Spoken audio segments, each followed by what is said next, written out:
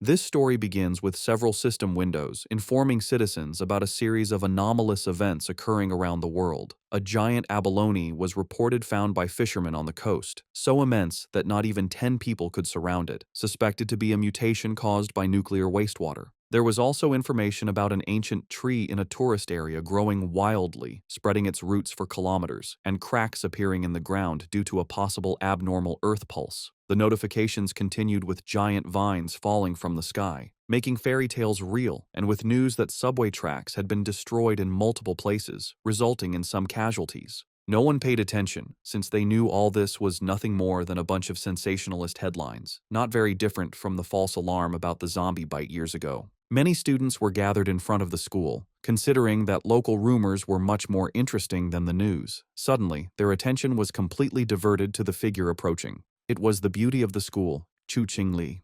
Immediately, the crowd wondered if she was finally about to break up with her boyfriend. According to them, the relationship was nothing more than an act of charity on her part.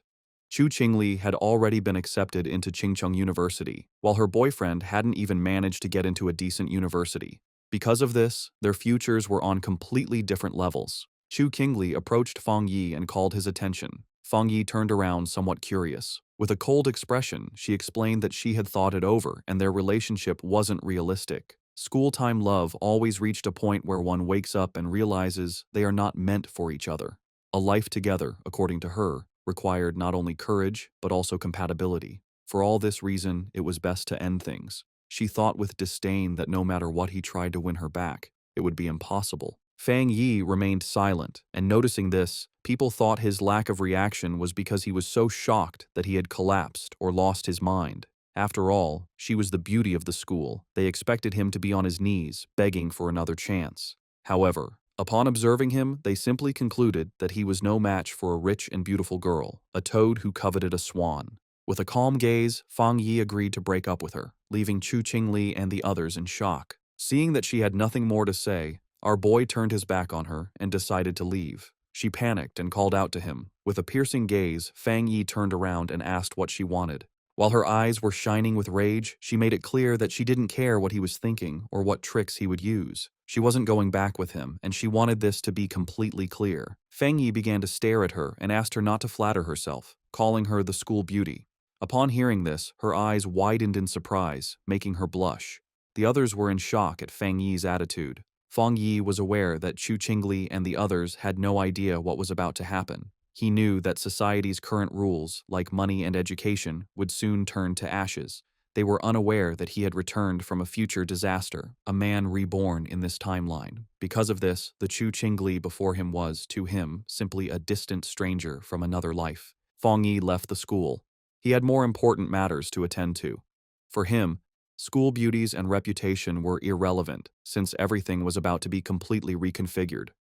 The real crisis was one looming over all humanity on Blue Star. It all began the night before, when Fang Yi woke up and some strange cracks showed him the future, and then the system informed him that an aura recovery had been detected. Its full activation would take place in 364 days, 11 hours, and 59 minutes, and once this happened, the world would undergo an unprecedented transformation. Fang Yi was somewhat confused. Several figures appeared in front of him, and the system revealed that society's rules would be rewritten. The era of cultivators was about to arrive, and power would become the new standard. Our boy felt somewhat curious, extended his hand and asked who it was. Then a strange light began to appear in front of him. A system window appeared, explaining that it came from the confines of the universe and used top-tier algorithms integrated with cosmic secrets.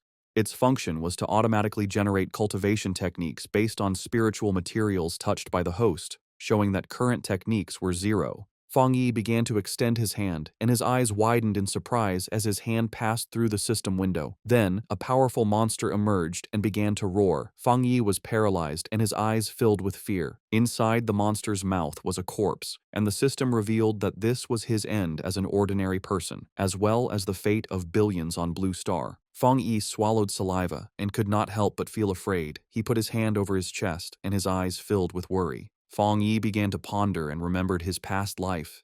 He had been just an average person, swept along by the tide of events, struggling only to survive with the hope of overcoming the disaster. However, he witnessed the fall of his nation and the suffering of the people, and in the end, he could not escape from the mutated beasts. He remembered dying in despair, full of rage, and with a deep desire for revenge. His eyes began to shine with determination, as he thought that perhaps this was why he had been chosen by the system and brought back 1 year before the recovery of Aura. He began to extend his hand, knowing that at this moment, most people had no idea about the change that was coming. Fang Yi touched the fragments of the system and decided that he would use each anomaly caused by the aura to his advantage. The system began to initialize a new evaluation. The eyes of our boy began to shine as the system informed him that it had been successfully linked. A new path had been unlocked, and now everything in existence could be used as material. His mission was to collect powerful techniques and abilities to become a strong cultivator and save the world. In the city, people were informed that humanity now faced an unprecedented crisis. Answers could not be found in the past. The only option was to adapt with their own strength. Everyone was surprised, except Fang Yi. When he turned on his phone, he saw several notifications. He understood that the government neither confirmed nor denied the strange phenomena, limiting itself to telling people to prepare. This, he knew, was Jia Nation's subtle way of issuing a warning, since reports once considered mythical nonsense would never have gone viral in this way. His eyes filled with sadness as he began to remember the past. He knew that this indirect and silent approach by Jia Nation helped citizens remain calm and trust their country. It was a hard and slow method, but much more effective than the chaos and gunfire of neighboring nations. Then he remembered that the system had told him that he could use anything, which meant that he should go wherever anomalies occurred. His attention was fixed on the phone. It was the #1 trending news. The UV index at Qingcheng University had reached a historic record of the century.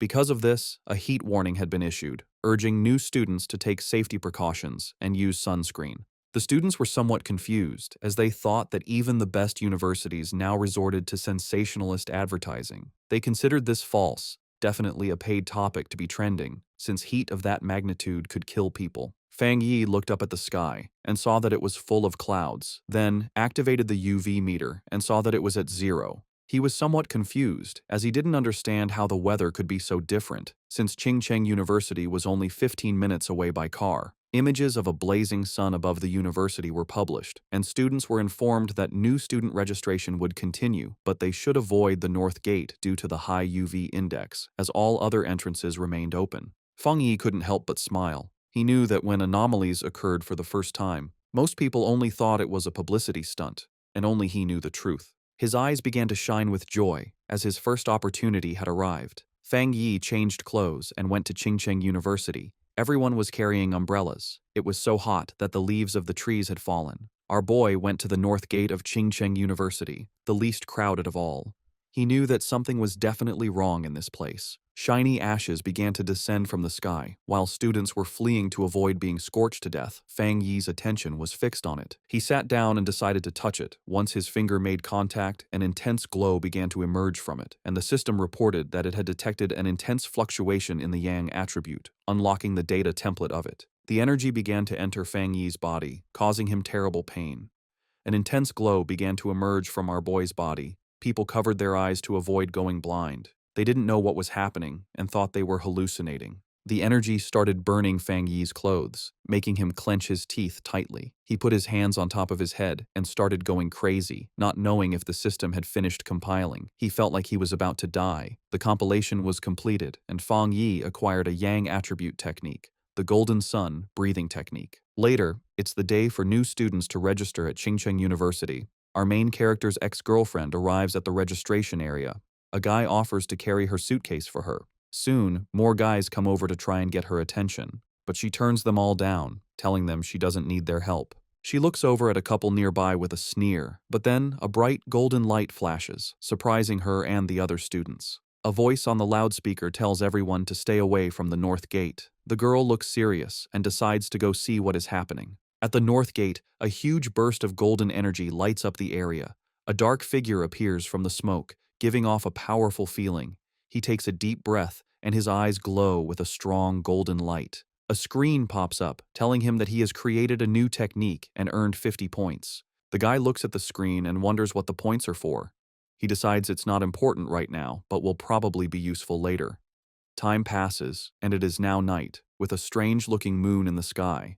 The young man then starts to practice his new breathing technique.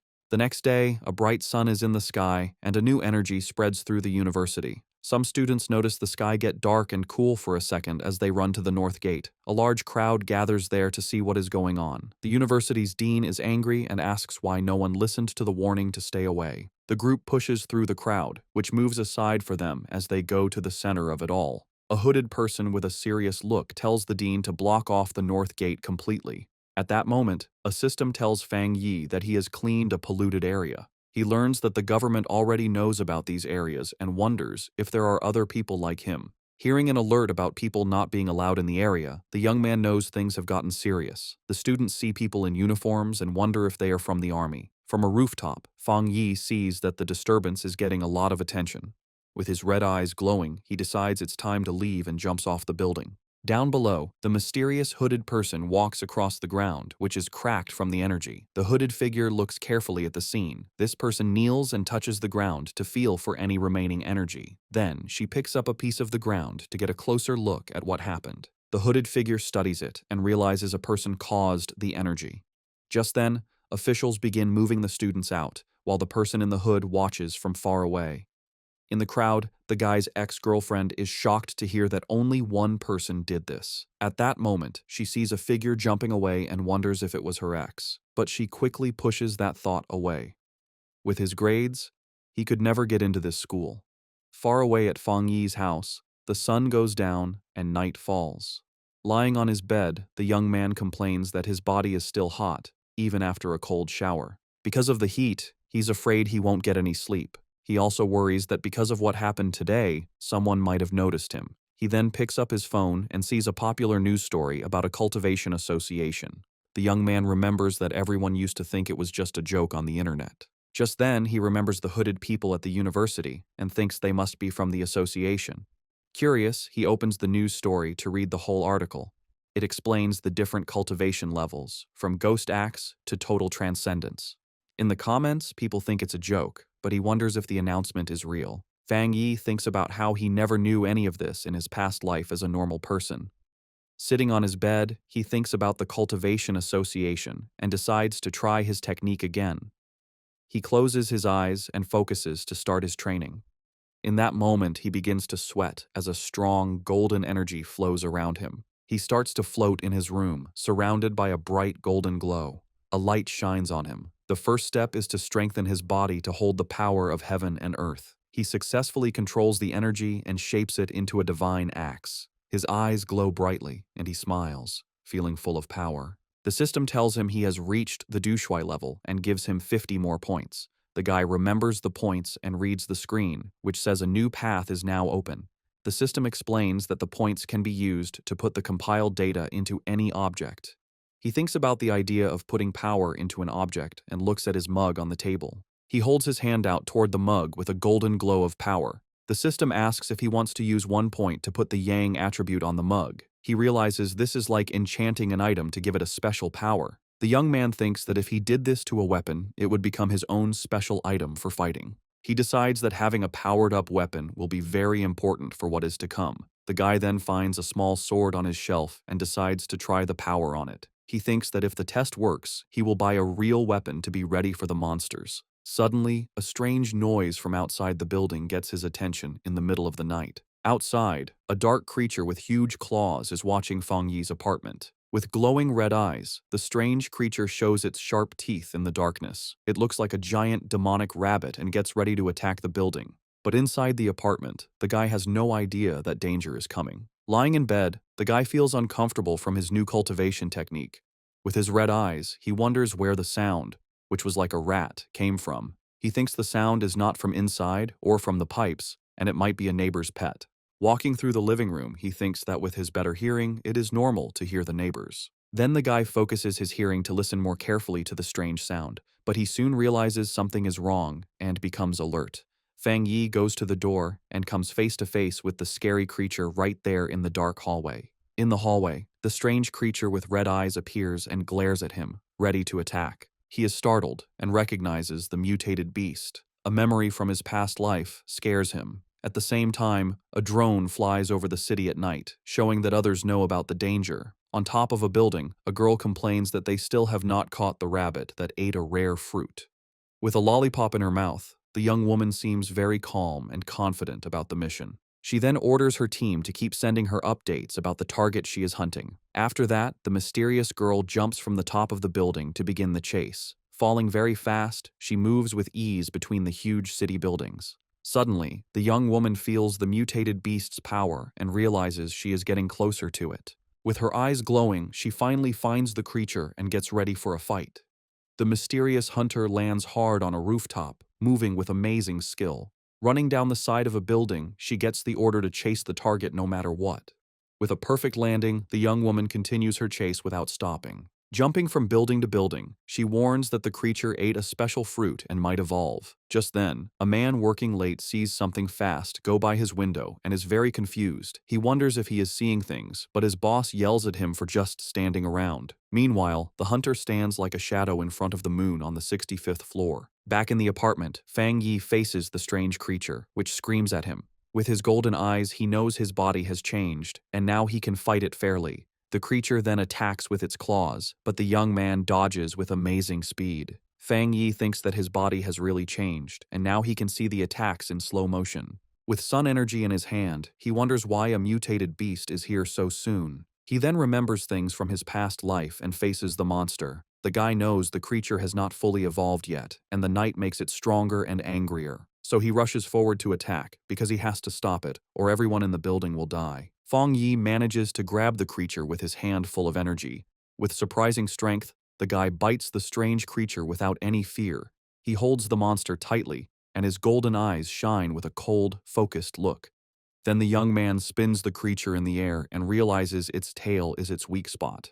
Taking his chance, he grabs the beast's tail with all his strength. Fang Yi throws the monster against the window, and it shatters from the force. With his fist glowing gold, he gets ready to land a powerful punch. The guy shoots a beam of energy that hits the creature right in the air. The monster is then completely covered by the bright golden beam of light, but the strange creature grabs the golden energy with its claws and tries to take its power. Fang Yi then realizes the monster is trying to steal his yang power, and he fights back. He thinks the power of the sun is too strong and that the rabbit is just destroying itself. Soon after, a golden explosion covers the monster, which can't handle that much energy.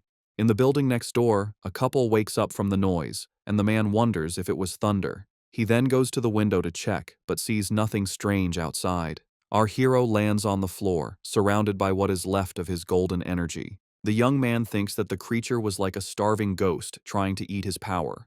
After the fight, the monster's eye falls to the floor, letting out a weird black smoke. With a serious look, he stares at what is left of the creature he just defeated. Without thinking twice, the guy stomps hard on the eye, crushing the rest of the beast. He understands that the creature of the night was desperate for his opposite yang-type power. The young man thinks that if he were normal, the monster would have easily eaten everyone in the building. With that, he knows he needs to learn more techniques to face the dangers ahead.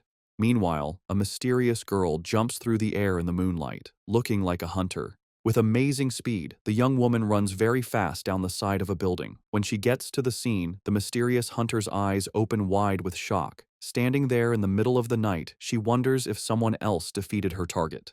Kneeling on the ground, she notes that the target has been destroyed, and that she will try to get the night attribute back. But as she touches the monster's remains, she is surprised by a golden energy that is still there.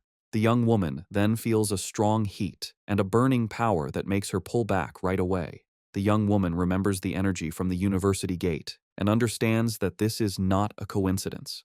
After this discovery, the girl turns on her communicator with a serious and determined look. She tells her base that the target was taken out by a powerful new forerunner with a special ability. A voice on her communicator asks if the same person cleaned the gate and killed the rabbit. A man confirms they have no information on this person, and that the association must recruit him. The silver-haired girl agrees with the plan. She then carefully puts the small flame of energy into a container on her clothes. Her boss tells her to stop her other missions and focus on finding the new forerunner. At that, the mysterious hunter calmly unwraps the lollipop she was holding. The young woman puts the candy in her mouth and says she understands the new order perfectly. But before she starts the mission, the girl says she first needs to get some milk tea to relax. A voice on the communicator wonders who this mysterious person with so much power could be. The young woman agrees that the president was right and that she needs to meet this powerful master. Feng Yi's day starts with the sunrise. He stretches, ready to train. He knows waking up early is good for his power, so he prepares for another session. The fighter uses his breathing method, taking in the morning's golden energy. As the energy fills him, his eyes glow with golden power. He enters the Ghost Axe realm and feels the technique's power appear. A sudden burst of energy surprises him. He realizes he's getting stronger again. Power flows through his body, and he focuses to control it. He makes a tight fist, feeling the energy now in his hand. He summons his key axe and sees that the weapon feels much lighter. He grips the weapon's handle firmly, ready to try out his new strength. The warrior lifts the golden axe over his head, preparing a powerful hit. He reaches the 2-star Ghost Axe realm, releasing his strength. His eyes now burn with golden flames, showing his new power. Feng Yi's body feels much stronger and tougher after this change. He grew stronger so fast because he used the extra energy from his last power-up. Feng Yi decides that from now on, he will level up slowly and carefully, one step at a time. But his growing power gets a lot of attention, so he needs a more private place. In the association's office, a man feels something strange in the air. He sees the change in the sun's energy and wonders if it's the new guy again. Feng Yi finds a quiet spot by a river to continue his plans. A system screen appears, and he confirms he will add a special quality to his weapon. He remembers trying this with another item, but it couldn't handle the power. This time, the new blade works with his energy, making a strong connection. A system message confirms the item encoding worked. Excited by his new weapon, he gets ready to test its amazing power right away. The test result shocks him with the incredible power the sword let out. A huge golden beam of light shoots from the blade into the sky. The warrior lands with his sword in flames, feeling the power flow through him. He almost starts a fire with that swing and sees how dangerous his strength is. The smoke from the attack is big, so he knows he was seen and needs to leave. A girl is running fast toward the smoke he left. She complains that she stepped away for a moment and missed everything. Suddenly, the young woman stops. She sees that the river is actually boiling. The agent flies over the damaged area, wondering what the new guy did to the place. She can already imagine being told off, since everything has gone wrong since he appeared.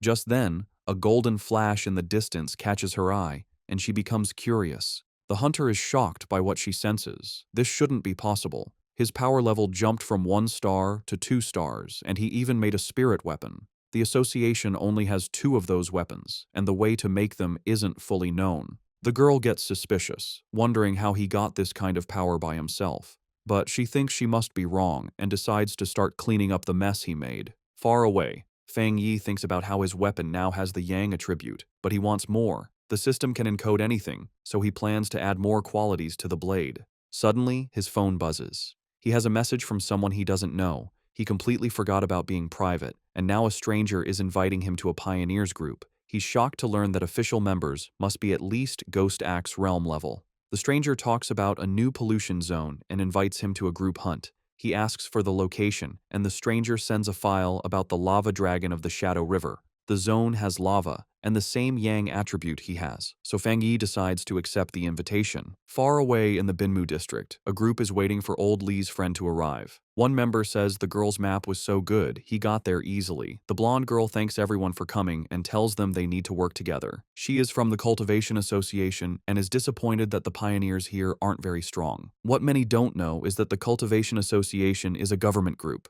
Getting into the group was hard and required her family to ask for favors, so she hates to fail. Just then, one of the explorers sees the newbie arriving and calls him by his name, Fang. Feng Yi makes a strong entrance with his new sword and introduces himself to the group. The agent is startled by his power, but sees his aura isn't scary, but warm. Since the team is all there, the leader gives the signal, and they go toward the cave entrance. Feng Yi decides to go first and asks the blonde agent to take care of the light. The group walks through the cave, and one of them warns Fang about the loose rocks. They think it's strange that the place isn't very hot yet. Feng Yi reflects on how quickly the team accepted him and feels that their friendship is real in these hard times. Feng Yi keeps moving forward, and the ground under his feet starts to change color, showing that danger is near. Suddenly, they get to a huge opening and are amazed to see a river of boiling lava right in front of them. Without hesitating, Fang rushes toward the danger, and the blonde agent yells at him not to be so reckless. To everyone's surprise, the warrior pushes his sword right into the lava. The explorers panic and scream for help. A fiery explosion throws the team back, and Fang Yi's system detects a worldwide problem and starts to analyze the information. As he plunged his sword into the lava, Fang Yi's system analyzed the anomaly, revealing a new power, the inner flame, with an extremely high internal temperature and explosive properties, and the scarlet flame sword technique, which unleashed its power when the blade was drawn, coating it in fire and lightning. Resolved, Fang Yi gripped his sword. His eyes and the blade glowed with fiery power, a perfect technique for his Tang sword. Below, the other explorers, thrown back by a previous explosion, watched in amazement as Fang Yi stood unharmed in a vortex of fire. Realizing his weapon was absorbing the lava's power, Fang Yi then used his script points to permanently embed the scarlet flame attribute into his sword, which now burned with energy. When the flames subsided, his teammates concluded he had suffered a small cultivation accident and had recovered. The group was euphoric, noticing the cave's spiritual energy had stabilized. One of them celebrated being able to absorb it smoothly, while another, on the verge of beginning his cultivation path, excitedly shouted Xiaoya's name. The blonde agent, Xiaoya, encouraged them to train while she kept watch, and the team thanked her for the opportunity. The peace was interrupted when Xiaoya detected figures approaching the entrance, warning that other pioneers were arriving. 3 muscular men entered, led by one with an eye patch and glowing red eyes who arrogantly declared the resource-rich land was now theirs. Xiaoya grew worried, recognizing all 3 newcomers were at the 1-star Ghost Axe realm, a level her team couldn't challenge. Despite the danger, Xiaoya tried to reason with them, politely stating they had arrived first and even offering to let them join. Her diplomacy was met with contempt. The eye-patch-wearing leader mocked her low level and ordered them to get lost or face the consequences. Xiaoya's expression hardened.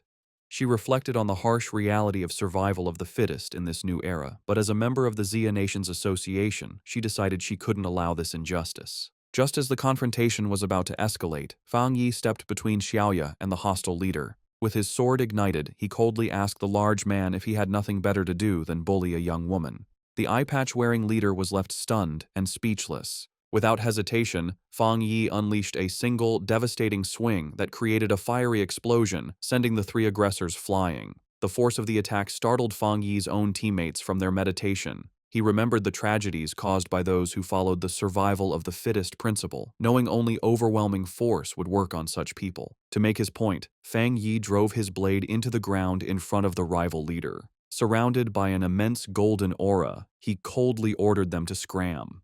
Terrified by this second display of power, the leader called Fang Yi a monster and screamed for his men to run as Fang Yi watched them flee. His teammates rushed over, buzzing with excitement over his incredible power. Fang Yi smiled, brushing it off and suggesting it was time to leave. As they left, Xiaoya contemplated the immense power Fang Yi had shown, realizing he had held back. Convinced he was a top-tier pioneer, she knew she had to report this major discovery to her organization immediately. The scene shifts to the Spiritual Energy Cultivation Association office, where a woman on the phone with Xiaoya repeated in surprise that another high-attribute pioneer had appeared. The office worker grew flustered, realizing she had said too much, especially with an imposing man standing behind her. She awkwardly hung up after confirming the report. The young woman cheerfully asked her gray-haired superior if they were lucky enough to have 2 high-attribute pioneers in a row. He, however, grimly corrected her that luck had nothing to do with it, explaining that every high-attribute individual is destined to become a new center of power, a responsibility that stressed him immensely. Under a sunny sky, Fang Yi returned to the city.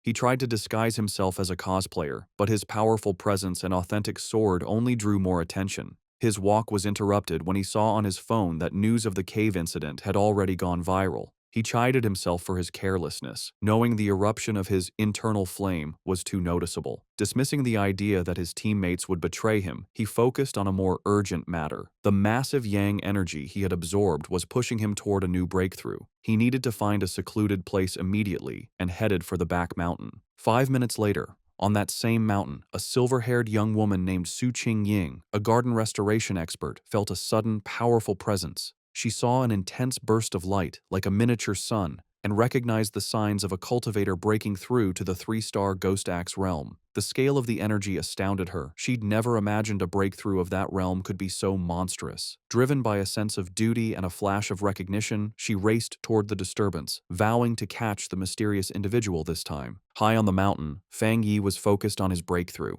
He pulled in huge amounts of golden energy, which spun around him before forming a bright, sun-like ball above his head. As he meditated in the air, the power behind him formed a complex, star-shaped divine shape. Golden energy sparked across his skin, and his eyes glowed with great power as he tried to control the wild energy. Finally, the power came together, taking the shape of a giant divine axe made of pure golden and light blue energy, crackling with power. Meanwhile, Su Jingying arrived and stopped suddenly when she saw the amazing sight. She watched in total disbelief, seeing that the mysterious person was about to swing the divine axe he had just created. His level of control was incredible. She wondered how anyone could command so much spiritual energy with such perfect skill and steadiness, asking herself if this man had secretly been training for centuries. The sight brought back a painful memory. Su Qingying remembered her own attempt to break through to the Ghost Axe 2-star level. The pressure from her own divine axe had been too much for her, pushing back and making her cough up blood. It left her stuck in bed for a full week. She was naturally strong, but she had still failed badly. She couldn't understand how this monster could handle a breakthrough that was so much more powerful than hers. As she ran closer, she was even more amazed. The huge amount of spiritual energy, the perfect control in every move of the axe, and the way every bit of power seemed to have been purified thousands of times. It was all beyond anything she had ever seen. She decided that this person wasn't just an amazing monster. He was like a god who had come down from the sky. She also noticed his calm and steady way of doing things. Most pioneers, when they felt a breakthrough was about to happen, would rush to get it done. This person, however, moved with a deep sense of experience and a strong mind, like a master from old times. Her thoughts were stopped when the giant, fiery divine axe began to move. She watched the awesome sight as it swung with a purpose, heading east. At the peak of his power, Fang Yi's eyes burned with pure golden light as cracks of raw energy spread across his face. He floated inside a blinding storm of golden power, successfully controlling the huge amount of energy he had gathered to evolve. A system window then appeared, officially confirming he had succeeded. He had reached the Ghost Axe realm, 2-star. The new divine axe slammed down into the earth, releasing all of its power in one huge shockwave that tore across the mountain. Su Qingying was caught in the powerful blast and had to hold herself steady against the wave of golden energy. The leftover force cut a huge path through the forest before fading away, but when she looked up, the mysterious man had completely disappeared. Breathing hard from the effort and her frustration, Su Qingying couldn't believe she had missed him again, especially since she had arrived in only 30 seconds. A worrying thought came to her. He must have known that she was tracking him. She worried that if he stayed this hard to find, her mission to recruit him would be impossible. Just as she was about to give up, she paused. A sudden idea hit her. She looked away from the path of destruction and toward a giant old tree that was now glowing with a soft, leftover golden light. With a new feeling of certainty, she called out into the woods that seemed empty, calling him Senior and asking if he was still in the area. From the shadows of the forest, Fang Yi appeared, his hooded body giving off a cool confidence. His glowing red eyes were on Su Qingying. He immediately knew she was the person who had been looking into him for the past few days. Seeing she had been found, Su Qingying stood her ground and properly introduced herself. She said she was the captain of the Firefly Squad, a part of the Spiritual Practitioners Association of Xia Nation, and also one of the nation's first pioneers. On behalf of the association, she sincerely invited him to join them. She admitted she had been following him for 2 days and hoped her methods hadn't made him think badly of her. As she spoke, Fang Yi stayed quiet, and his face was hard to read under his hood. Su Qingying added that while the public didn't know yet, all the official papers for the association were ready. Inside, however, she was very nervous, choosing her words carefully, and worrying if she was bothering him or making the powerful man angry. She knew she had to sound soft and respectful. Her carefully planned speech was cut short by Fang Yi's simple, direct question. "Why should I join?" The direct question surprised her completely. She stuttered for a moment, panicking over what to say. She quickly saw that empty, nice words would be useless against someone so smart. The truth was her only choice. Pulling herself together, she explained what the association was for. She told him that the Xia nation wanted to gather and unite all the early pioneers, to guide them on an organized path and also give them extra protection. She knew that growth was messy right now, and that an association might feel like a cage to a free spirit like him. But she asked him to look at the bigger picture. A great return of spiritual energy was coming, and they would all need to stand together to face the unknown enemies of the future. After listening to her passionate speech, Fang Yi leaned casually against a tree, looking tired and uninterested. He told her plainly that he was not willing to join. He explained that, for now, he still couldn't bring himself to fully trust her or the association she represented. Su Qingying was left completely stunned and speechless by his direct refusal, her eyes wide with shock. Facing his refusal, Su Qingying grew desperate. She quickly pulled out her identification card from her jacket. Holding it up for him to see, she quickly introduced herself again as Su Qingying and mentioned she used to be a well-known athlete before the spiritual energy returned. She begged him to believe her, hoping her public identity would give him a reason to trust her. Fang Yi paused and thought about her words. He touched his chin thoughtfully, saying that he now vaguely remembered her. His mind remembered a framed picture of her celebrating a victory as the runner-up in the Xia Nation's long-distance championship. He realized her natural athletic skill was what made her such a fast and good pioneer. However, his face then became hard. A dark memory from his previous life came to mind, showing a vision of a ruined city.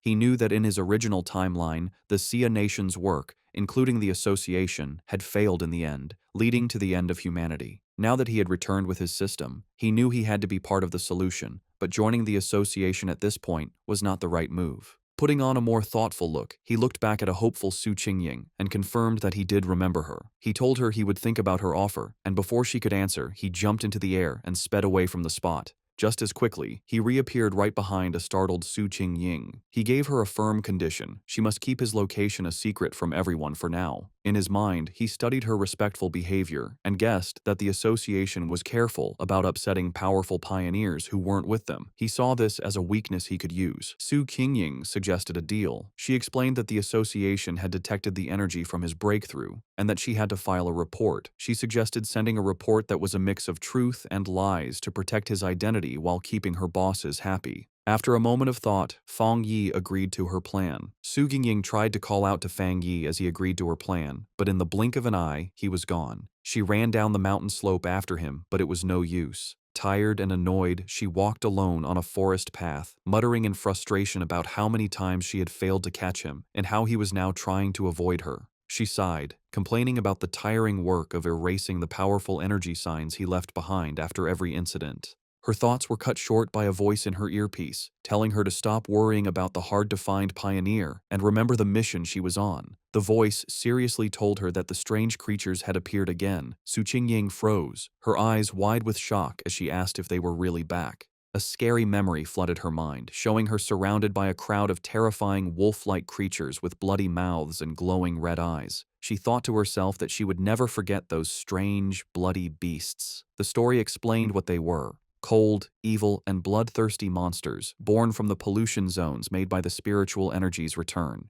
They got power from these zones, turning into monsters that ate humans. Some could even hide as natural disasters, killing anyone as they split up lands and made new pollution zones. If they weren't stopped, their very destructive nature would let them keep eating the human world until nothing was left. A heavy storm suddenly hit the city. The night sky wasn't lit by streetlights, but by constant, violent flashes of lightning. Rain poured down, and red alerts lit up people's phones, warning of the severe thunderstorm and telling everyone to stay inside. Another alert announced that the Yuhuang Mountain area was closed because of flooding risks. From their windows, people commented they hadn't seen a storm this bad in years, with some joking that a powerful being might be facing a lightning trial nearby. Hidden in a rainy alley, Fang Yi watched the storm grimly, his red eye glowing. He could feel the huge amount of lightning energy in the air, recognizing its wild power. He knew this was no ordinary storm but another anomaly, with its power focused on a single point. His eyes scanned past the city buildings and locked onto a distant mountain peak that was being hit by lightning again and again. He had found the center of the storm. Without hesitating, Fang Yi raced into the downpour, leaping across rooftops as he sped toward the mountain. When Fang Yi reached the base of Yuhuang Mountain, his system immediately confirmed a pollution zone was detected. He looked up at the peak, but instead of its usual beauty, he saw a grim scene with skeletal remains scattered among twisted trees. Another system notice added to the danger, stating the pollution level was unknown. Still, Fang Yi moved forward without hesitating, walking into the dark, stormy woods with a determined look. As he got closer to the center of the storm, he saw a massive bolt of blue lightning strike the mountain's summit, lighting up the whole area. He had found his target. Inside the Spiritual Practitioners Association's command center, officials held a tense meeting. A large screen showed a vortex of blue energy over a mountain peak. An official reported that the danger on Mount Yuhuang was rising quickly, so they had to close it off and call it a new contamination zone. The grim-faced association leader said the situation was so critical, he had to pull Su Qingying from another important mission. He asked her to report on what was happening. Su Qingying told the officials that it was currently impossible to climb the mountain, as the unstable thunder energy was about to explode. Because of this, the area was officially classified as an A-level contamination zone. She continued with more worrying news. Based on how fast the energy was growing, the mountain would soon be an S-level threat, which would start their highest emergency plan. But she pointed out a major problem. Based on their data, no explorer they had could safely get near the area, admitting that not even she could handle it. A wave of shock went through the room, as calculations showed the mission would mean certain death even for highly advanced explorers. Facing this impossible situation, a man in a security uniform ordered the foot of Mount Yuhuang to be completely sealed off, with patrols sent out 24/7 to stop anyone from trying to climb it. The association leader firmly agreed. He declared they had to stop the threat by sealing the mountain and that no one could go near it until the energy concentration dropped. While the association thought Mount Yuhuang was too dangerous, Fang Yi was already deep inside the zone. Huge bolts of blue lightning crashed down around him. As the storm raged, Fang Yi stood firm, protected by a golden aura from his breathing technique. He knew, however, that just surviving the storm wasn't enough. To get the purest thunder energy, he had to climb to the center of the storm at the mountain's peak.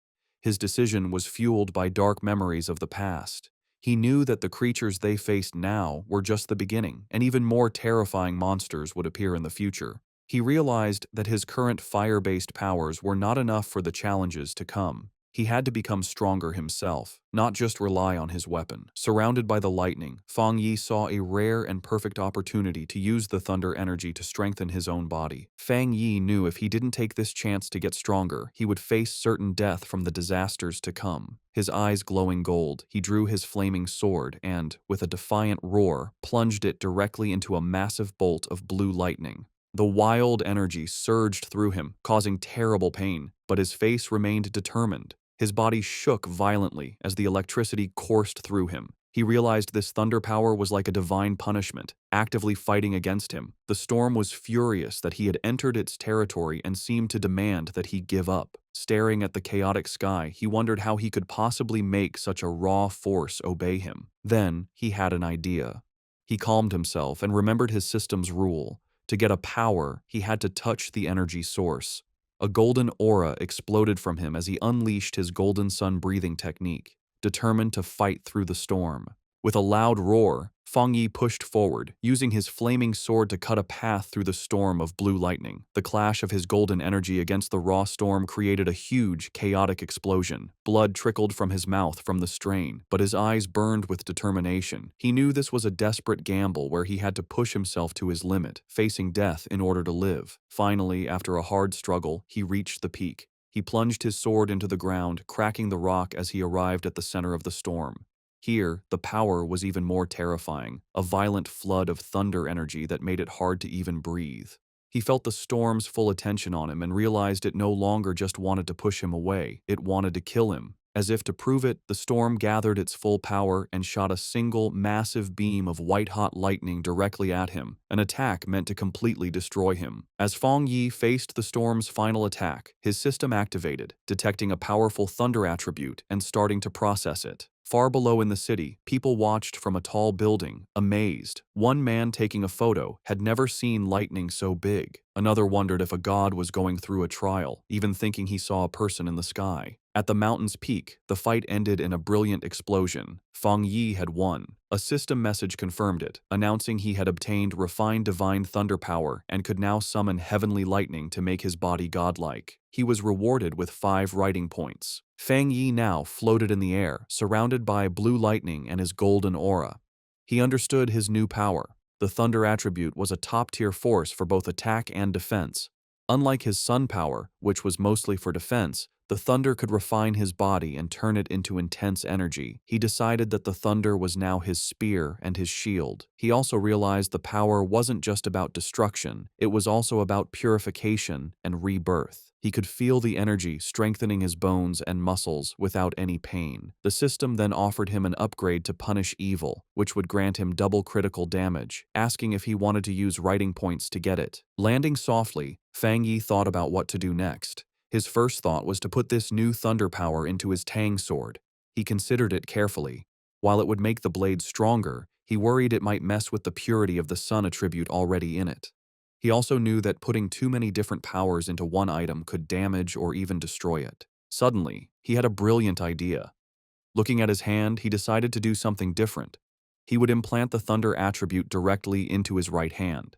The system immediately responded, asking if he wanted to put the thunder attribute into the chosen item. A confident smirk appeared on his face as he gave the command. Instantly, all the wild blue lightning in the air rushed into his right hand as he claimed the storm's power for himself. The next day on the storm-damaged peak of Mount Yuhuang, the immediate danger was gone.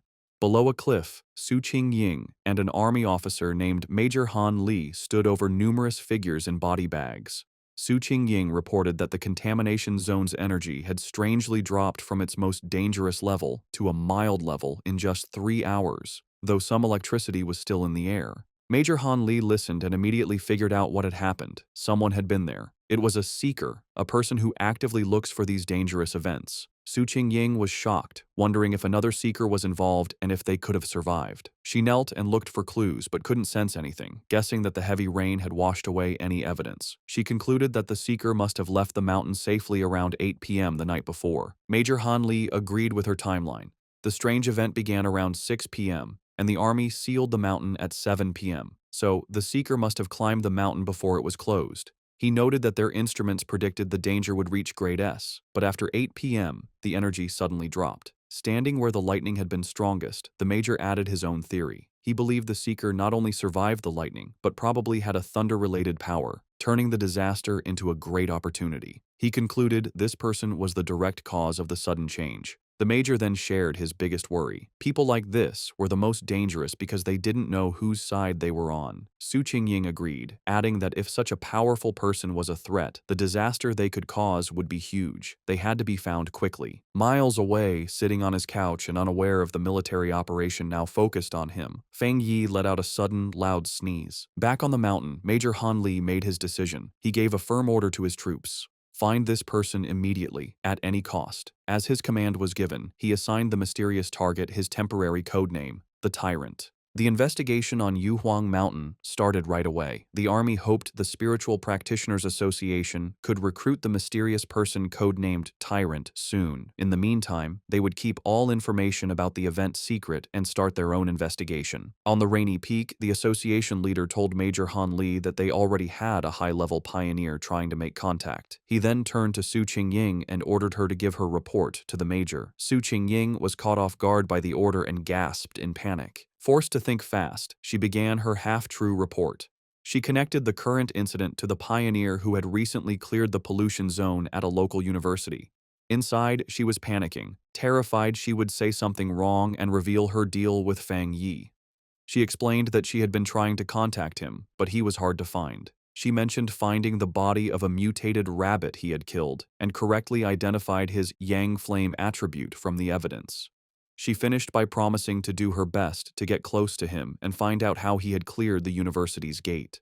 She silently prayed for help, knowing that mixing truth with lies was her only way to make her story sound real. Major Han Li listened closely, thinking about what a pioneer with a Yang Flame attribute meant. He seemed happy with her report and thanked her for her hard work, calling her a talented young pioneer. Su Qingying gave a sharp salute and replied that it was her duty. With the meeting over, Major Han Li mentioned they would release fake news about natural disasters to hide the event from the public. He also said he disagreed with posting spiritual energy information online where bad people could use it. As the officials talked, Su Qingying quietly sighed, relieved that the tough questioning was finally over. Back at his home, Fang Yi used his golden sun breathing technique to easily dry his white hoodie, making it glow with a warm light before holding it up, perfectly clean and dry. After putting it on, he checked the changes in his body. Even after adding the powerful thunder attribute, he could still feel a clear difference. He looked down at his right hand, which now sparked with blue lightning. It had completely changed, becoming the strongest part of his body and getting a huge boost. As he flexed his fingers, making small balls of lightning appear, he could feel that he was close to another upgrade. What surprised him most was how the once wild thunder attribute had become as calm as a kitten after being added to his body, letting him control it freely. He compared this to the terrible pain he felt when he first unlocked the Yang attribute, and wondered if the energies got weaker during the process. Remembering the system told him this new power dealt double damage to strange and evil creatures, he was eager to test it. His thoughts were broken by a sudden alert from his phone on a nearby table. He picked it up, wondering what was happening now. He had set up special news alerts after the last incident, knowing that in these crazy times, the government would issue warnings to protect people. For a pioneer like him, however, these warnings were more than just notices of danger. In every crisis, there was a chance to grow stronger, even if it meant risking his life. As Fang Yi thought about what to do next, he looked at the major news alert on his phone. The report said a huge explosion had just happened inside a chemical plant, causing a lot of pollution in the city. The official story said no one was hurt and told people to stay calm, but Fang Yi was suspicious of an event this big. He checked online forums, where people who saw it happen gave a much scarier story. People who lived nearby described a super creepy feeling they couldn't explain. One person asked if it was a cold, evil aura, and another quickly agreed. While many were doubtful, the overall feeling was one of dread and fear. The words cold and evil aura felt familiar to Fang Yi.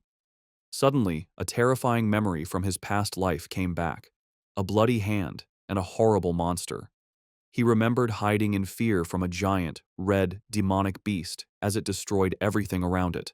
The creature, a gross, multi-eyed rat-like monster, was a threat he knew too well. Back in the present, he looked serious. He remembered the nature of these creatures. They were plants or animals that changed in a strange way after becoming self-aware, their power going wild and giving them terrifying hunting and killing abilities. They loved to appear in the dark of night. Realizing this new threat was 100 times more dangerous than the mutated rabbit he had fought before, Fang Yi knew he had to do something. Clenching his fist, which sparked with his new blue lightning, he decided he would go out that night to stop these creatures from surviving and getting stronger. Standing up, he was surrounded by blue electrical energy. It was time, he decided, to test his new 200% critical hit ability in a real fight. On a dark and stormy night, rain fell on the empty city streets. As a traffic light changed, a blur of motion sped across the wet road, a squad of cloaked figures moving with amazing speed. These were the members of the Destroyer Squad, and they were hunting. One member reported to their headquarters that they were tracking Anomaly File Number 7, codenamed Candle Knight, but had lost the target. The creature's known ability was to blend into the darkness, making it very hard to follow. The squad member added new, scary details to the file. The anomaly made a faint sizzling sound when it was close and liked to eat humans. As lightning lit up the sky, the squad landed on a rooftop to look over the city. Their leader, a determined man with light hair and a scar on his face, knew the stormy weather was perfect for the creature's hunt. He said with grim certainty that they could not let that happen. Miles away, in a busy command center, an operator got the updated information. He confirmed the new data for File 7. Candle Knight had been submitted. The situation was serious. An extermination request was filed as a high priority, with a goal to solve it in 12 hours. The order came back from headquarters. The Destroyer Squad was to keep chasing the target, but their own safety was most important. The team immediately started the chase again, leaping from building to building through the rainy city. The squad leader paused, looking at a glowing holographic map of the city full of red markers showing active anomalies. He knew that a 12-hour response time wasn't fast, but it was the best headquarters could do.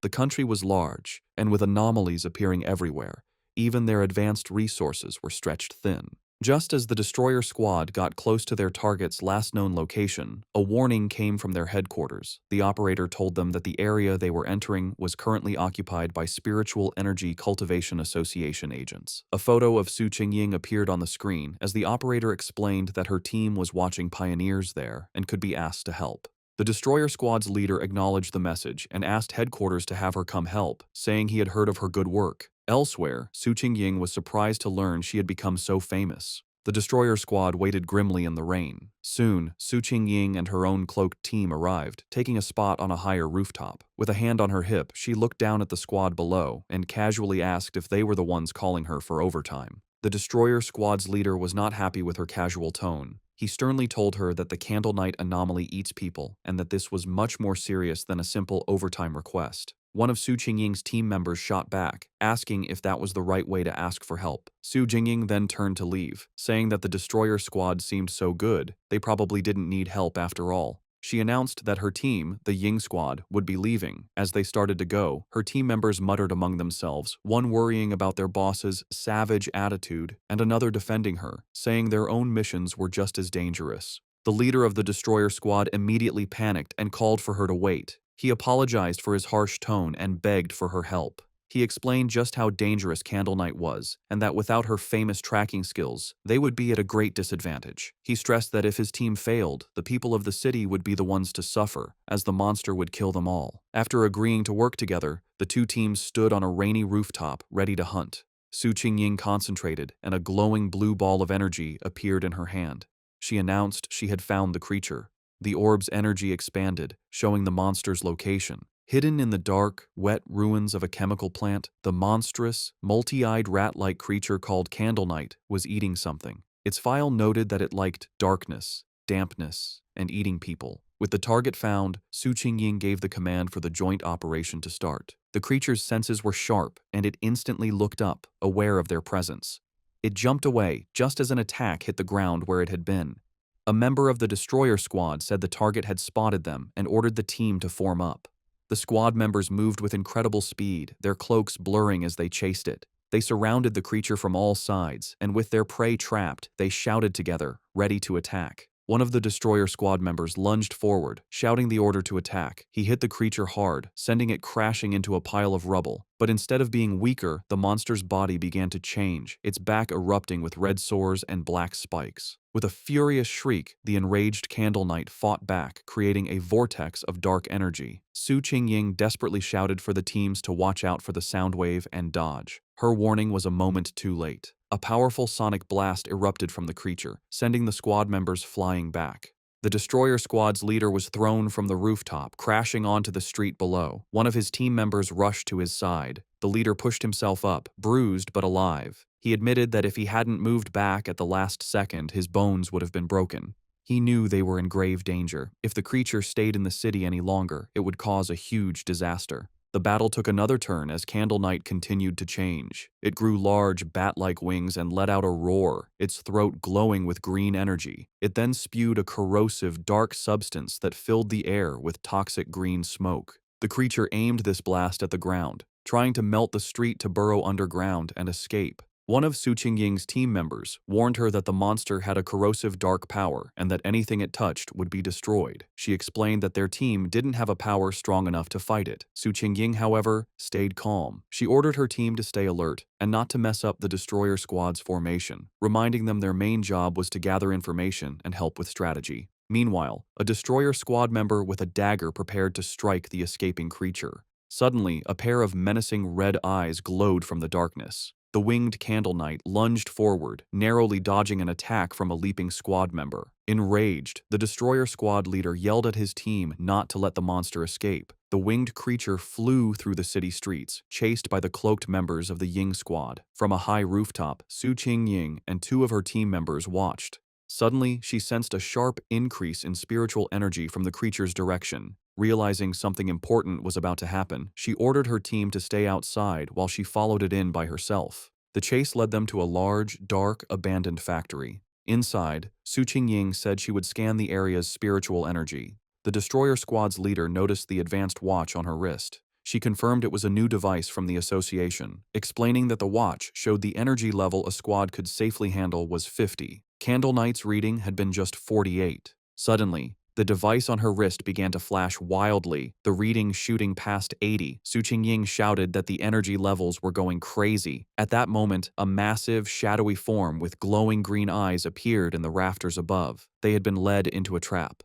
Su Qingying realized with horror that there was more than one creature in the factory. The shadowy, monstrous face of a new creature loomed behind them. The destroyer squad's leader panicked, yelling that they needed to retreat immediately. Taking charge, Su Jingying suggested a tactical retreat toward the main door to force the hidden enemy to show itself. She fired a blast of energy to clear a path, shouting for her team to follow. But before they could escape, she cried out in pain and collapsed, her senses overwhelmed by an invisible poison gas. Su Jingying suddenly found herself alone in the vast green darkness of the factory. She called out to her team, but no one answered. She knew they were nearby, but the poison had made them unable to sense her. Putting the pieces together, she realized the full trap. Candle Knight had led them to this factory, which was the territory of a much more powerful creature, a giant serpent she had only faintly sensed earlier. As if summoned by her thoughts, the huge, armored head of a shadowy serpent with glowing green eyes loomed over her. She now understood that unlike Candle Knight's simple dark power, this creature's black mist was a strong poison, and they had been breathing it in since they arrived. The gas worked silently, paralyzing its victims while draining their spiritual energy. Fighting back would only use up their power faster, leading to certain death.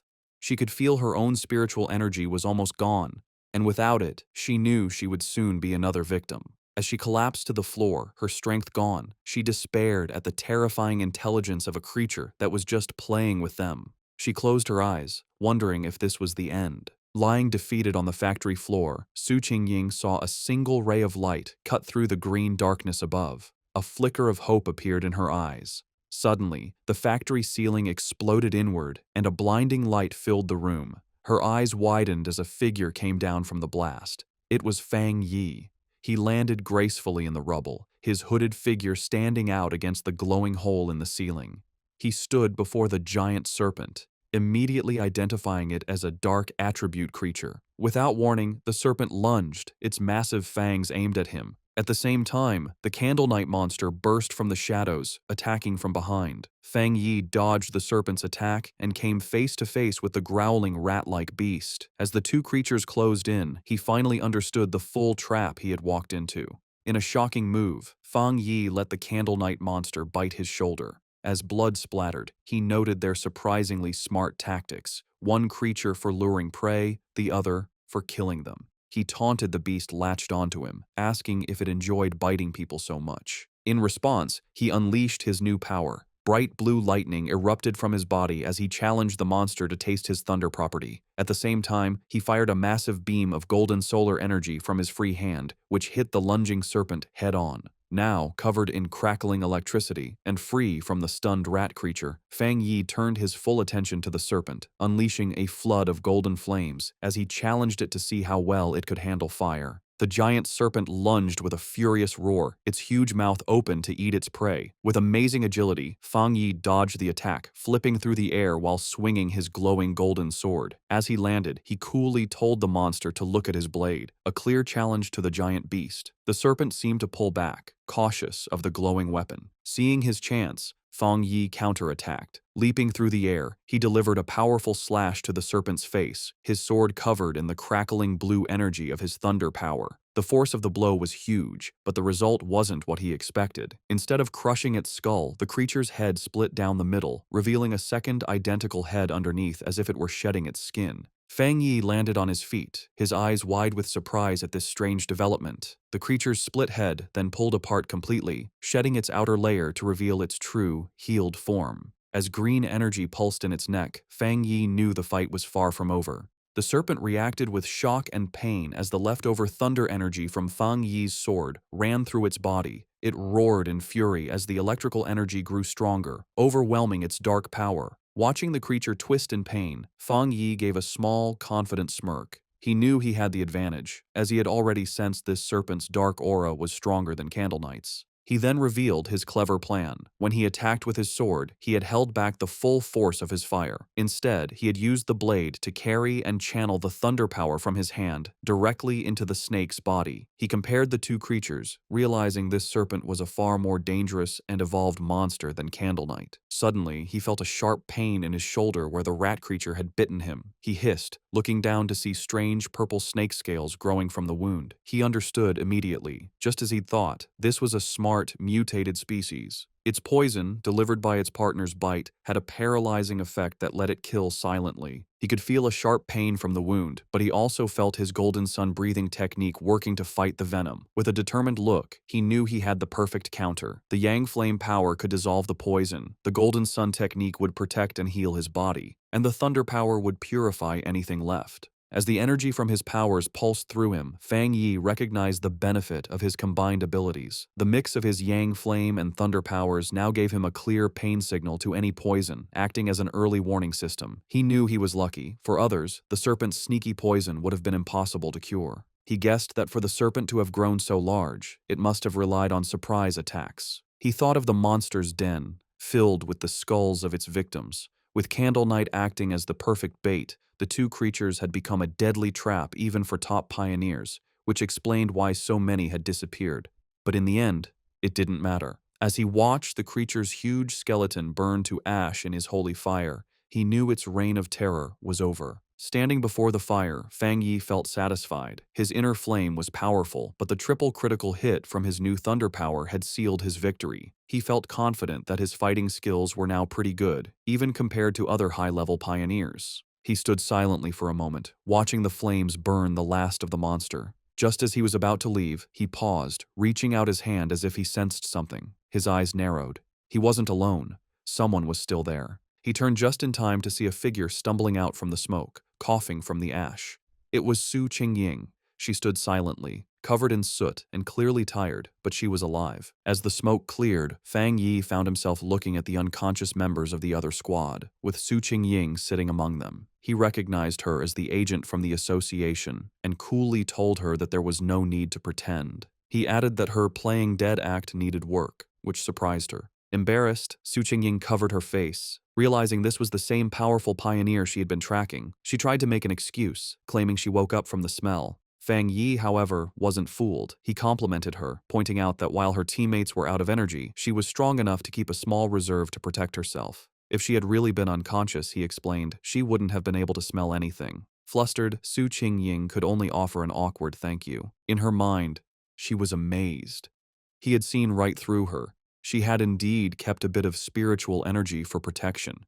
She had no idea how he had beaten both Candle Knight and the giant serpent all by himself. Noticing her embarrassment, Fang Yi's tone softened. He told her she didn't need to cover her eyes and that he only asked her to be honest with him and keep his identity secret.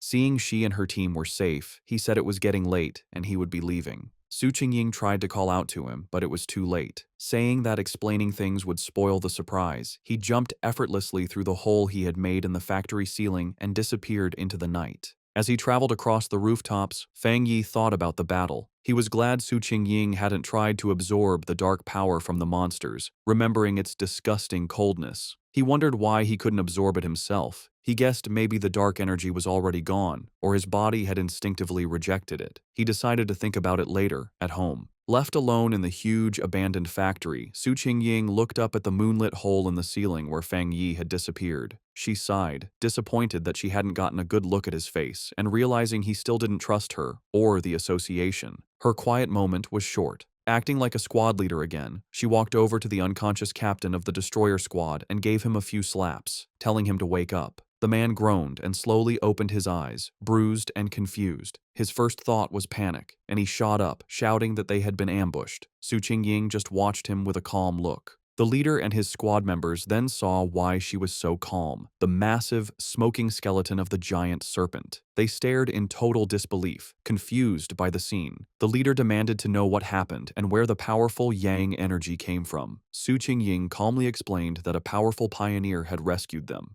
She continued her carefully planned report, explaining that the pioneer was likely the person from her original mission, a very high-level individual with a Yang attribute. She let her voice trail off, suggesting his appearance was a lucky coincidence.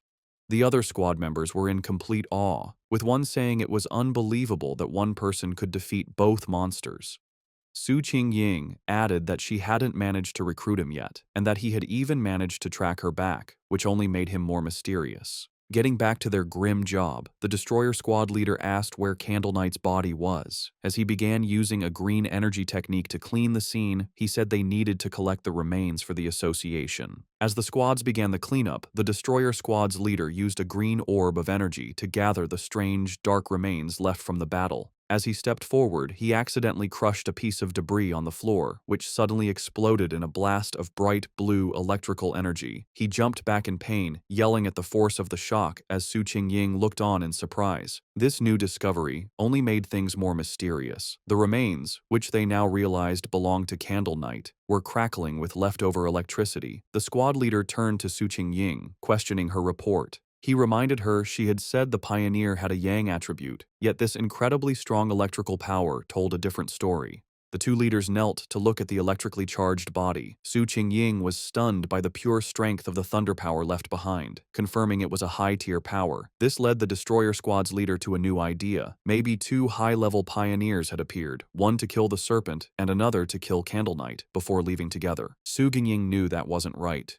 She struggled with how to explain the unbelievable truth, remembering the image of the lone pioneer holding both crackling blue lightning and roaring golden fire. She knew no one would believe that a single person could have two different top-level powers. Having just one made you a genius. Having two was almost unheard of. The impossible proof was right in front of them.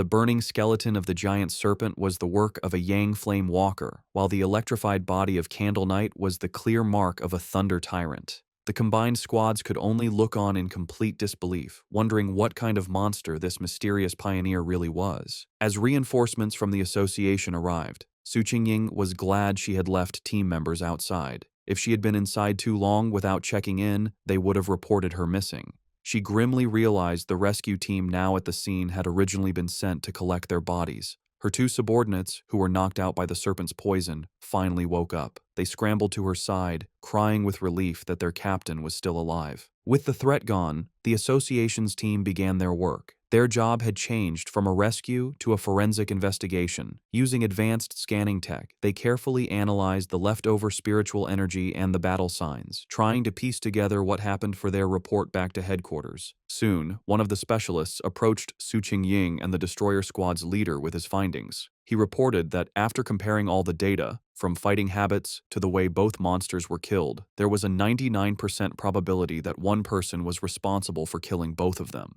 The two squad leaders stared at each other, their faces showing both shock and serious concern. The other squad members murmured to each other in disbelief. They were processing the fact that they had been saved by a pioneer with two different high-tier powers, something they never thought was possible. They knew either monster could have easily killed them all, yet this powerhouse had finished them both off, seeming to use single strikes. The power difference between them and this mysterious person was just ridiculous. Understanding the huge importance of this discovery, Su Qingying contacted her superior. She reported that the information on her target had been significantly updated. Looking up at the hole in the ceiling, she confirmed that the mysterious pioneer from the university and the powerful individual codenamed Tyrant were, in fact, the same person. Back in his office, the association superior listened calmly to her report.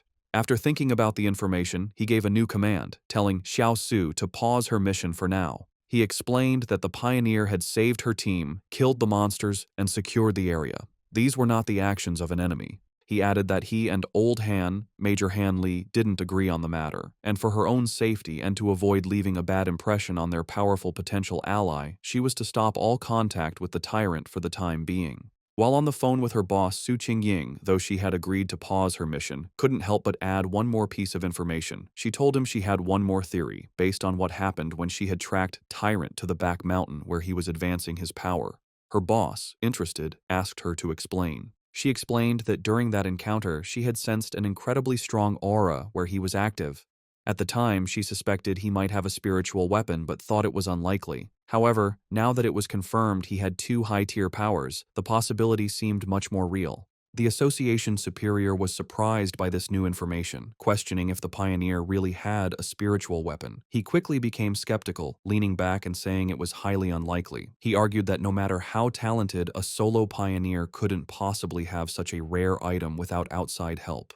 Furthermore, he added, the team had found no traces of a third spiritual energy, which would usually come from a separately made spiritual weapon. Su Jingying quickly corrected him, clarifying an important detail. The spiritual weapon aura she had sensed during her first encounter with him was clearly a yang attribute. This new information completely changed things. The superior's eyes widened as he understood what this meant. If the weapon's attribute came directly from the user's own yang energy, it meant he wasn't just using a weapon, he was creating it. This led to an amazing conclusion. If he could create his own spiritual weapons, then he had to be a spirit creation realm cultivator. Such a being could theoretically do this alone, but that level of power was almost mythical.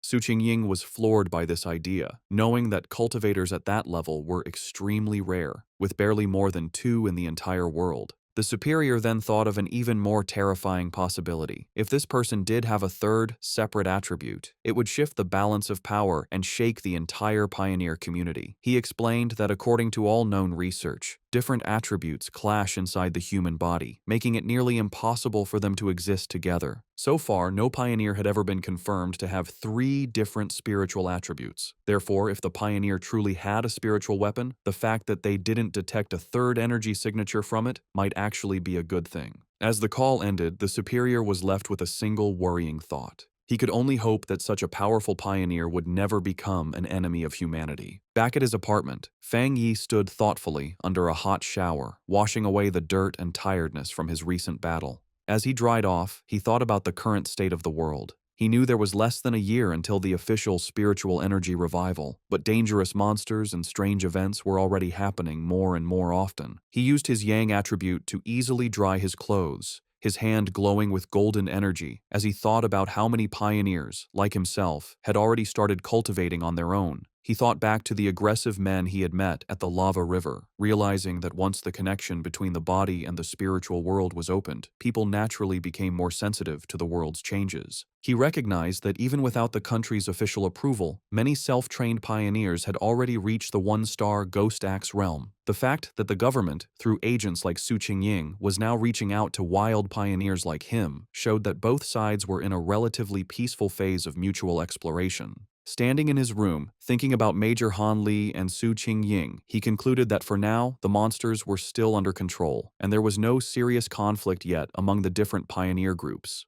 However, as he finished getting dressed, he knew this peace was fragile. The government had already created the Spiritual Energy Cultivation Association, but it still hadn't told the public about it. He understood their strategy perfectly. While people were talking more about local problems and strange events, the government was walking a fine line, trying to both protect humanity and give subtle early warnings without causing mass panic. Despite his recent victories, Fang Yi's analysis of the world situation was still grim. He knew the problem was the government's lack of confidence to officially start a full-scale cultivation era. With such a huge population, he understood that once the full truth was revealed, society would likely collapse into chaos and death. In the current state, even official pioneers couldn't stop the inevitable chaos, and the mix of internal problems and external threats from monsters would only make things worse. He admitted that the government's gentle, careful approach wasn't wrong, knowing that human fear and panic could be more destructive than any monster. However, what truly worried him was how fast the monsters were developing, which was far exceeding his expectations. He reviewed the information on the creatures he had just fought. They were a typical product of dark attribute contamination, specifically the shadow attribute, a sub-branch of dark energy that his system identified as a natural enemy to pioneers, and currently something he couldn't absorb. He realized these monsters were far smarter than typical beasts, working together to trap and kill pioneers, whom they saw as a good food source. He knew, however, that these creatures were still much weaker than the true dark-type monsters he remembered from his previous life.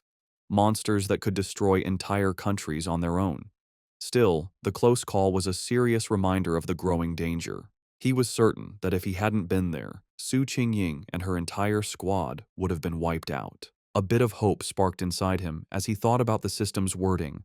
The fact that the dark attribute was only temporarily unabsorbable suggested that once certain conditions were met, he might be able to use its power himself. a possibility that could be key to winning in the future. He reviewed his current abilities. He now possessed the golden sun breathing technique of the yang attribute, the divine thunder tempering of the thunder attribute, and the crimson flame blade technique. With these perfectly suited, high-tier techniques and his current strength as a 3-star Ghost Axe Realm pioneer, he knew very few could match him. Yet, as he stood surrounded by his own great power, he knew with absolute certainty that it was still not enough. His thoughts were suddenly interrupted by his phone ringing. He picked it up, surprised to see a call from his auntie. On the other end of the line, his aunt asked about his health before explaining the real reason for her call. She told him that his cousin was coming to study in the city and, worried for her safety, asked if she could stay at his place for a few days instead of a hotel. Feng Yi was taken aback, his memory of his cousin extremely fuzzy. All he could recall was a quiet, straight-A student who was obsessed with her studies. He couldn't even remember what she looked like.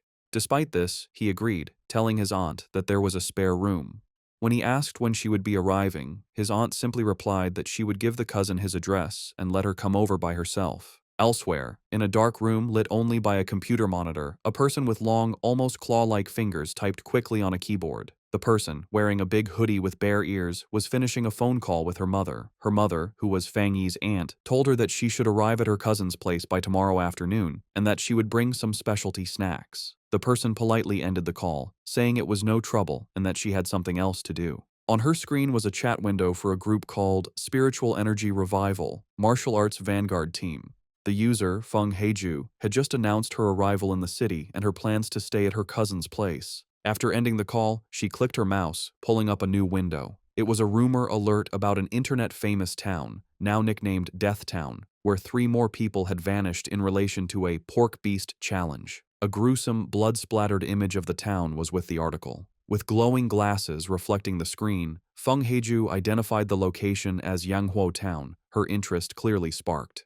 Her browsing was interrupted when her mother entered the room, asking if she had finished packing. Feng Heiju told her mother that she was packed, but that she'd rather stay in a hotel than bother her cousin. Her mother insisted, saying it was much safer than staying alone and that she trusted the cousin completely. Gently pushing her daughter out the door, her mother gave her some final advice. Be sure not to cause trouble and help out around the house when she could. Feng Heiju reassured her mother that she understood. Once the door was closed, Feng Heiju let out a small sigh, preparing herself for the visit. She thought of it as just one more hurdle to overcome. Adjusting her glasses with a flash of determination, she resolved that no matter what her cousin was like, he couldn't possibly be more difficult to handle than a monster. The next day, under a bright blue sky, a young woman with long dark hair and glasses pulled a suitcase toward an apartment building. She checked her phone, confirming that the map had led her to the correct destination. Looking up at the building, she murmured to herself that this must be the place, ready to finally meet the cousin she barely remembered. As Lin Yi stood outside the apartment building, Fang Yi came out, carrying a bag. She called out, asking if he was her cousin. He stopped, surprised, and asked if she was Lin Yi to confirm, though he admitted to himself that he didn't recognize her at all. An awkward silence hung between them for a moment. Later, inside the apartment, they sat on the couch, making polite conversation. Fang Yi asked if she was in the city for a summer camp, which she confirmed. He told her to let him know if she needed anything, and she thanked him. After their brief chat, he gave her the key to her room, which was across from his, before going to his own room. As she watched him leave, she felt relieved, thinking her cousin seemed easy to get along with and wouldn't get in her business. However, Fang Yi was not clueless. From the moment she sat down, he had sensed a faint but strange spiritual aura from her. He wondered if his senses were off, or if she just wasn't good enough to hide her power. He immediately suspected that she was also a pioneer. The aura he felt was faint but clear, and he realized her story about a summer camp was probably a cover for her real reason for being in the city. Meanwhile, in her room, Lin Yi was on her phone, confirming Fang Yi's suspicions. She messaged her pioneer group, the Martial Arts Vanguard Team, saying her cousin seemed nice and wouldn't interfere. The chat turned to recent events, with members talking about the powerful pioneer at the lava river. Lin Yi warned her team to be careful, as many powerful people were still hiding. After agreeing to wait for her signal, she logged off. She decided it was best not to do any cultivation for now, worried her cousin might discover her secret. 3 days passed. Fang Yi soon found that living with his cousin was making his cultivation difficult. His meditations could be interrupted at any time, like when she came out of the bathroom wrapped only in a towel. He also worried that the bright golden aura from his breathing technique was too obvious and would be impossible to hide. But the hardest part was her overwhelming kindness. One evening, she proudly gave him a delicious-looking dinner she had made. He tried to insist on doing the dishes, but she refused, saying it was the least she could do. He found her perfect politeness and extreme cleanliness almost strange. Despite the trouble, Fang Yi decided to go along with it. He thought that by letting her be overly helpful, he might get her to let her guard down. He knew this was the only way he could find out what she was really up to. Their quiet dinner was interrupted when her phone on the table began to vibrate. Both cousins glanced at the message, their expressions surprised for a moment. Fang Yi used the chance to excuse himself, saying he would go back to his room while she chatted. His cousin could only quietly reply as he left. Left alone, she stared thoughtfully after him for a moment before turning to her phone. Sitting on her bed, she took the call, her expression turning serious. She repeated the information she was getting, confirming that the great change of heaven and earth would happen again the next day at 3 in the afternoon, and she promised she would be there. Fang Yi easily overheard his cousin's phone conversation. She agreed to meet at the entrance of Yanghuo Town. He recognized the name as an internet-famous town in the suburbs, about an hour's drive away. With his suspicions confirmed, he watched her through the wall, his own spiritual energy flaring. He was now certain his cousin was also a pioneer. He was confident, however, that with her current strength, she wouldn't be able to sense him spying. He was impressed by her power. She was still just a middle school student, but she had already reached the 2-star Ghost Axe realm and was close to another breakthrough. He wondered if her high natural talent was the reason for her somewhat strange personality. He now understood her real purpose in the city. The summer camp was just an excuse. She had learned about the coming great change of heaven and earth, and had come to be at the center of it. He knew that every one of these great changes was a chance to get a new technique to increase his own strength. He wondered what kind of power would appear this time. In the end, it didn't matter. With a determined look, he decided that whatever power appeared, he would take it for himself. In her room, his cousin suddenly paused, feeling a strange sensation. She looked around, wondering if it was just her imagination or if someone had been watching her. Seeing nothing but the moonlit mountains outside, she dismissed the feeling and continued her preparations. The next day, the town of Yanghuo was buzzing with activity, with its mountains in the background. At the town's entrance, Lin Yiyi met a friend from her pioneer group. The friend playfully teased Yiyi about her cousin, asking if he was handsome. Yiyi replied that he was a good person, but just an ordinary-looking guy. Her friend sighed in disappointment. Just then, another woman from their group arrived, a redhead in a purple dress. She reminded the first friend that Yiyi herself had always said she was just an ordinary person. With the rest of their team there, the redhead announced it was time to get to business. One of the male members asked if a certain she was not coming. The redhead confirmed it would just be the 6 of them, adding that the missing member was always mysterious. Unknown to them, Fang Yi was watching from a nearby cafe balcony, his sword beside him. He noted that his cousin's little squad seemed to be pretty low-key. From where he was, he could sense their strength. The weakest was at the 2-star Ghost Axe level, and the man who had spoken was even a 3-star. He also overheard them say their team was usually stronger, with one powerful member often absent. As he sat watching, his attention was drawn to the mountains overlooking the town. His eyes narrowed with anticipation, sensing this was where the real event was about to happen. High in the mountains, the great change of heaven and earth finally happened. A giant green vine came down from the clouds, looking like the beanstalk from the fairy tale. This strange event would appear randomly and wasn't destructive, but for pioneers, it was an important key to understanding the changes in their world. Deep in the misty mountains, Lin Yi and her squad finally saw the incredible sight. The red-haired leader looked up in awe, confirming this was what they were looking for. The group stood in disbelief before the massive, pulsing vine. However, the awe quickly turned to fear.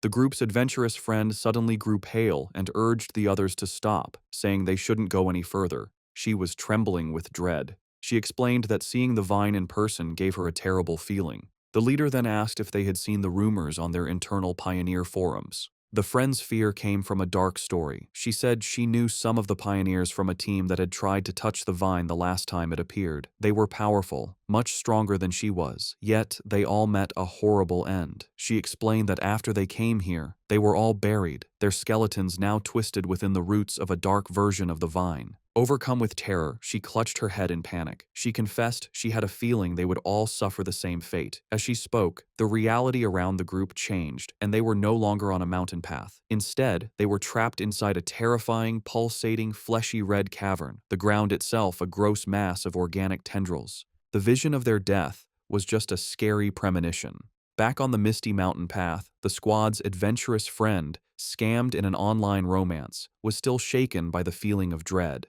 She admitted that while she was originally ready to take the pioneer's risk, to either come back rich or die, the moment she saw the vine, she felt an overwhelming fear. Her gut told her this was a new, unknown, and powerful high-level monster, a mutation she couldn't handle. Tears filled her eyes as she said she wasn't ready to die here and wanted to back out. The red-haired leader and Lin Yi looked at their upset teammate with understanding. They confirmed they had all felt the same heavy feeling from the vine. Lin Yi explained it further, describing it as a feeling of complete emptiness within the wood-type vine. It was a strange feeling, as if all life had been swallowed by time, leaving only an empty shell. This, she explained, was why they all felt so scared. The group came to a scary conclusion. The vine was trying to eat their life force. Just as the fearful friend was about to panic, Lin Yi grabbed her hand, her face showing fierce determination. She declared that this was the path of the martial pioneer, a path that required them to face such dangers directly. Unseen by the group, Fang Yi watched from a nearby cliff. He, too, could sense the heavy, suffocating death energy coming from the giant vine. He noted that out of all the world monsters he had faced, besides the pure dark attribute, this vine gave him the worst feeling. He had to admit, the small squad had serious guts to even think about cultivating in such a dangerous place. He analyzed the monster more closely. While it was clearly a plant, a symbol of life, it felt completely lifeless. It wasn't really alive, but a dead thing pretending to be living, with no spiritual energy of its own. He could see it was stained with the blood and bodies of its past victims. Back with the squad, Lin Yi took charge. She stood on a cliff edge, speaking to her team with new purpose. She told them they didn't have much time to waste. Knowing the danger, she suggested a new plan. They would carefully sense the energy around the area, checking out the monster without getting too close. Confident in her plan, Lin Yi believed that by sensing the monster's energy from a distance, her team would be safe enough. She found a spot high in a tree and began to meditate, surrounding herself in a protective bubble of blue spiritual energy. From a clifftop far away, Fang Yi watched them. He was impressed by their caution, noting they had chosen a distance that was both safe and good for cultivating. He gave credit to his top student cousin for correctly figuring out the best range, a position that was neither too reckless nor too timid. As Yi's cultivation grew stronger, the spiritual energy around her began to surge. Fang Yi watched in surprise, realizing she was about to have a breakthrough to the 3-star Ghost Axe realm. He was genuinely impressed. His cousin was truly talented. In a bright flash of blue light, she successfully broke through. Her teammates watched in awe, amazed that she had already reached such a high level of power. However, the huge energy disturbance from her breakthrough did not go unnoticed. Deep in the forest, the sleeping roots of the giant vine began to twist and glow with a scary green light. The pioneers felt the ground shake, and one of the men looked back in alarm. The whole group panicked as the monstrous vine began moving directly toward them, its tendrils bursting from the earth. The team's leader was shocked that the creature could have possibly sensed them from so far away. The vine's attack was fast and brutal. Vicious green tendrils shot up from the ground, trapping 2 of the male pioneers. The rest of the squad scattered in fear as their friend screamed for them to run, warning that if they didn't escape now, they would all die there. The team's leader quickly realized what caused the disaster. Yi's breakthrough had created too much of a disturbance, getting the monster's attention. As she shouted a warning, dark green tendrils began to wrap around Yi's protective bubble, which was still shielding her while she was weak after her breakthrough. The leader knew they couldn't get caught. Once the vine wrapped around them, its deathly aura would eat them instantly. Under the immense pressure, Yi's energy shield began to crack. Chaos broke out as the red-haired leader tried to pull her panicked friend to safety. The friend screamed that they couldn't leave Yi behind, but the leader replied desperately, asking what she was supposed to do. She furiously asked if she should use her own precious spiritual energy to protect Yi, basically dying so her teammate could level up. As chaos erupted around them, the red-haired leader tried to calm one of her male teammates, who was arguing that they should leave Lin Yi to save themselves. He coldly said that life and death were up to fate, and if they didn't leave right away, they would all die with her. He reminded her that they were all just people who had met by chance, and that she was being too emotional. This cold, practical view, however, only made the leader angrier. She shoved him aside, shouting that she would not leave her teammate, even if it meant going against the rest of them. From his clifftop spot, Fang Yi watched the scene. He knew his cousin, still just a student, was probably unaware of how much danger she was in as she remained weak in her meditative state. The vine's power was overwhelming, and he wasn't sure if even he could save her with his current strength. But he knew he had to act fast, as the tendrils were already starting to crush her protective barrier.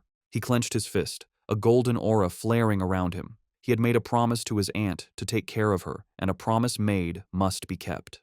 The red-haired leader jumped into action, leaping through the grabbing vines to reach Yi Yi. She landed a powerful kick against one of the tendrils, breaking it with the force of the hit. But her victory didn't last long. Dozens more vines shot out, wrapping around her and trapping her completely. Just as the vines were about to crush her, Yi Yi's protective shield finally broke. But before the monstrous plant could grab its new victims, Fang Yi stepped in. Leaping through the air, he sent out 2 arcs of bright golden energy from his sword. The rest of Yi Yi's squad could only watch in horror, screaming her name as they saw her shield break. A massive, fiery, phoenix-shaped blast of energy shot down from the sky, hitting the mass of vines with explosive force. Fang Yi landed gracefully in the now cleared area, a small pillar of golden flame rising from the ground where he stood, having saved both his cousin and her brave leader just in time. As Fang Yi floated in a bright aura of golden light, just his presence was enough to overwhelm the deathly vine. The surviving members of the pioneer squad watched in stunned silence as the monstrous plant, which had just been moments from killing them all, stopped its attack and began to pull back from the overwhelming yang energy. The tendrils pulled back from the intense light, hissing and dissolving as they retreated. As Fang Yi came down, surrounded in a radiant glow, the pioneers could only cover their eyes from the blinding light, barely able to understand what was happening. The practical male pioneer who had suggested leaving Yi Yi was completely shocked, questioning if this newcomer was another pioneer. The red-haired leader, just as stunned, recognized the power for what it was, the purest form of the yang attribute. She knew that only a high-tier power of this level could possibly push back such a powerful, life-draining monster. The male pioneer had a crisis of confidence. He had always thought of himself as extremely talented, having reached the 3-star Ghost Axe realm in a very short time, a feat few in the country could match. He knew that even the talented Lin Yi Yi's skill barely matched his own, and yet this mysterious stranger was on a completely different level. He looked down at his own hands, then up at the glowing figure on the clifftop, feeling completely insignificant. If pioneers like that existed, he wondered, then what were they? The newcomer hadn't just beaten him, he had beaten all of them with his pure, overwhelming power. As Fang Yi stood bathed in the golden light of his power, his system activated. It had detected the extreme wood attribute from the deathly vine and had started the auto-writing process, quickly finishing a new technique. The system window then showed the details of his new ability. Endless Vitality, a technique that could instantly absorb all nearby life force to quickly heal injuries. As the power of the vine flowed into him, he was surrounded in a surge of green, life-giving energy. He was amazed at the incredible wood attribute technique he had just gotten, realizing that as long as there was life nearby, he now had what was basically a non-stop energy-absorbing engine. As Fang Yi absorbed the last of the anomaly's power, his system successfully extracted the vine's main attribute. A notification confirmed it. Extracted attribute, Desolation. The system described its scary power, the ability to instantly create a desolate aura that would destroy all surrounding life. Fang Yi stood calmly in the swirling green energy, fully taking in the new power. When he opened his eyes, they glowed with the same vibrant green as the desolate vine. He stood in the now lifeless clearing, a faint green aura around him. He now understood why the vine could only grow in such a dangerous, remote place. If it grew anywhere else, it would drain every bit of life for miles around. He thought about the ruthless nature of the desolation attribute, a powerful force that forcibly stole the life force of others. His thoughts were interrupted by a grateful voice. The red-haired leader of the pioneer group approached, her clothes torn and her body bruised, but she was alive. She thanked him greatly, saying that without him, they would all be dead. She then asked how they could possibly repay him for saving their lives. Fang Yi simply waved her off, coolly telling her there was no need and that they would meet again someday. He then turned and walked away. In his mind, however, he didn't feel like a hero.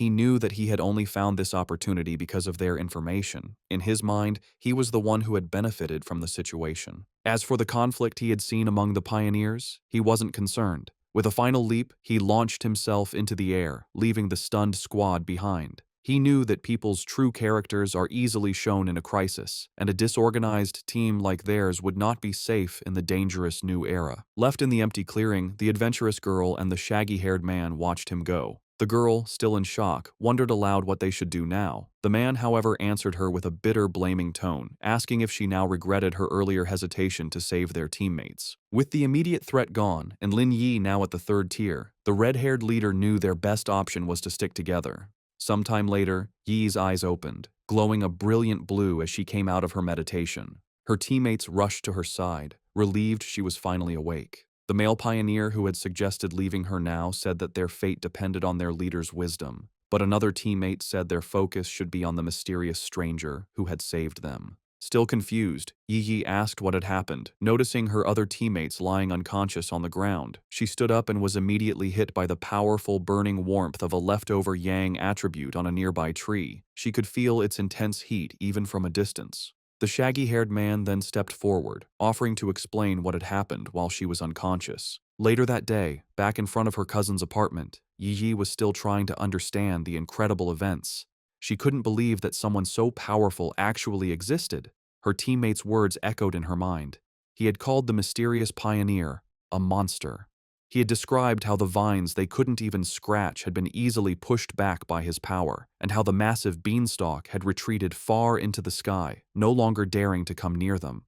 Such was the overwhelming presence of the man who had saved them. She knew that even though he was long gone, the vine was still calm, a sign of his lingering power. She opened the door to the apartment and was surprised to find Fang Yi there to greet her. He looked at her with concern, noticing that she looked a little pale. Yi quickly pulled herself together, forcing a smile as she brushed off his concern, blaming her tiredness on a long day of studying. Fang Yi accepted her excuse, telling her she had worked hard and should go rest. He offered to order takeout for dinner, and she agreed before heading to her room. Once inside, she collapsed onto her bed, completely exhausted. She knew that breakthroughs were mentally draining, requiring a lot of concentration. She felt more tired than if she had stayed up for a month straight. Lying on her bed and scrolling through her phone, she felt a sense of relief. She was no longer an ordinary person. She wouldn't die from a few all-nighters. She accepted that this constant, life-threatening struggle was the fate of a pioneer in a world where things had begun to change. She thought of her cousin's seemingly normal, peaceful life and knew that such a life was no longer possible for her. Her quiet thoughts were interrupted by a new message in her Pioneer group chat. It was from a user named Jiaolan, the mysterious, powerful member who was usually absent. Jiaolan had sent a simple, direct message. "If there are any more traces of that strong man, please inform me." This was the first time Jiaolan had ever spoken in the group, and it immediately got Yi's attention. She replied, agreeing to the request, before asking her own question to the group. She asked if they thought the man who had saved them could be the same one from the Dark River Lava Dragon incident, and if so, why he would have helped them. The group chat immediately lit up with a post about the mysterious high-tier Yang attribute master. The post described his sun-splitting slash in great detail, telling how the witness had been forced out of the cave by a blast of white-hot light. The author of the post declared with total certainty that no other pioneer in the Xia country could match his power, and warned everyone to stay away if they ever met him. Meanwhile, Fang Yi was heading out for the evening on his bicycle. He was confident that after the day's events, his cousin would have let her guard down around him, letting him come and go without making her suspicious. With his new freedom, he had a new mission in mind. It was time to find a suitable carrier for his new desolation attribute. He knew that this power was most compatible with plants, and he pedaled off into the night to begin his search. As he rode through the night, Fang Yi thought about the best way to use his newly acquired desolation attribute. He knew that despite its power, it was still a bad attribute at its core, based on destruction and decay. He worried that putting it on his own body could lead to bad reactions. Furthermore, he was concerned that its evil nature might conflict with the good, purifying power of his thunder attribute. He decided that the best solution would be to find a carrier for the attribute, something like the strange vine itself. He guessed that the original vine monster had been born when a regular plant sensed the return of rich spiritual energy and chose to evolve, creating the desolation attribute as a way to gather more power. With this in mind, a plan began to form in his mind. With a confident smirk, he knew exactly where he needed to go. He followed a moonlit road, guided by a sign pointing toward the forest park. He arrived at the large urban park and left his bike, going into the woods. Under the bright full moon, he walked through a field of vibrant, glowing flowers. He knew he needed to find the perfect lucky one, a plant that could create the greatest connection with his own spiritual energy and show a sense of closeness to him. Closing his eyes, he focused, reaching out with his own spiritual energy. A vibrant green aura flowed from him, spreading throughout the forest and covering the plants. He could feel a response from the plants, a wave of their own spiritual energy rising up to meet his. He noted that while their response was a lot, it still wasn't strong enough for what he needed. As Fang Yi continued to send out his spiritual energy, he realized he needed a much stronger response from the plants around him. Suddenly, he stopped, his attention drawn to a specific spot in the forest. There, in the tall grass, a single white flower with a glowing center gently swayed, as if calling to him. He wondered if this was the one he had been searching for. He approached it carefully and reached out his finger. As his fingertip touched it, the flower's petals closed around it, and he could feel it absorbing the spiritual energy he was giving off. The flower then bloomed again, seemingly happy, as if it had just had a good meal. Fang Yi knelt beside the flower, a small smile on his face. He noted its strong spirituality. Though it was just a plant, it had reacted to his touch like a greedy puppy, eagerly eating his spiritual energy and then rubbing against his fingers for more. He knew he had found his carrier. Out of the entire forest, this small flower had the strongest reaction to his aura, making it the perfect container for the desolation attribute. He told the flower that it was the chosen one and asked if it was ready. Without waiting for an answer, he unleashed a vortex of green spiritual energy, focusing it entirely on the small white flower. A system window appeared, asking for confirmation. Do you want to forcibly implant the desolation attribute into this plant? With his eyes glowing a vibrant green, he gave his consent. A brilliant light erupted from his hand as the flower began to transform, its petals opening into a much larger, more complex, and powerful form. The implantation process was finished in a bright flash of green light. Fang Yi was surprised for a moment by the sudden burst of power. The small, simple white flower had been completely changed. Its petals had opened into a beautiful, lotus-like flower, and its leaves had grown thick and bright, all of it glowing with a powerful green aura. The newly powered flower immediately began to show its influence. It released a massive wave of desolation energy, its roots digging into the ground as it drew power. The effect was instant and destructive. The green, healthy forest around Fang Yi was drained of its life in seconds, the trees dying and the ground turning to dust. He was amazed at the pure, evil power of the desolation attribute. In just a few moments, the energy had eaten the entire section of the forest and was still spreading quickly. As the flower's light began to fade and its form shrank to a smaller size, Fang Yi knew he had to leave. If he let the process go on any longer, the huge energy disturbance would surely get the attention of the Spiritual Energy Association. He reached down and plucked the glowing flower from the ground, roots and all. He knew this park was a risky place for such an experiment. Being so close to the city center, it was certainly watched by the association, who were worried about how the spiritual energy revival could turn even normal plants into dangerous threats. He had noticed the increased number of security cameras and the lack of any other people in the park when he arrived. As he walked away, holding his new prize, he noticed something incredible. The flower was still absorbing energy from the air, surviving and even doing well without its roots connected to the earth. He looked at it more closely, a smile of wonder on his face. He found it magical that its spirituality hadn't weakened at all since being pulled up, especially since it had been just an ordinary wildflower moments before he chose it. This led him to a deep conclusion. By giving the desolation attribute to the plant, he had unlocked its evolutionary potential, setting it on a path to becoming something far greater than it was ever meant to be. Just as Fang Yi was about to leave the park, a loud alarm blared through the forest, its red light flashing. A loud robotic voice gave a serious warning. Abnormal value exceeded. Fang Yi immediately realized that even though he tried to be quick, he had still set off the park's monitoring system. With no time to waste, he grabbed his newly acquired desolation flower and quickly left. Miles away, in a high-tech control room labeled Spiritual Energy Revival Plant Research Department, the same alarms blared. Technicians scrambled, shouting that the anomaly value was going crazy and demanding to know what was happening. An order was quickly given. All staff were to put on their protective bracelets, enter the park, and immediately block off the area, stopping anyone from entering or leaving.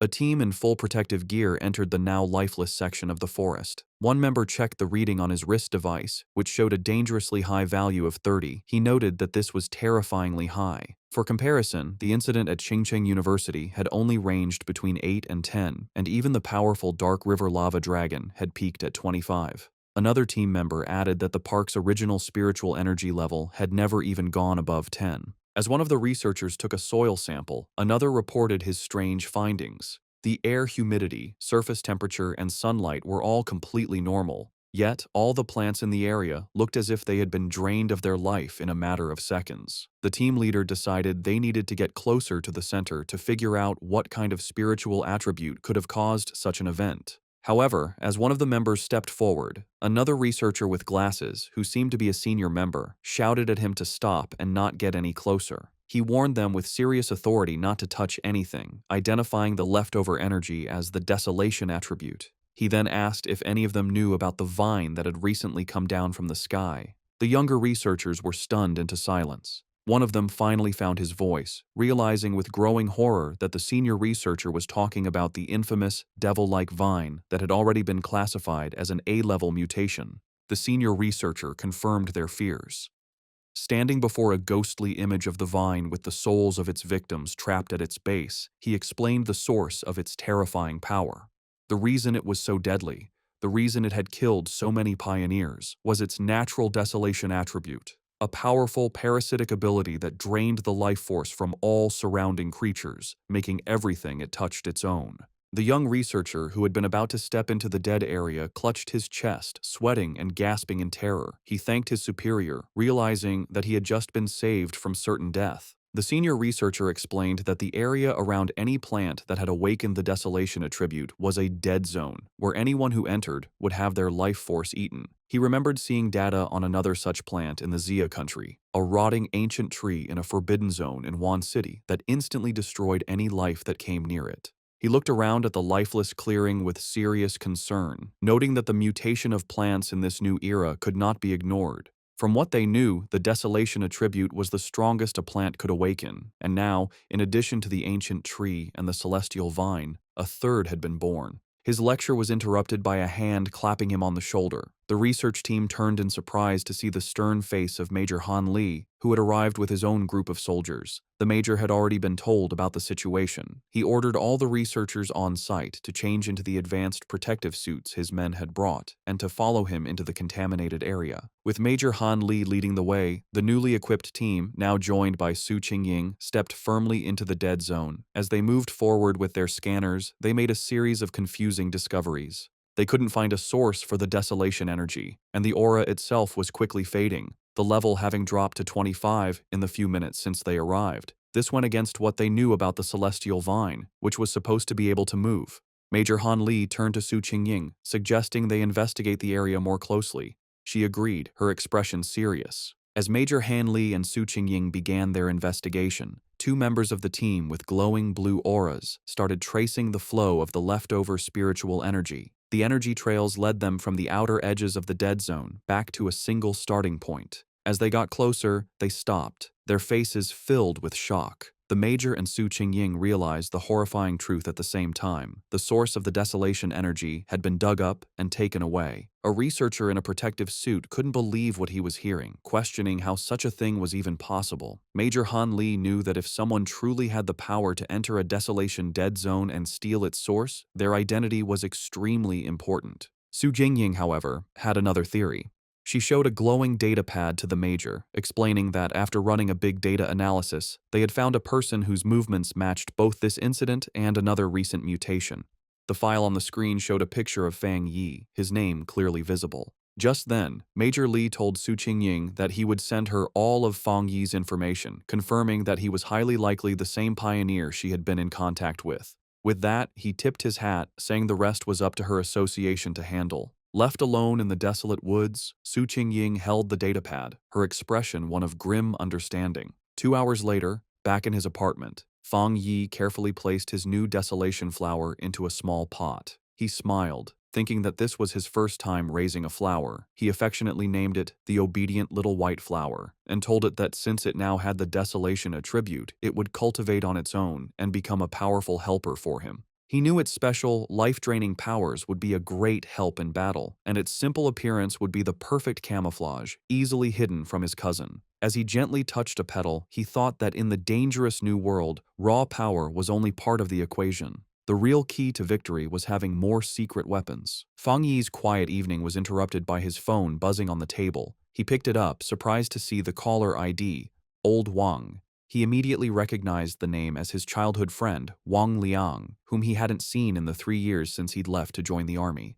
A brief flashback showed the two as close friends in their school days, a bond that was broken when Wang Liang suddenly announced his decision to enlist. Fang Yi answered the call. On the other end, Wang Liang's cheerful voice greeted him, asking if he was back in town and inviting him out for a drink at their old spot. Fang Yi was taken aback by how sudden it all was. Wang Liang just laughed, adding that he had a big secret to tell him and that he shouldn't be shocked when he heard it. However, the seemingly friendly reunion was a carefully planned setup. After hanging up the phone, it was revealed that Wang Liang was not alone. He was in a dimly lit room, reporting to a tough and heavily scarred woman with long red hair and a high-ranking military uniform. Su Jingying was also at the table. Wang Liang confirmed to the officer that he had done as instructed. He then made a special request, asking that if Fang Yi was not the person they were looking for, they would guarantee his safety. The red-haired officer tapped her finger impatiently on the table. She coldly dismissed his concern, ordering him to simply do his mission and not do anything unnecessary. With a chilling lack of feeling, she added that if Fang Yi turned out to be the wrong person, Wang Liang should just consider it a punishment for his friend. At a quiet bar, Fang Yi and Wang Liang toasted with their beer glasses. They sat and drank, catching up after being apart for 3 years. Fang Yi noticed his old friend seemed much more mature and guessed that his time in the army must have been hard. Wang Liang talked about his experiences in the military before asking Fang Yi how he had been.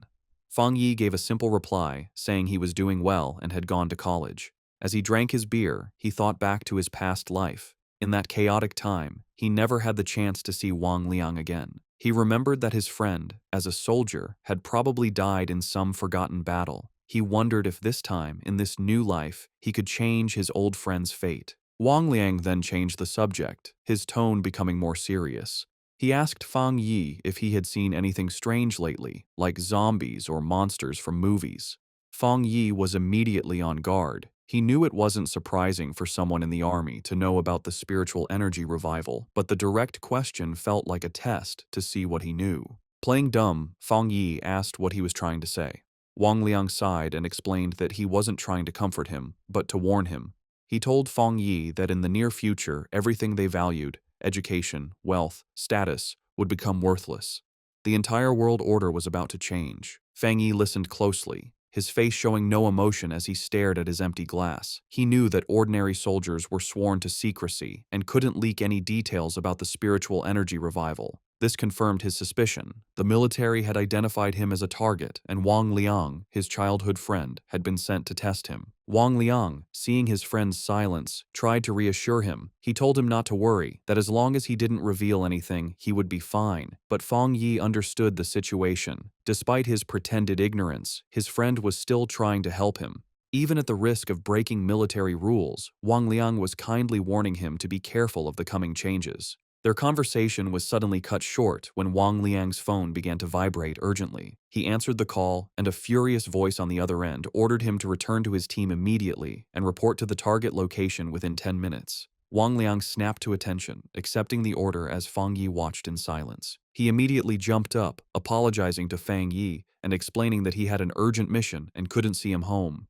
As his friend was about to leave, Fang Yi dropped his act. He asked if the mission was related to the spiritual energy revival and told his friend to take him along. Wang Liang stopped, turning back to look at Fang Yi with a mix of shock and confusion. Fang Yi stood up and grabbed his friend by the collar.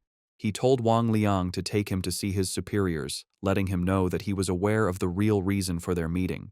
He reassured his friend, telling him that while he didn't know exactly what his superiors knew, he knew Wang Liang would never hurt him. He explained that he was more interested in what the military was dealing with, knowing it had to be related to the great changes happening in the world. Since the Spiritual Energy Association was already handling the monsters, he was curious what the military's role was, and he wanted to see it for himself. Wang Liang agreed, and the two of them walked toward a massive, heavily guarded military base in a mountain valley, labeled Military Number 19 Spiritual Forbidden Zone. As they got closer, Fang Yi was struck by the incredibly dense spiritual energy in the area. He noted that the concentration level was so high it had likely surpassed a standard pollution zone. As they were met by a squad of soldiers, one of them ordered Wang Liang to return to his team. After a quick check, the soldiers allowed Fang Yi to enter the base, leading him through a brightly lit corridor. Inside the military base, Fang Yi and Wang Liang were led into a massive, cavern-like training ground. There, a large group of soldiers was in a desperate battle, using crackling blue energy to hold back a monstrous, spiky black creature with a single glowing red eye.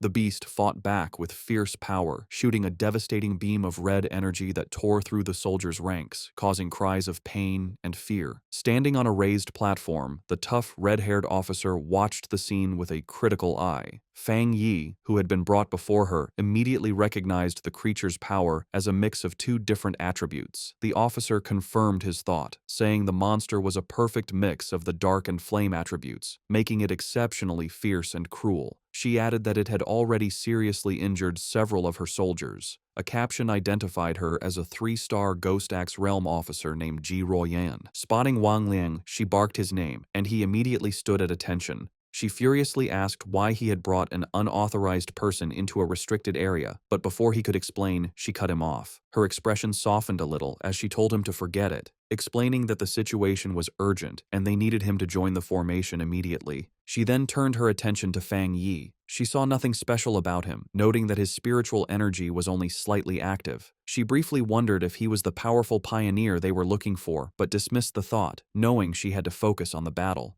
She gave him a stern warning. Since he was Wang Liang's friend, she wouldn't say much, but he was in a restricted area, and his life was now his own responsibility. He was also sworn to secrecy about anything he saw. Fang Yi simply replied that he understood. With that done, Ji Royan took command. She picked up a massive energy cannon and shouted the names of two of her soldiers. The two men immediately jumped into action, their bodies covered in blue energy as they fought the monster up close. Ji Royan then aimed her cannon and fired a massive blast of pure energy at the creature. The attack hit the monster head-on, creating a huge explosion, but the creature was far from beaten.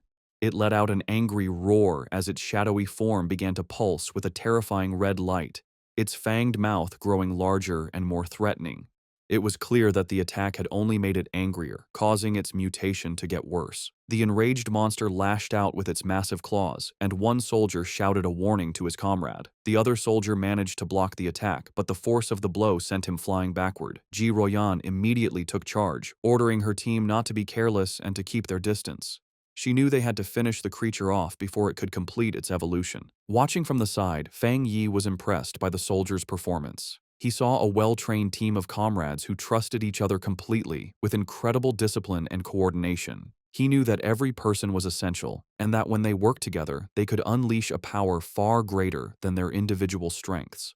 This thought, however, was immediately broken when he realized the monster's power was increasing at a scary rate. He shouted at them to run, warning them that they were no match for the creature in its current state. But his warning was lost in the chaos. The monster shot out a massive blast of dark purple energy, sending the soldiers flying. Ji Royan refused to back down. She ordered her team to raise their alert level and upgrade the restricted area's mutation level. With a furious roar, she commanded that no one was to retreat. It was too late. The monster's transformation was complete. It now stood as a huge, demonic beast, covered in black and red flames, its eyes glowing with pure evil. One of the soldiers shouted a terrified warning. The evil dog had fully mixed with the dark attribute and completed its mutation. The creature's single eye, now a burning red orb, focused on a new target. It fixed its gaze on Wang Liang, who could only stare back, frozen in terror. As the monster prepared to strike, Ji Royan and Fang Yi both reacted in horror, realizing with a jolt that Wang Liang was in mortal danger. Just as the monster completed its evolution, lunging forward in a blast of power, a soldier was violently thrown backward by a surge of energy. Ji Royan immediately shouted for her team's attention, announcing that the C-level evil dog had fully mutated and was now reclassified as a B-level threat, requiring an immediate change in their battle plan. The soldier who had been thrown to the ground coughed up a spray of blood. Fang Yi rushed to his side, catching him and asking if he was all right. The injured soldier explained that he had been trying to send spiritual energy to the monster's restraining collar, but the creature's evolution had caused the device to violently explode. Despite coughing up a black, thick liquid, the soldier tried to be brave, telling Fang Yi not to worry about the officers of Restricted Area 19. Fang Yi could only look on with a grim, angry expression. Realizing her normal weapons were now useless, Ji Royan dropped her heavy energy cannon to the ground. She stood before her remaining troops, her determination unshaken. She gave a final, desperate order. No matter what they had to do, even if it cost them their very lives, they could not let this B-level mutation escape the restricted zone. But just as she and her team were about to make their last stand, Fang Yi stepped directly in front of her, blocking her path. Ji Royan demanded to know what he thought he was doing, but he ignored her. His eyes and hand began to glow with a brilliant blue light as arcs of raw lightning crackled around him, a clear sign that he was about to join the battle himself. Surrounded by crackling blue lightning, Fang Yi mocked the monstrous creature, his eyes glowing with power as he questioned how tough it was. He then charged toward the mutated beast, his arm a bolt of bright blue energy aimed right at the creature's head. The impact was huge, as a massive explosion of divine thunder erupted when he hit it, completely overwhelming the monster. The sheer force of the attack created a powerful shockwave that sent the nearby soldiers flying backward. One of the soldiers, stunned, said he couldn't believe it, realizing this was the same B-level monster that even their commander, Ji Royan, couldn't beat alone. Wang Liang, just as shocked, turned to Ji Royan and asked if his friend was really who they thought he was. With a serious look, she confirmed that none of them were wrong. She declared that he was, without a doubt, the pioneer known as the Tyrant. Fang Yi stood calmly before the beast, which was still on fire but clearly hurt by the lightning. Seeing it wasn't completely beaten, he noted that he would have to finish the job. He then told Ji Royan and Wang Liang to stand back for their own safety. Ji Royan watched him, thinking about how her whole squad needed a complex formation just to face a B-level threat, yet he was getting ready to handle it all by himself. She wondered what kind of power he had. She had to admit that his was the most extreme form of the thunder attribute she had ever seen. She knew that even now, he was a top-tier pioneer in the entire country, and she began to wonder about his potential once the spiritual energy revival was fully underway. As Fang Yi raised his hand, gathering even more electrical energy, a shocked look appeared on Ji Royan's face. She looked up to see a massive storm of thunder energy forming in the sky above him, and she couldn't help but wonder just how scary his power would become as he continued to evolve. With a final step forward, Fang Yi unleashed the full power of his thunder attribute. A massive pillar of bright blue lightning erupted from the ground where the monster stood, a display of power that truly matched his codename, the Tyrant. His eyes, still crackling with leftover electricity, showed a calm determination as the blinding light from his attack began to fade. The surviving soldiers watched in terror. One commented to another that the sight made his whole body shake. While he could handle the monster's corrosive dark power, the pure, destructive force of the thunder was on a completely different level. Once the dust settled, Fang Yi casually gave a thumbs up to his friend, announcing that the threat was gone. Wang Liang rushed over, shouting with relief that Fang Yi had scared him to death. Overjoyed, Wang Liang playfully punched his friend on the shoulder, laughing that he never expected his old buddy to be so powerful. The mood then shifted as Wang Liang apologized, admitting he had suspected Fang Yi was a pioneer but had to follow orders. Fang Yi brushed it off, asking why his friend was being so formal after 3 years apart and telling him he understood. Their reunion was interrupted as Ji Royan approached them. She formally thanked Fang Yi for his help, extending her hand as a sign of respect. With a slight smile, Fang Yi accepted her thanks. He shook her hand, replying that it was no trouble and that he had mainly acted to save his friend. She then formally introduced herself as Ji Royan, the warden in charge of Forbidden Area 019. She explained that since he had saved the entire base, she needed to file a proper report and asked if he would be willing to leave his contact information. Fang Yi agreed without hesitation, while Wang Liang watched from the side, silently amazed at the strange experience of seeing his tough commanding officer act so respectfully toward his childhood friend. With the formalities done, Ji Ruoyan made a direct and serious offer. She said that Fang Yi's strength was greater than many of the military's own special pioneers and formally invited him to join the army. However, she admitted that an invitation from a single base warden like herself was probably not enough to convince him. Inwardly, she was still trying to grasp the sheer scale of his power. What shocked her most was the realization that he was also a 3-star Ghost Axe realm cultivator, the same as her. Yet, his abilities had reached a level far beyond the known limits of that realm, making him a monster of incredible power. Fang Yi calmly asked Ji Ruoyan if she truly meant that she felt she was not worthy of inviting him. With the weight of her superior's authority on her, she confirmed his words, saying there was nothing to deny. She explained that the order to involve him had come from high command, and she was certain that they would come to invite him personally in the future. Fang Yi let out a small laugh, telling her it wasn't necessary to be so formal. He placed a hand on his chest and explained that he genuinely respected all of them, knowing that not everyone had the courage to sacrifice themselves for others. He admitted that he had never seen soldiers in combat before, and what he had just seen had truly moved him. Touched by his sincerity, Ji Ruoyan could only offer a quiet thank you. He then made an offer of his own. He told her that if they ever ran into trouble in the future, they could call on him for help, just as they had always done for ordinary people like him in the past. However, he added one important condition. They could not interfere with his personal cultivation or restrict his freedom. His unexpected proposal left Ji Ruoyan momentarily stunned. With their business concluded, Fang Yi announced that it was getting late and he should be leaving. Ji Ruoyan agreed, saying that she and Wang Liang still had to get rid of the mutated creature's body and that she would arrange for someone to take him back. As he stood before the soldiers, Fang Yi finally understood the military's true purpose in this new era. He realized they stationed themselves in these dangerous, spiritually rich zones for 2 reasons: to use the energy for their own training, and more importantly, to act as a crucial line of defense between the ordinary world and the strange monsters that now threatened it. After he was gone, Ji Ruoyan turned to Wang Liang and said that his friend could no longer be described with a simple word, like impressive. She knew that what they had seen that day was just a small part of his true strength. The fact that a pioneer could reach such a high level of power so quickly showed that he had an amazing level of insight. She concluded that he was a rare mix of luck, courage, and raw ability, all the things needed for greatness. Seeing his commander's deep respect for his friend, Wang Liang eagerly suggested that if she felt she wasn't the right person to recruit him, she should let him, as his childhood friend, take on the job.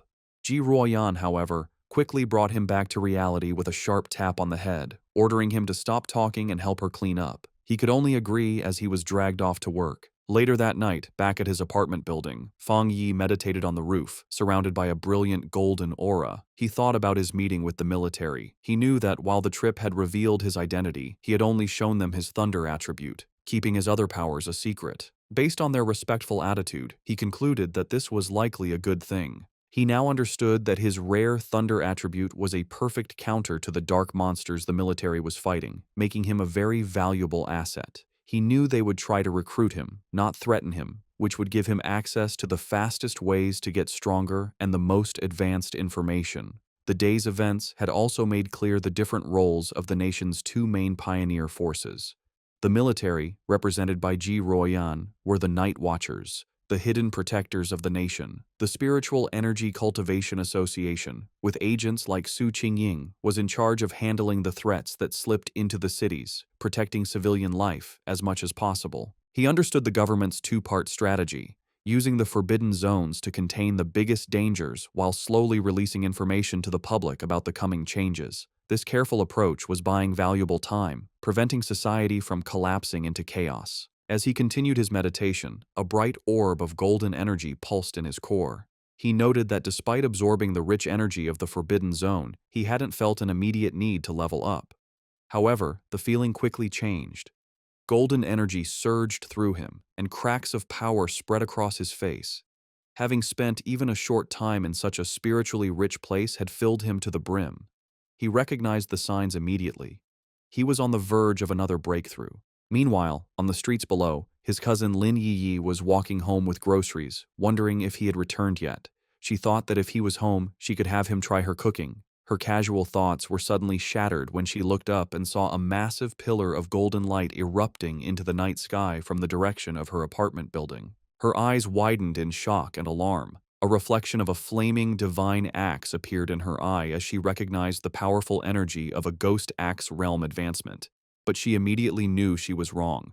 The sheer scale of the power, showing up as a massive, fiery divine axe in the sky, was far too terrifying for an ordinary breakthrough. She could only stare in disbelief, wondering if another powerful pioneer was making their move in the city. On the street below, Lin Yi stared at the sky in complete disbelief. She recognized the immense power of the Ghost Axe realm, but this was something else, a force so powerful it was changing reality itself. As a giant, divine hand made of pure golden energy formed in the clouds above, she realized the terrifying truth. This was the power of the legendary spirit creation realm. The realization that a pioneer of such incredible strength was living right next to her sent a wave of shock and fear through her. The massive energy surge did not go unnoticed. Miles away, in a high-tech command center, red alarms blared as technicians scrambled. An urgent warning flashed across their screens. The anomaly value had reached a catastrophic level of 99, its location pinpointed to the southeast of the city. An official and Su Qingying reacted with alarm. The official demanded to know what was happening, ordering all units to the target area. Su Qingying wondered how such a powerful anomaly could have gone undetected, noting that an energy reading of this size was powerful enough to destroy an entire city. Before a holographic map of the city, military leaders held a tense emergency meeting. They debated the two terrifying possibilities. Either a new, godlike spirit creation pioneer had just appeared, or the city was on the brink of a massive disaster. One grim-faced officer suggested it could very well be both. The situation escalated as the senior official frantically called headquarters, demanding they send all advanced equipment, short of large-scale weapons. His panic was cut short, however, when a subordinate burst into the room, breathlessly announcing that the alert had been cancelled. The anomaly had been identified not as a monster, but as a pioneer undergoing a promotion. Back on the rooftop, the blinding golden light faded as Fang Yi let out a quiet breath of relief. The breakthrough was complete. He casually noted that he had successfully reached the one-star spirit creation realm. Aside from his body feeling lighter and more agile, he didn't feel a significant difference in his raw power. His quiet moment was interrupted when his phone buzzed with a new message. It was from his friend, Wang Liang. The message was a warning. A new anomaly had appeared at Qingcheng University's playground. Internal military sources had confirmed it was a pollution zone, and more worryingly, it was the second time this specific anomaly had occurred.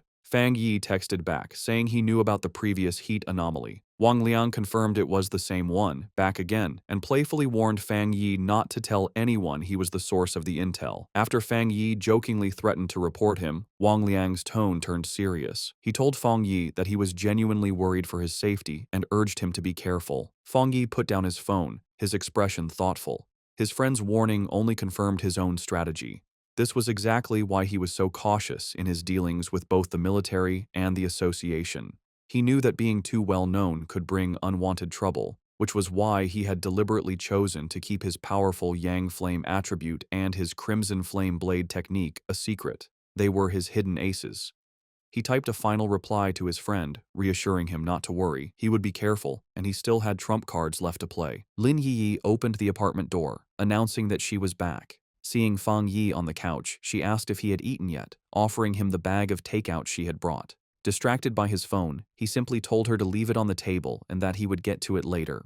As she watched him, a worried and slightly frustrated expression crossed her face. In her mind, she thought about her cousin's character. She saw him as a perfectly good person, but with one major flaw, his laziness. He seemed content to just stay at home all day playing on his phone, not even bothering to go to college. She found it ironic that while she and her fellow pioneers were constantly busy, seeking opportunities and hiding their true identities, her cousin lived such a carefree, seemingly aimless life. Exhausted, she went to her room and collapsed onto her bed. She knew that news of the incredible spirit creation pioneer who had just appeared in their district would spread like wildfire. Feeling a sense of duty, she resolved that when the time came, she would protect her seemingly clueless cousin as a way of repaying him. Meanwhile, Fang Yi was not just playing on his phone. He was analyzing the news report from Wang Liang, which showed a massive, raging fire at the university playground. He noted that the first anomaly had been intense heat, and now it was a fire. He wondered if this was another form of the Yang attribute. The video showed the fire had started incredibly fast and was burning with terrifying intensity. Online comments from witnesses expressed shock, with some wondering if special forces were now being called in for simple fires.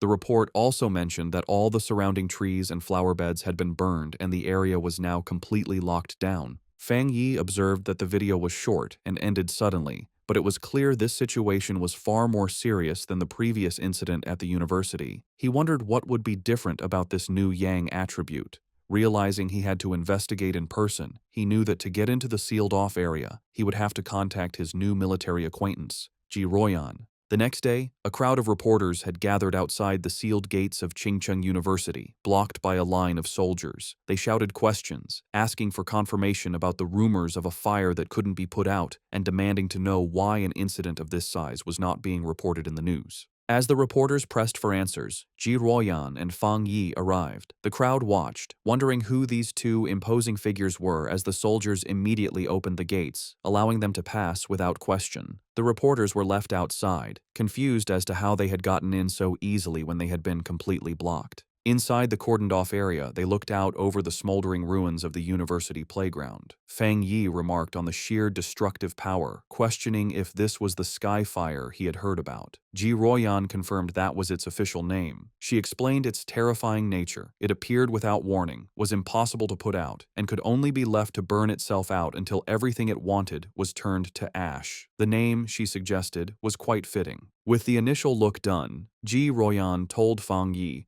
she needed to head to the principal's office and asked if he would wait for her. He told her to go on ahead, saying he would be fine there. Alone, Fang Yi walked along the edge of the destroyed area, which was now blocked off with yellow tape. He knelt and touched the scorched earth, analyzing the scene. He noted that the ground was already cold, and more importantly, there was no leftover spiritual power left from the sky fire. He realized with some disappointment that this meant he couldn't collect its attribute. His plan had been too simple. His thoughts were suddenly interrupted when a familiar voice called his name. He looked up to see his ex-girlfriend, Chu Qingli, standing on the steps nearby with a friend. She asked in surprise what he was doing there. Her friend with glasses immediately recognized his name, asking Chu Qingli if this was the ex-boyfriend she had mentioned, the one who had only gotten into a vocational college. Chu Qingli simply confirmed it was him. The friend then patted Chu Qingli's shoulder with a smug, condescending look. She told Fang Yi that she understood he was likely there because he was still hung up on his ex, but now that the gap between their lives was so big, he should just give up. Fang Yi could only stare back, genuinely confused by her assumption, questioning the very idea that he would be hung up on her. From a distance, other students began to gossip about the scene. They wondered who the guy with the school beauty Chu Qingli was, guessing he must be another sad suitor. They noted he didn't look like a student from their university and complained about how security could have let an outsider in. Chu Qingli's friend with glasses stepped forward, aggressively confronting Fang Yi. She told him that Chu Qingli was now the university's campus belle and that he should think clearly about his actions. She warned him that countless guys far better than him were pursuing her and that he didn't even rank. She ordered him to leave, telling him this was not a place he belonged. She then threatened to report him to the disciplinary office if he didn't explain how he got in. Meanwhile, Chu Qingli watched him with a complicated expression. She remembered him claiming he wouldn't regret their breakup, yet here he was. She concluded that his previous lack of interest must have been an act, and that he was just putting on a brave face. Their confrontation was interrupted when Ji Royan returned, asking Fang Yi if the girl was his friend. Chu Qingli was surprised by the sudden appearance of the imposing red-haired woman. Fang Yi coolly dismissed the idea, clarifying that they were merely high school classmates and couldn't be considered friends. Ji Royan accepted his explanation, simply saying they were just classmates. Ji Royan then put on a pair of sunglasses, her already intimidating presence growing even stronger. Both Chu Qingli and her friend were visibly nervous by the woman's powerful aura, wondering who she was and how she could possibly know someone like Fang Yi. Ji Ruoyan then turned to Fang Yi with an update. She explained that she had spoken with the principal, and the matter of the Skyfire was more complicated than they had thought. She told him that the principal was coming to take them to the fire's starting point, and since Fang Yi was now a special military consultant, his presence was required. Fang Yi agreed without any issue. Just then, a group of stern-looking officials in suits arrived, ordering everyone to scatter and announcing that the playground was to remain sealed off. Chu Qingli gasped in shock, recognizing the man leading the group as the university's principal. The other students were equally stunned. The principal was known to be an incredibly busy and hard-to-find figure, someone who was rarely seen on campus. They realized with awe that he had come personally to meet with Fang Yi and the mysterious red-haired woman. Chu Qingli's friend, however, completely misread the situation. She smirked, thinking that the principal had finally arrived to deal with the two people who weren't supposed to be there. Chu Qingli, however, remained silent, a look of uncertainty on her face. To the absolute shock of Chu Qingli and her friend, the principal and his group did not approach Fang Yi and Ji Ruoyan as trespassers. Instead, the elderly principal walked directly up to Fang Yi and greeted him with a warm, respectful handshake. He addressed Fang Yi as the consultant introduced by Ji Ruoyan, explaining how worried he had been about the school's recent anomalies and the safety of the students. He expressed his immense relief that they had come to solve the situation. In an even more stunning display, the principal then bowed slightly to Fang Yi, formally putting him in charge of the entire playground matter. From where she stood, Chu Qingli could only watch, her eyes wide with total disbelief as her entire view of her ex-boyfriend was shattered in an instant. The principal's security then moved to secure the area, forming a human barrier and ordering all unrelated people to step back. As the crowd of students, including Chu Qingli, was pushed away, they buzzed with confusion, unable to understand why their respected principal was bowing to such a young man. Lost in the crowd, Chu Qingli listened as the students' opinions changed around her. They now guessed that Fang Yi must have some extraordinary special identity to deserve such treatment. Someone recalled that just moments ago, he had been dismissed as Chu Qingli's suitor or ex-boyfriend. Another person remarked on the complete reversal of status, suggesting that now, even if she were to pursue him, she might not even be able to get his attention. The final cutting realization settled in as the crowd noticed that throughout the entire exchange, the young man had not once looked at or acknowledged the campus belle, leaving her to stand alone and completely ignored. At Qingcheng University's North District, the principal led Fang Yi and Ji Ruoyan to the site of the anomaly. He explained the series of events, starting with the Golden Sun incident, which he had hoped was the end of their problems. However, a few nights ago, a fire had started on a playground. A fire so intense that even the fire department couldn't put it out. He was thankful it happened at night when no students were around, allowing them to quickly seal off the area. The principal continued, his face growing more serious. While a single fire might have been a fluke, it was followed by fires on 2 more playgrounds. He said he had personally seen a crimson flame come down from the sky and float in mid-air, a clear sign of a supernatural event. He told them that while the other fires were eventually put out, one still remained. As they got closer to the final location, Fang Yi noted the sharp, choking smell of something burning. They arrived at a basketball court where a single hoop was on fire with a raging eternal flame. The principal confirmed this was the starting point, the one fire that simply could not be put out. As they watched the anomaly, Ji Ruoyan checked a device on her wrist, which showed a reading of 11. She explained to Fang Yi that it was a basic spiritual anomaly detector. She clarified that any reading over 10 was considered a disaster for ordinary people, requiring a complete lockdown. Suddenly, the device began to flash and beep wildly, the reading shooting up to 60. Ji Ruoyan cried out in alarm at how high the value had become. Panicked, she warned the principal that if the energy kept rising, it wouldn't just affect the university, but the entire city. She declared they needed to immediately send an elite squad of pioneers to contain the threat. Before they could act on the plan, however, Fang Yi took matters into his own hands. Without a word, he leaped over the chain-link fence, ignoring the no-entry sign and heading directly into the fire. He was instantly covered by the intense flames, as Ji Ruoyan and the principal watched in shock. At that exact moment, the reading on Ji Ruoyan's device jumped again, now showing an incredible 110. She shouted that the anomaly had just been upgraded to S level. The principal, panicked, asked what they were supposed to do now that Fang Yi was inside. Ji Ruoyan could only stare into the fire, questioning his recklessness and muttering that even the strongest soldier from the Forbidden Zone wouldn't dare to enter such a dangerous area alone. Inside the fire, however, Fang Yi stood completely unharmed, his silhouette calm against the raging flames. He knew that just as his Yang attribute had protected him from the divine thunder, it could also shield him from this sky fire. But he quickly found a major problem. While his power was protecting him, it also stopped him from touching the source flame itself, which meant he couldn't activate his system's ability to create a new technique. Realizing his protective aura was both a help and a hindrance, Fang Yi knew he had to get to the source flame. He watched as the fire wrapped around the basketball hoop like a great fiery dragon, understanding that he needed to get to its heart. Without hesitation, he prepared to face the fire head-on as the fiery dragon lunged toward him with a ferocious roar. In an incredibly risky move, he deliberately turned off his Golden Sun protective aura, leaving himself completely vulnerable. The sky fire instantly rushed in, covering his body in a storm of raw, burning energy. He gritted his teeth against the searing pain as the flames burned him, but he forced his hand forward, determined to touch the anomaly's core. His gamble worked. The moment his hand touched the source, his system activated, confirming it had detected the strong fluctuation of the Skyfire attribute. Despite the pain, a determined grin spread across his face. He was amazed at the Skyfire's power, noting its will was even stronger than the Desolation attribute he had recently gotten. With fierce determination, he declared that he would absorb this power no matter the cost. The system began its final calculation, successfully compiling the new data. With a triumphant smirk, he knew he had succeeded. A new system window appeared, announcing his reward.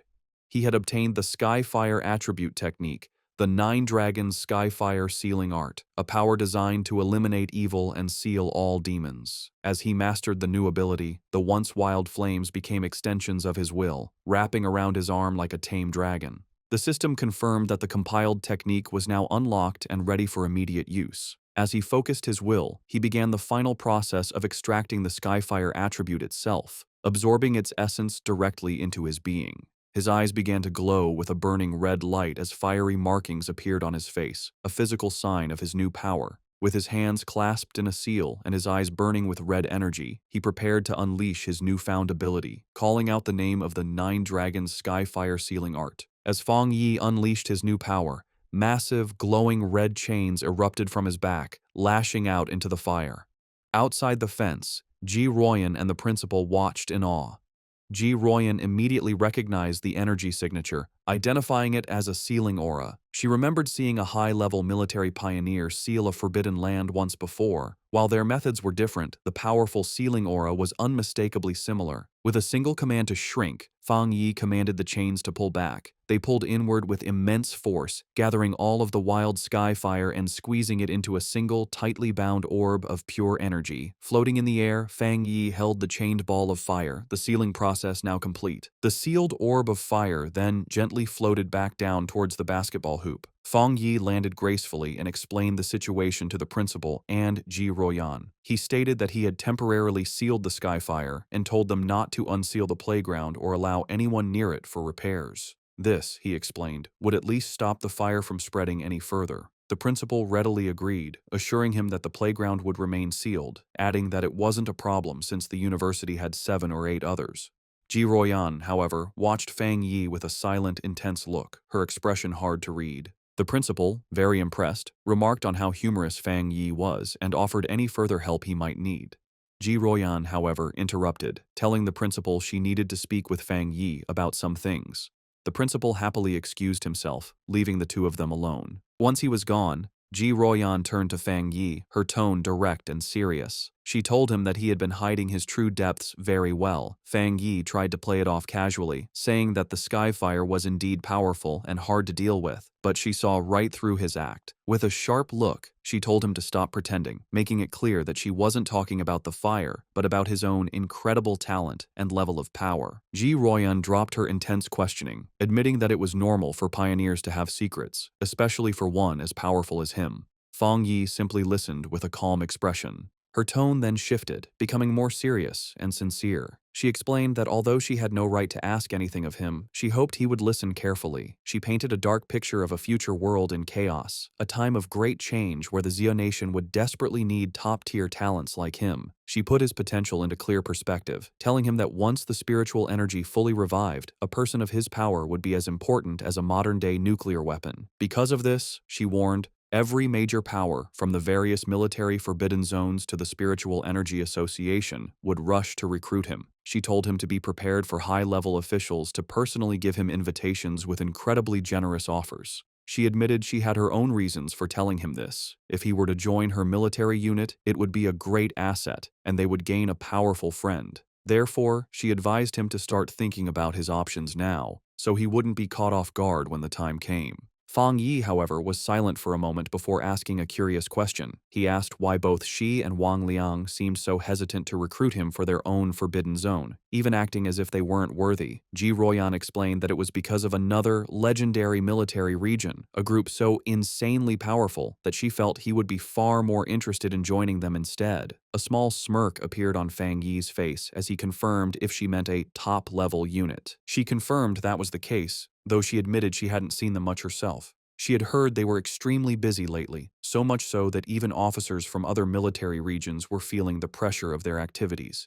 Changing the subject, she suggested they stop talking and go, as the principal had invited them to eat at the university cafeteria. As they walked, Fang Yi silently concluded that even the nation's most powerful forces were facing their own big troubles. His mind raced with the implications. Ji Royan's words meant that terrifying anomalies, with power far beyond the capabilities of current pioneers, had already begun to appear. He realized that the pioneers fighting these threats must include spirit creation realm cultivators like himself, and perhaps some who were even stronger. A new sense of urgency washed over him. He felt that the day of the full spiritual energy revival was fast approaching, and his preparations were still far from enough. His thoughts then shifted back to the immediate task at hand, how to best use the Skyfire attribute he had just collected. He analyzed its nature, an irregular, wild, and all-consuming flame that left nothing in its wake. He realized it would be the perfect weapon against anomalies that could reproduce or regenerate endlessly. Suddenly, an idea struck him. The wild and powerful nature of the Skyfire was a perfect match for his Crimson Flame Blade technique. He imagined enchanting his sword with this new power, realizing it would be an incredible enhancement to his fighting style.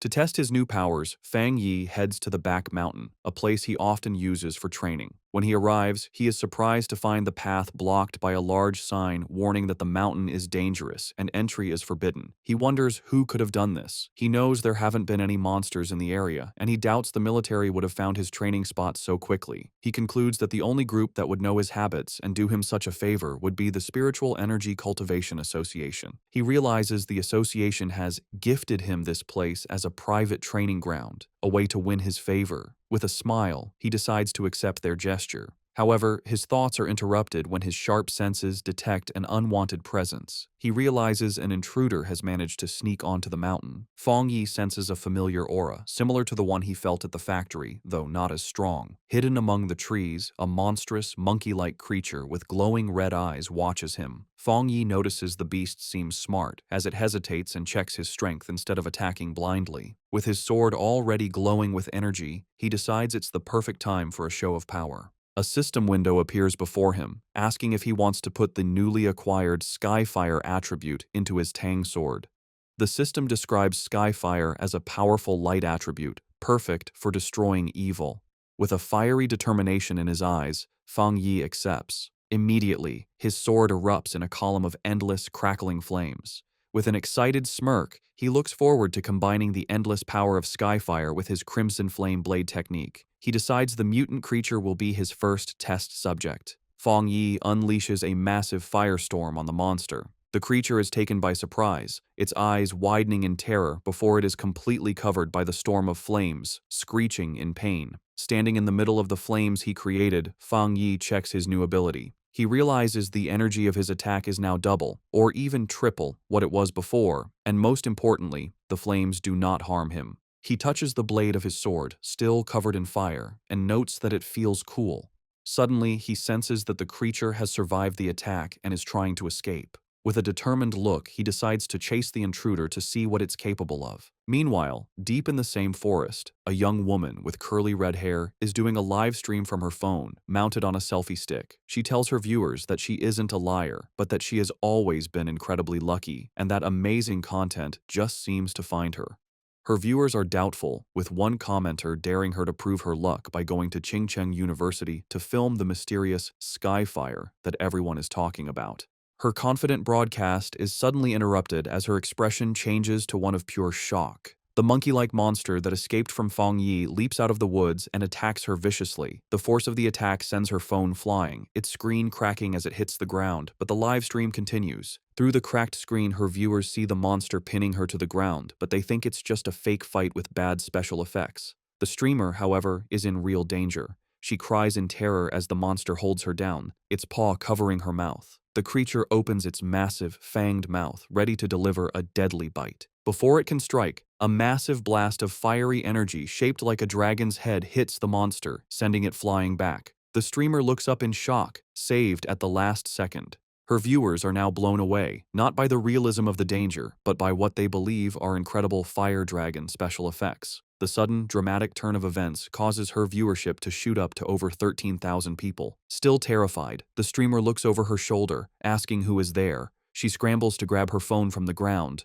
Getting to her feet, she aims the camera at the source of the attack. She stands before a raging fire and shouts to her audience that she has captured it on film, that there is a person standing inside the fire. Her camera captures the silhouette of Fang Yi standing completely unharmed within the flames. In her terrified and amazed mind, she concludes that she has just been rescued by a true immortal. The video of Fang Yi's rescue of the live streamer, Malala, instantly goes viral. It becomes the top trending topic online, with over 13.5 million views. The headlines are dramatic, calling him a mysterious man of skyfire, the king of flames, and an immortal come down to earth to save the world. In an office, Chu Qingli's friend excitedly calls her over to look at the video on her computer screen. She is thrilled, telling Chu Qingli that this proves powerful cultivators are real and that the skyfire at the university was no fake. Chu Qingli, however, is dismissive, telling her friend not to believe such things and that it's all just acting and special effects. But as she looks closer at the screen, her doubtful expression freezes into one of shock and recognition. Her friend, not noticing her reaction, points excitedly at the screen, triumphantly saying she was right and commenting on how handsome the man in the video is, before noticing her friend's stunned silence. Internally, Chu Qingli is in turmoil. She desperately tells herself the video must be fake and that the figure only looks like Fang Yi. She reasons that if it were really him, he would have been burned to ash by such intense flames. Her denial then shifts to fear as she considers the possibility that it truly is him. She worries that he might use his new power to get revenge on her for their breakup, but she stubbornly resolves that she will never bow her head to him, no matter what. Elsewhere, the red-haired leader of Lin Yiyi's pioneer squad shows the same video to Yiyi on her phone. The leader asks if the man looks familiar, suggesting he's the same person who saved them from the monstrous vine. Yiyi agrees that he does, and then adds a stunning piece of information. She recently learned that a powerful master who broke through to the spirit creation realm lives in her neighborhood. She begins to wonder if her quiet cousin and this incredible pioneer could possibly be the same person. In yet another location, Zhang Xiaoya and a male pioneer from the lava cave incident also watch the video.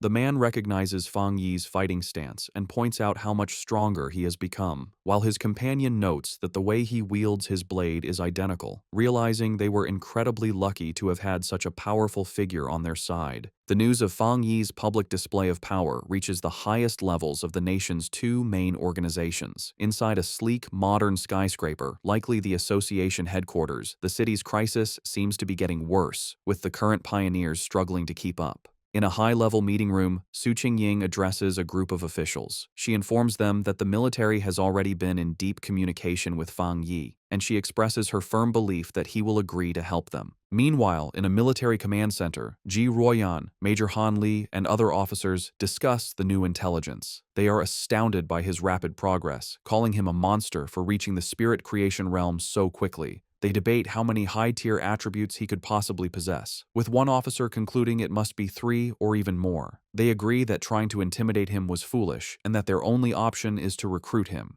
Major Han Li asks if the High Command has decided to approach him personally. Ji Royan confirms they have, but adds that the top brass is still hesitant to humble themselves, as all previous top-tier pioneers have come from within the military's own ranks. Taking charge, Major Han Li outlines their new strategy. He orders his subordinates to find out what new weapons or equipment Fang Yi might need and to provide him with information on suitable training locations as a gesture of goodwill. He also gives a crucial final command. The viral livestream video and all the rumors spreading from it must be properly managed and controlled. The entire spiritual energy circle in the Xia Nation has now turned its attention toward Fang Yi. Both Su Qingying and Ji Royan think about his future. Su Qingying appears concerned about the immense pressure he now faces, while Ji Royan wears a slight, confident smile. Both women, leaders of their respective groups, eagerly await to see what this extraordinary young man will do next. In a quiet hospital room, a heart monitor beeps steadily. A mysterious woman with long purple hair sits by the bedside of an unseen patient, whom she calls her teacher. She speaks softly, telling the patient that the Xia Nation seems to have found a new hope. With the appearance of a person as powerful as Fang Yi, she adds, the chances of her teacher finally waking up have become a little higher. One day later, back at the apartment, Fang Yi is having breakfast and thinking about the previous day's events. He reflects on how the news of his battle in the back mountain went viral, all because a daring live streamer had managed to sneak into the restricted area for views. As he eats, he notes that the video has since been completely removed from the internet and the live streamer's account has been banned, correctly assuming it was the work of the military or the Spiritual Energy Association. His casual thoughts are suddenly interrupted as he realizes something is wrong. His cousin, Lin Yi, never came home the previous night and hasn't sent him any messages. He finds this very unusual, even if she was out on a mission. A feeling of unease grows as he tries to call her, but the call goes directly to an out-of-service message. Now genuinely worried, he knows something must be wrong and decides he has to go find her. Meanwhile, deep in a dark and misty forest, Lin Yi and the red-haired leader of her pioneer squad are lost and trapped. The leader asks Yi if she has any idea how long they've been stuck there.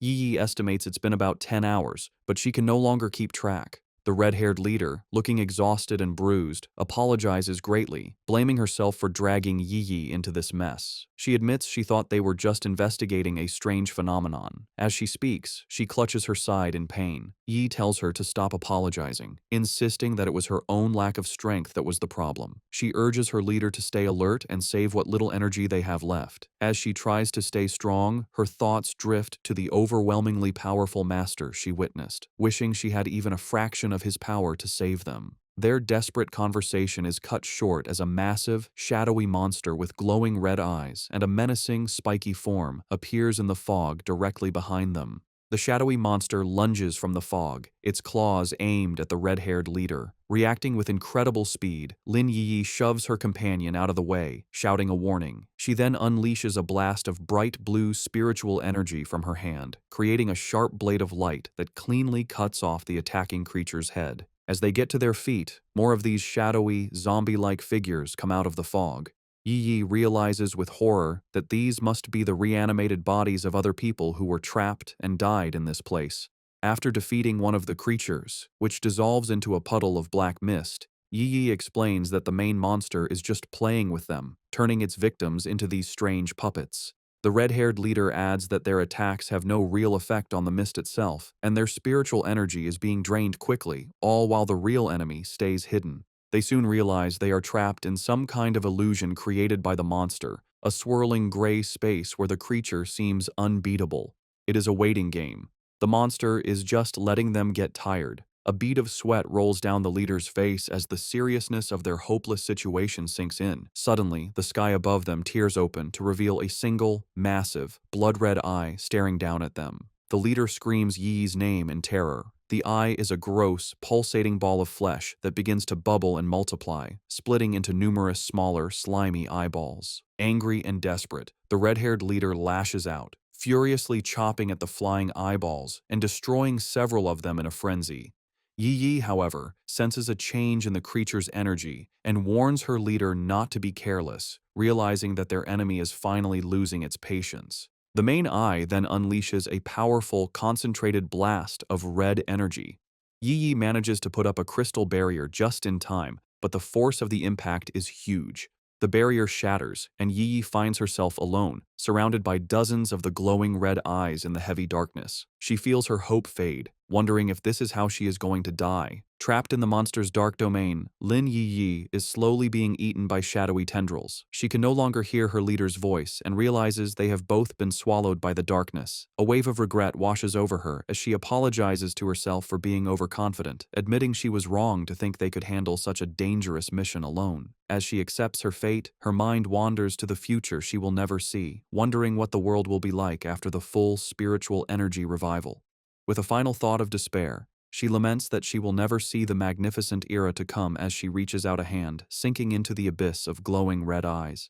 Tears stream down her face as she closes her eyes, ready for the end. Just as all hope seems lost, a massive explosion of brilliant blue light erupts, tearing the darkness apart. A figure bursts through the shadows, radiating an immense aura of crackling blue energy. It is Fang Yi, his eyes glowing with power. He remarks to himself that he almost didn't make it in time. Yi stares in utter shock and disbelief, tears still fresh on her cheeks, as she recognizes her rescuer and gasps his name, identifying him as her cousin. With a powerful blast of divine thunder, Fang Yi completely shatters the monster's shadowy domain. He lands gracefully in the now clear forest, his hand still sparking with leftover electricity. He has saved both his cousin and her unconscious leader. Yi can only stare, her world turned upside down by the stunning revelation that her seemingly ordinary and lazy cousin is, in fact, an incredibly powerful pioneer. The battle is not over yet. The true form of the anomaly, a grotesque, multi-eyed, fleshy orb, appears from the shadows behind Fang Yi. Yi snaps out of her shock and desperately shouts a warning, telling him that the creature's main body is behind him.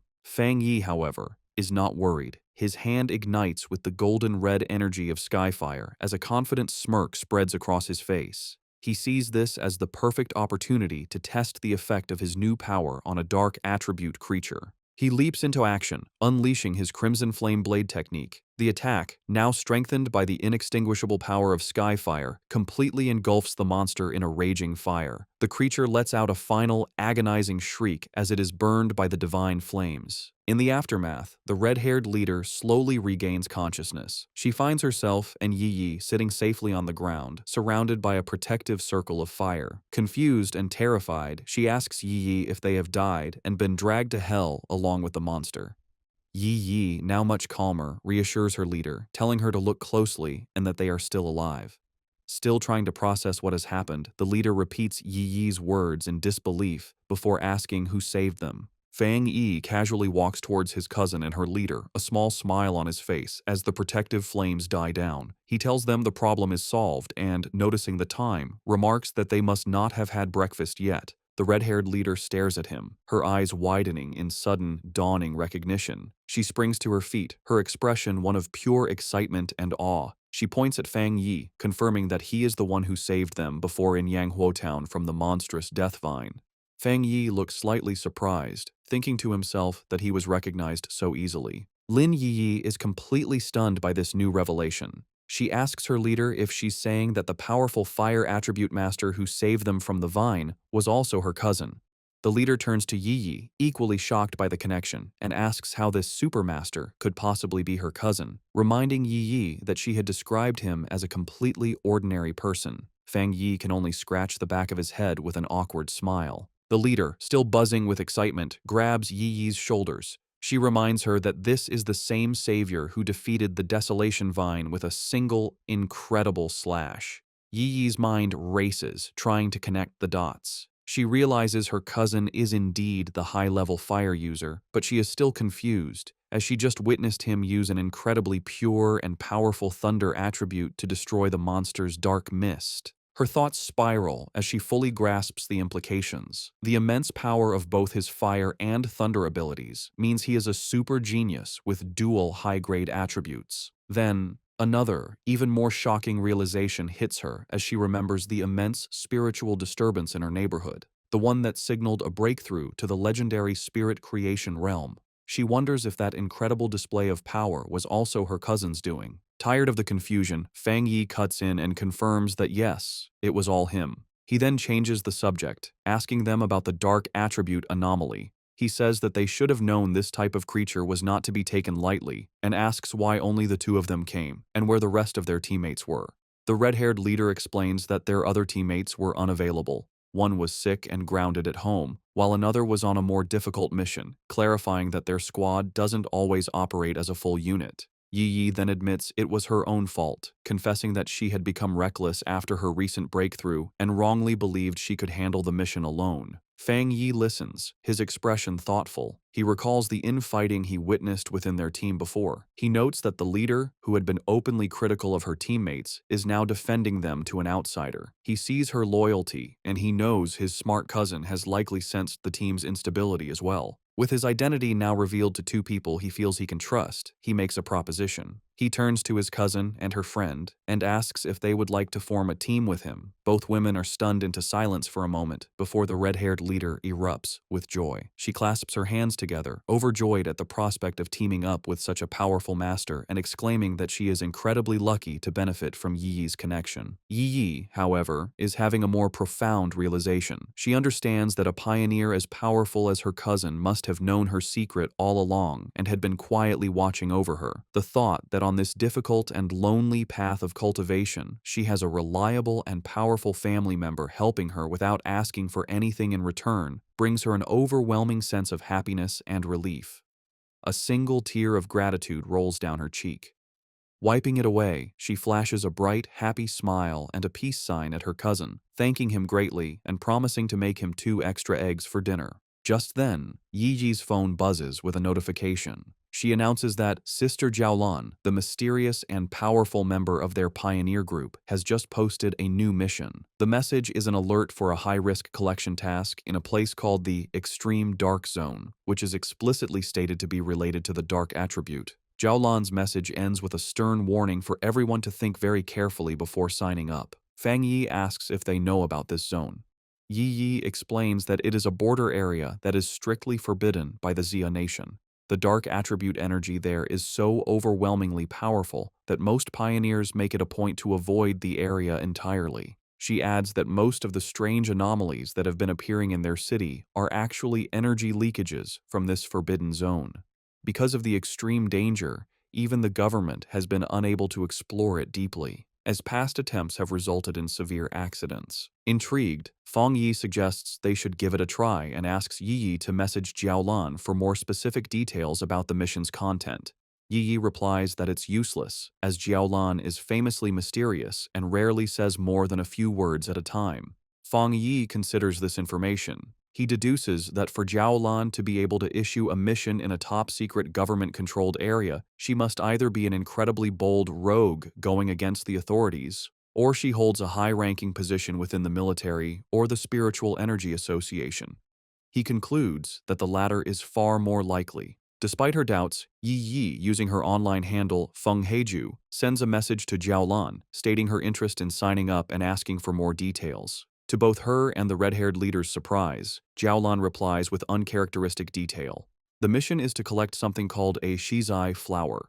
She warns that while the rewards for this mission are much higher than usual, all the dangers within the extreme dark zone are related to the dark attribute, and the risk level is far greater than anything they have encountered before. She explicitly advises all pioneers to form teams before attempting the mission. The two women are stunned by how thorough her response is, as it's completely out of character for her. A moment later, another, even more direct message from Jiaolan arrives. She warns that the mission could involve an S-level anomaly and that the death rate is extremely high, urging them to reconsider. Then, she adds a final, thinly veiled piece of advice. If you have a strong and reliable pioneer to team up with, it's not too late to sign up. Elsewhere, the mysterious purple-haired woman from the hospital, who is revealed to be Jiaolan, walks down a corridor flanked by guards. She looks at her phone and thinks to herself that she's done all she can. It is now up to that person to decide if they are willing to accept the challenge. Back in the park, Fang Yi smirks, having completely understood the subtext. He tells Yi Yi that Jiaolan's message isn't just a warning, it's a direct and personal invitation.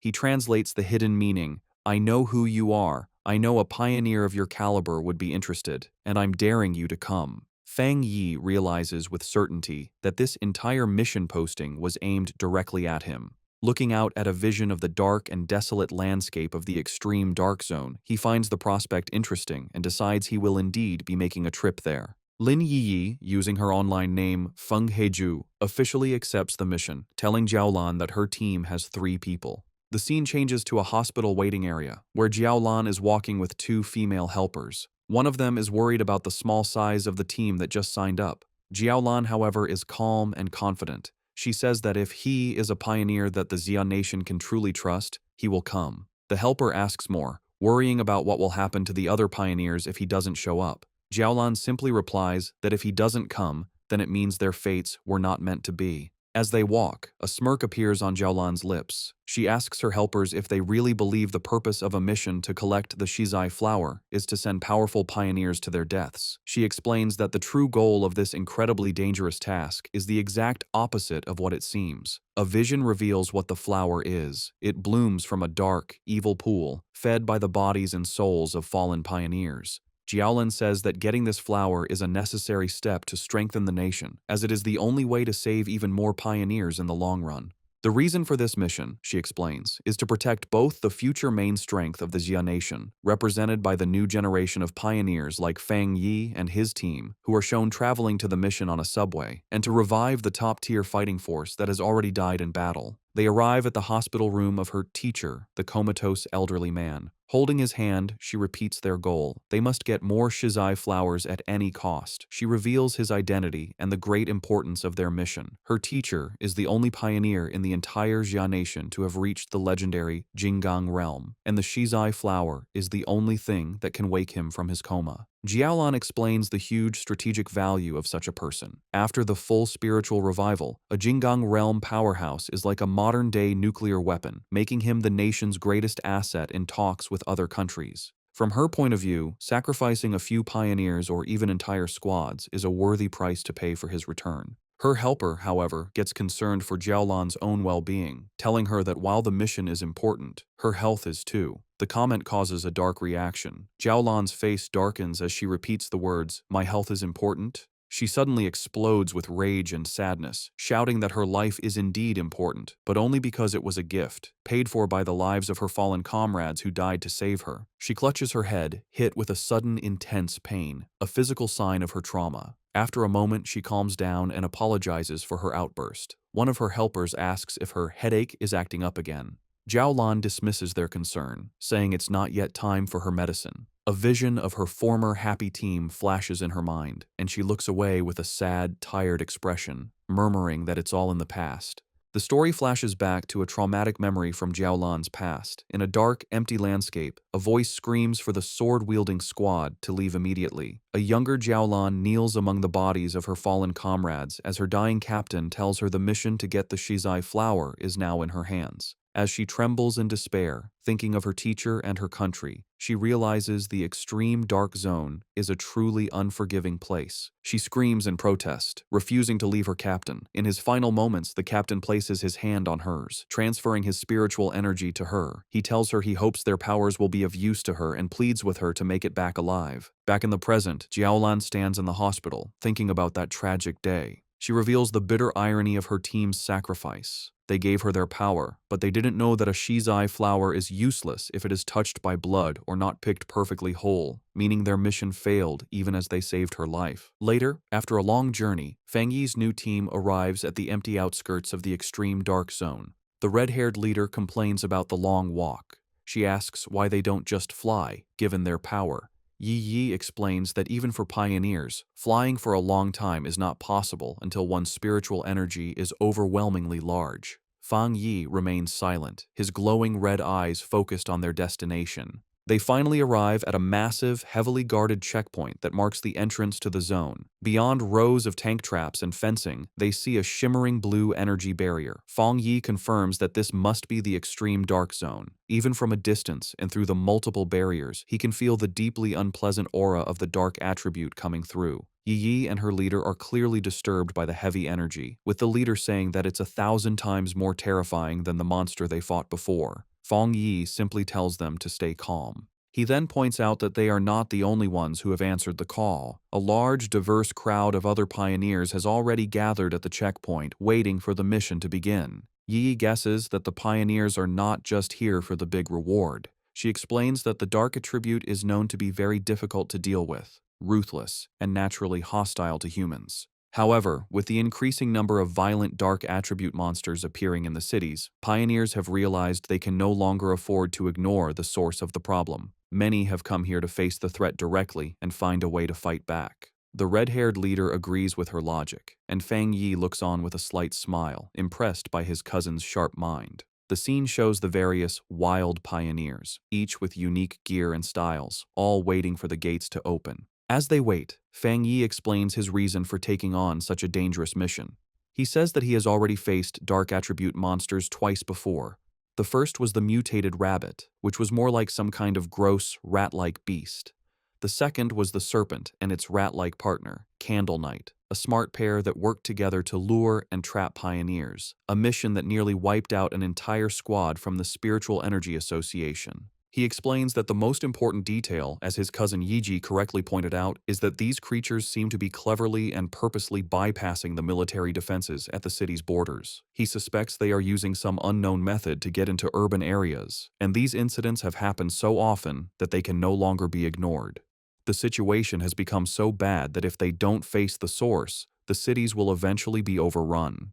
Therefore, he concludes, they have no choice but to go to the extreme dark zone. At the checkpoint, a military officer watches as Su Qingying briefs a group of pioneers before the energy barrier. She stands with a grim and serious expression, ready for the dangerous mission ahead. Her focus is broken when she spots a familiar group approaching. She is completely shocked to see Fang Yi walking up with Lin Yi and the red-haired leader. Her green-haired subordinate, Zhang Xiaoya, is equally surprised and calls out to her, but Su Qingying is frozen, covering her mouth in a panic. She silently prays that the great master won't notice her in the crowd, but her hopes are crushed when Fang Yi looks directly at her, a questioning look on his face as he calls out her name, identifying her as Captain Su. Resigned, Su Jingying walks over with her cloaked squad members, having already received military information about Fang Yi's team. The red-haired leader, always mischievous, sizes up the beautiful silver-haired girl and asks Fang Yi if this is Yi Yi's sister-in-law, a teasing term for a potential girlfriend. The suggestion sends both Yi Yi and Su Qingying into a panic. Su Qingying blushes and waves her arms, exclaiming what a huge misunderstanding it is. Fang Yi calmly clarifies that she is not, explaining that she is Captain Su from the Spiritual Energy Association who helps him out with miscellaneous tasks. This explanation, however, only seems to make Su Qingying more flustered, as she finds the description even more annoying than the romantic idea. Their conversation is interrupted by a loud, arrogant voice. An imposing older man in heavy red armor with two other armored pioneers steps forward and calls them a bunch of shameless brats. He complains loudly that the new generation of pioneers is younger and more disrespectful, not even greeting their elders. He scolds them for talking casually in such a dangerous place. He finishes with a sarcastic comment, saying he hopes they can all rely on each other inside the extreme dark zone. The red-haired leader gets angry, but Yi Yi holds her back, trying to calm the situation. Fang Yi calmly steps between them, signaling for his teammate to calm down. Not intimidated, the red-haired leader points a finger at the arrogant man, telling him to mind his own business and warning him that it's anyone's guess who will be scared to death inside. The man's expression turns into an angry glare. Just then, the sound of an approaching vehicle breaks the tension. The man smirks, seeing that their car has arrived. A large armored transport with police lights pulls up, and its back doors open. The mysterious Jiaolan steps out, and her presence immediately gets the attention of every pioneer there. The crowd gasps, recognizing the infamous Sister Jiaolan. She walks forward with an air of authority, with her guards on either side as the pioneers murmur in awe, wondering who she is to deserve such a grand entrance. Fang Yi watches her approach and figures out her purpose. She is the one who will open the gate for them. Jiaolan stands before the massive, crackling blue energy barrier. She raises her hand, gathering a swirl of pure energy until a glowing blue symbol forms in her palm. With a powerful push, she shoves the symbol forward, and the huge energy barrier tears open, revealing a dark path into the forbidden zone. With the gate now open, the S-Class mission has officially begun. With the huge energy barrier torn open, Jiaolan stood before the dark portal, with red and black energy whipping around her. She announced that the pioneers could now enter but gave them one last, important warning. The Shizai flowers they were sent to get had to be perfectly whole and must not be touched by human blood. She said that if the flowers didn't meet these rules, there would be no reward, and with that, she told them to start. The large group of pioneers began to walk into the scary portal. As they walked, a member of the arrogant pioneers group grumbled to his leader, complaining that Jiaolan was sending them to their deaths without going in herself. The arrogant pioneer's teammate told him to be quiet, reminding him that if they died, the government would pay a lot of money to their families. As Fang Yi's group watched the others enter, Su Qingying analyzed the strength of the various teams for him. She identified the arrogant pioneer as a one-star spirit creation realm cultivator, the same level as Fang Yi. She also noted that there were several other powerful people who were hiding their auras, making them hard to judge, while the rest were solid pioneers at the 1-star or 3-star Ghost Axe realm. She concluded that the teams were all about equal in strength. Fang Yi was surprised to hear that the arrogant man was also at the spirit creation realm, as he hadn't sensed a high level of spiritual energy from him. He thought to himself that the mission must be very difficult to have attracted so many elite teams. Back outside, one of Jiaolan's helpers gave her a final report from a tablet. She confirmed that a total of 37-star Ghost Axe Pioneers, 7 1-star Ghost Axe Pioneers, and 3 1-star Spirit Creation Pioneers had entered. The mission involved monsters ranging from B level to S level in danger. Jiaolan calmly told her helper to get the monitoring equipment ready, assuring her that she was prepared. Inside the portal, the pioneers found themselves in a deserted, dark, and misty place filled with dead trees. As Fang Yi's group stepped into the extreme dark zone, they were immediately surrounded by shadowy black tendrils of energy. Fang Yi warned everyone to stay close, explaining that the overwhelming dark attribute in the area would block their vision and that they could easily get separated and lost. His warning was followed by the red-haired leader suddenly kneeling over, feeling sick. She apologized, saying she couldn't stop herself from throwing up. Su Qingying calmly went to her side and told her it was a normal reaction. She explained that the terrible smell was a mix of rotting bodies and brain fluid, a scent that most people couldn't handle. She then pointed to another group of pioneers in the distance who were also on the ground, vomiting from the bad air, showing that even those of similar strength were affected. Su Qingying continued to explain that the dark attribute was a natural counter to pioneers, acting as a form of pollution that weakened them. She also warned that the monsters in this zone were extremely active. Fang Yi listened closely as she explained the known threats. She explained the official monster classifications. B-level monsters were a threat to pioneers of the same level. A-level monsters were powerful enough to attract spirit creation realm cultivators, like the extreme dark zone itself. And S-level monsters were disaster-class threats, powerful enough to challenge even those at the legendary Jinggong realm. However, she added a final grim warning. The dark attribute in this zone acted as a power-up for the creatures. A monster that would normally be a B-level threat would be at least an A-level threat inside this zone. The red-haired leader expressed her surprise at this new information. Lin Yiyi, worried, asked Su Qingying if she and her team were unaffected by the pollution. Su Qingying chuckled, explaining that she was not affected because she and her team were used to dealing with similar monsters and were not bothered by the smell. She also revealed that she had recently broken through to the 3-star Ghost Axe realm and was working hard to evolve her water attribute into an ice attribute. Lin Yi then spoke up, addressing Su Qingying. She noted that since they were both at the same level, she wondered if she also felt her spiritual energy being heavily suppressed, even more so than during her previous missions. Su Qingying confirmed her suspicion, adding a grim warning that many high-level masters, including 1-star spirit creation military elites, had died in this zone, so they needed to be extremely careful. As they went deeper into the deserted landscape, Su Qingying took the lead. She saw that they could no longer see the group ahead of them and urged her team to move a little faster. She then gave an important instruction. They should all speak less to save their physical strength and concentrate their spiritual energy to prevent the heavy dark mist from taking advantage of any weakness. As he walked, Fang Yi thought about his own condition. He was surprised that he didn't feel the same severe discomfort as the others. He concluded that it was likely because his enhanced yang and thunder attributes naturally pushed back the dark attribute, or perhaps his spiritual power had simply become stronger after his breakthrough to the spirit creation realm. Elsewhere in the zone, the arrogant pioneer and his team were in a fierce battle. With a powerful slash of his glowing green sword, the leader easily cut off the head of a monstrous beast. He laughed arrogantly, mocking the zone's dangers. His teammates cheered him on as he declared that they would be the ones to get the Shizai flower, vowing to show the younger generation what true strength looked like. Back with Fang Yi's group, Lin Yi was still struggling with nausea, making small gagging sounds. Fang Yi noticed her distress and thought to himself that despite her power, she was still just a child. He gently placed a hand on her back, sending a comforting wave of spiritual energy through her. The effect was immediate. Lin Yi felt the nausea and the chilling cold vanish, replaced by a comforting warmth like the winter sun. She marveled at the incredible power of the spirit creation realm. She commented on the comforting warmth of what she believed to be a rare, high-grade fire attribute. She thought about how her own wood attribute slowly absorbs energy and how Su Qingying had mentioned her own water attribute turning into the rare ice attribute. Fang Yi corrected her, clarifying that it wasn't a fire attribute, but the yang attribute.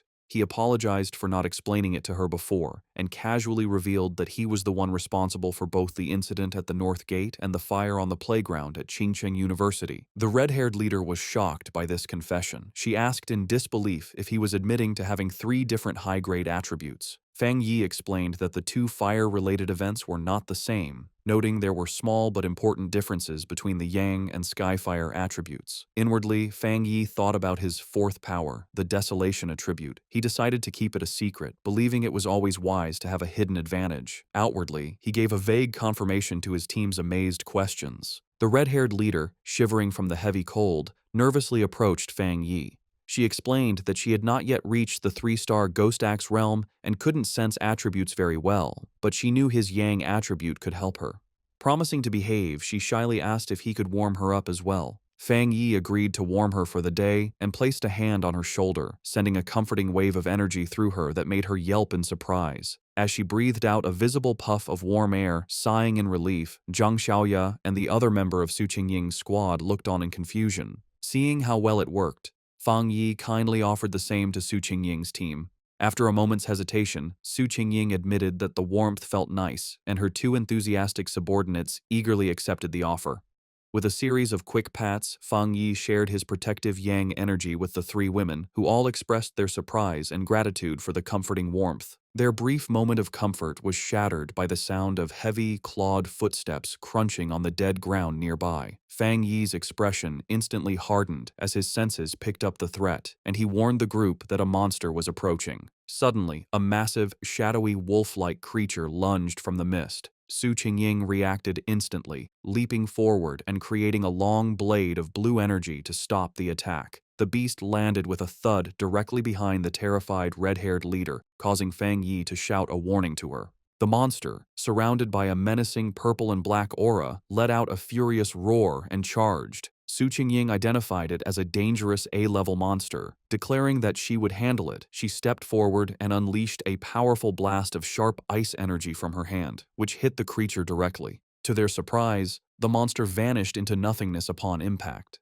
Su Qingying stood ready, an ice crystal forming in her hand, as Lin Yi wondered aloud if it had disappeared. However, Fang Yi saw the truth behind the attack. His sharp eyes pierced through the mist, revealing that the monster had been a distraction. The real threat was a massive horde of zombie-like figures with glowing red eyes, walking silently toward them. He shouted a desperate warning for everyone to watch their feet, but it was too late. The ground beneath them erupted in a mass of shadowy hands and tendrils, trapping the entire group as the zombie horde closed in from all sides. Surrounded by the grabbing zombie horde, Fang Yi calmly told his companions to get back as he drew his sword. His eyes lit up with a brilliant, fiery light, and he unleashed a massive, explosive wave of pure fire. The entire horde was instantly burned by the inferno, their shadowy forms dissolving into the flames as they shrieked in pain. Standing among the dying embers, Fang Yi casually twirled his sword, announcing that they were safe for the moment. He explained that despite the illusion of a large crowd, there had only been 2 monsters controlling the puppets. Su Qingying was shocked, realizing that the monsters in this zone had already evolved to the point where they could mimic human language. Fang Yi grimly suggested that it was likely because they had eaten many people and learned from their victims. The group was stunned by the power they had just seen. Su Qingying noted that the extreme dark zone was so dangerous that it had made even the weakest of these creatures into A-level threats, making them impossible for anyone below the spirit creation realm to fight head-on. In a separate location, the mysterious Jiao Lan watched the event unfold. She was impressed, realizing that Fang Yi had destroyed 2 A-level phantom beasts with a single strike. She admitted to herself that even she would have needed to fight them for several rounds to win. Understanding the new level of danger, Lin Yiyi declared that if what Su Qingying said was true, it was more important than ever for them to stick together. She warned that the monsters could disguise themselves and attack when they let their guard down, and she urged the red-haired leader to get up from the ground. The red-haired leader, however, was still shaken, not by the monsters, but by the overwhelming power of Fang Yi's attack. She complained about the terrifyingly heavy aura, which she found more suffocating than the zombies, feeling that even a slight touch from his flames would have killed her. Suddenly, a deep rumbling sound echoed through the deserted landscape. Lin Yi asked if the others could hear what sounded like ocean waves. The ground began to shake violently, causing the entire group to stumble and lose their balance. In the distance, they saw other pioneer teams fleeing in absolute terror. One man desperately shouted at his comrade to stop fighting and run, screaming that the approaching threat was pure evil and that they were seeing ghosts. Fang Yi, Su Qingying, and Lin Yiyi watched with grim expressions as the chaos unfolded. Before them, a massive, swirling vortex of pure dark energy, filled with countless monstrous forms and glowing red eyes, swept across the landscape, consuming everything in its path. The arrogant pioneer and his team were caught in the middle of the disaster, which was identified as the legendary Dark Tide. As the terrifying dark tide swept across the land, eating pioneers who screamed for help, the arrogant pioneer scoffed. He dismissed the threat, proudly declaring that if the regular troops couldn't handle it, it didn't mean he couldn't. With a defiant roar, he summoned a huge barrier of green energy with his sword, proclaiming that everything inside the zone was his to take. He then charged recklessly into the heart of the swirling red and black storm. His confidence was instantly broken.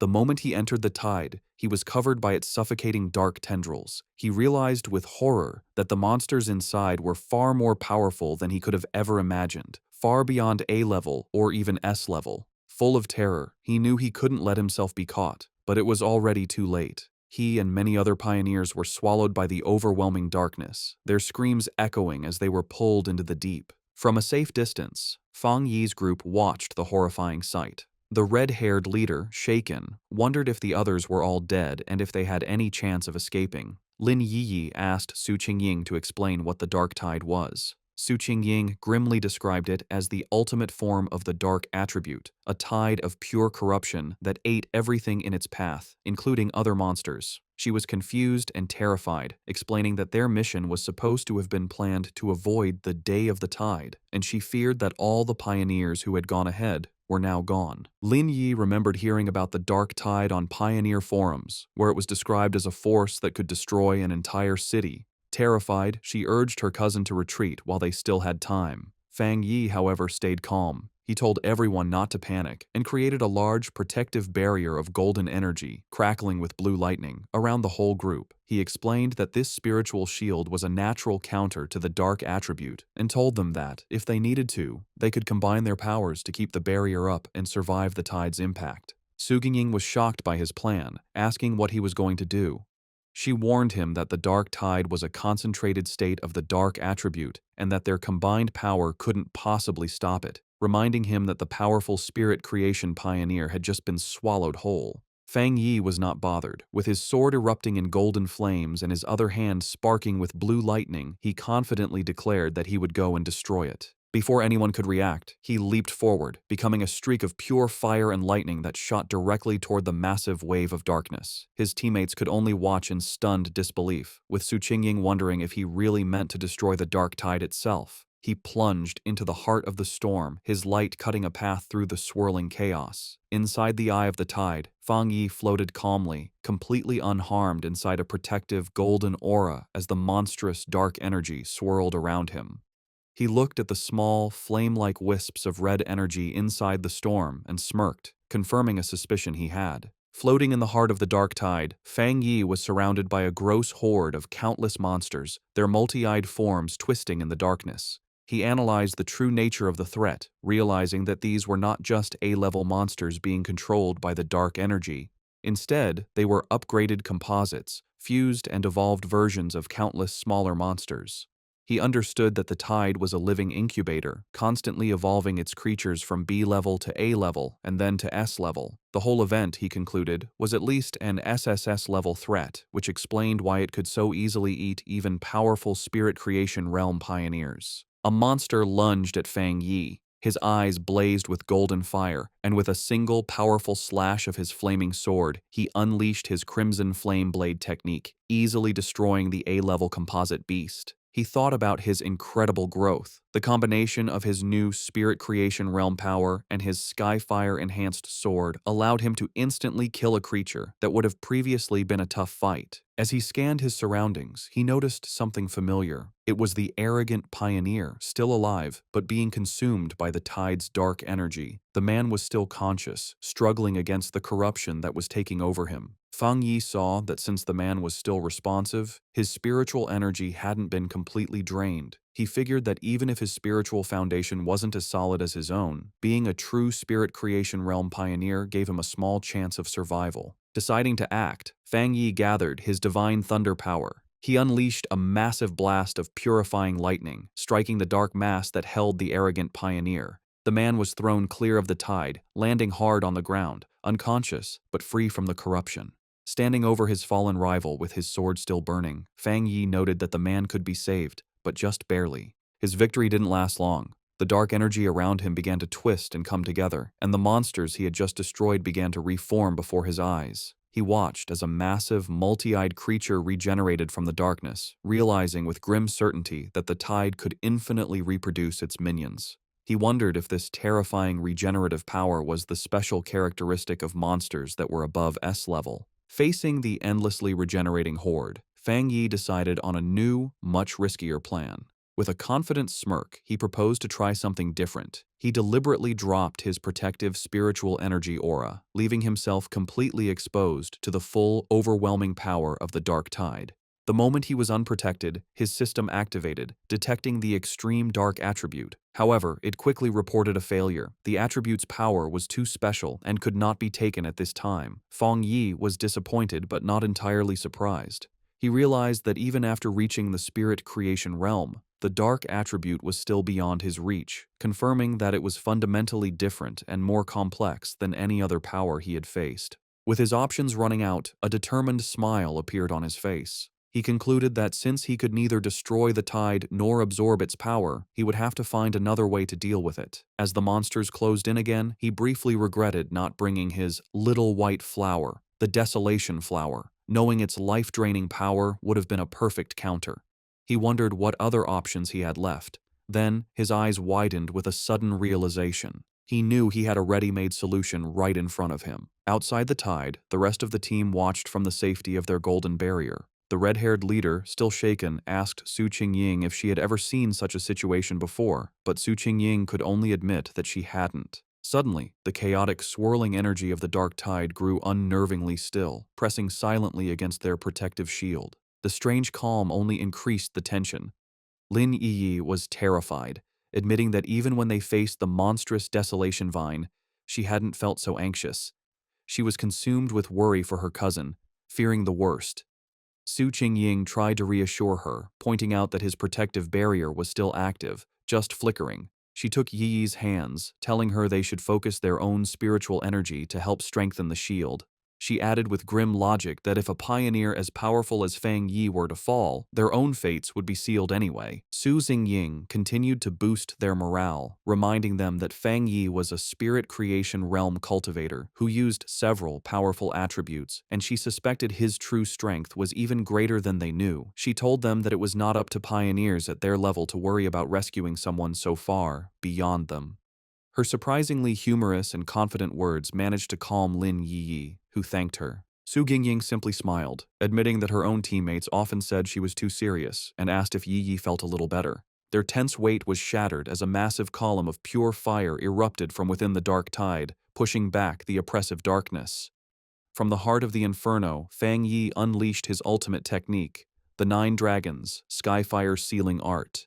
He rose from the flames, his body glowing with a mixture of blue and golden energy. Outside, his teammates watched in absolute awe. The red-haired leader excitedly pointed him out to a stunned Lin Yi, while Su Qingying stared in disbelief at the sheer scale of the power on display. The technique appeared as 9 colossal, fiery dragons that swirled and danced, their combined light completely overwhelming the dark tide. Elsewhere, the mysterious Jiaolan, who had been monitoring the mission, was thrown off balance by the immense spiritual pressure. She recognized the power as the legendary Skyfire attribute and the technique as a powerful seal. She watched in utter disbelief as the 9 dragons came together, compressing the entire, city-destroying dark tide into a single, unstable orb of fiery energy, questioning if he had truly managed to seal the entire event. But Fang Yi was not finished. Having contained the tide, he gathered his divine thunder power in his hands, unleashing it in a massive vortex of crackling blue energy that swirled around the sealed fiery sphere. With a powerful roar, he invoked the name of his combined technique, the 9 Dragons' Edict. The 2 immense powers of fire and thunder crashed together, creating a massive explosion that shook the very foundations of the extreme dark zone.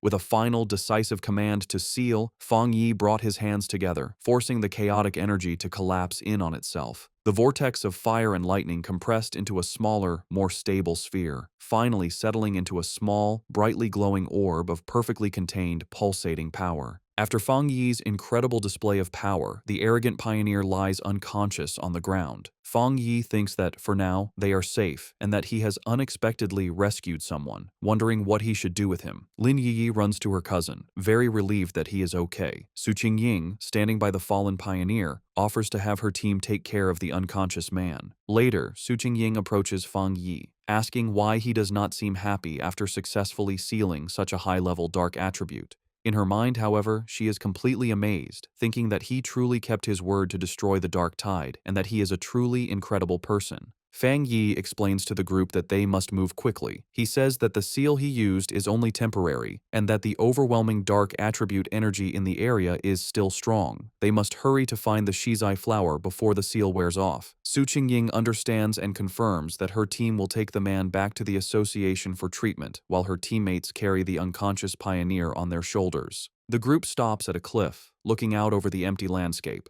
Su Qingying realizes that none of the other pioneers who went ahead made it out, sadly concluding that they were all eaten by the dark attribute, as not a single trace of them remains. The red-haired leader mourns how people who were alive just moments ago have completely vanished. Fang Yi, for his part, thinks that maybe he is cold-blooded, but he feels relieved that he didn't have to watch them die. As they approach a scary dark pool, Fang Yi takes command. He tells Lin Yi and the others to go ahead with Su Qingying's team, explaining that this pool is now the most dangerous thing and it's better for him to stay behind to protect them. The group agrees and moves forward. When he is left alone, standing on a rocky ledge, a system window appears before Fang Yi, telling him that it has detected a new, strong fluctuation of the dark attribute. Immediately, a powerful vortex of purple and black energy erupts from the ground around him. The system confirms that the detection was successful and announces that it is activating its ultimate computing power to begin writing a new technique. Fang Yi is lifted into the air, his arms outstretched, as huge pillars of pure dark energy rise around him.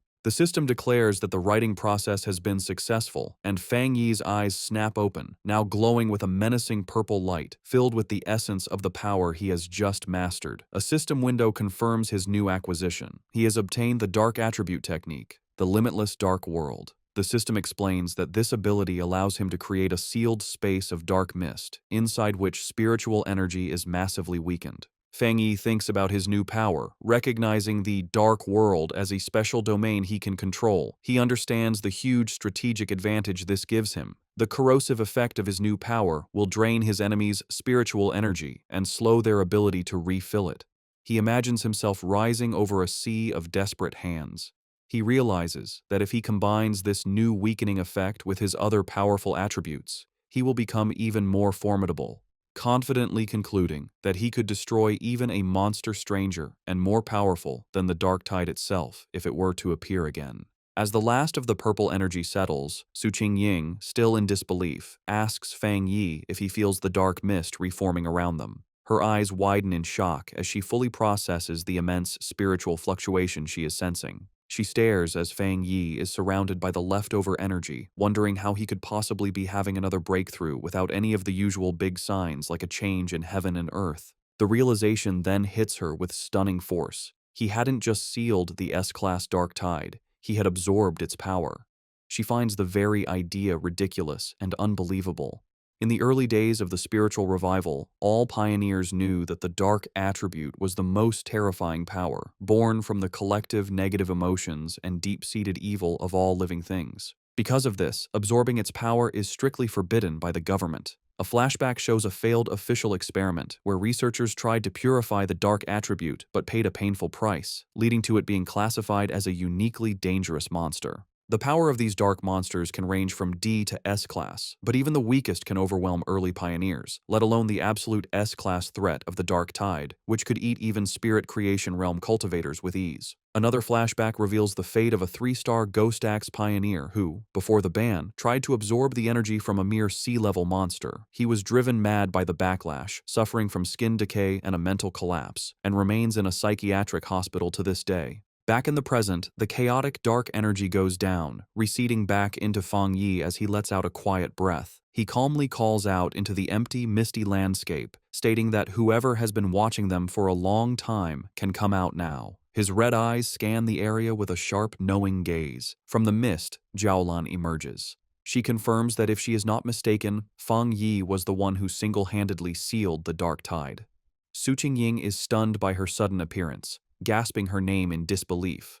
Jiaolan floats down, landing before Fang Yi and asking what he was just doing, specifically questioning if he was absorbing the dark attribute. Fang Yi calmly confirms that he was. The directed mission sends another wave of shock through Su Qingying. In a swift and shocking motion, Jiaolan draws a pistol and aims it directly at Fang Yi's head. The red-haired leader shouts Jiaolan's name, demanding to know what she is doing, while she and a terrified Lin Yi can only watch in confusion and fear. Su Qingying immediately leaps into action, placing herself between Jiaolan and Fang Yi and blocking the gun with her arm. She confronts Jiaolan fiercely, reminding her that if she recalls correctly, Fang Yi is the military's highest priority recruitment target. She then challenges Jiaolan, pointing out that the association had also wanted to recruit him before the military intercepted him, and demands to know the meaning of this hostile action. Ignoring Su Qingying's defense, Fang Yi calmly places a hand on her shoulder and addresses Jiaolan directly. He finds it strange, asking if their mission wasn't to find the Shizai flower. He points out that while she seems eager to complete the mission, she also appears very unhappy that they did not die there. Jiaolan remains silent, her expression unreadable as she continues to aim her weapon, the light glinting off the barrel. The red-haired leader, however, is not so calm.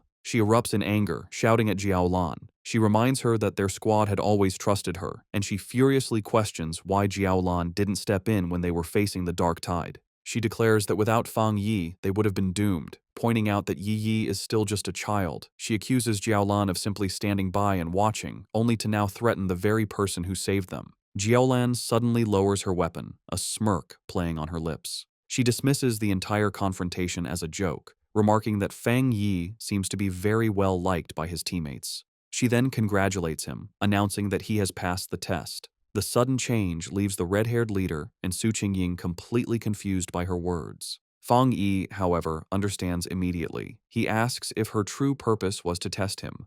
Jiaolan confirms his suspicion, explaining that because of his incredible talent and strength, she didn't want to rely on cold, impersonal data. Instead, she wanted to see for herself what kind of person he truly was. She then turns to address the red-haired leader's earlier accusation. She explains that she didn't step in because pioneers must follow the harsh rules of this new world. She states that this is their shared fate, a life where fortune and disaster can change in an instant. However, she tells them they are lucky to have a trustworthy and powerful person protecting them. She asks if they have noticed that no other monsters have dared to attack them since the tide was defeated, explaining that the creatures are terrified of the power Fang Yi displayed. Fang Yi looks on with a grim expression, agreeing with her assessment. He adds that the dark tide itself follows the same principle. It bullies the weak and fears the strong. With the test concluded, Jiaolan offers to lead them to the Shizai flower, stating that she knows the area better than they do.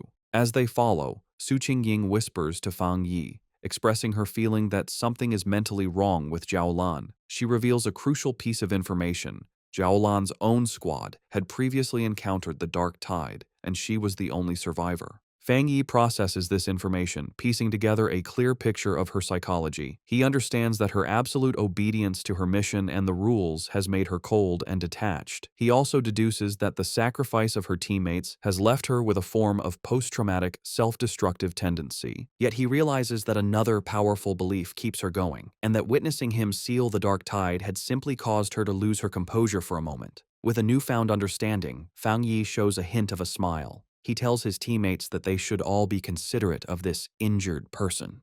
The red-haired leader asks if Jiaolan is injured. Fang Yi, observing her closely, confirms that she is. He explains to his team that her spiritual barrier is severely damaged, estimating that while she has the power of a 2-star spirit creation realm cultivator, her protective aura has dropped by at least 2 levels. A visual of her crumbling spiritual energy confirms his assessment, indicating she has suffered a significant internal injury. She even stumbles slightly as she walks, a clear sign of her weakened state.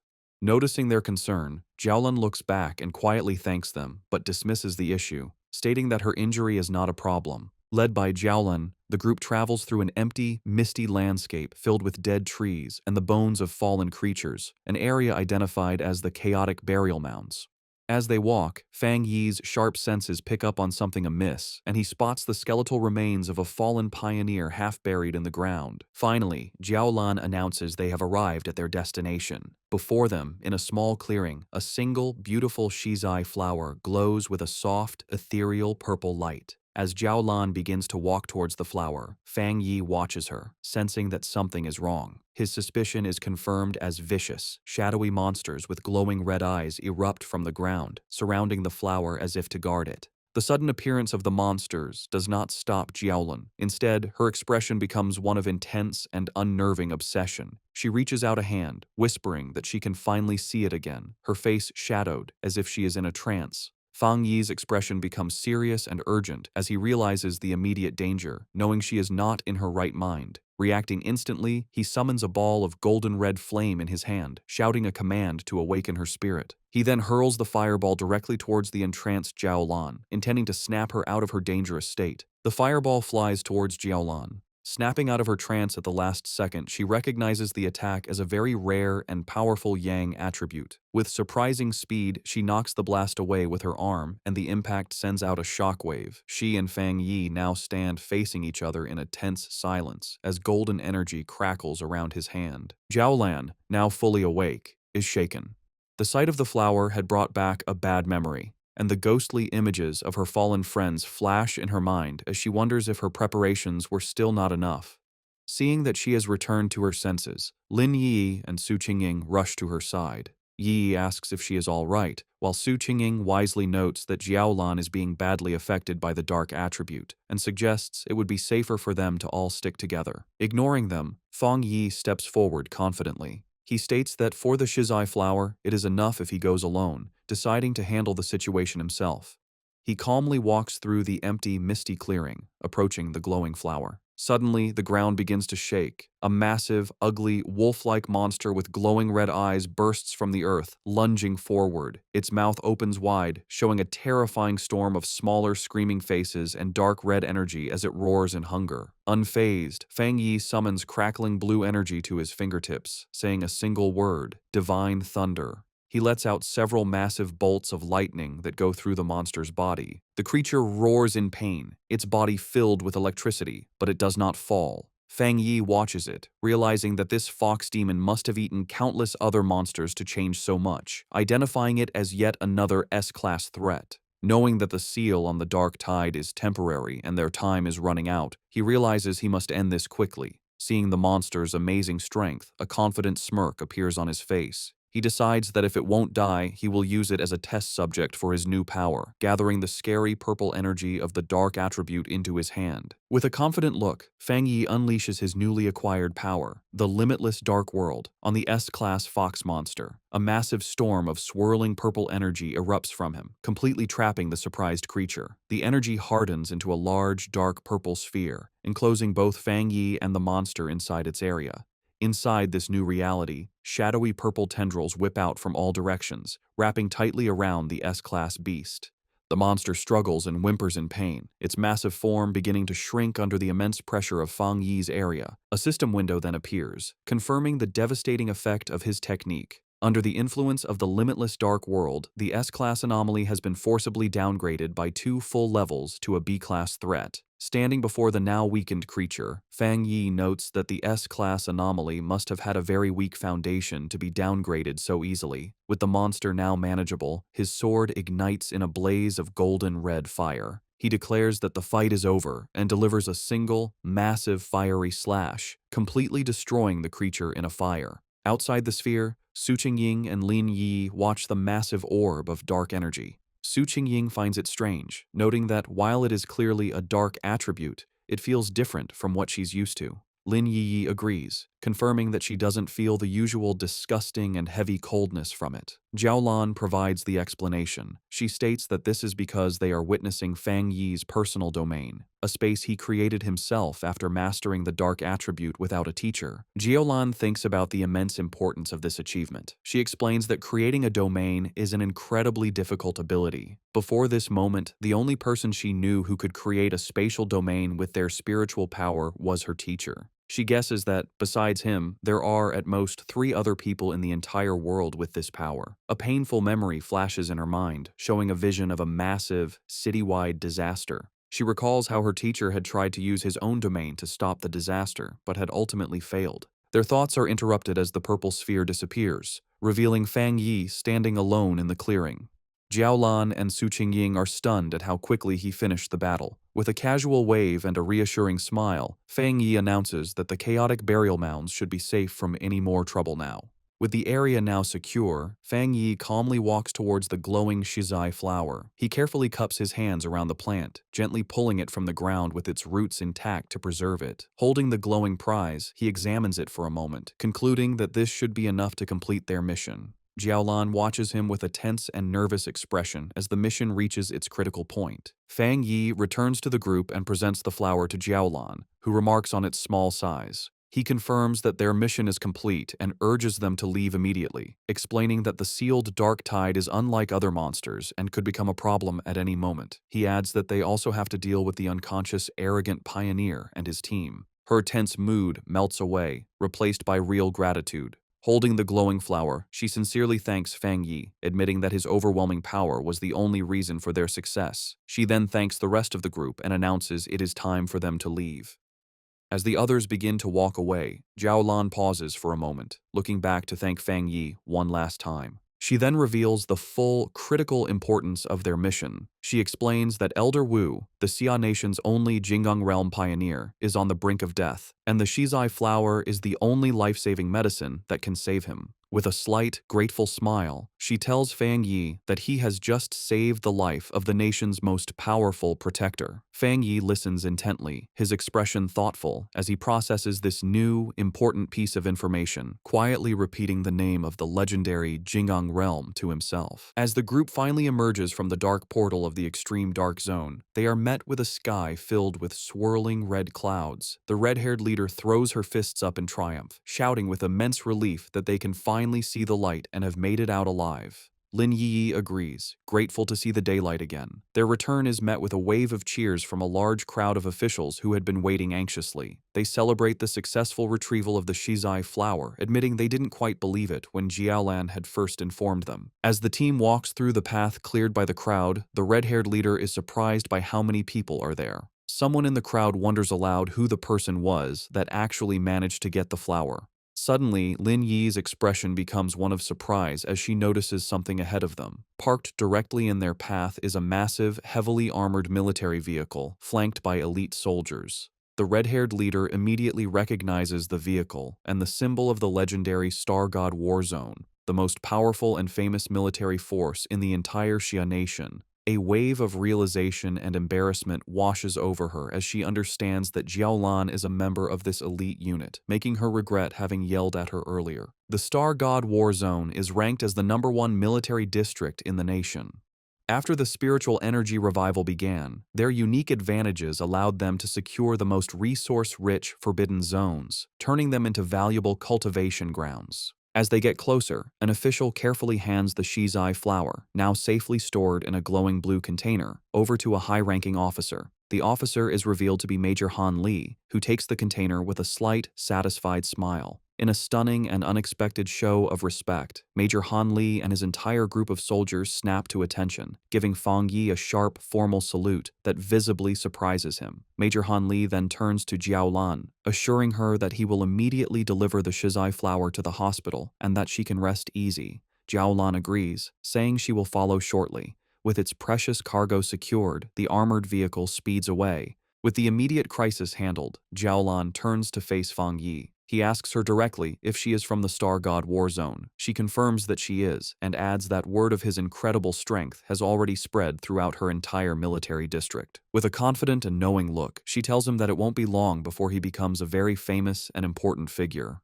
Jiaolan continues her conversation with Fang Yi, openly admitting that she recognizes his individual strength is great enough to single-handedly overwhelm even the most elite squads in her war zone. She then makes a formal recruitment offer, pointing out his seemingly limitless potential and inviting him to join the Star God War Zone, promising him access to the best cultivation resources.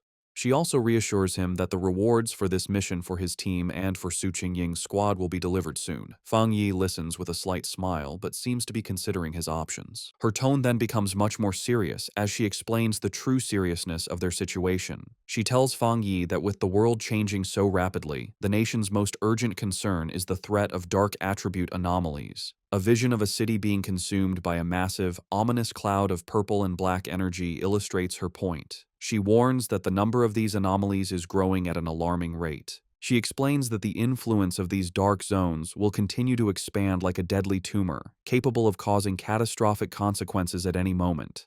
Because of this immense danger, she says, they have no choice but to establish forbidden zones and have organizations like the Spiritual Energy Association strictly guard them. She clarifies that she is not telling him this to pressure him into joining, but because she believes that an outstanding and powerful pioneer like him has earned the right to know the truth of the world's situation. Understanding her sincerity, Fang Yi smiles and gives her his assurance. He tells her that he understands, and that if he encounters any anomalies in the future, he will not stand by and do nothing. He tells her she can rest easy on that point.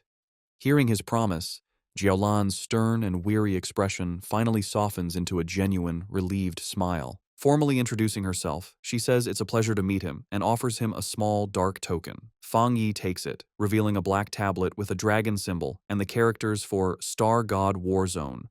Jiaolan explains that this token will grant him unrestricted access to any forbidden zone for his cultivation, and that the gates of the Star God War Zone itself will always be open to him. She then makes one final, important request, asking if he would like to come and see Elder Wu. Fang Yi asks if she meant the Jing'an Realm Pioneer. She explains that this person is her teacher, and she thinks Fang Yi should meet him, though she says this is just a personal wish, as she would like to be his friend. Fang Yi accepts her offer and the token she gave him, putting it in his pocket. He agrees to go with her, saying it's always good to have more friends. As a gift to seal their new friendship, he holds out a hand crackling with blue lightning, telling her he has something for her. Jiaolan is confused, but Fang Yi explains that he thinks he can clean out the rest of the dark attribute poison in her body. Before she can react, he unleashes a flood of blue lightning that completely surrounds her, leaving her shocked. The energy flows through her, and she is amazed to find that the thunder attribute has a healing effect. The cold, deep pain she felt is replaced by a warm numbness, and she realizes the discomfort is completely gone. Internally, her old wounds from the dark attribute begin to heal as her body is cleansed by the energy. She feels like she is being reborn as the rare and powerful thunder attribute removes all the toxins from her body. When it's over, Fang Yi asks Jiaolan how she feels. Still surrounded by faint sparks of lightning, she confirms that she feels great and that the leftover dark energy has been completely removed. Su Jingying watches as paramedics take care of the unconscious, arrogant pioneer. Wondering if it's possible to save someone so badly injured, she turns and is surprised to see Fang Yi and Jiaolan still there, but she immediately notices that her aura seems different and her injuries appear to be gone. Jiaolan explains that Fang Yi used his rare, pure thunder attribute to completely clean the dark attribute poison from her system. Su Jingying is amazed by this, realizing that this is the true nature of our boy's power. It can be used to destroy enemies and to save people. She points at Fang Yi in amazement, who just asks her what she's looking at. A brilliant idea strikes Su Qingying, and she excitedly waves over the paramedics. She goes to Fang Yi and suggests a partnership, explaining that if they could combine his spiritual power with their advanced medical equipment, they could save many more pioneers suffering from dark attribute corruption. To show she is serious, she bows deeply, begging him to show his power just one more time. Fang Yi stays silent, thinking about her request. Fang Yi agrees and unleashes a controlled burst of blue lightning from his hand, asking if that is enough of a demonstration. One of the paramedics, seeing the pure energy, excitedly confirms that it seems to be working and that such a high-level thunder attribute can indeed fight the dark attribute. Jiaolan explains that when Fang Yi treated her, the power was sent directly and destroyed the corruption inside her. Su Qingying suggests that all they would need is for Fang Yi and the patient to hold hands. However, the paramedic clarifies that not every cultivator, even at the spirit creation realm, can handle such pure energy. He explains to a smiling Su Qingying that while Jiaolan's injuries were serious, they were minor compared to the other patient. He estimates that healing the arrogant pioneer would require 10 times the amount of spiritual energy. He adds that just saving the pioneer's life will be a great achievement, and a full recovery is likely impossible. Fang Yi agrees to the procedure, asking the paramedics how to transfer his spiritual energy. They lead him toward the ambulance. A paramedic tells him to place his hand into a special device and release his spiritual energy, which Fang Yi agrees to do. From a distance, Lin Yi watches, thinking about how she never imagined Jiaolan was a high-ranking member of the elite Star God War Zone. She is amazed that her cousin is so powerful that even this legendary military unit is trying to befriend him. She remembers how the normally cold Jiaolan personally asked to be her cousin's friend and even gave him her personal token. After a while, Fang Yi turns to Lin Yi and the red-haired leader, checking on them. Lin Yi confirms they are feeling fine. She then explains that she and the red-haired leader have decided to go out for more training and take on some missions by themselves. They feel they can't always depend on him and need to grow stronger on their own. Having finished transferring his energy, Fang Yi agrees with their decision, simply telling them to be careful. He watches them with a small, proud smile, thinking that his cousin has grown up. Su Jingying and her team prepare to leave. She waves goodbye, telling Fang Yi and Jiaolan they will see each other on the next mission. Jiaolan then tells Fang Yi it is time for them to go visit Elder Wu. As their ambulance drives away, Su Qingying is visibly frustrated, complaining loudly that the military's Star God War Zone has stolen such a powerful person from them. Her teammates try to calm her down. A final thought reveals the internal problems within the Spiritual Energy Association, which is described as being too chaotic, and its top elite squads unwilling to cooperate. Fang Yi and Jiaolan arrive at a large, modern hospital, which is the highest security ward of the Star God War Zone's medical base. Fang Yi asks if this is where Elder Wu is. Inside the hospital room, they stand before the bed where Elder Wu lies unconscious, surrounded by medical equipment. Fang Yi comments on the strange sight, noting how odd it is that the ultimate powerhouse of the Jinggang realm is actually a shriveled old man. Fang Yi observes the elder's condition. The old man's face and neck are covered in red veins, and he breathes through a respirator. Jiaolan explains that his condition was much worse before, saying he looked like a corpse. She adds that even after using the precious shizai flower on him, he still has not woken up. Concerned, Fang Yi wonders what could have happened to such a powerful person to leave him in this state. Jiaolan begins to tell the story of the battle that led to her teacher's coma. She describes how a huge dark attribute anomaly appeared over the capital city. To stop the anomaly from consuming the city, Elder Wu, her teacher, stepped forward to seal it all by himself. A flashback shows the rest of her squad transferring their own spiritual energy to their teacher to support him. The anomaly they faced was far beyond an S-level threat. A monstrous, dragon-like form made of dark energy loomed over the ruined city. Jiaolan continues, explaining the immense danger. If the anomaly had fully come down, it would have destroyed the capital and all the surrounding cities, plunging the entire nation into chaos. In a desperate last stand, Elder Wu used his own personal domain to seal the S-level anomaly, but the disaster was even more powerful than they expected. The overwhelming power of the dark attribute backfired on him, corrupting his body. Jiaolan concludes that if he hadn't been a master of the Jinggang realm, he would have been instantly turned to ash. Back in the present, Fang Yi looks down at the comatose hero with new respect. He acknowledges that to stop the destruction of a city, Elder Wu is truly a great pioneer. As Fang Yi looks at the comatose Elder Wu, his thoughts go to his past life. He remembers that many pioneers had sacrificed themselves so he could be the last human to survive. He realizes with a sad thought that in his original timeline, Elder Wu had probably already died by this point. A new determination fills him, and he reaches a hand towards the elder. Jiaolan, startled, shouts at him, demanding to know what he is doing to her teacher. Fang Yi calmly tells her not to worry. He explains that while the shizai flower is already working, he wants to try and remove some of the stubborn dark attribute that remains in the elder's body. He places his hand on the elder's chest, and a powerful surge of blue lightning begins to flow into the old man's body. Fang Yi explains that this will help him wake up faster. Jiaolan watches in shock, exclaiming that the power he is trying to clean came from an S-level disaster. After a moment of hesitation, she gives in, telling Fang Yi to go ahead and try. Perhaps he is the miracle they need.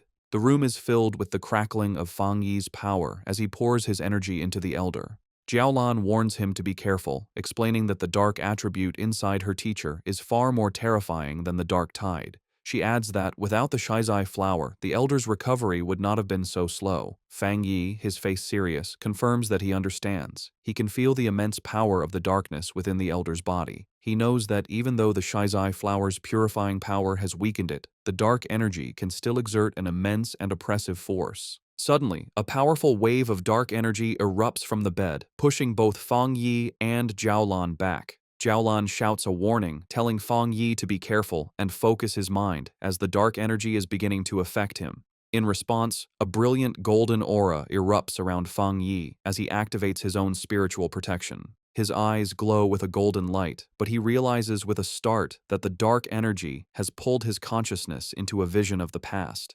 He finds himself standing alone on a deserted street in a ruined city, looking up at the massive, terrifying red eye of the anomaly that had consumed the sky. Inside the mental vision, the anomaly's massive red eye looms over the ruined city and asks Fang Yi who he is. Fang Yi realizes that by touching the dark attribute left in Elder Wu's body, his spirit was pulled into this dangerous illusion. Unbothered, he confidently replies that his identity isn't important, as he is just the one who has come to eliminate it. As his hand glows with blue lightning, he concludes that this anomaly isn't as powerful as it seems. In response, the giant eye launches a massive, sharp red spike at him, catching him by surprise. Fang Yi quickly activates his golden sun breathing technique, his eyes glowing with golden power as he prepares to defend himself. He swiftly dodges the storm of red spikes that rains down from the sky. The anomaly then unleashes tendrils of strange, red and black lightning.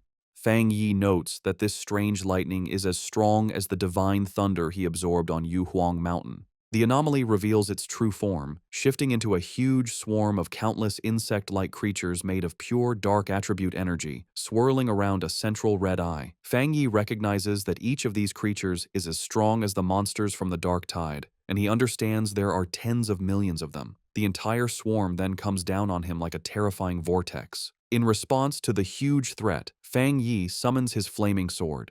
Facing the monstrous swarm, he declares that his only option is to wipe out these pests. With a determined shout, he charges forward and unleashes a massive, fiery slash that cuts a bright path through the heart of the swarm. His powerful attack successfully cuts the central eye of the creature in two. He analyzes the threat, identifying it as an S-level collective anomaly. However, he guesses that its power has been greatly weakened. Maybe because it's an illusion, or because of the purifying effects of the shizai flower that was already used on Elder Wu. The two halves of the swarm fall to the ruined city below, exploding on impact. Fang Yi lands on a rooftop, looking over the remains. He guesses its current power is around A level, and reflects with awe that this is the city-destroying disaster Elder Wu faced alone. Fang Yi realizes the threat is even greater than he first thought. Gathering dark, swirling energy in his hand, he unleashes his own dark attribute technique, the limitless dark world. A massive vortex of pure darkness erupts from him and begins to absorb the insect-like anomaly. The creature is shocked, realizing its opponent is not human. With a confident smirk, Fang Yi simply replies, "Guess so." He shouts a command to open, and his dark vortex fully absorbs the rest of the S-level anomaly. As the last of its energy fades, a final warning message echoes through the void: "We will be back soon." Fang Yi floats inside a sphere of his own dark energy, thinking the final message must have been a piece of the anomaly's consciousness. He considers the warning use of the word "we" and wonders if this means other similar disasters are waiting to appear. As the illusionary world roars and begins to fall apart around him, he decides it's best to leave and think about it later. His consciousness returns to the real world with a jolt. He immediately reaches into Elder Wu's body and begins to pull out the corrupting dark attribute energy.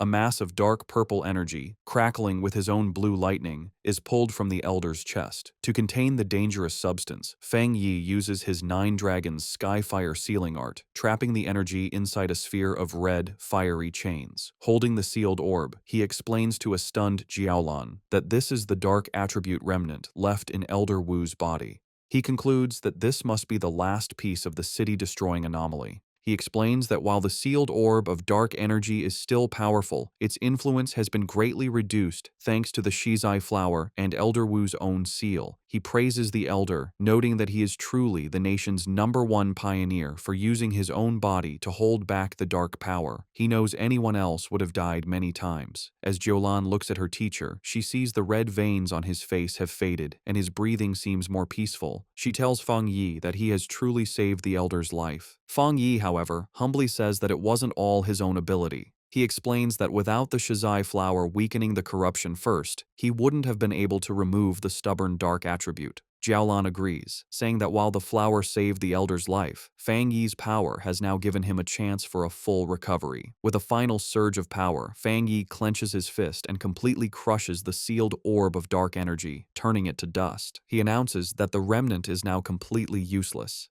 He then tells Jiaolan he has one more thing to tell her. He reveals that in the mental illusion, the remnant of the dark attribute anomaly warned him that it would return. He concludes that they must always be prepared, as they can't let an old man who has just recovered from a serious illness fight on the front lines again. Jiaolan confirms that she knows, as she has heard the rumor before. When Fang Yi asks her what she means, she explains that the monitoring departments of the military and the association collect data on spiritual energy changes. She reveals a rumor based on this data. With the current power of the Xia nation, they might not survive the first year after the full spiritual energy revival. Of course, she adds, no one believed it.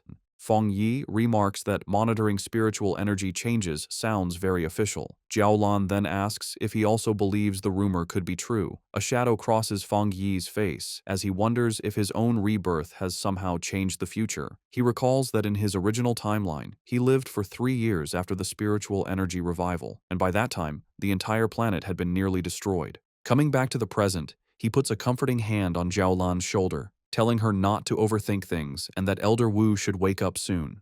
He looks at her with a serious expression and makes a solemn promise. If the disaster does return, he will stand with them and fight. He knows that the final battle against the great disaster will come, sooner or later.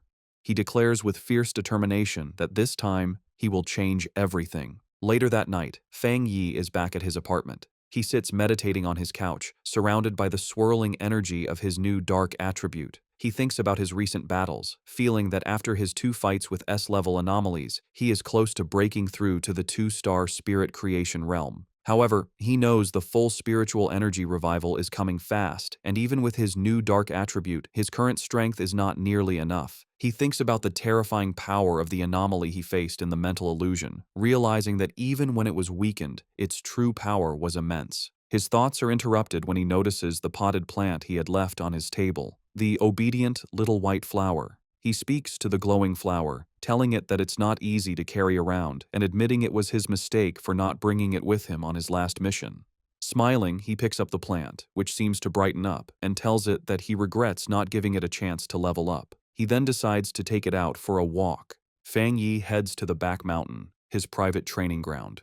As he walks along the moonlit path, he notes how skilled the association's plant research department must be. He observes that in the short time since the area was last damaged, the forest has already begun to recover, a sign of nature's improved self-healing in this new era. He finds a good spot in the woods and kneels down, taking the flower from its pot to plant it in the rich soil. He makes a mental note to thank Su Qingying and her team for securing this place for him. As he prepares to plant it, he holds the flower and gently warns his new companion to take it easy and only absorb a little at a time, reminding it that if it becomes too greedy, not not even all the forests on the planet would be enough to feed it. Once in the soil, the obedient little white flower immediately takes root. A massive vortex of green, life-draining energy erupts from the plant, spreading quickly through the forest and absorbing the life of all the nearby trees. After a few moments, Fang Yi stands with his arms crossed in the now dead and empty section of the woods, deciding that the flower has absorbed enough for now. With a satisfied smile, he gently pulls the brightly glowing flower from the ground, roots and all, and tells his companion it's time for them to find a new place to feed. He holds the plant, which seems to bloom with new energy, and wonders where it might rank among all the evolved plant-type spirits.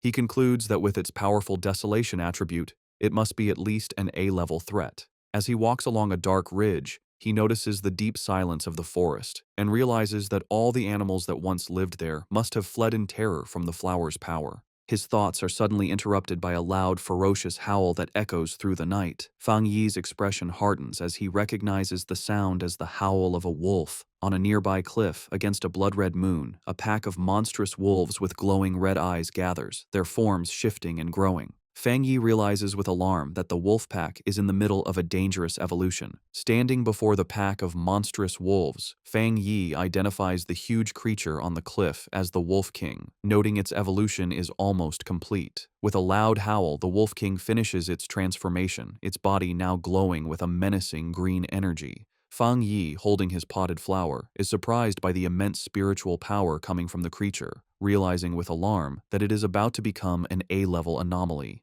The newly evolved wolf pack quickly surrounds him, cutting off any escape.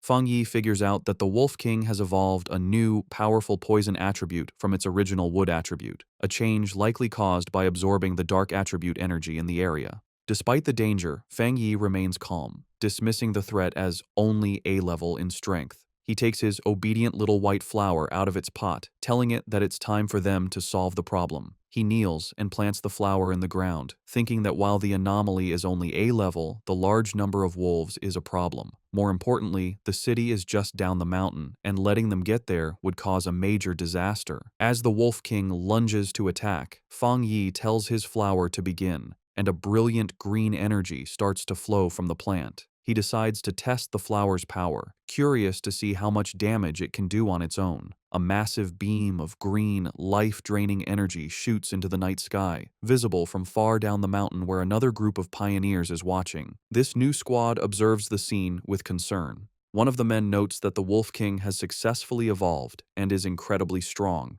He asks about the contamination level, and a cloaked figure replies that it has reached 90. The man and his companion are stunned by the dangerously high reading. The squad's blonde-haired leader grows tense, realizing the danger is still increasing. He identifies the Wolf King's wood attribute as being at least at the 3-star Ghost Axe realm, maybe even reaching the Spirit Creation realm, while the rest of the pack is also powerful. He worries that his team doesn't have enough people to handle the threat, admitting that even he has only recently broken through to the 3-star Ghost Axe realm. Suddenly, the leader notices the massive beam of green energy and the clear presence of the dark attribute.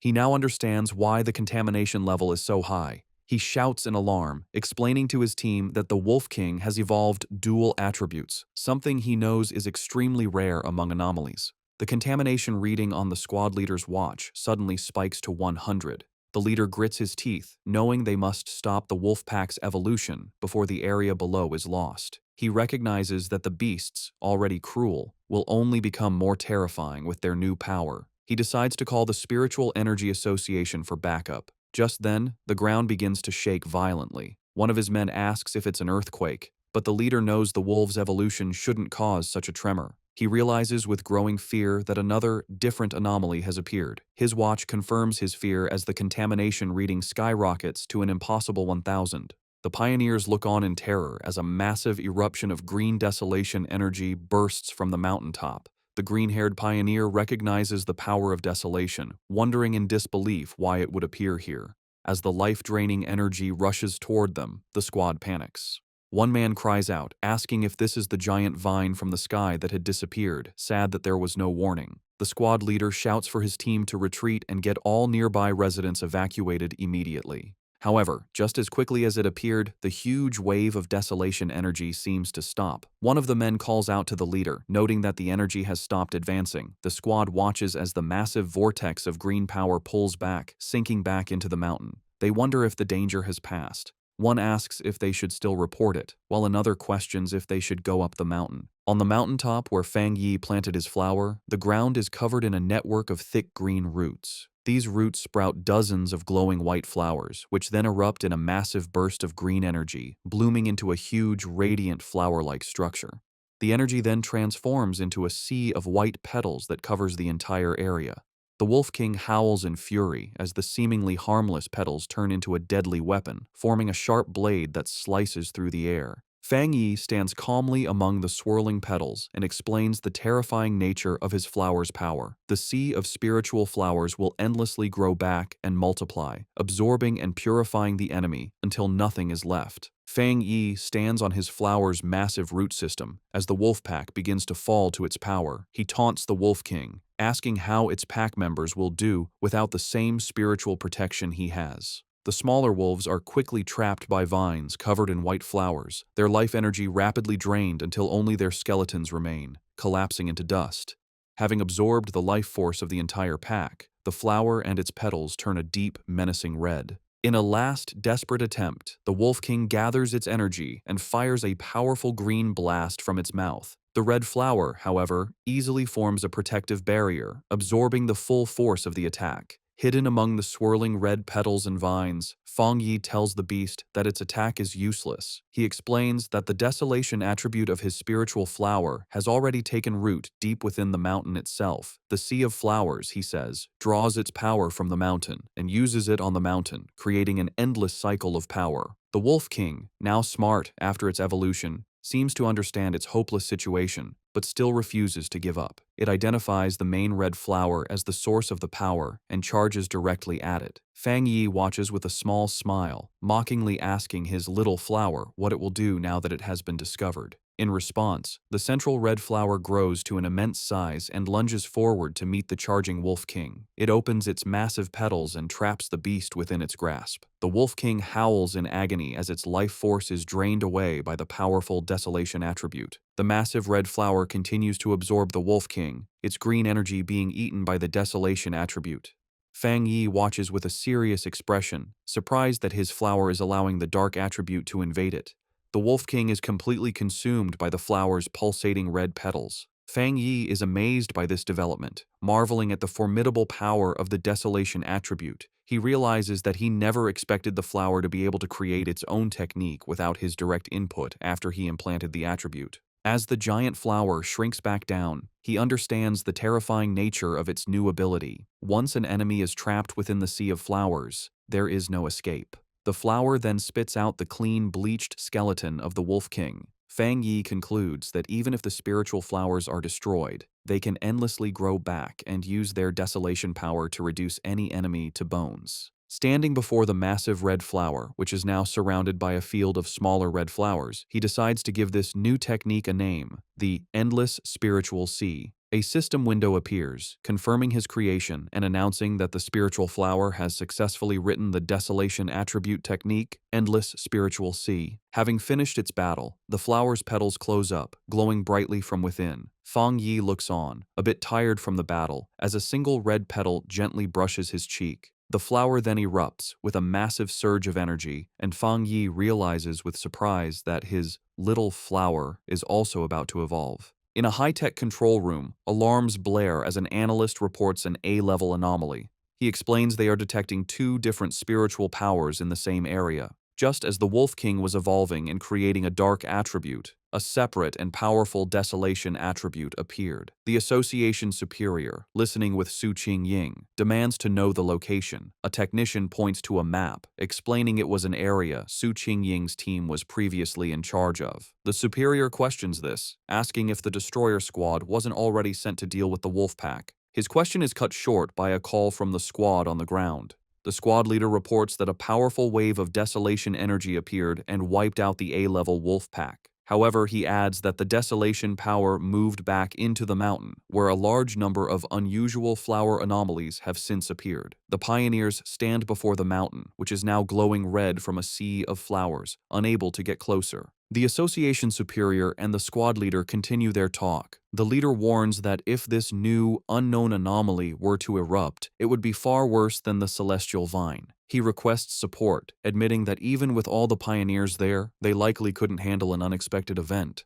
The superior agrees and decides to send 2 elite teams. Su Jingying, however, has another idea. She looks at her superior with a knowing expression, stating she has a feeling that the source of the desolation power is Fang Yi. She interrupts the call, pointing out that Fang Yi's home is in the area and confidently declaring that he will protect everyone. As she speaks, a vision shows Fang Yi floating in a fiery aura above the city. Back on the mountain, the landscape is now covered in a sea of red flowers. Fang Yi stands before his obedient little white flower, which has grown to a massive size. He observes that, just as he suspected, after eating the Wolf King, the flower is about to evolve a second attribute. The giant red flower blooms, its center now glowing with a brilliant golden light. Fang Yi is surprised, noting that the flower's new power is a fire attribute. He touches the massive plant, remarking on how its evolution method, simply swallowing enemies, is an incredibly easy way to gain power. After its evolution, the massive flower shrinks back to its original handheld size, its petals now a deep red.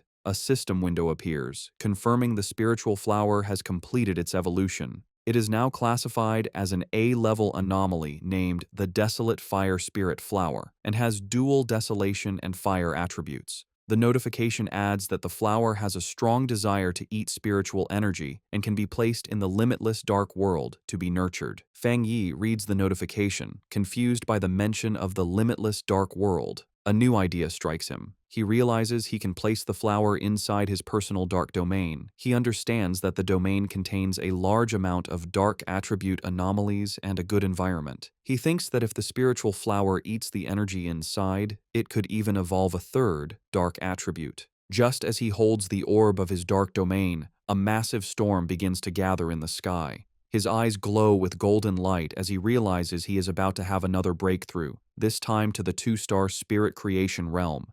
He sits down to cultivate, and a massive pillar of golden divine energy comes down from the heavens, surrounding him.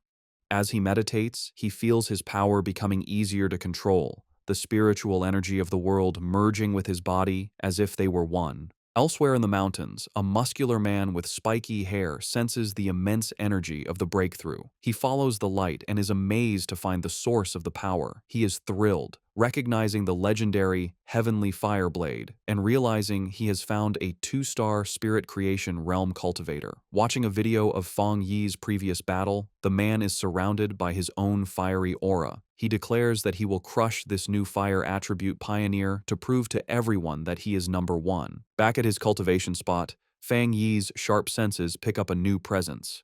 He shouts out, asking who is there. The mysterious man launches a massive fireball at him, questioning if he is a fire attribute pioneer. Unfazed, Fang Yi gathers his dark energy and easily absorbs the powerful attack with his own vortex. He smiles, satisfied that he has finally lured out this hidden enemy. Fang Yi recalls that he had sensed the man hiding nearby for a while, not even trying to hide his spiritual energy. He identifies the newcomer as a wild pioneer, someone not with any organization who loves to challenge others, who has just broken through to the spirit creation realm. The muscular man, now fully revealed and surrounded by a powerful fiery aura, lands before Fang Yi. He comments that Fang Yi is interesting and that he can feel a strong spiritual pressure from him. He then introduces himself as Jiang Lu and aggressively asks how Fang Yi managed to hide from his fiery attack earlier. Fang Yi remains silent, observing his new opponent. With a confident grin, Jiang Lu says he forgot to introduce himself properly. He declares that his name is Jiang Lu and that Fang Yi will remember it soon enough. With that, he charges forward, his body covered in flames, ready to attack. In response, Fang Yi calmly raises a hand, pointing 2 fingers toward the sky, and simply says the words, "Divine Thunder."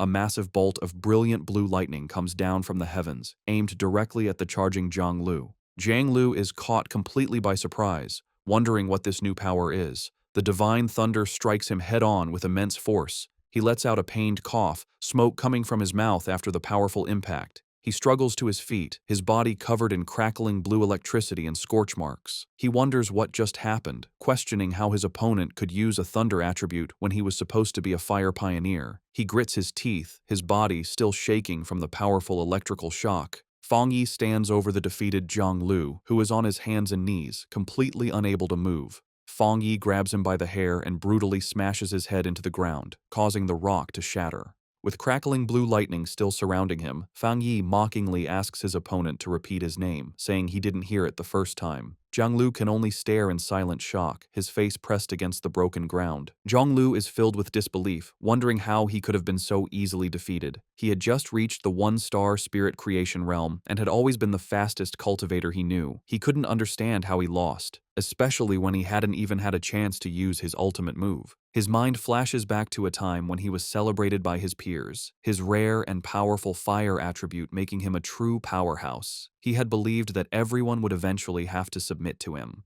A small, dismissive sound escapes Fang Yi's lips as he sends another surge of electricity through Jianglu's body, causing him to scream in pain. Jianglu wonders how his opponent can have a thunder attribute when he was supposed to be a fire user. Fang Yi, his eye glowing with blue energy, looks down with disappointment, remarking that he had expected his opponent to be much stronger. With a condescending smile, Fang Yi mocks the younger generation's overconfidence as he pins Jianglu to the ground with his electrical power. Jianglu grits his teeth in pain and frustration, his mind racing. He realizes that even though his opponent is clearly at the two-star spirit creation realm, his spiritual pressure feels as if it is much higher than his own, by at least 2 entire realms. A final, terrifying realization hits him. It feels like a difference of 3 full realms. Convinced he is about to die, Jianglu thinks to himself that his end has come, and that he, the great Jianglu, is truly going to die here. Terrified on the ground, Jianglu begs Fang Yi not to kill him. With a cold, silent look, Fang Yi lets him go. He warns him that a pioneer's power shouldn't be used lightly against others, and suggests that if he has so much free time, he should focus on clearing up some of the new anomalies. After a final, dismissive look, Fang Yi walks away, leaving a confused Jianglu on the ground. Jianglu watches him leave, wondering about Fang Yi's great spiritual power and whether the gap between them is because Fang Yi is a genius or because he himself is too weak. Later, in a luxury apartment, a sad Jianglu enters a room where 2 men are waiting for him. One of the men welcomes him back and comments on his new hairstyle, while the other, a red-haired man, immediately scolds him, saying he had warned him not to pick fights. The red-haired man continues to scold him, telling Jianglu that his aggressive attitude is too dangerous, especially since the spiritual energy revival hasn't officially started yet, and that it will only bring him trouble. To his friend's surprise, instead of getting angry, Jianglu collapses onto the sofa, completely defeated. Confused by his strange behavior, one of the men asks what happened and if he is still the same fight-ready Jianglu they know. The red-haired man asks Jianglu what happened, reminding him that he had gone to challenge the Heavenly Fireblade user. Still sad, Jianglu quietly admits that it was over in an instant. His other friend grabs him, demanding that he speak clearly. With tears on his face, Jianglu breaks down and confesses that he was the one who was defeated instantly. His friends are in total disbelief. Jianglu, in a frantic state, wishes he had realized something was wrong and backed down, which would have saved him from this shame. The seated man expresses his confusion, questioning how the Heavenly Fireblade could be so strong when Jianglu himself is a rare genius who broke through to the spirit creation realm in just a few months. Jianglu then remembers the fight, recalling how his best technique, the meteor flame, was shattered in a single moment by his opponent's powerful thunder attack. His friends try to make sense of the defeat. The seated man wonders if Jianglu simply fought the wrong person, arguing that with his pure firepower and his spirit creation realm level, it's almost impossible for anyone to beat him so easily. The red-haired man suggests that maybe this person wasn't a pioneer at all, and that their first guess about his strength was wrong. Jianglu furiously rejects their ideas, screaming that he couldn't have been mistaken and that the location was definitely his opponent's territory. He insists they wouldn't understand because they didn't experience it. He describes the man as a monster, recalling the terrifyingly powerful thunder that felt like it was going to make his head explode. Both of his friends are shocked into silence as Jianglu declares that his gut feeling tells him it was the right person. He explains his horrifying conclusion. His opponent is a top-tier pioneer with both fire and thunder powers, and his thunder power is somehow many times stronger than Jianglu's own fire. He believes the man was hiding his true strength, which he guesses must be at least at the 3-star spirit creation realm. His friends are stunned by this. The red-haired man thinks about how impossible a 2-star wild pioneer at that level should be, concluding that if Jianglu is right, this person will become a nightmare for all other pioneers. After a moment, Jiang Lu looks up with new determination and asks his friends if he should try to become his opponent's apprentice, leaving them completely speechless. While meditating in his apartment, Feng Yi is surrounded by a swirling golden aura. He finds it strange that the feeling of being on the verge of a breakthrough to the two-star spirit creation realm has suddenly disappeared.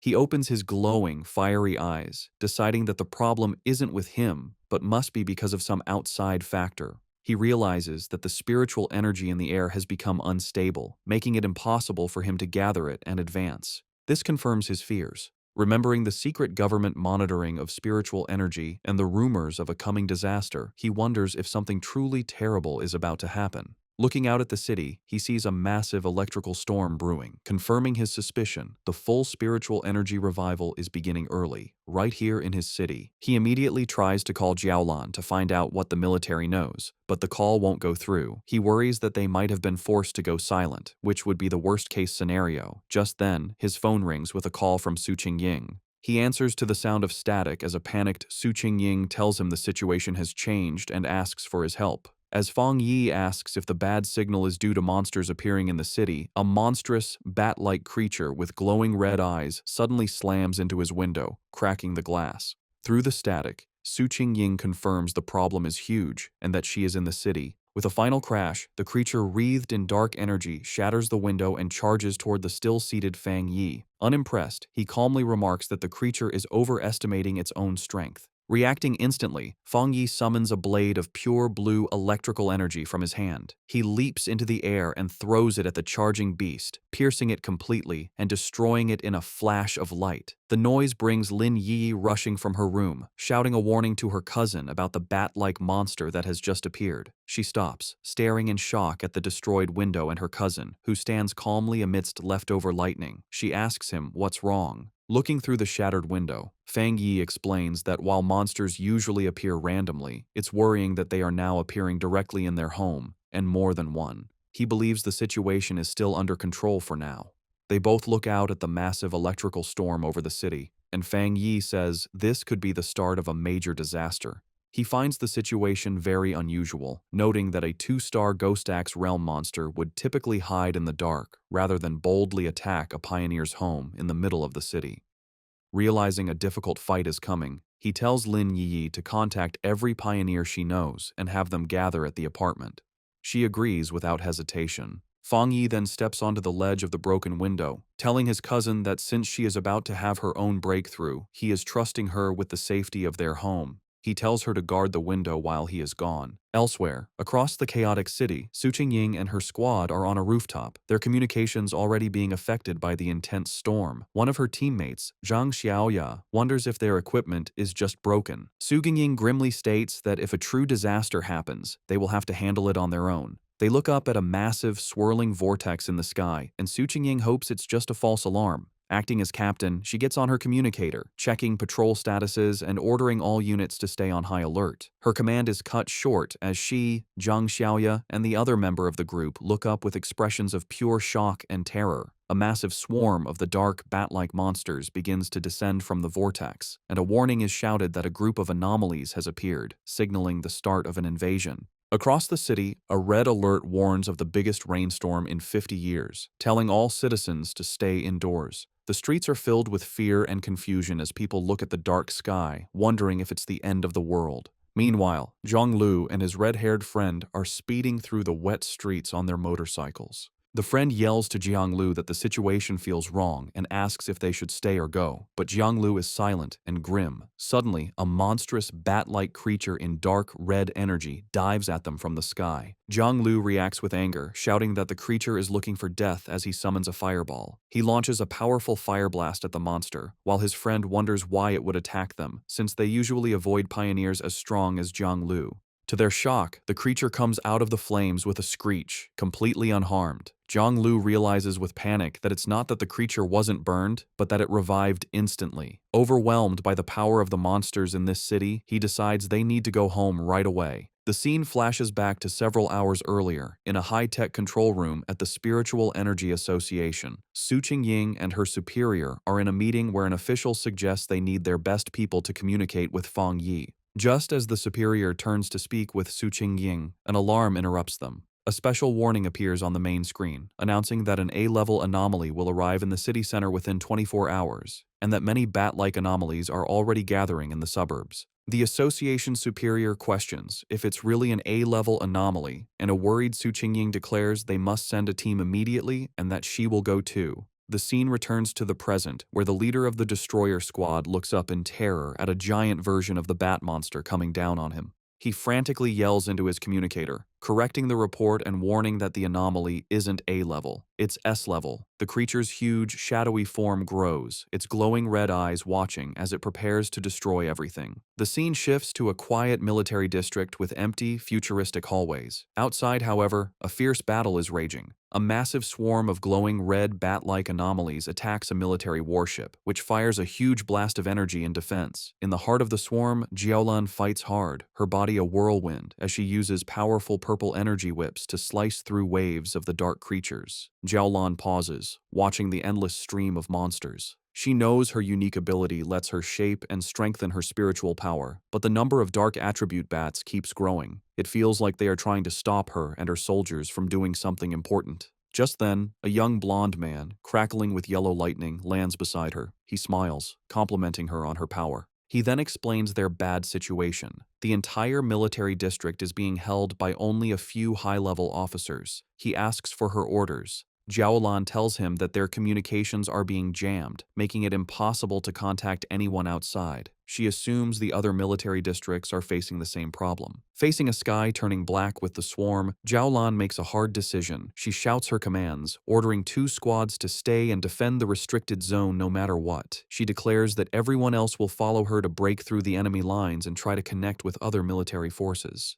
With her command given, she, the blonde lightning user, and their soldiers jump into the battle, ready to fight for their freedom. As they fly towards the city, Jiaolan has a horrifying realization. Looking at the city, now completely covered by the blood-red swarm, she understands their real goal. The anomaly's ultimate target was never the military zone. It was the entire city. In the pouring rain, citizens scramble for cover. At a bus stop, the live streamer Malala and a man wait, but she is excited instead of scared. She tells the man that the strange, heavy rain is a perfect chance for a popular stream. With a determined smile, she says that sometimes you have to take risks for amazing footage. Her excitement quickly turns to horror. In the next moment, a shadowy bat-like monster lunges from the darkness and eats the man as Malala watches, screaming. The air fills with chaos as a massive swarm of these creatures descends on the street. Malala runs for her life, hearing the terrified shouts that the bats are drinking their blood. One of the creatures catches up and attacks her, and she screams, believing her end has come. Just as the monster is about to strike, a bright blue blade of energy slices through the air, killing the creature and saving her. A figure surrounded by blue lightning lands gracefully behind her. The rescuer is Su Qingying, who stands with 2 of her cloaked squad members. She offers a hand to the terrified Malala, telling her that her teammates will take her home safely. As the 2 squad members help the shaken girl, one warns Su Qingying that the number of sea-level bat anomalies is growing, and they seem to be evolving. With a furious look, Su Qingying says that if they know the creatures evolve by eating humans, then they must hurry and get all civilians to a safe place. She then gives her final order, telling her team to meet her back at this spot later, as it is the area with the most anomalies. Her teammates agree as they lead Malala away, leaving Su Qingying alone to face the growing blood-red swarm. High above the city, Fang Yi leaps and lands on a rooftop, facing a huge, multi-eyed version of the bat anomaly. Looking at the endless swarm below, he is surprised that the whole group has already evolved, their power approaching the 3-star Ghost Axe realm. In response to the great threat, he summons a bright, blazing sword of golden fire. With a single, powerful swing, he sends a massive wave of flames that cuts through the swarm, burning a huge number of the creatures instantly. However, as he watches, his eye glows red, and he realizes this fight is not over. He understands this anomaly is different. The bat swarm seems unkillable, constantly healing and multiplying, making them impossible to destroy with simple attacks. He sees that swarms of these dark attribute creatures have appeared in every crowded area of the city. It feels like countless identical disaster zones have appeared at once, and he knows finding the association members in the chaos will take too much time. Looking out at the city, now covered in a swirling dark mist, he concludes that he has no choice but to deal with the swarms one by one. Deciding on a new strategy, Fang Yi raises his hand and uses his ultimate technique, the limitless dark world. A massive, swirling vortex of dark green energy erupts from him, and he declares that the anomalies will become food for his spiritual flower. As his vortex begins to absorb the swarm, he thinks of his allies. A vision of the pioneers he gathered at his home appears in his mind: Lin Yiyi, Su Qingying, Zhang Xiaoya, and others. He knows he must act quickly. He believes that with his cousin's ability and the protection of the other pioneers, his home should be safe for now. But he also understands that if the disaster gets worse, the nightmare will become real, and survival will become nearly impossible for everyone. 10 minutes later, Su Qingying is still fighting on a rooftop, surrounded by the endless swarm of bat anomalies. She grits her teeth in frustration, realizing that no matter how many she destroys, they just keep coming. Her spiritual power is recovering too slowly, and she worries that she will soon be completely out of energy. She also briefly thinks about her two teammates, hoping they are safe while escorting the civilian. A sudden, terrified scream for help makes her look at the sky. She sees a massive, dense ball of the red anomalies gathering, forming a single, terrifying creature. Realizing the danger is getting worse, she leaps up the side of a building. She knows that if the anomalies keep getting stronger, they will soon reach the spirit creation realm. With her team spread thin saving people, they don't have enough power to handle this new threat, especially now that the creatures have started attacking buildings. She fires several powerful blasts of blue energy at the bats, trying to break through. However, the huge number of creatures is too much, and they overwhelm her, knocking her from the sky. As she falls, she has a horrifying realization. Looking at the massive, swirling vortex of dark energy and lightning above, she understands the swarm's true purpose.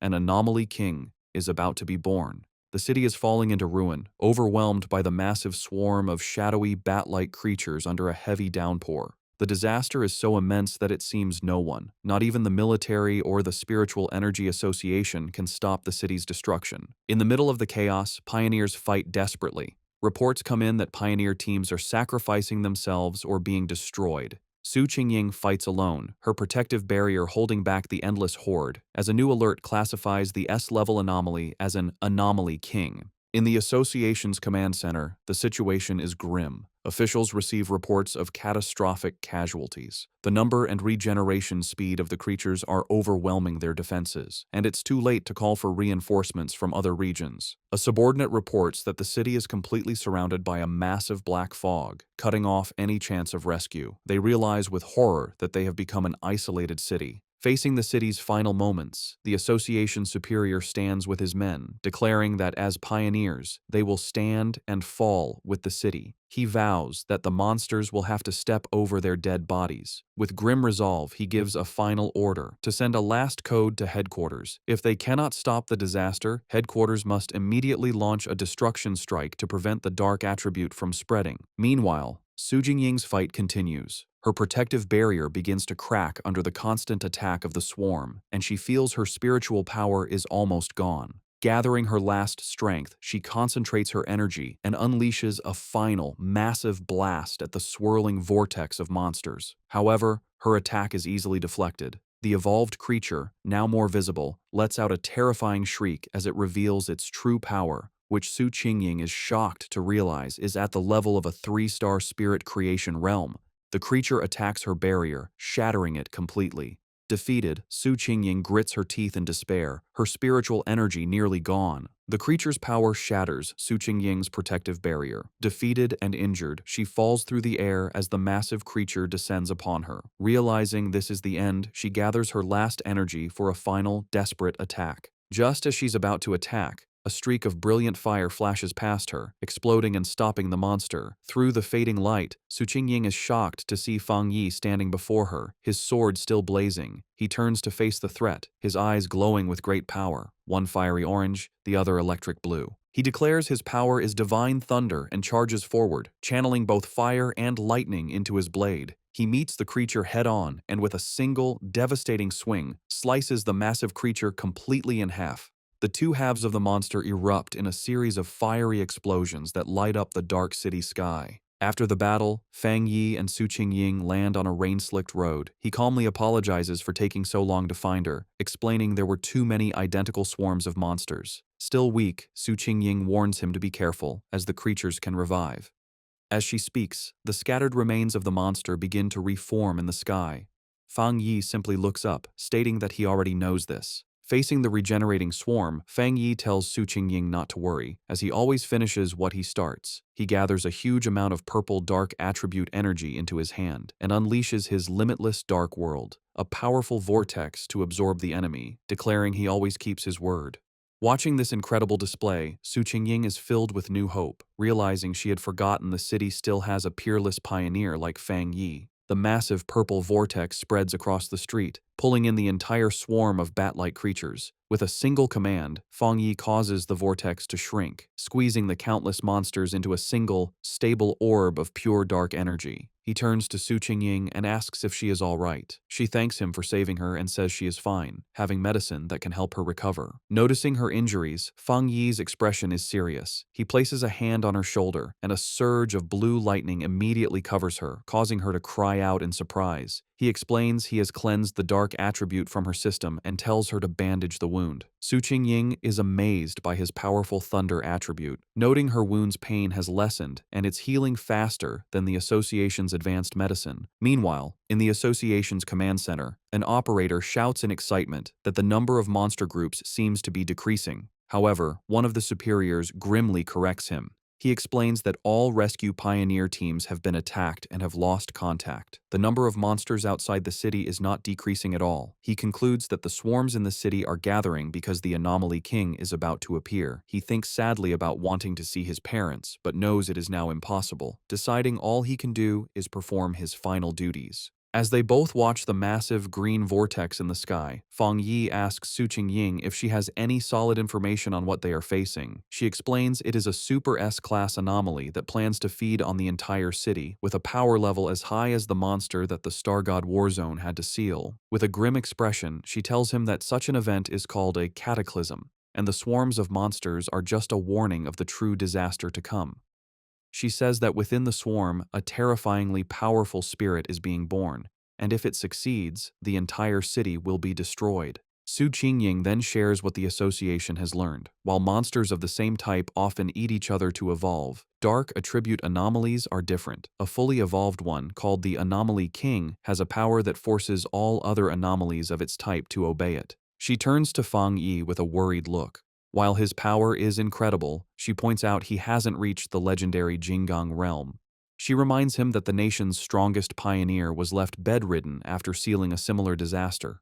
Pleading with him, she says they can't afford to lose another genius and urges him to escape, break through the monster's blockade, and tell the military to abandon the city. Fang Yi interrupts her desperate plea with a gentle tap on her head, playfully asking if she has forgotten everything she learned in school. His expression then turns firm as he declares that this city is his home, and he will pay any price to protect it. Su Qingying is left speechless by his determination. Without another word, he walks away and leaps to a high rooftop, standing before the massive green vortex from which the Anomaly King is emerging. Surrounded by a brilliant golden aura, he grimly notes that it seems the city is being offered as a sacrifice for this king's birth, and he activates his golden sun power. He turns back to Su Qingying, who has followed him, and asks to borrow her wrist device, explaining that he needs it to detect anomalies and contact the association. She hands it over. With the device in one hand and his blazing sword in the other, Fang Yi declares that he must go up there and destroy the creature before it can fully form. He stands ready as the monstrous Anomaly King continues to emerge from the swirling vortex high above the city. Back in the association's command center, the tense mood is broken when an operator shouts that they've reconnected with a lost pioneer's signal. It's Captain Su. The operators are shocked to see her tracker moving at an incredible speed, flying directly toward the center of the storm, the most dangerous area. They yell at her to come back, knowing that going in alone is a suicide mission. An official grabs a communicator and desperately tries to reach her, ordering her to stop immediately and wait for backup from headquarters and the military. On the rooftop, Fang Yi holds Su Qingying's wrist device, which crackles with static. Having finally figured out how to use it, he speaks into the communicator, asking if they can hear him.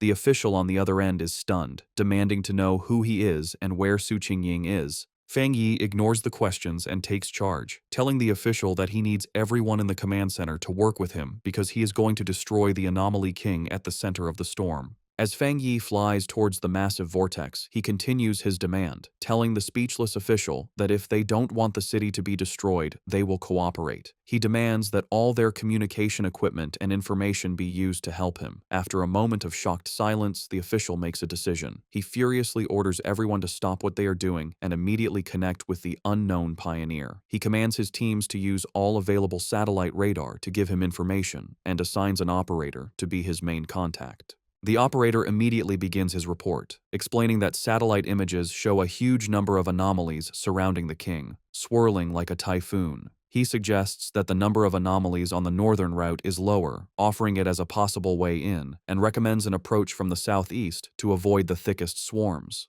As the information comes in, Fang Yi continues to fly into the storm. Suddenly, the operator shouts a warning. Fang Yi has been spotted by two powerful anomalies, ranked A and S, both estimated to possess the strength of the two-star spirit creation realm. He desperately urges Fang Yi to get away. The official watches the monitors grimly, knowing that it is too late to retreat. At that moment, a massive shockwave hits the command center, throwing the staff into chaos as they scream in panic. High in the sky, Fang Yi effortlessly cuts one of the powerful bat-like anomalies in half with his flaming sword. His eyes burn with fiery energy as he calmly asks, and then, in the command center, the operators are in stunned disbelief. The main official exclaims that the anomaly's source has disappeared, realizing with shock that the pioneer killed a dark attribute S-level anomaly in one hit. His subordinate excitedly confirms that it must be the legendary pioneer known as the Tyrant. The entire command center erupts in cheers, happy that they have been saved. Meanwhile, Fang Yi analyzes the situation. He understands that after enchanting his sword, its flames can now counter the dark attribute, greatly slowing down the anomaly's regeneration. However, as the creature he just defeated begins to reform from the dark energy, he realizes his current power isn't quite enough to stop their regeneration completely. He concludes that if he had broken through to the next level earlier, one hit would have been enough. Realizing he needs a different plan, Fang Yi clenches his fists, gathering both his fire and thunder energy. Deciding that speed and frequent attacks are the only solution, he unleashes a flurry of fast slashes that cut the reforming monster to pieces, though he notes with annoyance that their endless numbers are a problem. Suddenly, a strange, swirling green orb of energy appears in the sky, catching the attention of the dark creatures, which begin to fly down towards it. On the ground, a group of cloaked pioneers watches in confusion. One of them wonders what is happening as the bat-like creatures have suddenly stopped their attack. The association superior, who is with them, grimly states that this is not good. He knows there is only one reason the swarms would stop. They are being called back by the Anomaly King, which means its arrival is getting closer. The remaining military and pioneer forces watch as the swarms gather into a massive, blood-red cloud over the city, understanding that their only chance is to stop the swarms before they can be fully recalled. Outside the surrounded city, the battle continues. Jiaolan, from a high point, unleashes a powerful blast of energy into the swarms of dark creatures. Her subordinate, the blonde lightning user, approaches her with a grim report. He asks how much longer it will be until they can enter the city, and Jiaolan replies that their instruments estimate it will take at least another half hour. The subordinate despairs, knowing that in half an hour, the Anomaly King will have fully hatched and the city will be lost. Jiaolan can only watch the huge blood-red swarm, explaining that they have no choice, as the number of creatures is more than 10 times what they first thought, a threat equal to 10 S-class anomalies. Even with the military's powerful weapons, they can't completely eliminate the endlessly regenerating creatures. Jiaolan worries that if they fail, the nearby cities will also be consumed by the dark attribute. She asks if they still don't have enough people to break through the blockade. Her subordinate replies that they are completely outnumbered, complaining that some pioneers are just watching from a distance, not realizing the danger will eventually reach them too. Suddenly, Jiaolan's expression changes as she notices something in the sky. Her subordinate asks what she sees. They both watch as the swarms of bat-like creatures within the city begin to come together, flying towards the area where the Anomaly King is being born. At that moment, a bright point of golden light erupts from the very center of the massive vortex. The subordinate recognizes the energy, asking in disbelief if the bright flame could be Fang Yi. He turns to her, questioningly saying her name. With a new, confident smile, Jiaolan simply replies that it is nothing. She then takes command, shouting to all her forces to increase their firepower and push forward without worrying about their supplies. She declares that they must enter the city because the Star God Warzone will not abandon any city. As her forces advance, a single fiery figure rises into the heart of the storm, a beacon of hope against the darkness. Jiaolan and a stunned Su Qingying can only stare at the immense sea of flames he has created. From the safety of a shattered apartment window, Lin Yiyi excitedly recognizes her cousin's blade technique, while the red-haired leader looks on in amazement. High above the city, the remaining swarms of bat-like creatures converge on Fang Yi, trying to stop him. Unimpressed by their numbers, he notes that they have all come to stop him. With a determined look, he declares that this is exactly what he wants and swings his massive, blazing sword. The attack creates a colossal fire explosion that radiates through the sky, cutting a huge path through the endless horde of dark creatures. As his eyes burn with intense fiery energy, Fang Yi has a sudden realization. He feels the sensation of being on the verge of a breakthrough returning, the same feeling that had disappeared earlier. He understands that despite the thin spiritual energy in the air, he has found the conditions to break through again. With a confident smile, he decides to speed up the process. He raises a hand and calls forth a swirling vortex of purple energy, unleashing his limitless dark world, which opens like a massive dark eye in the sky, with him as a shining star at its center. Reaching out his hand, he calls for his spiritual flower to emerge. A glowing red orb appears, with cracks spreading across its surface. From within it, the massive red, desolate fire spirit flower emerges, crackling with dark energy. It immediately begins to attack the swarms, draining their life force as Fang Yi commands it to absorb them and help him achieve his breakthrough. The newly summoned desolate fire spirit flower immediately starts to act. The red flower erupts with great power, sending out a lot of dark tendrils toward the swarm of bat-like creatures. The tendrils pierce through the monsters easily, and the flower begins to eat them, using their dark energy to help Fang Yi's breakthrough. Once the swarms are gone, Fang Yi lands gently in the middle of the now huge red flower. From there, he watches the big green and red vortex in the sky where the Anomaly King is still forming. With his eyes glowing red, he thinks that although the giant creature is visible, it feels strangely unreal, like a reflection in water. However, a confident smirk appears on his face as he realizes he can sense the creature's core. He can hear its heartbeat, a dull, powerful sound like war drums. Fang Yi understands that the king's power can bring out the deepest and most evil desires in people, making it a serious threat.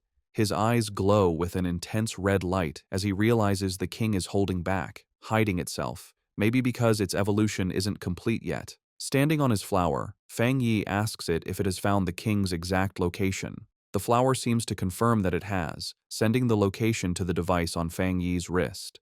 The device glows with a red light, shooting a beam into the sky that shows the Anomaly King's core inside the swirling vortex. With the target found, Fang Yi's eyes begin to glow with golden energy as he uses his golden sun breathing technique at full power. A huge explosion of pure golden energy shoots out from him, going toward the heavens like a rising sun, aiming to destroy the dark creatures for good. Far below in the ruined city, Zhang Lu and his friends watch the sky in total disbelief. They wonder what kind of power can create such a bright light, thinking it must be a fire attribute. However, one of them realizes that a normal fire attribute can't be so strong or fight the dark attribute so well. They come to the only possible conclusion: it has to be a high-tier yang attribute, the natural enemy of the dark power. Meanwhile, inside the association's command center, the tense mood is broken by shouts of joy. An operator reports that the number of monsters is dropping fast and the containment field is shrinking. Staring at the monitors in disbelief, the officials can hardly believe the situation has turned around so suddenly. Outside the trapped city,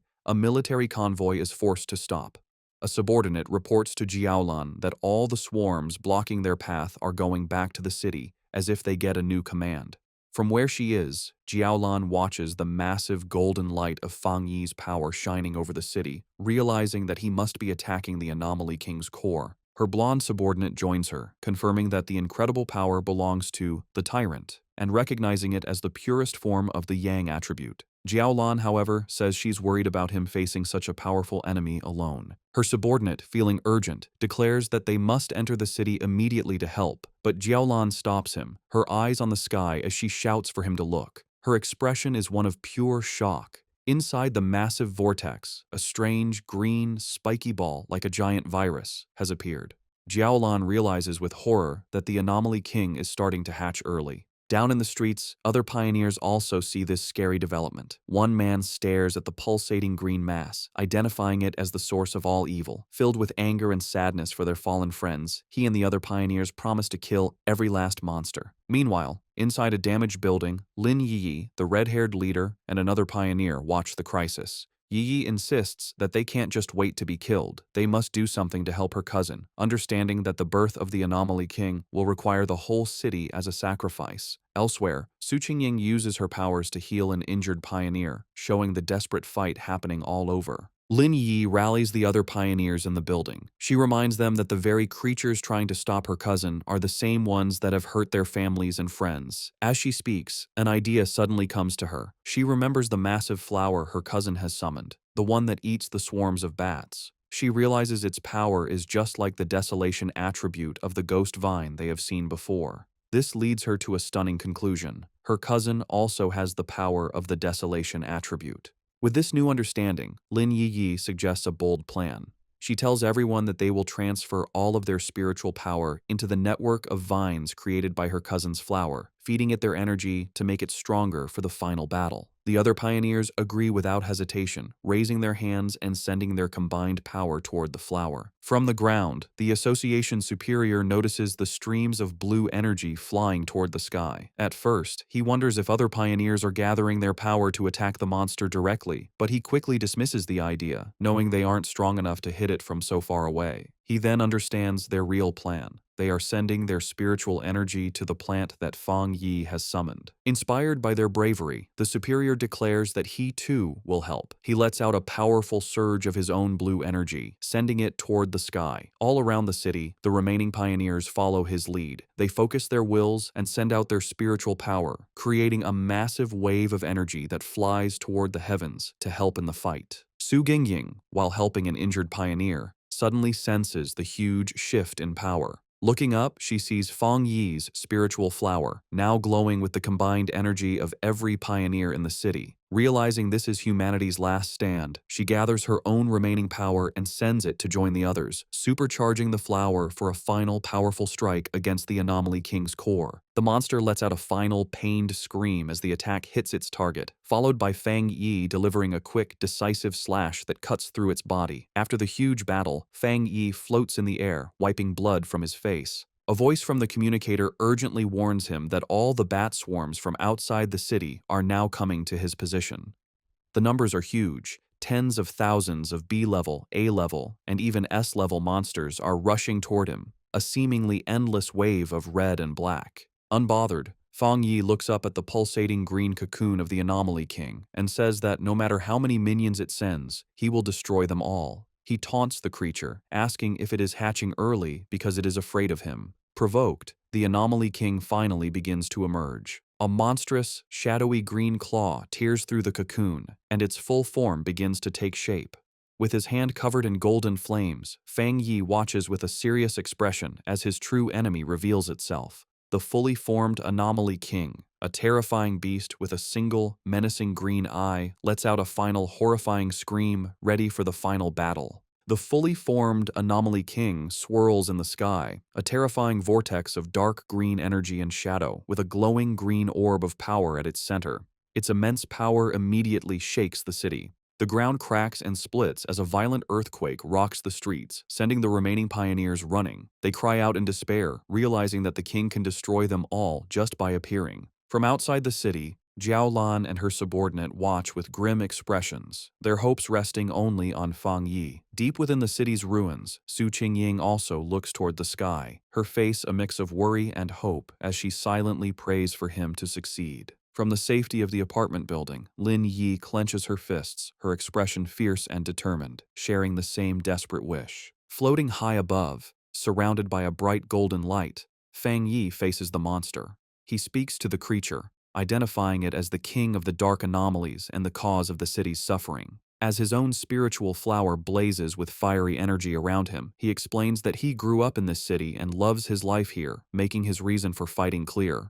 In response, the Anomaly King lets out a furious, deafening scream. With a final, determined look from his burning red eyes, Fang Yi gives his final message, telling the monster that for the sake of his home, it has to die. Their two immense powers collide in a massive explosion of red, green, and golden light, the fate of the entire city hanging in the balance. The huge clash between Fang Yi and the Anomaly King creates a massive, blinding explosion that lights up the sky. When the light fades, Fang Yi is floating in a strange, dark void, facing the single, giant green eye of the Anomaly King. The creature stares at him, its voice echoing in his mind as it mocks him for daring to challenge it when he is only at the one-star spirit creation realm. Before Fang Yi can react, the Anomaly King opens its huge, shadowy mouth, creating a powerful vortex. Fang Yi senses the danger right away, but cannot stop the force that begins to suck him in. As he is pulled into the monster's mouth, he realizes the Anomaly King is different from any other creature he has faced. Even after being hurt by his full power attack, it is still strong enough to swallow him whole.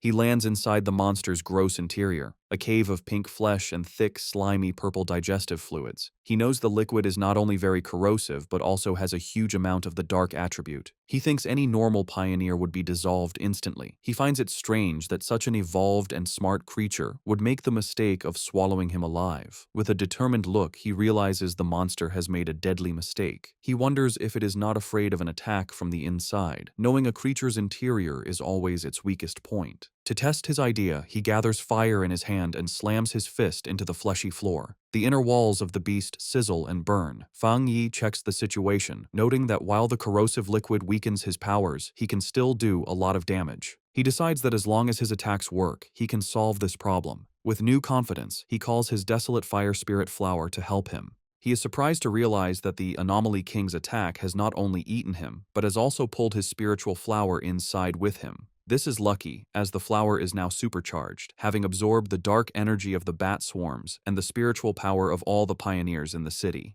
However, as he holds the bright red flower, he notices it seems to hesitate. He asks it what is wrong, wondering if it dislikes the Anomaly King's dark attribute. To his surprise, the Desolation attribute flower, which usually feeds on dark energy, seems to be pushed away by the Anomaly King's unique power. Fang Yi finds this unexpected, as his original plan is to use the flower's life-draining ability to empty the monster from the inside. Realizing he has to change his plan, he holds the flower in one hand and once again slams his other fist into the fleshy walls of the monster's stomach. After the battle, the Anomaly King's form dissolves, but it immediately begins to reform in the sky, swirling into a huge vortex as it calls back all the remaining bat-like swarms. On the ground, Lin Yi and the red-haired leader watch in confusion and fear. The leader asks what is happening, but Yi can only say she doesn't know, her main worry being where her cousin is. Elsewhere, Su Qingying bravely leads the evacuation of civilians, telling them to move in an orderly way and promising the pioneers will do everything to protect them.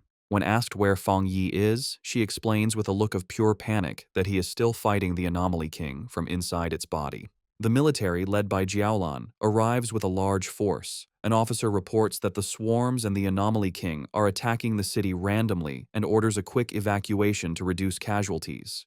Jiaolan stands on a military vehicle, giving firm commands to her soldiers, but she cannot help but look at the terrifying creature in the sky with a look of dread. The Anomaly King begins to absorb all the swarms, pulling them into its swirling form to get its power back.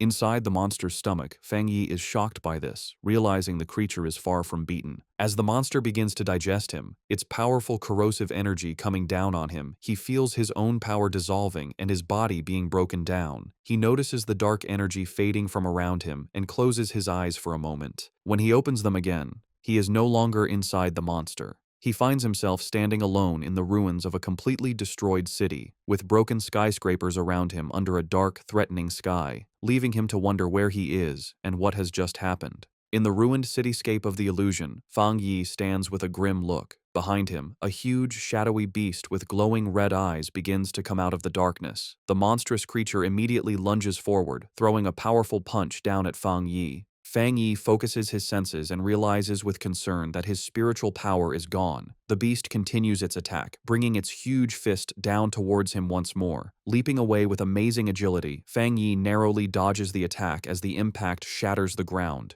He lands safely on a piece of rubble and realizes something important. He notes that even without his spiritual power, his body still feels strong from his training. He now understands the situation. This is an illusion created by the Anomaly King to trick him into thinking he has returned to his past life before he became a pioneer. The beast tries to crush him with a huge stomp, but Fang Yi once again leaps out of the way, dodging the attack. As he lands, he comes to a critical conclusion. The Anomaly King is not powerful enough to completely take his strength. Its power is not actually greater than his own. He understands that his abilities are not truly gone. Now, he just needs to figure out how to break through this mental block. He figures that every illusion must have a flaw, and that this flaw will be the Anomaly King's own weakness, which it will accidentally show. Just as he is planning, the beast moves with blinding speed, trapping him in its huge hand. The monster brings him close to its snarling face, its voice echoing as it tells the foolish human that once he enters this place, he will never be able to leave. Held in the monstrous beast's hand, Fang Yi's situation seems hopeless. However, a confident smirk appears on his lips as he realizes he has found the key to breaking the illusion. The Anomaly King's fake form begins to merge with his own, showing him a mocking, monstrous smile. The creature then opens its huge jaws, declaring that it is all over and that this is the unavoidable fate of him and all of humanity. To break his spirit, it shows him a horrifying vision of his defeated friends, Jiaolan, Su Qingying, and the others, lying lifeless, reinforcing its belief that humans are nothing more than food for its evolution. Pretending to be defeated, Fang Yi remains silent for a moment, before looking up with a small, defiant smile. He calmly asks if that is truly what the monster believes. In that instant, Fang Yi unleashes his true power. His body explodes in a brilliant golden surge of energy as he declares that the monster is nothing but a puppet. He explains that the monster does not seem to understand the truth of his existence.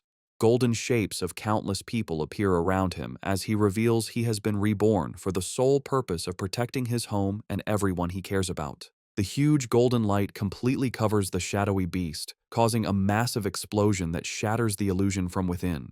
A wave of pure fire sweeps through the mental space, its power reflecting in a single blazing eye. Now free from the illusion and back in the real world, Fang Yi's form has changed. His hair blazes like fire, and his body crackles with blue lightning as he calls upon his system to get to work. Floating in the stormy sky, he is surrounded by a huge handshape of pure golden energy, fully prepared to end the fight. Just then, a system window appears before him, confirming that he has met the requirements for a breakthrough and asking if he wishes to advance to the 2-star spirit creation realm. With his power surging, Fang Yi accepts his breakthrough to the 2-star spirit creation realm.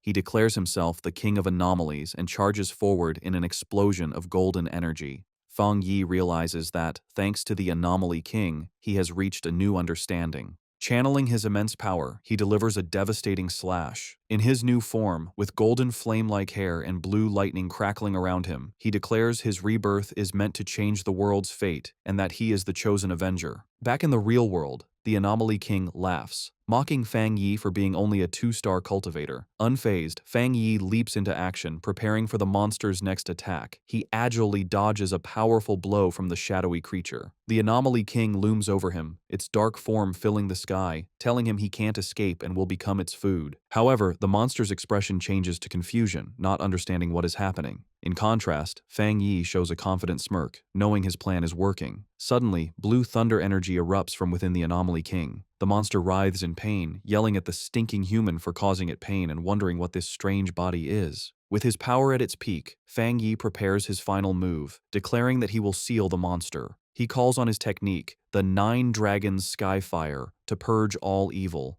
From his fiery aura, 9 huge fire dragons emerge and converge on the Anomaly King's core. The monster screams, realizing the power is far greater than a 1-star cultivator's. The attack ends in a massive explosion of light that fills the city sky. The pioneers on the ground watch in awe as Fang Yi eliminates the anomaly. The Anomaly King lets out a final scream of pain as its essence is destroyed by Fang Yi's power. The last of the Anomaly King's power disappears from the sky, leaving a clear blue day. High above, a massive vortex of purple energy, the last of the dark attribute, is absorbed. Fang Yi, his form back to normal but still holding his blazing sword, stands as the swirling purple energy is drawn into a sphere before him. He looks on with a calm, serious expression, his eyes glowing red. He creates his limitless dark world, a vortex that pulls in all the leftover chaotic energy from the battle. On the streets, surviving pioneers and soldiers look up at the peaceful sky in disbelief.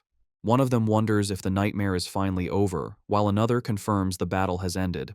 Atop a military vehicle, Zhao Lan is met with a massive cheer from the survivors. They celebrate that the city has been saved and they have survived. As dawn breaks, Zhao Lan's blonde subordinate asks if she is going to find Fang Yi. She looks toward the rising sun with a gentle smile, explaining they have their own duties now. She explains their job is to help people's lives return to normal and restore the city. Below them, the survivors embrace, cry, and cheer in the morning light. Miles away, the Spiritual Energy Association's staff celebrates. They are overjoyed they helped stop the Anomaly King, feeling like they've woken from a bad dream. They stand by a window, reflecting.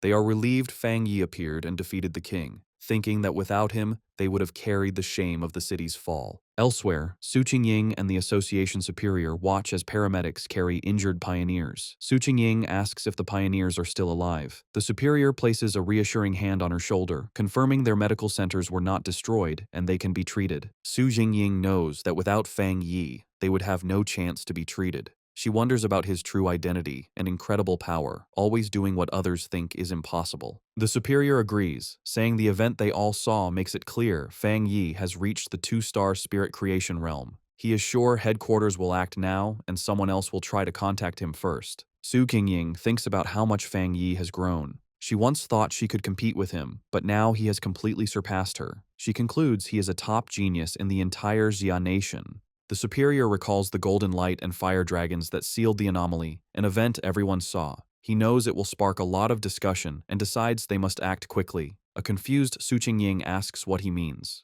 The superior suggests a new title for Fang Yi, the Sealer, thinking it's a fitting name. After the great battle, Lin Yi and the red-haired leader rush through the ruined streets, with Yi calling for her friend to wait. Panicked, Yi asks where her cousin could be, while the red-haired leader tries to calm her. Suddenly, Yi notices something in the distance. Her expression changes to relief, and with tears in her eyes, she joyfully calls out her cousin's name. She has found Fang Yi, who stands calmly in the rubble, holding his sword. Fang Yi asks why they came to look for him. Yi rushes to him, asking if he is all right after the battle. She tells him she knew he would need them, but Fang Yi is silent, looking exhausted. He finally tells her he is fine and says she did a good job. He then puts his arms around both his cousin and the red-haired leader for support. Internally, he thinks about how hard the fight was, admitting he used all the energy from his recent breakthrough for the final attack. He feels a little embarrassed that they are worrying about him. Overhearing this, Lin Yi suddenly notices something. She exclaims in shock, asking if he really broke through to the 2-star spirit creation realm. She is amazed by his fast advancement and incredible talent, while the red-haired leader is also stunned that the big shot has broken through again. Meanwhile, news of the battle has spread. Online forums are filled with talk about the man who saved the city, the pioneer they now call the Sealer. People wonder who this mysterious person is, asking if he's a god for beating the Anomaly King with one slash when the association and military couldn't. They guess he might be part of a hidden organization, a secret weapon of the Xia nation. Elsewhere, Zhang Lu's red-haired friend points at a computer screen, sure that the person in the video is the one who defeated Zhang Lu. Zhang Lu watches the footage, filled with excitement. He declares he is honored to have lost to someone so powerful. He leaps from his chair, announcing he's going to find this man and ask to become his student. His friend, however, advises against it, suggesting that many people will be looking for him right now. The scene shifts to the great Xia capital city. In a dark, secret room, shadowy figures gather around a glowing table to discuss recent events. One man, smoking casually, says he's disappointed he didn't get to see the military and the association destroy each other in the disaster. Another member suggests they find a pawn or assassin to deal with this new powerful figure. But a mysterious woman with long, sharp fingernails dismisses the idea. She says such a simple approach isn't worthy of the so-called chosen one and savior of the world. She holds up a photo of Fang Yi, scornfully noting his new title, the Sealer. With a swift motion, she pierces the photo at Fang Yi's neck with a sharp nail, tearing it. She calmly says there's no need to rush, as the photo in her hand bursts into a purple flame. She declares that anyone who stands in their way will be destroyed. As she speaks, the purple flames form the shape of menacing eyes, making their threat clear. While Fang Yi and Lin Yi are resting in their apartment after the intense battle, they are startled by a knock at the door. Fang Yi opens it to find Su Qingying and the association's superior. Su Qingying is holding several large gift boxes, and the superior expresses his sincere thanks on behalf of the Spiritual Energy Association. He explains that they made a grave mistake during the S-class anomaly invasion, and it was only thanks to Fang Yi that they avoided terrible consequences. Su Qingying excitedly thinks of him as a big shot. Fang Yi tells them it's no problem and invites them inside. After Fang Yi serves them water, the group sits down at the table, with Lin Yi also joining them. The association superior thinks to himself that the association should get a better home for Fang Yi. He then gets to the point, explaining that the association has another matter to discuss. He reveals that they plan to publicly promote the title of the Sealer. Intrigued, Fang Yi asks him to explain. The superior projects a map showing powerful pioneers who have appeared in every major city, explaining that they are well-known figures. He contrasts this with the recent S-class anomaly, which he calls the most terrifying disaster yet. He explains that they want to use the name the Sealer to establish their city, Tai, as a key strategic city. Fang Yi listens to their proposal. The superior clarifies that after the disaster, they have decided that their city needs a powerful pioneer leader. Su Qingying adds that in the future, anomalies will become more frequent, and they can't risk their city being nearly abandoned again. When Fang Yi questions the term abandoned city, Su Qingying explains that without him, everyone in the city would have died. Fang Yi tells his cousin that he understands now, admitting his knowledge of the world is still lacking, but reassures her that they don't need to be so negative. He realizes that by focusing only on his own training, he has ignored the city's broader development. Looking out at the city, he understands that while Tai was a major city before, its importance doesn't match the top-tier cities. He recalls that among over 100 cities, the top 3 are Dushen, Tian, and Kang, with other major centers also being important. He concludes that this recent disaster is also an opportunity for Tai City to become more important. The superior confirms this, explaining that cities are now judged based on the number and strength of their pioneers, with higher-rated cities getting more resources. He concludes that everyone needs a symbol of hope. He proposes that the association will protect Fang Yi's identity while creating a mysterious public image for the Sealer, letting others build his legend. Fang Yi agrees, understanding that some mystery is smarter than full exposure. Lin Yi agrees, adding that human imagination can sometimes be more threatening than reality. Fang Yi calmly says he has no problem with the association's plan, as it helps him and the people he cares about, and he hopes for a good partnership. He extends his hand to seal the deal, which surprises both the association superior and Su Qingying. Fang Yi and the superior shake hands, finalizing their new partnership. The superior officially welcomes him, calling him by his new title, the Sealer. In the following days, with the full cooperation of the association and the military, Tai City begins to recover quickly. The reconstruction of the city and the rescue of the injured go on in an orderly way. The great disaster has helped speed up the creation of a new order across the world. The scene then shifts to the modern headquarters of the Spiritual Association in Dushan City, where news of Fang Yi's actions has already arrived. Officials wonder if the Sealer is the pioneer who solved the S-class anomaly in Tai. Inside an office, several men discuss the reports. One notes that Fang Yi is the most prominent among the newest pioneers, with another adding that his high-grade Yang attribute makes him a chosen one and a natural enemy to the dark attribute. An official, pointing at a monitor showing footage of Fang Yi, reveals that the data indicates he has more than just one high-grade attribute. He reminds them of the viral Skyfire Slash video, which showed a high-grade fire attribute, and the military's codename for him, the Tyrant, which came from his high-grade Thunder attribute. His colleagues are stunned, but the man with glasses insists there is something even more incredible about him. Their discussion is interrupted by a woman with wavy blue hair and glasses, who asks if they are talking about the Sealer. She confidently asks to see the data they have on him. The men immediately recognize her and comply, pulling up his file on the main screen. As she studies the information, she thinks that with more pioneers emerging, and with someone like Fang Yi taking the lead, there will inevitably be many who will challenge his authority. Her glasses gleam with a determined light as she admits that even she wants to see his power for herself, thinking that she and the Sealer will probably meet very soon. The scene shifts to a modern library in Kong City, where people are quietly reading. Fang Yi's ex-girlfriend, Chu Qingli, is sitting at a desk working on her laptop when a young man nervously approaches her. With a blush, the man stutters as he tries to ask for her contact information, but Chu Qingli coldly interrupts him. She tells him that this is a library and he is disturbing others. Dejected, the young man walks away while Chu Qingli returns to her work. Internally, Chu Qingli dismisses the man as boring, thinking how people like him are completely unaware of the massive changes happening in the world. She reflects on her own recent transformation, recalling that after an exam, she unexpectedly awakened her spiritual power and became a one-star Ghost Realm pioneer. She knows that becoming a pioneer is an incredibly rare thing and that she is one of the chosen few. She smiles, believing this new power is why she was able to escape the recent disaster that struck Tai Tai City.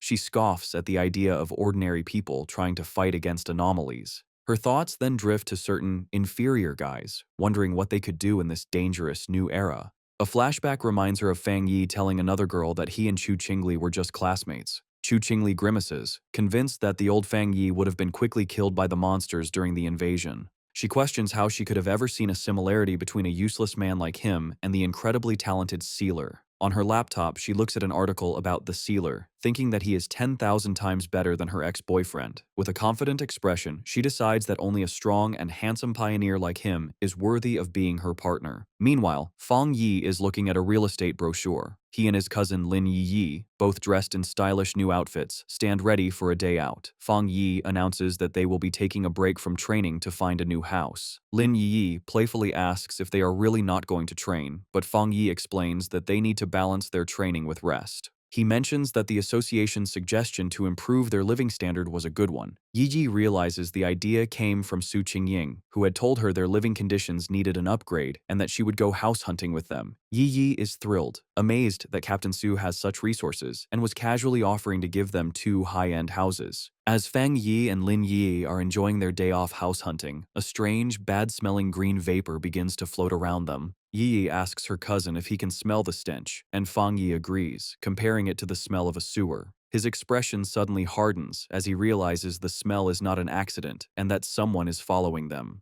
Both he and Lin Yi quickly turn around. From the green haze, a group of 3 menacing-looking men emerges. Their leader, a large, muscular, bald man with a heavy metal pipe, mockingly identifies Fang Yi as the Sealer and taunts them for only noticing him after they had already walked into his trap.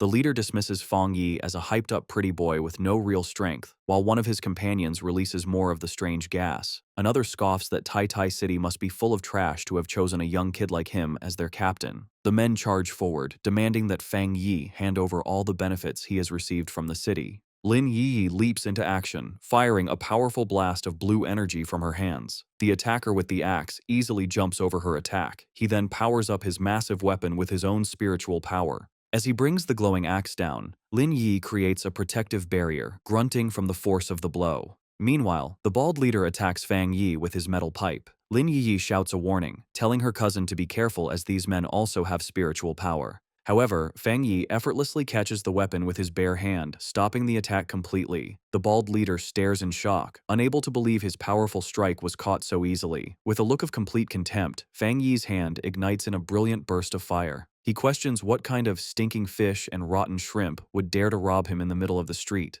Without hesitating, Fang Yi punches the bald leader in the face, his fist covered in flames. The man flies backward, screaming in disbelief that he was beaten so easily. His friend with the gas tank watches in shock, confused why Fang Yi is not affected. He thinks his special, universal permeating potion should have paralyzed his opponent. Fang Yi just stares back, his hand still flickering with fire. The green gas is described as a potion made from the sweat of a wood attribute pioneer, designed to break an enemy's spiritual barrier, but it has a terrible, lasting smell. Angry about his defeat, the bald leader gets up, shouting he was just careless, and that since they are all at the spirit creation realm, they have nothing to worry about. He charges forward again, his body glowing with a purple aura. Fang Yi smirks, identifying his attacker's powers as mutated earth and wood attributes. He remarks that their sneaky tactics fit their crooked style. He confidently thinks that while a normal spiritual barrier might be weak to such tricks, they are useless against him. Meanwhile, the man with the axe-like weapon jumps high to attack Lin Yi. However, she reacts with amazing speed, kicking him in the groin and making him cry out in pain.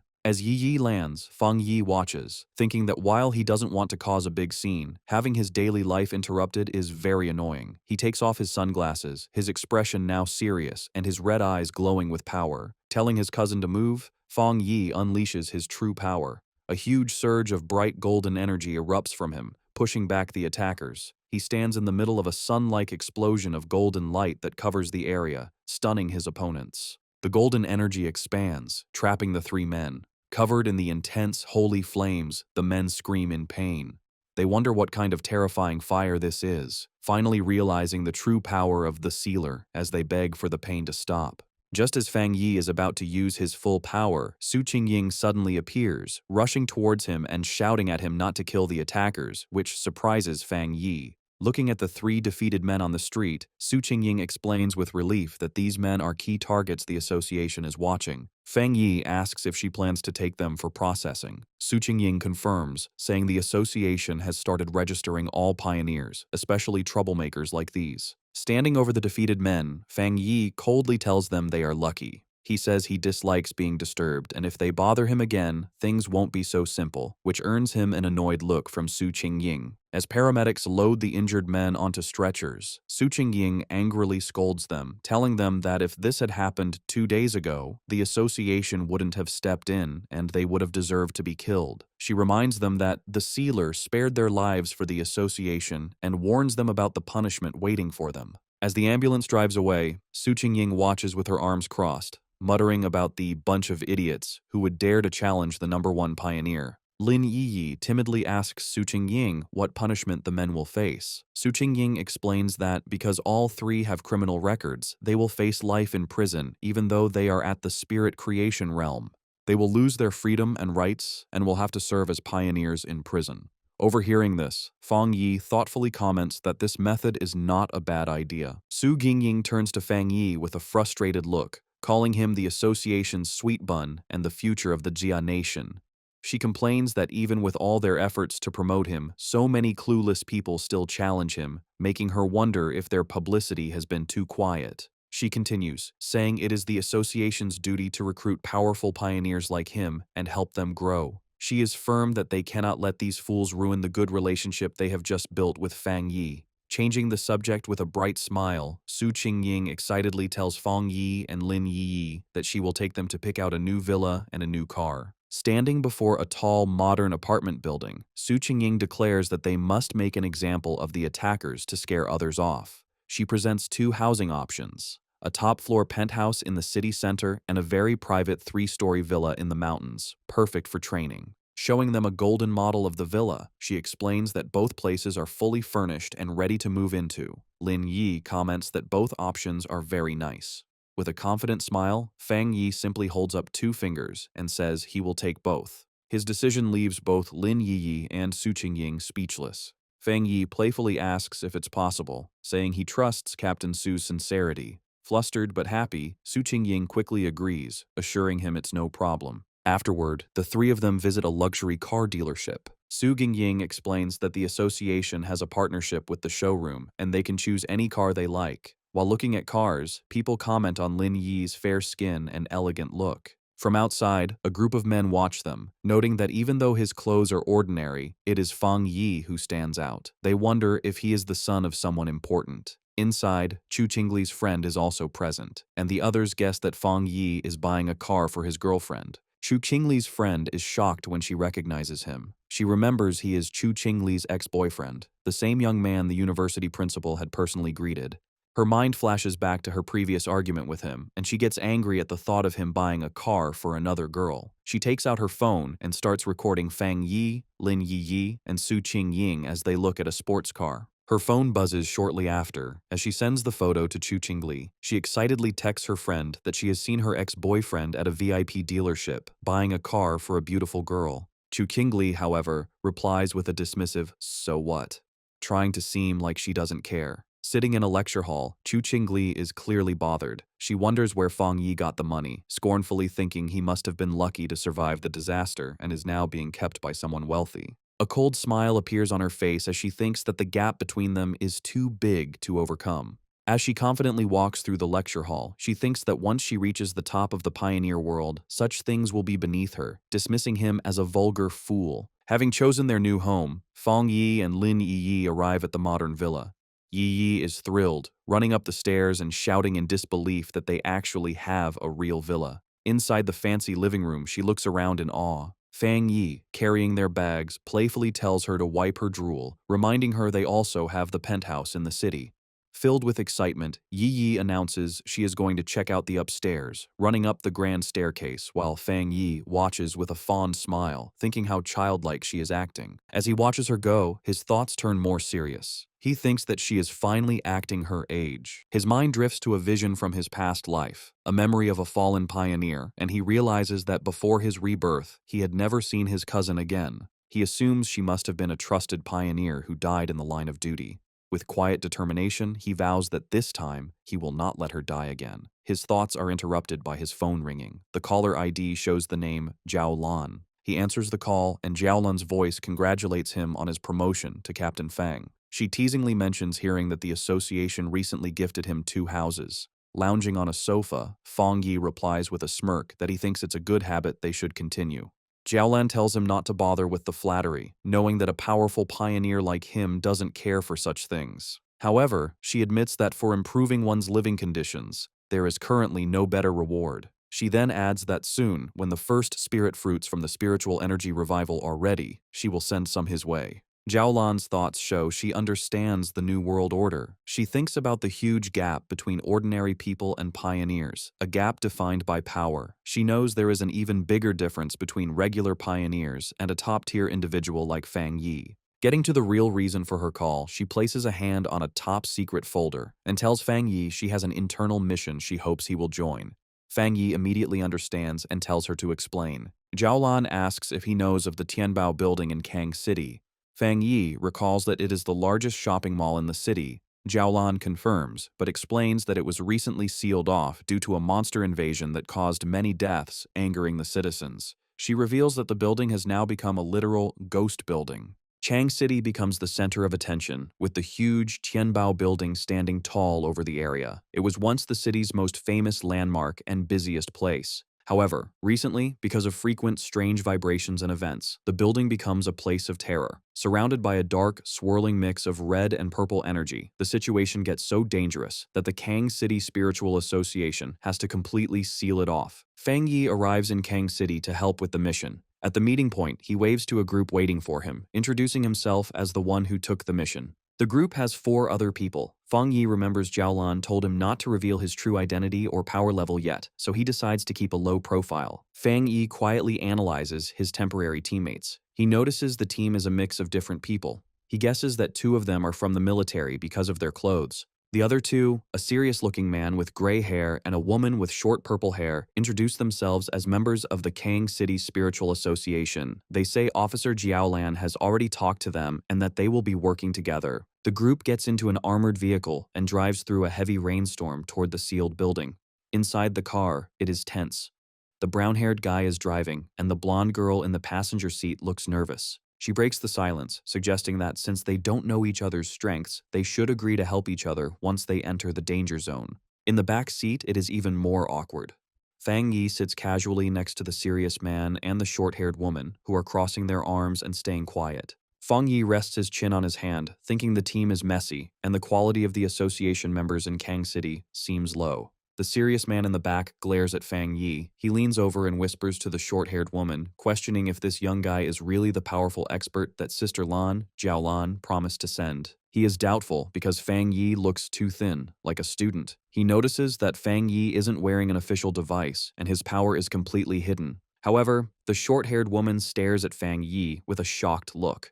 Her mind flashes to the rumors of a legendary figure surrounded by flames. She wonders if this student could actually be the Sealer, the godlike figure who single-handedly stopped a natural disaster. But looking at his young age, she finds it hard to believe. The short-haired, purple-haired woman stares at Fang Yi with great interest. She connects the dots, realizing this young student matches the description of the legendary figure with 3 rare high-level powers who sealed the King of Anomalies. She is now almost sure he is the Sealer. Meanwhile, at the Star God Warzone office, the phone rings. Jiaolan answers and gets terrible news. The Tianbao building has completely fallen. The voice on the other end reports that they have lost contact with everyone inside. The anomaly level has shot up to 12,000, and there are 53 confirmed deaths. Jiaolan looks stressed, realizing the situation is getting worse faster than they thought. However, she promises that the person she sent, Fang Yi, will be fine. She ends the call firmly, saying that since the mission was handed over to them, no more questions should be asked. Back in Kong City, the Tianbao building is surrounded by a terrifying, swirling mix of red and purple energy. The armored vehicle arrives, and the team steps out into a heavy, unnatural rain that looks like blood. Fang Yi observes the area with a serious look, noting the situation is bad and the creatures inside seem much stronger than what he has faced before. The group looks up at the massive skyscraper. The outside is covered in dark stains. Fang Yi points them out, and the team realizes the entire side of the building is covered in huge splashes of blood. The short-haired woman tells Fang Yi that the building has 40 floors and is the tallest in the city. While many were evacuated, the narrow inside makes it hard. Fang Yi realizes that some people didn't cooperate before the lockdown, meaning many civilians are still trapped inside. Fang Yi asks if there is a way to contact the people inside. The brown-haired driver says it is impossible. No news has come out since the anomaly started. He reveals that he helped on the second day of the lockdown. The driver remembers the building looked like a dead zone, aging decades in moments. He describes the horror of seeing chopped-up body parts falling from the windows, chewed on by monsters. He explains that in less than a week, the building's dark aura has grown heavier. Hearing this, Fang Yi turns to the group with a sharp, critical look. He confronts them, realizing that since they have no contact with the inside, their death count of 53 is just a guess based on the body parts they found outside. He coldly scolds the Kang City Spiritual Association for being too casual. The driver sweats nervously, stammering that they had no other choice. Fang Yi thinks about the grim reality, realizing the death numbers from the association are likely much lower than the truth. He reasons that for ordinary people, an anomaly is a world-ending event. In a closed space, they are like sheep waiting to be killed with no escape. Deciding to waste no more time, Fang Yi orders the team to enter the building immediately. He explains that some anomalies evolve by eating humans, meaning a higher death count will lead to stronger monsters inside. However, his leadership is immediately challenged. The serious gray-haired man grabs Fang Yi's shoulder, stopping him. While acknowledging the military's order to follow Fang Yi, the man demands that Fang Yi first explain his plan before they rush in. Fang Yi turns to look at him coldly, asking what plan there is to discuss when they are blind to the situation inside. He insists they have to go in to investigate first. The gray-haired man is not satisfied. He argues that everyone there has experience with anomalies, and that, as the commander, Fang Yi should at least know their abilities. He starts to criticize Fang Yi, pointing out that he hasn't even joined the official organization and lacks training. The argument is cut short when the short-haired, purple-haired woman steps in, looking angry. She pushes past the men, telling the gray-haired man to be quiet because they are short on time. She reminds him that Fang Yi took this mission because Officer Zhao Lan recommended him, meaning questioning Fang Yi is like questioning a high-ranking officer. Fang Yi watches, silently, thinking to himself that fighting among themselves is the worst thing to do before a mission. Without arguing further, he turns and walks into the dark entrance, coldly telling them that if they don't want to enter, they should stay behind. The team, including the hesitant members, quickly follows him. The group enters the Tianbao building and finds it completely destroyed and spooky. Cars are crushed and trash is everywhere, but the blonde girl notices something strange. Despite the destruction, there is no sound. Suddenly, a dark shadow swoops down from the high ceiling. The serious gray-haired man senses something and looks up, confused. Before he can react, a terrifying green-eyed monster descends from the darkness, screaming as it ambushes him. Fang Yi reacts instantly and summons his sword that immediately bursts into intense flames. With a fierce swing, he sends a wave of fire at the descending monster, his expression cold and focused. The creature doesn't stand a chance. In a split second, it is sliced into pieces by a flash of light and sword beams. Fang Yi lands gracefully, posing with his flaming sword, as the monster behind him is completely destroyed. The serious gray-haired man and the short-haired, purple-haired woman are stunned. They can barely believe the fight ended the moment it began. The woman stares in shock at the massive blade of fire in Fang Yi's hand, wondering where he got such a powerful weapon. Ignoring their shock, Fang Yi crouches down to inspect the creature's remains. He grabs a piece of the body to examine it. Standing up, he analyzes the monster, noting it looks like a twisted mix of a bird and a gecko. He grimly concludes that based on the high level of mutation, this creature has already eaten a lot of humans. The short-haired, purple-haired woman looks closer at the body and has a terrifying realization. She identifies the dead creature as an A+ grade anomaly. The team is terrified by the fact that Fang Yi has just instantly killed a monster that would usually take a full team of elite pioneers to handle. As the smoke from the dead monster clears, the purple-haired woman and the gray-haired man are left in shock. The woman realizes Fang Yi's power is much stronger than the one-star spirit creation realm, and the gray-haired man sweats nervously, realizing Fang Yi could have easily killed him. The brown-haired man admits he was wrong, saying he didn't expect this young man to be the legendary sealer. He always thought the sealer was an old expert who never put down his sword.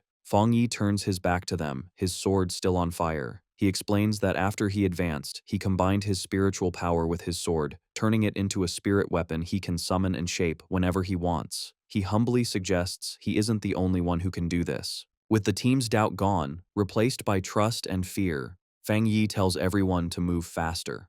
The purple-haired woman says she's relieved Fang Yi is on their team as they follow him deeper into the dark building. To light their way, Fang Yi summons a ball of fire in his hand and leads the group down a dark, narrow hallway, holding the fire like a torch. They reach a staircase that is completely covered in blood. Looking at the horrible scene, Fang Yi grimly figures out that the situation is much worse than the official report said. Based on the amount of blood, he guesses there are at least 500 dead, not just 53. Suddenly, Fang Yi's expression gets sharp, his red eyes glowing as he senses something is wrong.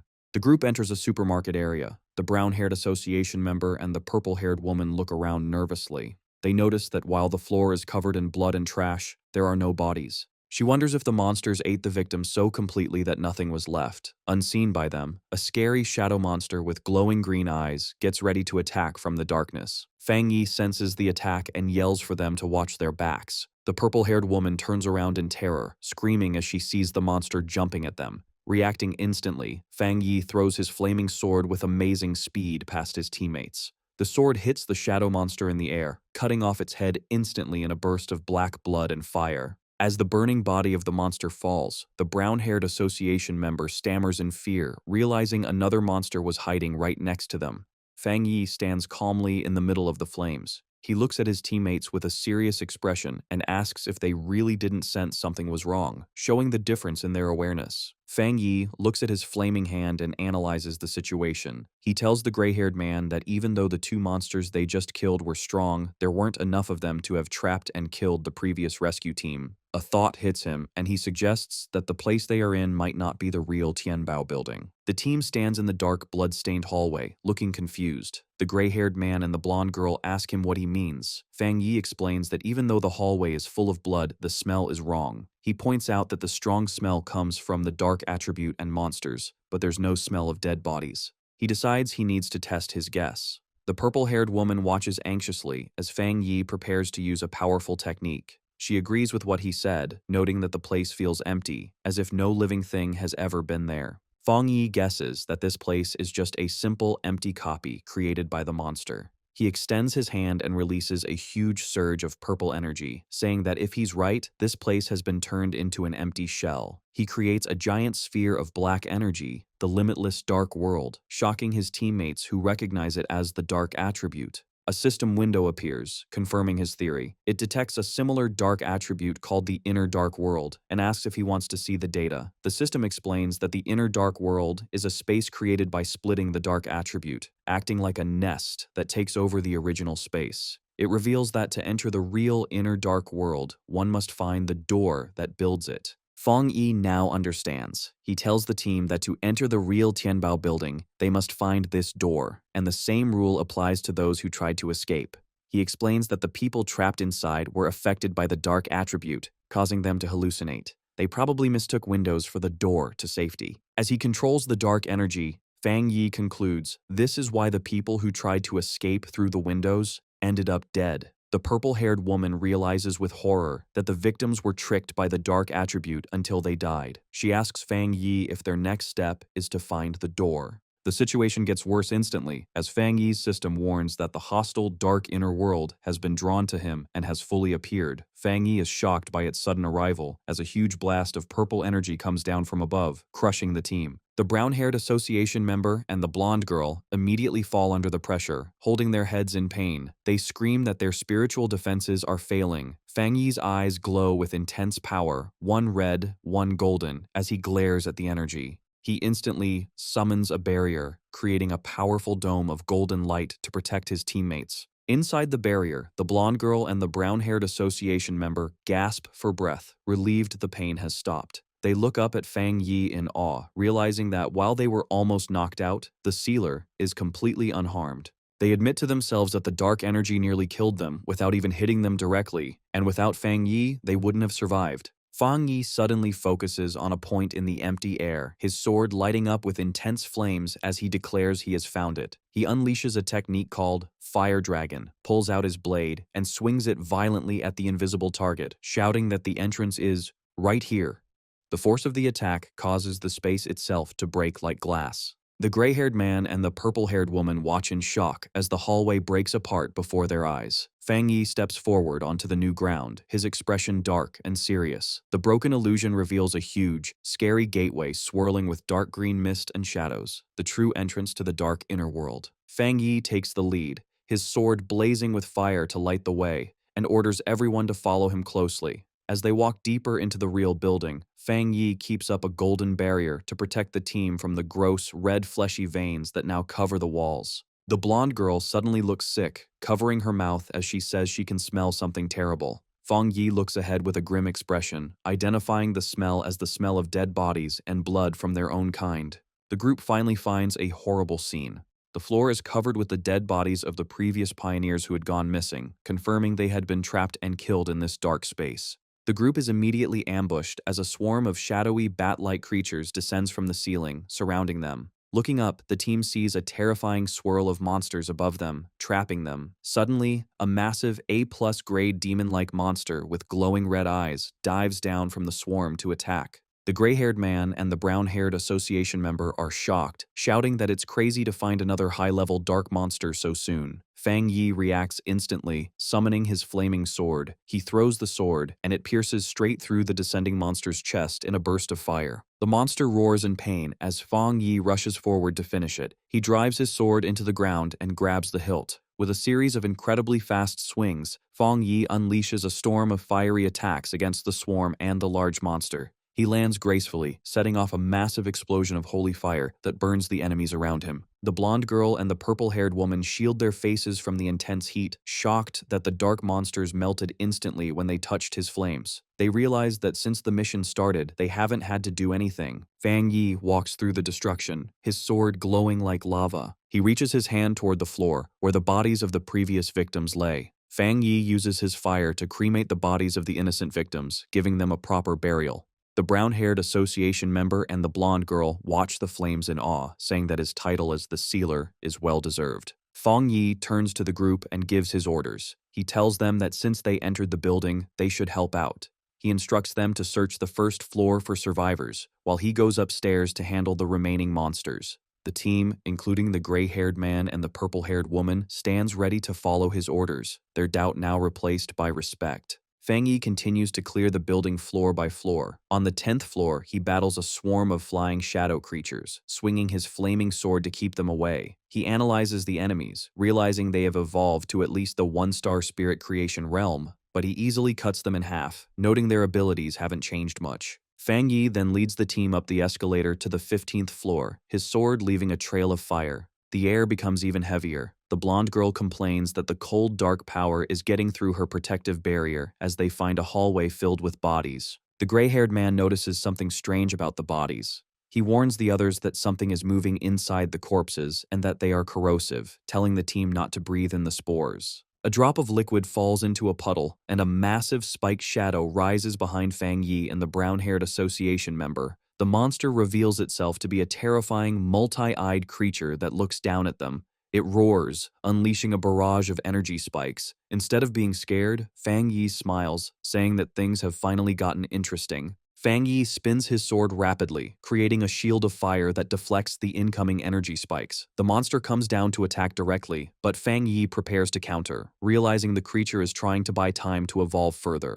He throws his flaming sword with great force, shocking the monster and causing a huge explosion. Fang Yi reaches out his hand, disappointed, and tells the defeated monster that he overestimated it, expecting a challenge at least at the 3-star spirit creation level. The gray-haired man is on high alert and turns sharply when he hears a noise, while Fang Yi asks who is there. Looking inside, Fang Yi asks if they are survivors. A young man hiding behind the door stammers in fear, asking if they are the forerunners sent to help. The team discovers 5 people alive inside what looks like a hidden storage room for a luxury brand. The survivors are huddled together in the dark, looking terrified. Fang Yi realizes they must have hidden here to escape the attack. Seeing their fear, Fang Yi smiles gently to calm them. He reassures them that everything is fine now and that they have come to rescue them. The brown-haired association member steps forward with a friendly smile, introducing the team as the Kang City Spirit Association. He tells the survivors that the monsters outside have been killed and that they should come out quickly. The young male survivor stares at Fang Yi in disbelief, stammering as he tries to understand.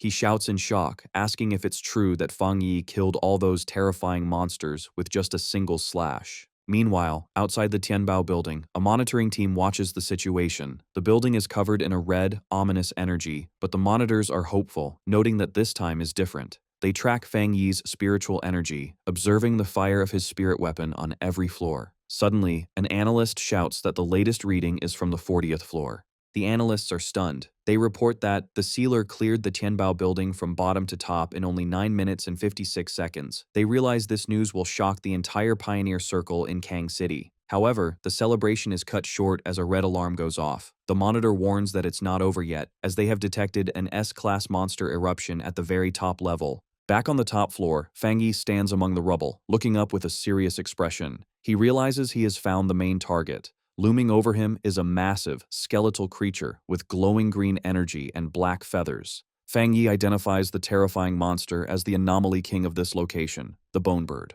Fang Yi charges directly at the massive anomaly king, the Bone Bird, leaping into the air with his sword. As he gets closer, he analyzes the creature, realizing the strange worms on it are not parasites, but part of its main body. With a powerful swing, Fang Yi unleashes a golden strike, but the Bone Bird blocks the attack with its thick, cage-like bones. Fang Yi is surprised for a moment as his attack is stopped. The monster glares at him with glowing green eyes. Below, his teammates watch in despair, worrying that even the powerful Sealer can't defeat this anomaly king, and they feel helpless because they are too weak to help. Fang Yi makes a sound of annoyance, realizing he has spent enough time testing the creature. He decides it is time to end the fight and stops holding back. He calls forth the Divine Thunder, covering his sword with crackling blue lightning. With the added power of thunder, he swings again, this time easily cutting through the bone defenses that had stopped him before. The Bone Bird roars in pain and rage, but Fang Yi, surrounded by blue lightning, just tells it to stop making so much noise. He unleashes a massive vertical slice of blue energy that cuts straight through the monster's giant body. Staring coldly at the creature, Fang Yi notes that even though this monster turned the building into a feeding ground, it is much weaker than the Bat Anomaly King he fought before. Fang Yi moves with incredible speed, delivering a flurry of quick slashes to the monster before landing gracefully on the ground. The gray-haired man and the blonde girl watch in complete shock, realizing that Fang Yi is not just fighting the monster, but completely dominating it by himself. The purple-haired woman watches closely, realizing that every cut is perfectly calculated, dissecting the monster with terrifying precision. Fang Yi realizes that he hasn't even needed to attack the Bone Bird's skull directly. As he dodges its attacks, he understands that the monster can't fight back because the power gap between them is too big. He concludes he has become even stronger than the Anomaly King. The monstrous bird lets out a desperate, broken roar as it tries to recover. Fang Yi looks at the creature with a cold, glowing red eye and asks if it still thinks it can heal, asking if it really thinks he is just playing around. He begins to gather a huge amount of spiritual energy, causing bright blue lightning to crackle around him. With the energy fully charged, Fang Yi leaps high into the air. He unleashes the power directly into the Tianbao building, sending a massive pillar of lightning through the structure that lights up the dark, red sky. The energy swirls into a vortex, cleaning the darkness from the area. As the attack finishes, the dark clouds break apart, and the golden light of the setting sun shines through, signaling that the darkness is gone. Outside the building, the association's monitors watch in disbelief as the Anomaly King's energy disappears. They realize Fang Yi is a pioneer on a completely different level, and they wonder if this is the true gap between them and a top-tier genius. They reveal that the S-class invasion has been classified as the King Sacrifice Hell, and the details of how it was solved are sealed in top-secret files, noting that Fang Yi's solution is something no one else could copy. Fang Yi lands safely on rubble as the dust settles. He turns to the purple-haired woman and the gray-haired man, telling them the bone bird is dead and they can now contact the outside world. The purple-haired woman immediately activates her communicator, identifying herself as Song Yue and reporting that the incident has been successfully resolved. She confirms that thanks to the sealer, they completed the mission smoothly. As she speaks, Fang Yi walks away toward the exit. She expresses hope that the Kang City Spirit Association will cooperate and be grateful for his help. Suddenly, the purple-haired woman looks shocked by what she hears on the communicator. She asks about a Kang City captain who was just elected, angrily asking why he is coming now that the mission is finished. A streak of light flies through the city toward them. The voice on the communicator explains that the captain learned the sealer was there. They tried to stop him, but he is too arrogant to listen. The purple-haired woman is furious, arguing that the mission was given to the military zone and they are responsible for the Tai captain. She declares they need to send Fang Yi away immediately, seeing the new captain's arrival as a challenge. As Fang Yi walks down a staircase, the purple-haired woman states that the sealer is the most important captain recommended by their zone and warns that anyone who challenges him will face the consequences. Fang Yi walks out of the Tianbao building, looking to leave now that the battle is over. He pauses, confused, as he senses something approaching quickly from above. A figure comes down from the sky with great speed, crashing toward him. The attacker lands with a powerful impact, holding an energy weapon. He introduces himself as Yue Fengjiang, the new captain of Kang City, and aggressively asks if Fang Yi is the sealer from Tai City. Fang Yi stands his ground, staring back coldly. Ye Fengjiang gets in his face, analyzing him. He mistakenly thinks Fang Yi is a wind attribute pioneer, but notes that Fang Yi is hiding his power, guessing he is at least at the spirit creation realm. Yue Fengjiang changes his energy weapon into a claw and attacks. Fang Yi draws his flaming sword and they begin a fast-paced duel. The captain leaps high for a crushing blow, forcing Fang Yi to dodge as he lands heavily on the street. Yue Fengjiang looks down on Fang Yi, thinking he is just a brat. He decides to use this fight to establish his own reputation and his family's dominance. Outwardly, he laughs arrogantly. He thanks Fang Yi for solving the crisis, but then accuses him of overstepping his boundaries, lecturing him about rules and seniority. Fang Yi, not impressed, explains that he only came because the military asked for help, and there was no captain when he arrived. He coldly asks what this new captain wants from him. Yue Fengjiang smirks, claiming he is a man of excellent style and has no bad intentions. However, he reveals his true greedy reason. He wants to borrow Fang Yi's powerful sword. He begins to gather dark energy in his hands. Surrounded by a purple and white aura, Yue Fengjiang threatens Fang Yi, saying that if he doesn't comply, he will never leave Kang City. Fang Yi remains completely calm. He smiles, finding the demand ridiculous, while Yue Fengjiang looks at him with a twisted, excited expression. Fang Yi decides to end the conversation. He summons his full power, unsheathing his sword as flames erupt around him. Yue Fengjiang is shocked by the sudden and huge spike in Fang Yi's power. With his eyes glowing and his aura flaring, Fang Yi mocks the captain's request to borrow his weapon, saying he will borrow the captain's entire family instead, signaling he is about to beat him severely. Fang Yi starts the battle with a powerful fire slash. Yue Fengjiang dodges the attack with incredible speed. Instead of being scared, he smiles and says the fight is getting interesting. Nearby, the purple-haired woman, Song Yue, realizes the fight has cut off their signal again. She urgently tells her team they must leave immediately to tell the military and their bosses, and to get the survivors to safety. Fang Yi, surrounded by flames, gives them a stern warning. He gives them 10 minutes to leave, hinting that if they stay, they might see a captain die. The brown-haired association member tries to warn him, but Song Yue quickly covers his mouth. She shouts that she understands and drags him away to keep them safe. As the group runs away, Song Yue complains angrily that Yue Fengjiang is causing trouble right after he got elected. Her teammates agree that it might be good for the sealer to teach their arrogant captain a lesson. With the others gone, Fang Yi glares at his opponent and holds out his hand. He unleashes a powerful thunderbolt at Yue Fengjiang. The captain deflects the lightning with his weapon, but the force is huge. Yue Fengjiang shouts a challenge, telling Fang Yi that if he wants to kill him, he should stop holding back and use 100% of his power. Fang Yi responds by landing a heavy attack that sends shockwaves through the area. A massive explosion erupts behind Yue Fengjiang, destroying the nearby buildings. Yue Fengjiang slides backward to regain his balance, thinking the sensation he just felt was terrifying. Sweat runs down his face as he looks at Fang Yi. He realizes Fang Yi's yang power is incredibly strong and explosive. For the first time, the arrogant captain admits to himself that his body feels fear.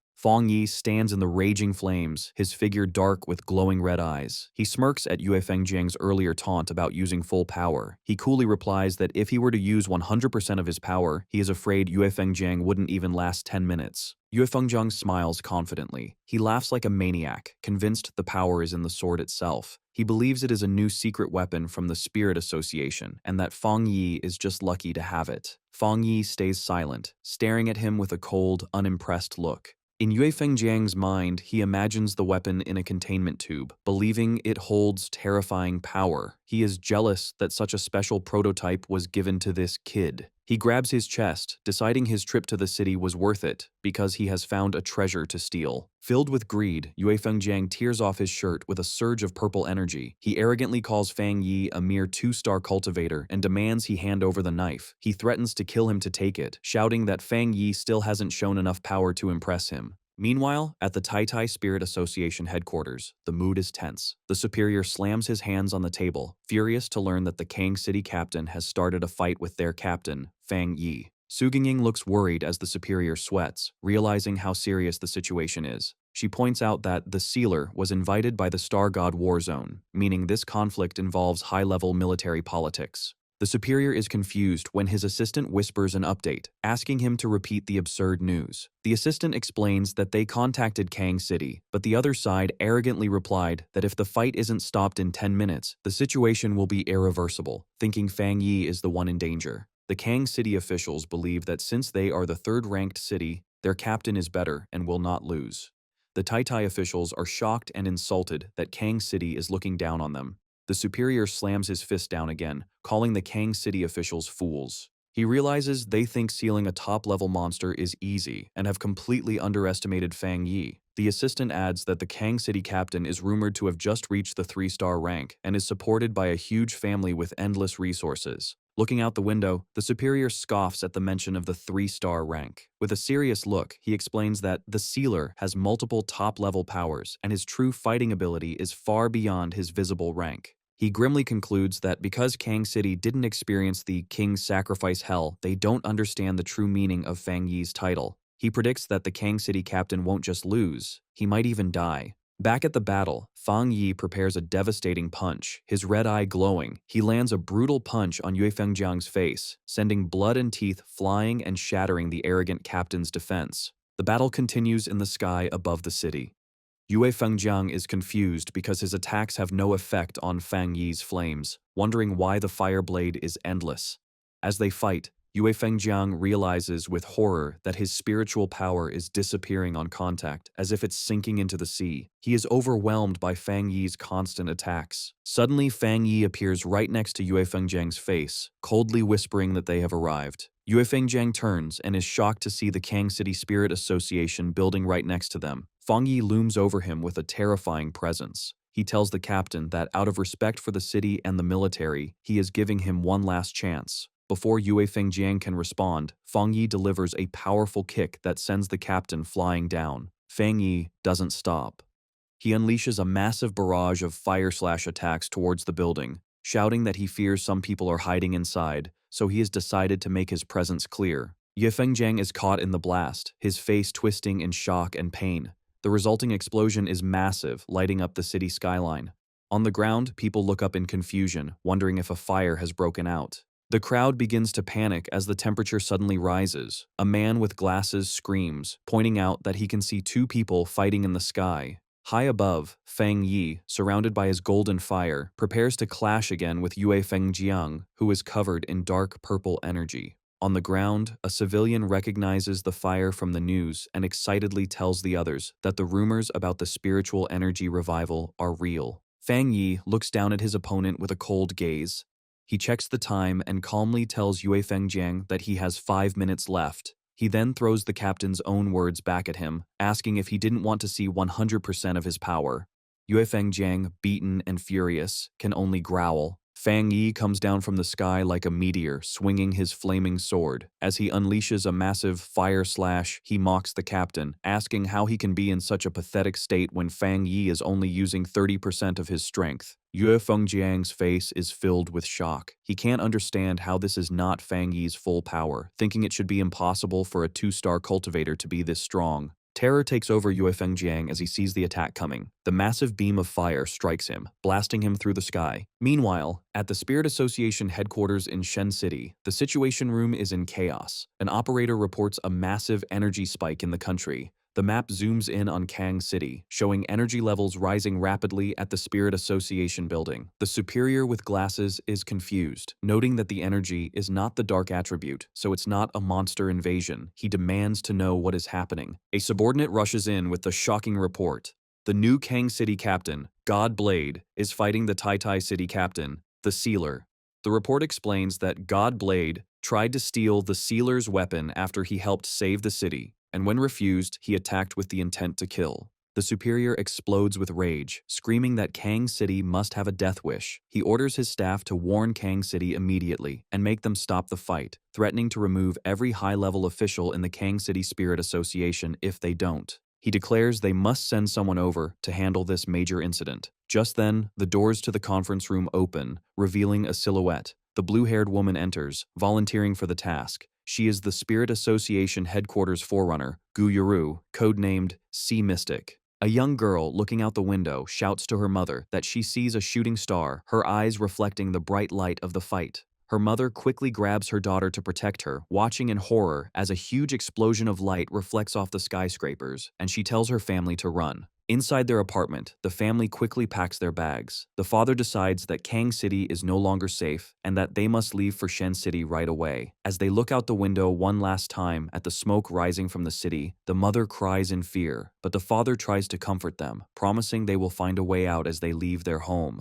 Back in the sky a minute earlier, Yue Fengjiang screams in pain as he is covered in a huge wave of fire, fighting against the intense heat. He bursts out of the flames, shirtless and hurt, and furiously threatens Fang Yi, warning him that his powerful Yue family will never let him go. Fang Yi hovers calmly in the sky, ignoring the threats, while Yue Fengjiang continues to scream that the Kang City Spirit Association will not let him get away with this. Inside the glass-walled headquarters of the Kang City Spirit Association, a group of officials watches the battle in a panic. Seeing the bright light of the attacks, they realize their captain, Yue Fengjiang, cannot last much longer and shout for someone to help him. They demand that the Tai Tai City captain stop his attack, but Fang Yi just stares silently with a cold, annoyed look. Looking down at the officials in the building below, Fang Yi listens as they declare that Yue Fengjiang is their captain and that attacking him is a direct challenge to their association. One of the officials slams his fist against the glass, shouting angrily that they will not accept this behavior. Fang Yi glares at them with his glowing red eyes, not impressed that the Kang City Spirit Association is so arrogant even when facing a stronger force. He creates a huge swirl of fire around him, mocking them by suggesting they didn't care about the other captains because they thought their own captain was stronger, or maybe they just didn't want to get involved. Deciding to teach them a lesson, Fang Yi unleashes a massive fire slash directly at the Spirit Association building. The officials inside hide in terror as the holy flames crash through the windows, burning the office and proving that their threats mean nothing to him. Fang Yi turns his back on the destruction with a look of disgust. As he floats above the defeated captain, he mocks Yue Fengjiang, asking if he really thought he could take the sword from his hand with such poor skill. The battle reaches its peak as Yue Fengjiang, the arrogant captain, is left tired and bleeding, breathing heavily as he reaches his limit. High in the sky, Fang Yi challenges him to see if he can handle his attack and throws his flaming sword straight down at him like a meteor. Instead of dodging, Yue Fengjiang smiles with greed and rushes forward to catch the blade, mocking the local association for being useless while believing that only he deserves such a powerful treasure. His face twists into a crazy expression as he screams that this treasure belongs only to him. Fang Yi watches him with a cold, glowing red eye, thinking that he will never understand pioneers who use their power to rob and kill for things that don't belong to them. He thinks that these types of people are just like common criminals and that their existence is one of the reasons humanity faces destruction. With a final glare, Fang Yi decides that he must end this situation for good, while Yue Fengjiang rushes toward his death with pure excitement. A huge explosion happens the moment Yue Fengjiang tries to touch the weapon, covering the area in a giant ball of fire. Fang Yi stands calmly in the flames and reveals that he forgot to mention that his Tang sword is not a normal spirit weapon. It is a special weapon he created that only recognizes one master. The force of the blast sends the officials of the Kang City Spirit Association running for their lives, screaming for help as the building collapses around them. As they watch the fire, they are confused, remembering reports that the sealer was only at the 2-star spirit creation realm, while Yue Fengjiang was a full realm higher. The leader of the Kang City Association stands trembling in fear, realizing their information was completely wrong. He knows that Yue Fengjiang was the only 3-star spirit creation person in the city, a genius with huge resources who was close to the Jinggang realm and ranked in the top 5 captains of the nation. However, despite his impressive background, he was no match for Fang Yi, who lands softly on the rubble as the dust settles.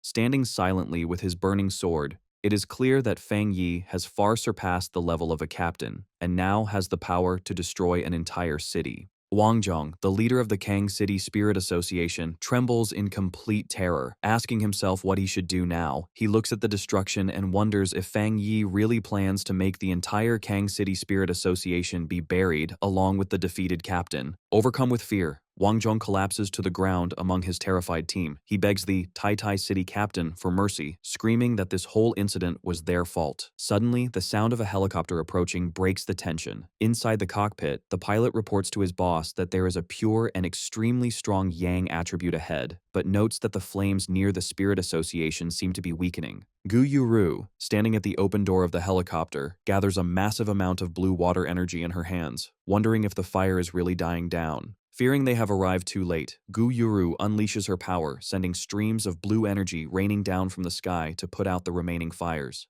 As she looks at the destruction below, she admits Fang Yi's strength, thinking it is truly amazing that he could almost destroy the 3rd largest city on his own. She concludes that his abilities are at the level of a national-level pioneer. However, as her rain falls, she has a deeper realization. Her rain is only able to put out the fire because Fang Yi actively pulled back his power. She realizes that he showed mercy. Otherwise, her water would not have been enough to stop his flames. On the ground, Wang Zhong looks up with joy, shouting to Fang Yi that headquarters has arrived to save them. Fang Yi simply stands silently, staring up at the newcomer in the sky. From the helicopter, Gu Yuru stares back at him. As a water attribute pioneer herself, she senses that Fang Yi's pure power is far greater than what Yue Fengjiang had, ranking him among the top pioneers she has ever met. Suddenly, Gu Yuru's expression changes to one of surprise as she notices something specific. She focuses her gaze on the flaming Tang sword in Fang Yi's hand. Analyzing the pure power and fusion level of the weapon, she knows from her information that the Tai City Spirit Association does not have the technology to develop such an advanced spirit weapon.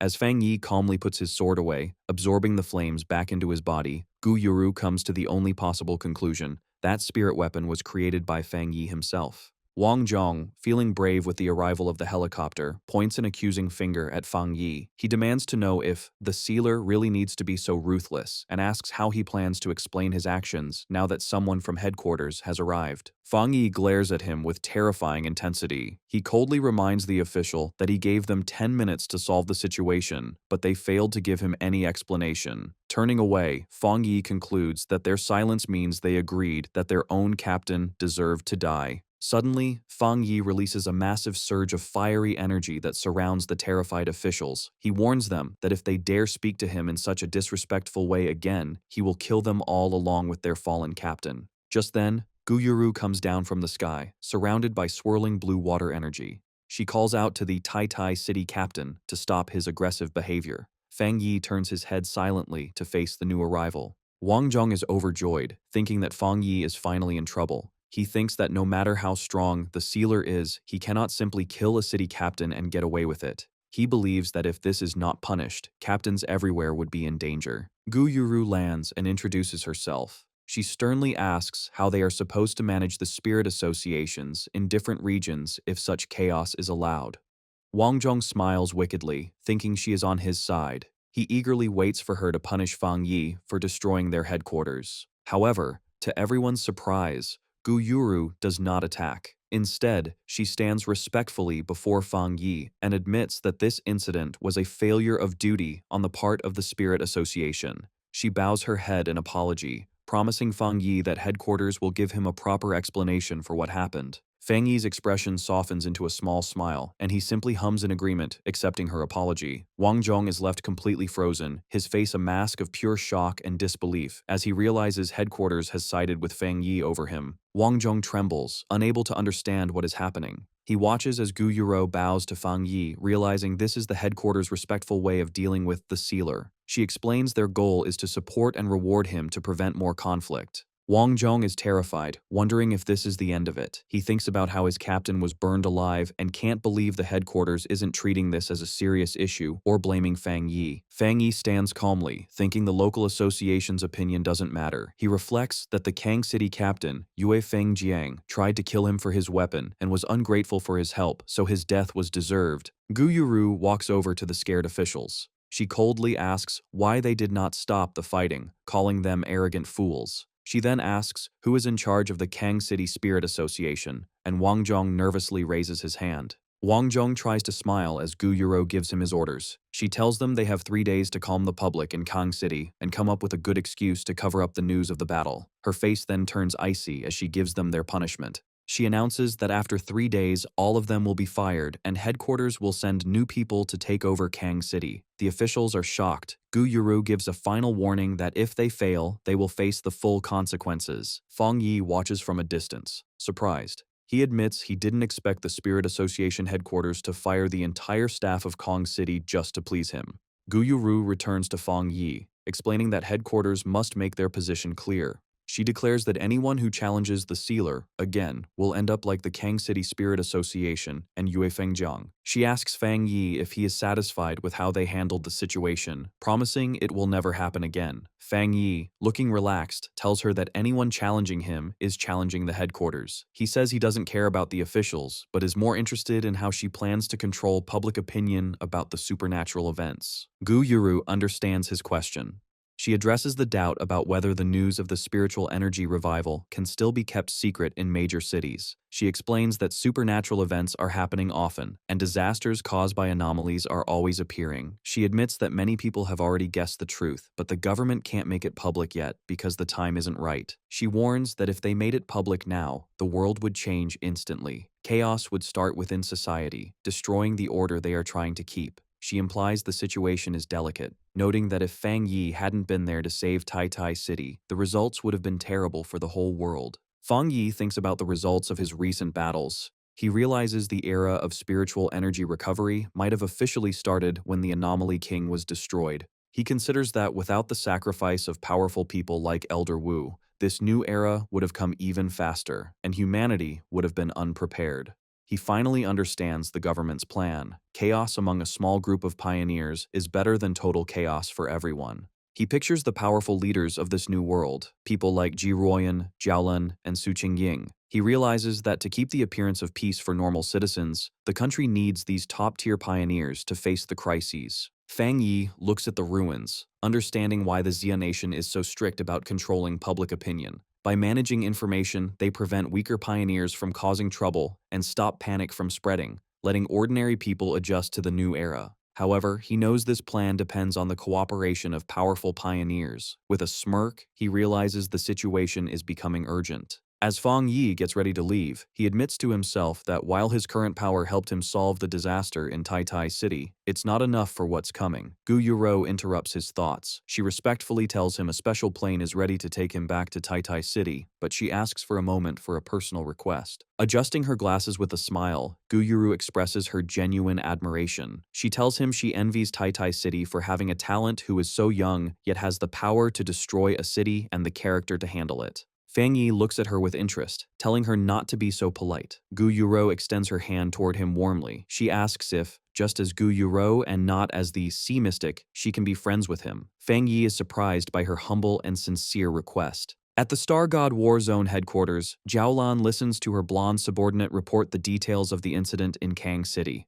Jiaolan slams her hand on her desk in anger, shouting that the situation is ridiculous and calling the Kang City Spirit Association fools. She looks at a chart showing the strategic rankings of cities. She notes that Kang City, currently third, is losing its position. She predicts that if this continues, Kang City will fall out of the rankings. She concludes that the Spirit Association headquarters needs to take over Kang City immediately. Jiulan's blonde subordinate remarks that the Spirit Association headquarters is reliable, especially Sea Mystic, who might be trying to get Fang Yi on their side. Jiulan agrees, saying their reward for the Sealer must be better than the association's. She decides to double the original reward for his help in Kang City. The subordinate expresses his admiration for Fang Yi's strength, saying his balance of ruthlessness and control makes him fit to be a city leader. He then suggests a specific reward that he thinks suits him best. He places a folder labeled Top Secret Restricted Area on the desk. Jiaolan goes silent, understanding the seriousness of this suggestion. She remarks that if she didn't know he admired Fang Yi, she would think he was trying to make things hard for him.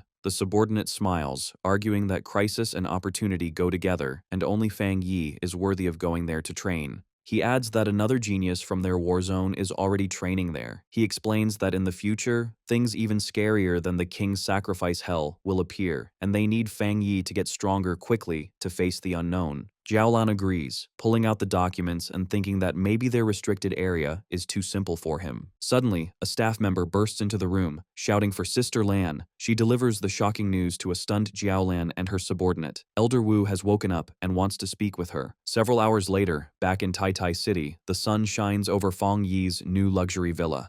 Fang Yi sits on his couch, checking his phone. He receives a bank notification for 10 million yuan, likely the reward Jiaolan promised. Lin Yi walks in, welcoming her cousin back and saying she saw everything about the events in Kang City on the forums. Fang Yi comforts Lin Yi, telling her not to worry, but she is anxious because the internet is full of rumors that he brutally killed the captain of Kang City, Godblade. Fang Yi tells her the rumors are exaggerated and flicks her forehead, telling her to stop reading forums and focus on her training. Fang Yi stands up and says he is going to train and try to have a breakthrough. Lin Yi watches him, shocked. She asks in disbelief if he is moving too fast, as he just advanced, but he is already trying to reach the 3-star spirit creation realm. Fang Yi just laughs and says it isn't certain yet. Left alone, Lin Yi clasps her hands together with a worried look. She feels her cousin has something heavy on his mind. Upstairs, Fang Yi sits on his bed, surrounded by swirling dark energy. He holds a ball of golden energy containing the purest dark attribute from the Bone Bird, the anomaly king he defeated. He decides to merge this energy into his limitless dark world to make it more powerful. As he activates the energy, the spirit of the Bone Bird appears. A system window asks if he wants to embed the dark attribute. He agrees, and a golden sphere of energy surrounds him as the process begins. The system confirms the fusion is successful and his limitless dark world is upgraded. Now, when enemies are pulled into his dark domain, the Bone Bird and other anomalies inside will attack them. Fang Yi floats in his meditation, his body glowing with power. Inside his mind, he sees the shapes of the countless monsters he has absorbed. He wonders if this means they can actively fight for him. He realizes that, like the Anomaly King, he can now command these anomalies. With this new understanding, Fang Yi unleashes his full power. A massive, multi-armed golden avatar made of fire appears in the sky, towering over the dark energy. Suddenly, a golden system notification appears. It detects he has met the requirements for another advancement and asks if he wants to break through to the 3-star spirit creation realm.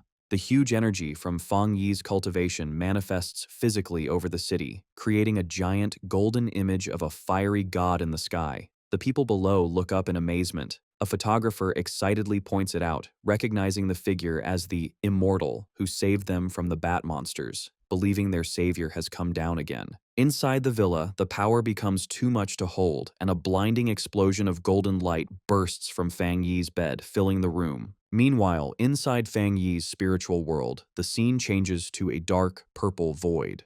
The spirits of the powerful monsters he has defeated and absorbed, including the huge bone bird and the giant serpent, rise from the darkness, towering over him. Fang Yi looks at these reborn monsters with a confident look. He thinks that these creatures have become like servants to a king, and their presence makes his limitless dark world stronger. He sits on a throne made of dark energy, looking down as the terrifying army of monster spirits bows to him, accepting him as their ruler.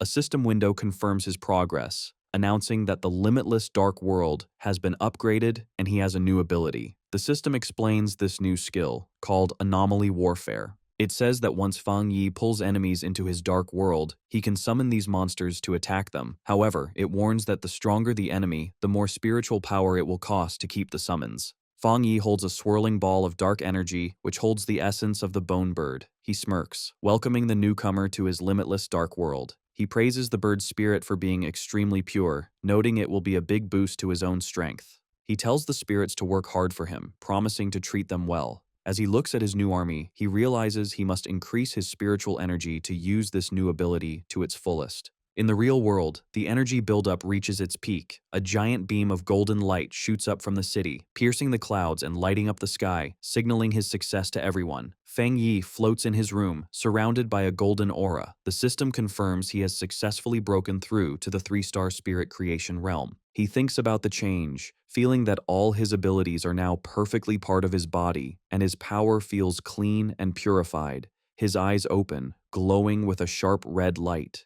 He notices a major improvement. The uncomfortable feeling he used to get when using the dark attribute is completely gone. Fang Yi steps off his bed, his feet still glowing with leftover golden energy. Standing in his room, he summons flames into his hand with a confident look. He decides he will need to explore the rest of his new powers through real fights. Later at the headquarters of the Star God War Zone, Elder Wu, now fully recovered, stands by a huge window with Jiaolan, looking out at the city. They talk about Fang Yi's amazing progress, noting he has advanced in rank again very quickly. Elder Wu asks how much time has passed since Fang Yi got the Shizai flower to save his life, and Jiaolan confirms it has only been half a month. Jiaolan thinks about how in just over 10 days, Fang Yi has done things that would be a lifetime achievement for any other pioneer. The elder admits that Fang Yi did not just save him, but helped the entire future of the Xia nation's pioneers. He humbly admits that even he, a Jinggang realm pioneer, cannot completely control the dark attribute like Fang Yi can.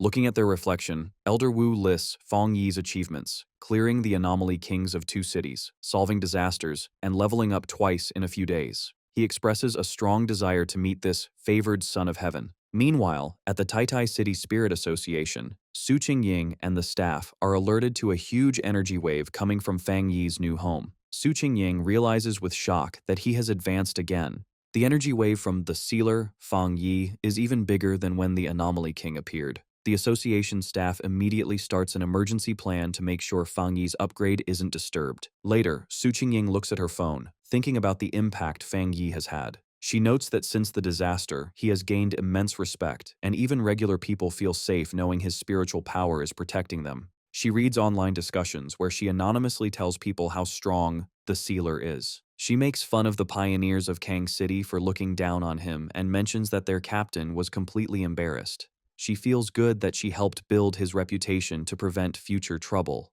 Meanwhile, in an office in Kong City, Chu Qingli sits at a computer, looking frustrated. She complains that cultivation is extremely hard and that she has been stuck trying to advance to the 2-star Ghost Axe realm. She tries to find information about the Sealer on the Pioneer Network, but finds her messages are ignored, causing her to call the other pioneers mediocre. She bitterly thinks she just doesn't know the Sealer well enough. She wishes she could meet him in person, confident in her beauty. However, she worries that in this new era, her current status might not be enough to get his attention. Looking out at the ruined city, she reads online that Kang City has thoroughly offended the Sealer and is no longer a good place to stay. She decides she must return to Taitai City immediately. With a determined look, Chu Qingli walks out, resolving to grab her future and any opportunities she can find. The sun shines on the modern home as Lin Yi asks her cousin if he has finished his advancement. Inside, the two sit at a large table for a meal. Lin Yi asks if he feels any changes. Fang Yi casually replies that it's just okay. Besides his spiritual energy flowing better and his efficiency doubling, there are no huge changes yet.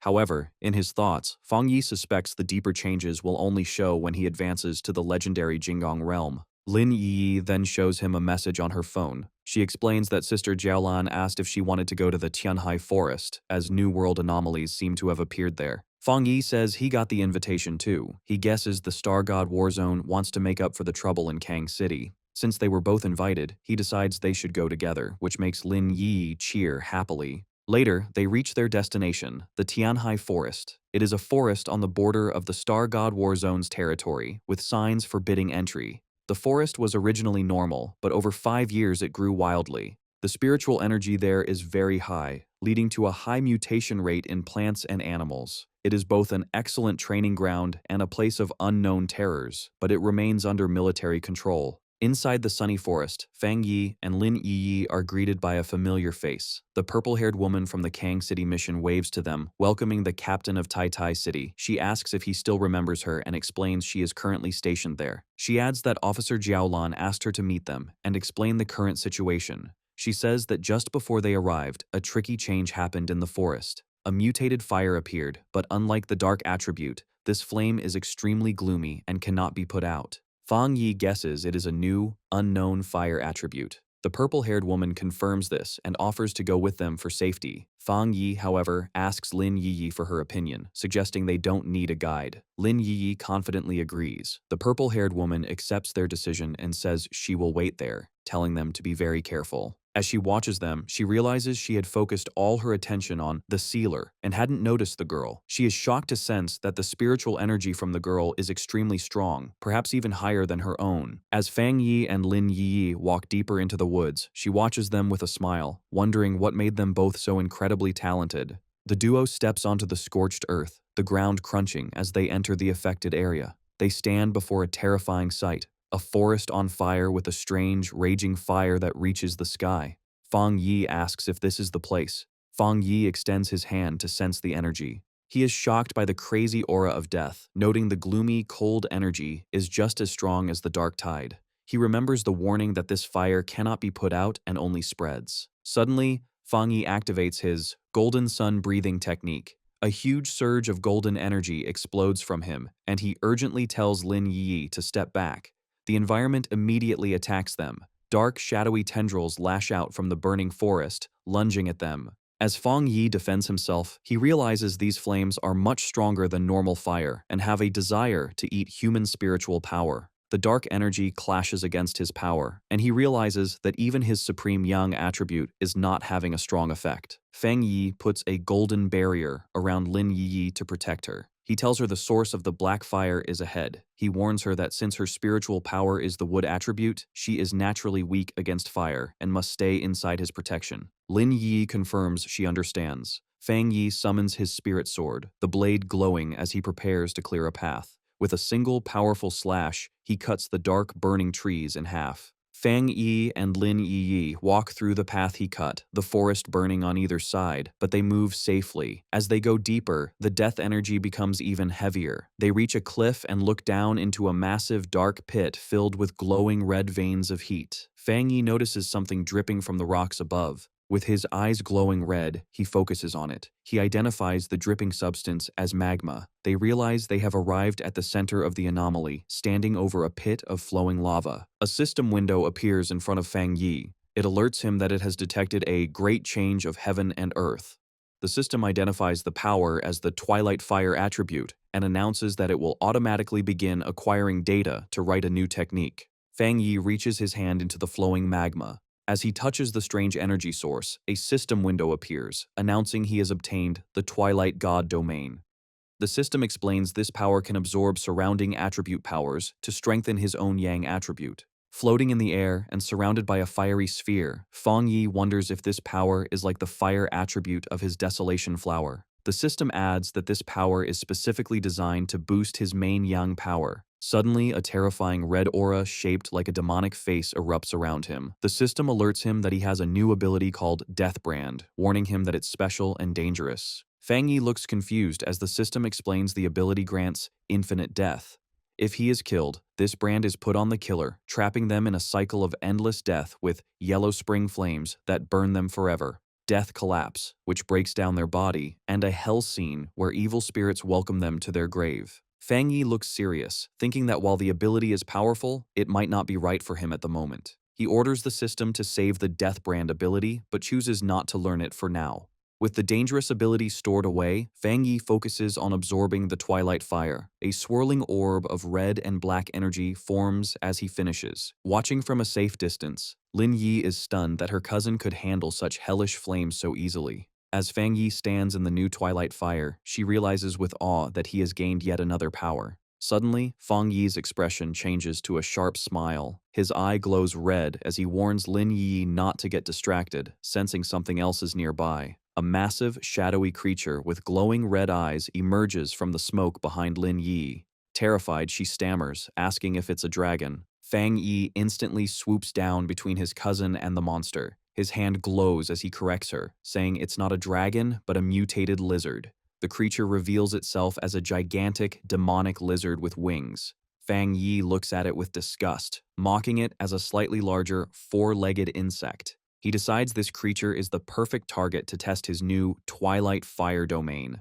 The massive demonic lizard opens its mouth and shoots a stream of molten lava at Fang Yi. He reacts instantly, his eyes glowing red as he leaps into the air to dodge, a blade of fire extending from his hand. With a powerful swing, his golden slash collides with the monster's dark energy, creating a huge shockwave. The force of their battle is so great that the ground cracks, with red energy bursting from the openings. A blinding light erupts as the unstable energy in the volcanic pit explodes. A massive explosion rips through the forest, looking like a volcanic eruption. At the edge of the forest, the purple-haired woman, Song Yue, and Fang Yi's friend, Wang Liang, are knocked back. Wang Liang shouts in panic that they need to request backup immediately. Meanwhile, at a monitoring station, a red warning screen flashes, alerting the staff that a new mutated life form has been detected in the Tianhai forest. The data shows the spiritual energy has spiked by 1000%, classifying the danger as S-level. At the Star God Warzone headquarters, Jiaolan and Elder Wu receive the news.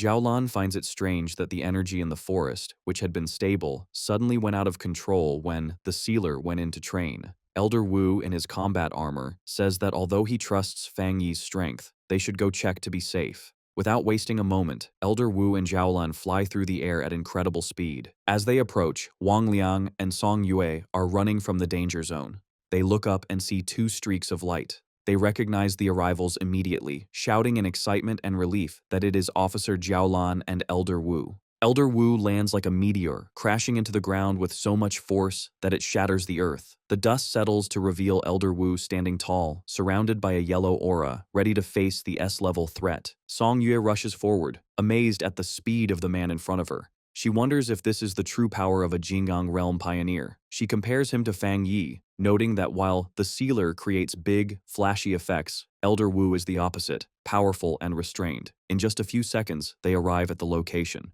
Jiaolan lands gracefully, confirming the target is right there. Elder Wu steps forward, his face serious. He extends his armored hand toward the solid rock barrier blocking their path. With a simple swing of his arm, he unleashes a terrifying force, and the rock wall shatters instantly. With the path cleared, Elder Wu commands the team to enter, followed by Jiaolan, Song Yue, and the other soldiers. Deep inside the pit, Lin Yi shields herself from the violent energy, shouting to her cousin to see if he is all right. The dust settles to reveal Fang Yi standing calmly, his flaming sword in hand. Behind him lies the massive corpse of the mutated lizard. He reassures Lin Yi that he is fine, but says it seems someone has come to find them. Fang Yi looks toward the entrance with a glowing red eye, sensing the powerful people approaching. He quickly hides some of his power, and the dark energy around him vanishes. Elder Wu emerges from the tunnel, his yellow aura fading. He and Fang Yi stand facing each other, two generations of top-tier powerhouses meeting for the first time. Elder Wu breaks the silence, recognizing Fang Yi as his savior and calling him the Sealer. Song Yue and the others catch up, looking shocked and worried. Elder Wu ignores them, his focus on Fang Yi. He looks at the massive carcass of the S-level mutated lizard and asks if the Sealer really grew this powerful all by himself, clearly impressed. Elder Wu figures out that the mutated lizard was about to have a perfect evolution. He realizes that once it became a dragon, its power would have been equivalent to the legendary Jinggang realm. Analyzing the body, he is amazed that Fang Yi killed such a terrifying creature in a single slash. He then senses the Twilight Fire aura on Fang Yi's body, noting it is similar to the half-dragon's power, but much purer. He wonders if the warning signal they received was actually detecting Fang Yi's power, not the monster's. Jiaolan steps forward, looking at the dead beast in disbelief. She asks if he has solved the problem again, shocked that he just killed it without waiting for backup. She realizes that if the half-dragon had succeeded in breaking through, it would have had Jinggang realm abilities. Since they hadn't detected it before, she shudders to think what would have happened if the Sealer hadn't been there. Fang Yi greets Elder Wu with a smile, expressing his happiness that the senior hero has recovered. Elder Wu laughs, replying that with such a powerful successor, he can finally retire. Elder Wu then asks Fang Yi to keep the true nature of this creature a secret from everyone outside of Tianhai Forest, even from the Spirit Association. Fang Yi smiles, understanding immediately. Fang Yi then thinks about the nature of the forest. He realizes that Tianhai Forest isn't just a training ground, but a hotspot for spiritual changes where anything could appear. He guesses that the thing that appeared here might be even more dangerous than the dark anomalies in the extreme dark zone. He understands the burden on the Star God War Zone and agrees with their approach. As he walks away, he analyzes his new Twilight Fire power, realizing it is mainly focused on devouring, a trait that reminds him of the legendary beast Tauti. He wonders if the secret of Tianhai Forest is that a Tauti once existed there. Elder Wu extends his hand toward Fang Yi, thanking him and noting that it seems Fang Yi already understood the need for secrecy. As the group gathers, Elder Wu says they should not hope for the birth of high-level anomalies, and there is no need to put unnecessary pressure on the people. Fang Yi agrees. Suddenly, a strong gust of wind sweeps through the forest. Fang Yi's expression sharpens as he sniffs a distinct aura carried by the wind. The aura washes over the group. Lin Yi closes her eyes and smiles, saying it feels incredibly refreshing. Jiaolan, however, has a different reaction. Her eyes widen in shock as she recognizes the spiritual power, exclaiming at its intensity. High above in the forest, a figure is flying through the trees at incredible speed. Jiaolan questions in disbelief if that monster, a term for a top genius, has already broken through to the Jinggang realm. The figure stops and reveals himself. It is a handsome young man with long blue hair and piercing blue eyes, wearing a confident smirk. High in the bamboo forest, Bai Su, the wood attribute pioneer and ace of the Star God War Zone, descends gracefully, stepping onto a falling leaf in midair. On the ground, the group of pioneers looks up in excitement. They sense his powerful aura and speculate he has broken through to the legendary Jinggang realm, believing their war zone finally has a supreme expert. However, Fang Yi observes with a sharp, analyzing gaze, his eye glowing red. He realizes the man's spiritual power isn't what the others believe it to be. Bai Su lands and tells Elder Wu and Jiaolan that he has finished his training. He looks around with glowing blue eyes, and noticing Fang Yi, he asks who the stranger is. Elder Wu introduces Bai Su as their zone's ace, who had been in seclusion to reach the next level. Bai Su greets them but clarifies he is only at the half-step Jinggang stage and hasn't truly broken through. Fang Yi smiles confidently and introduces himself as the captain of Tai City and the Sealer. As Fang Yi observes the green energy from Bai Su, he notes that unlike others, Bai Su's power feels clear and comfortable. Fang Yi realizes their strength is similar, confirming the Jinggang realm is very hard to fully enter. Bai Su looks skeptical of Fang Yi's title, but Elder Wu corrects him, explaining that Fang Yi saved his life and solved the Tai City disaster, making him a vital partner. He sternly tells Bai Su to be respectful. Bai Su is surprised to hear how much happened while he was away. Elder Wu explains to Fang Yi that Bai Su was a prodigy who awakened early with the nation's best resources, matching Fang Yi's own speed of improvement. This is why he has been isolated and is ignorant of the outside world. Elder Wu explains the harsh reality of the new world, saying human cultivation goes against the natural order, causing them to evolve slower than the creatures they fight. He reveals that despite the large number of pioneers, true power is very rare. Currently, only 5 people in the world have reached the peak 3-star spirit creation level, known as the Jinggang realm. Fang Yi listens as the elder admits that while there may be hidden talents like him, the barrier to the next level is huge. Elder Wu describes the Jinggang realm as a massive cliff most pioneers can never climb, with many dying just trying to break through. However, he explains that once someone breaks through, their body transforms completely, becoming almost like the immortals of legend. Elder Wu then turns to Bai Su. He smiles proudly, noting that Bai Su has reached the half-step Jinggang stage and that his energy is calm and pure, a great achievement.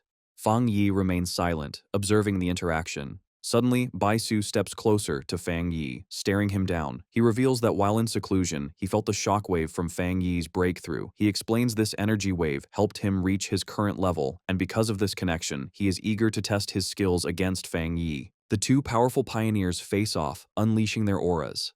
Fang Yi is surrounded by a golden fire dragon, while Bai Su creates a green nature dragon. Bai Su comments that despite their differences, he feels they are the same kind of people. Fang Yi accepts the challenge with a confident laugh, his body glowing with golden energy as he agrees to the fight. Seeing a battle is about to happen, Elder Wu steps in as the referee. He orders the others to step back to a safe distance and warns the two fighters to stop before they seriously injure each other. Fang Yi and Bai Su lock eyes, their gazes burning with energy as they prepare to strike. In a split second, their powers collide, creating a massive explosion that tears through the forest.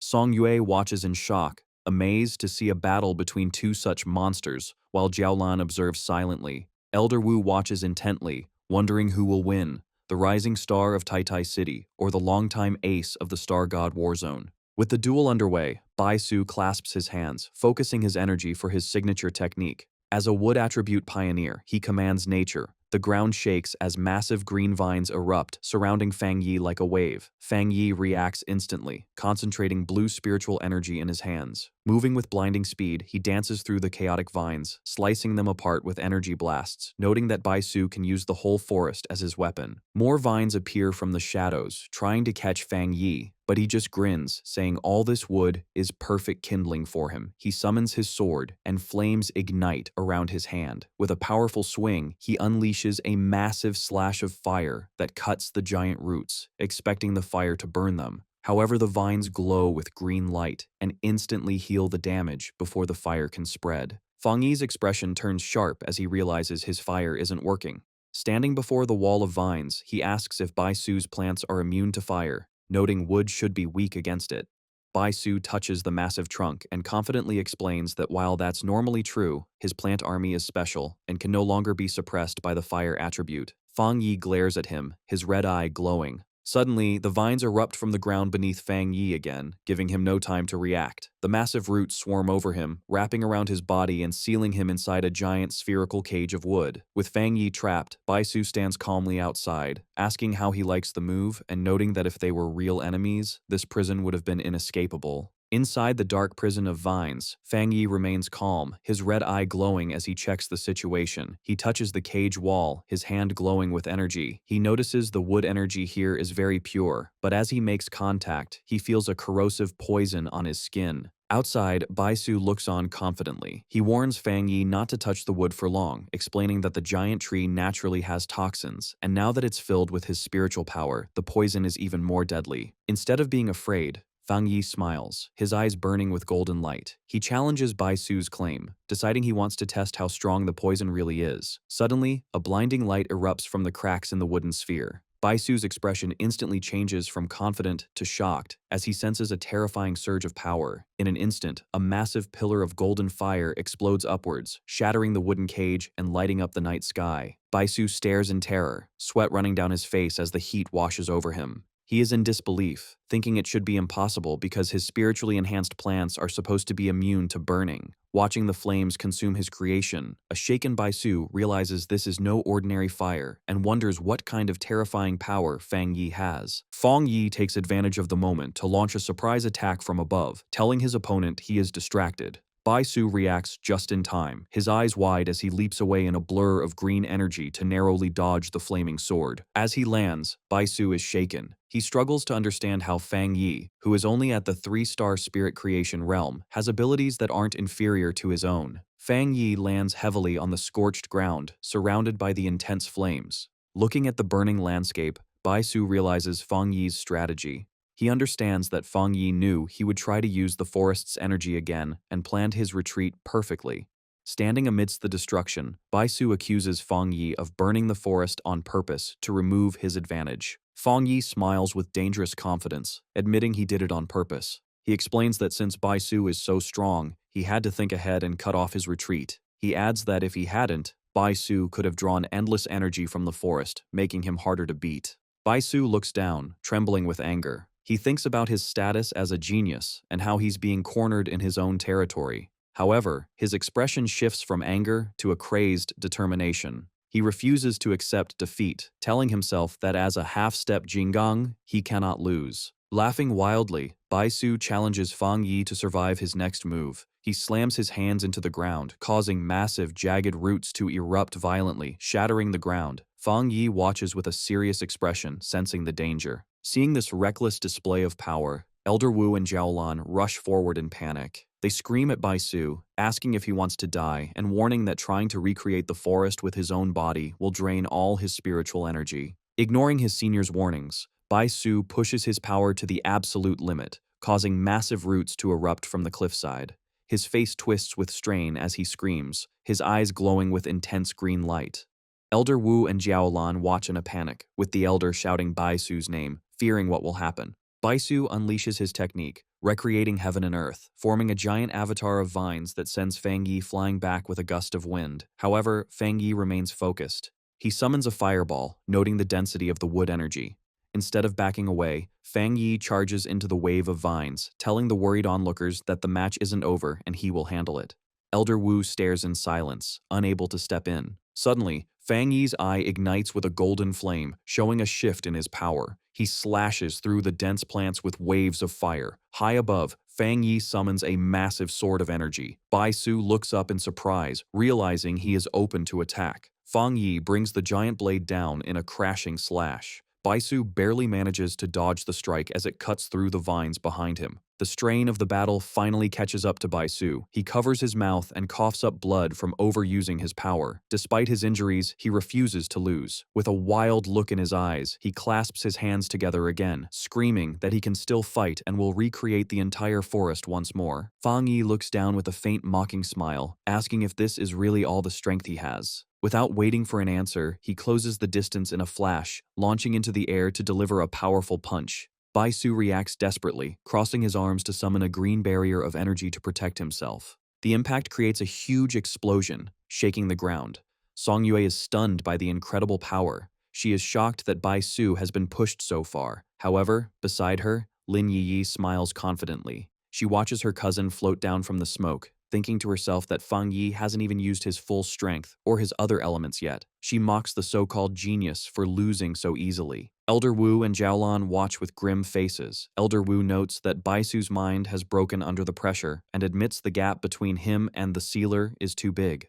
Jiaolan explains that Bai Su is a pure fighting addict who has never been defeated like this before. Fang Yi thinks the fight is over as Bai Su kneels in the dust. Blood drips from Bai Su's mouth, and he quietly whispers a thank you, as if accepting the lesson. However, Bai Su suddenly screams that he can still continue. Green energy surges around him as he refuses to give up, shouting that his spiritual power isn't gone yet. Fang Yi, standing calmly, sighs, thinking it's time to end this. Bai Su clasps his hands together with intense focus. He commands all living things to listen, and multiple glowing green avatars of himself appear in the air, preparing for a final, desperate attack. Fang Yi analyzes the situation, admitting that Bai Su's ability to create clones proves he's a top-tier pioneer and the strongest opponent he has faced so far, as he has used up a lot of Fang Yi's energy. However, as the green clones fly down to attack, Fang Yi stands his ground. With incredible speed, he unleashes a storm of fire slashes, cutting the clones in half and destroying them instantly. The flames grow into a massive fire that burns the illusions. Bai Su is left confused, losing sight of his enemy, only to realize too late that Fang Yi is right next to him. Fang Yi launches a surprise attack that catches the wood pioneer completely off guard. Bai Su is immediately trapped in a vortex of golden fire. He looks paralyzed with shock, unable to move his body. Sweating and amazed, Bai Su looks up and sees the true gap in their power. Fang Yi stands on top of a massive dragon head made of golden fire, pointing his sword at Bai Su. He calmly asks if they can finally end the match. Elder Wu watches the amazing scene, knowing Bai Su's defeat is certain. He can only marvel at how the sealer keeps surprising him. Jiaolan comments that while she expected Bai Su to lose, she didn't think it would be such a complete defeat. Behind her, Lin Yi simply smiles, saying she knew this would happen. Song Yue and Wang Liang agree that the result isn't surprising, since Fang Yi is the man who solved 2 anomaly disasters alone. The duel ends with Fang Yi landing gracefully, while Bai Su stands across from him, breathing heavily. Bai Su looks at the man who beat him, muttering in disbelief about whether he is a half-step Jinggang or just a monster. A look of bitter disappointment crosses Bai Su's face as he admits his strength was nothing more than this compared to Fang Yi. Humbled, Bai Su clasps his hands and bows respectfully to Fang Yi. He thanks the sealer for the lesson but suddenly apologizes, saying he has urgent business and must leave. Before anyone can stop him, Bai Su bursts into a streak of green light and flies away. Jiaolan shouts after him, but Bai Su's voice echoes back that he is going back into seclusion to train. Jiaolan turns to Elder Wu in frustration, complaining that the war zone still needs him. However, Elder Wu looks on with understanding, noting that this is the first time the proud genius has been so frustrated, so they should let him go. Elder Wu then turns his gaze to Fang Yi, who is putting out the flames from his hand. The elder approaches him and makes a serious offer. He asks Fang Yi if he would consider staying in the Star God War Zone, suggesting he could hold a position with them while still being captain of Tai Tai City. With a serious expression, Elder Wu reveals his true plan. He wants Fang Yi to be his successor.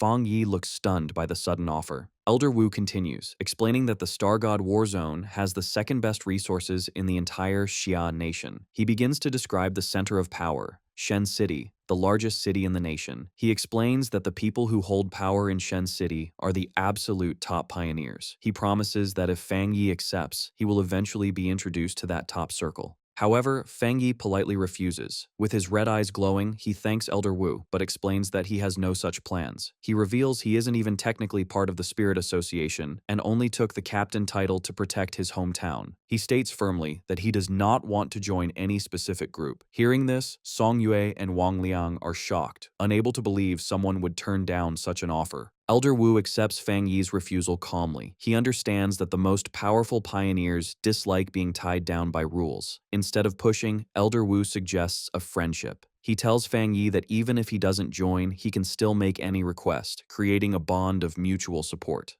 Fang Yi announces that he and Jiaolan will stay in the forest to continue their own training. Suddenly, the sky darkens as storm clouds gather. Elder Wu looks up, noting that the forest is rich in elemental energy and a thunderstorm is about to start. He realizes that the intense battle stirred up the natural energy, making the thunder attribute incredibly strong. He recalls that Fang Yi didn't even use his thunder power during the match. Laughing, Elder Wu praises Fang Yi's potential. He immediately orders everyone to leave the forest and give the area to Fang Yi, ensuring no one disturbs his training. As he watches Fang Yi, Elder Wu thinks that as long as Fang Yi remains a pioneer of the Xia Nation, it is the greatest blessing for their country. Fang Yi smiles, realizing Elder Wu understood his intentions. As he leaps into the air, he reflects that the Star God War Zone won't pressure him because of his great strength. He realizes this power gives him ultimate freedom. His eyes glow with blue electricity as he senses the storm. Floating high in the sky, Fang Yi welcomes the lightning. He activates his Divine Thunder technique, surrounding himself in a massive web of electricity to begin his training.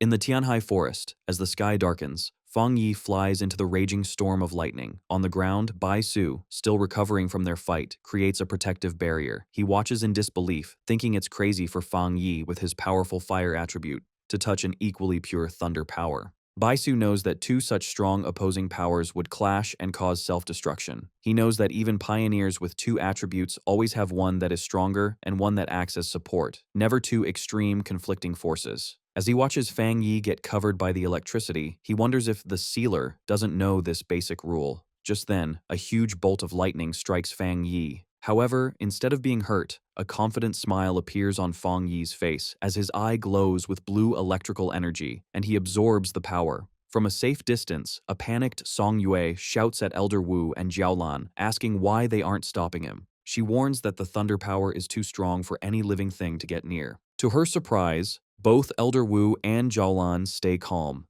Jiaolan turns and tells her team the shocking truth. Fang Yi is not in danger because he also has a top-level thunder attribute. She explains that the pioneer known as the Tyrant and the Sealer are the same person. Song Yue and Wang Liang are stunned by the news. Song Yue thinks that while having two attributes isn't impossible, Fang Yi's power level is monstrous. Jiaolan smiles, admitting she had the same reaction when she first found out. She thinks that everyone has focused so much on his title as the Sealer that they forgot he is also the Tyrant, a genius of his time. In the middle of the storm, Fang Yi controls the wild energy, thinking that the stronger the lightning, the more power he can absorb to strengthen his body. Surrounded by a whirlwind of electricity, he shouts to the sky for more, saying he needs more spiritual power to be satisfied. Floating in the electrical storm, Fang Yi uses the divine thunder to temper his body. He feels the immense power surge through his bones, muscles, and every part of his body, refining him.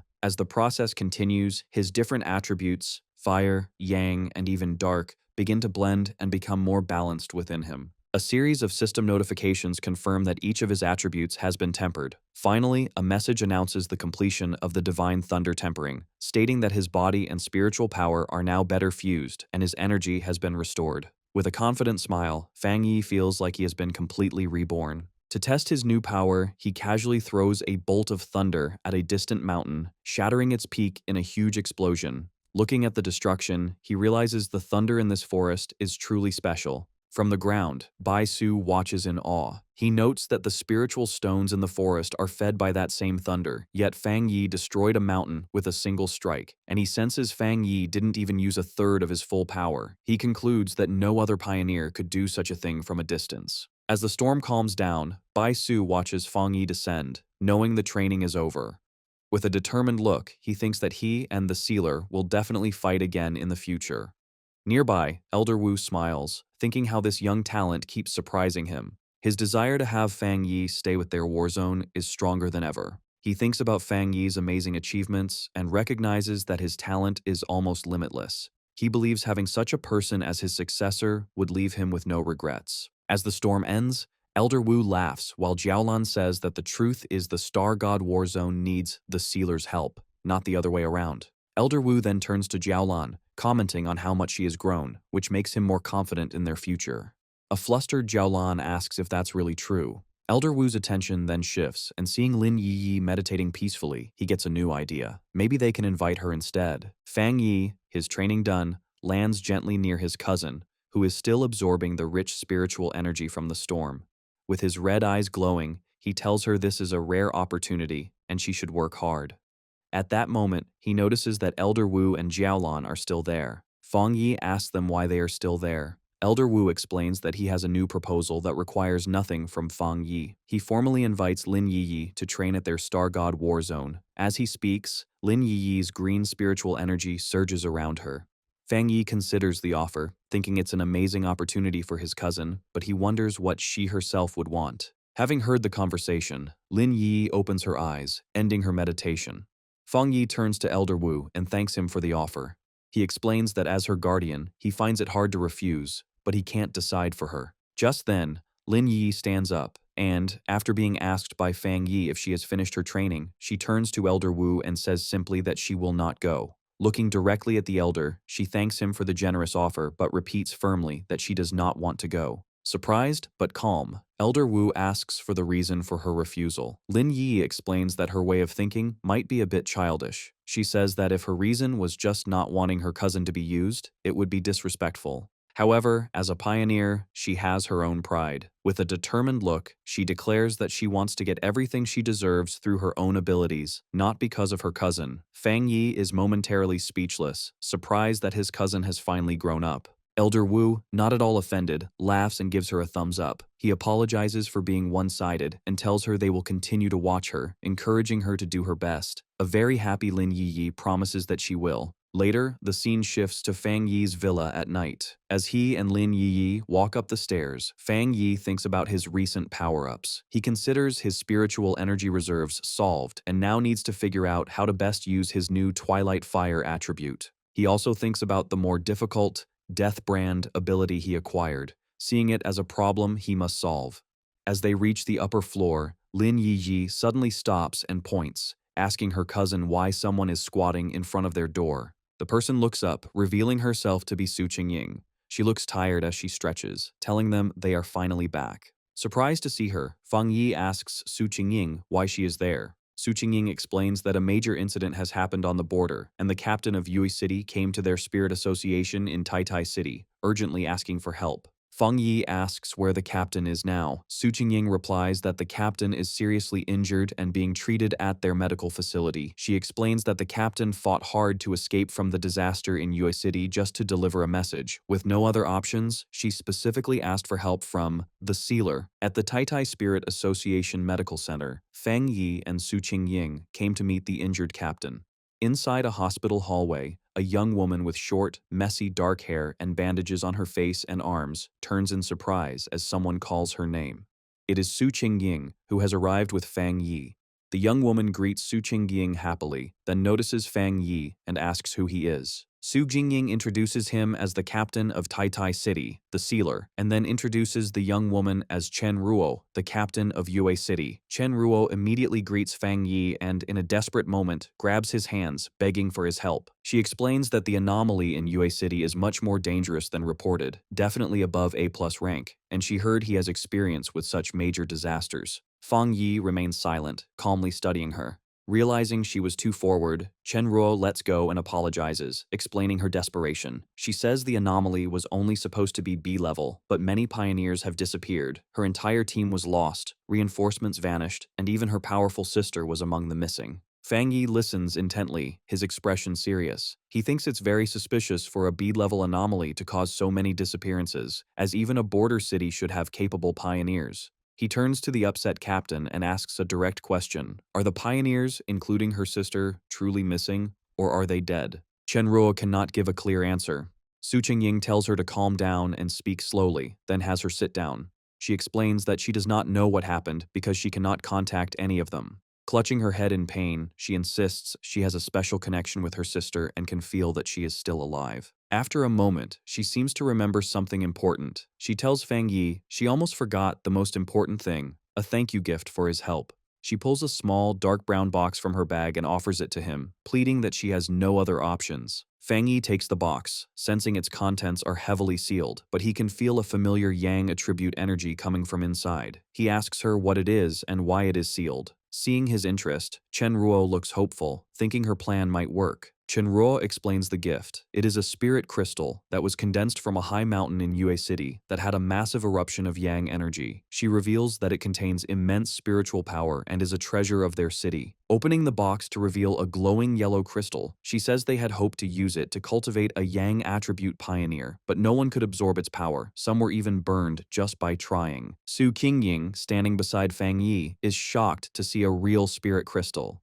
She explains to Fang Yi that they are very rare and valuable because pioneers without a specific attribute can absorb them to awaken a power, making them highly sought after. With a confident smile, Fang Yi closes his fist around the crystal, absorbing its golden light. He tells Chenruo it's a deal and asks if they should leave now. A startled but relieved Chenruo stammers that there is no problem. Later, the group drives along a mountain road toward Yue City. Inside the car, Fang Yi asks Chenruo to describe the anomaly. She explains that it all began when tombstones started appearing in the mountains. Villagers who saw them reported hearing noises from within. However, when pioneers investigated, the tombstones showed no unusual signs.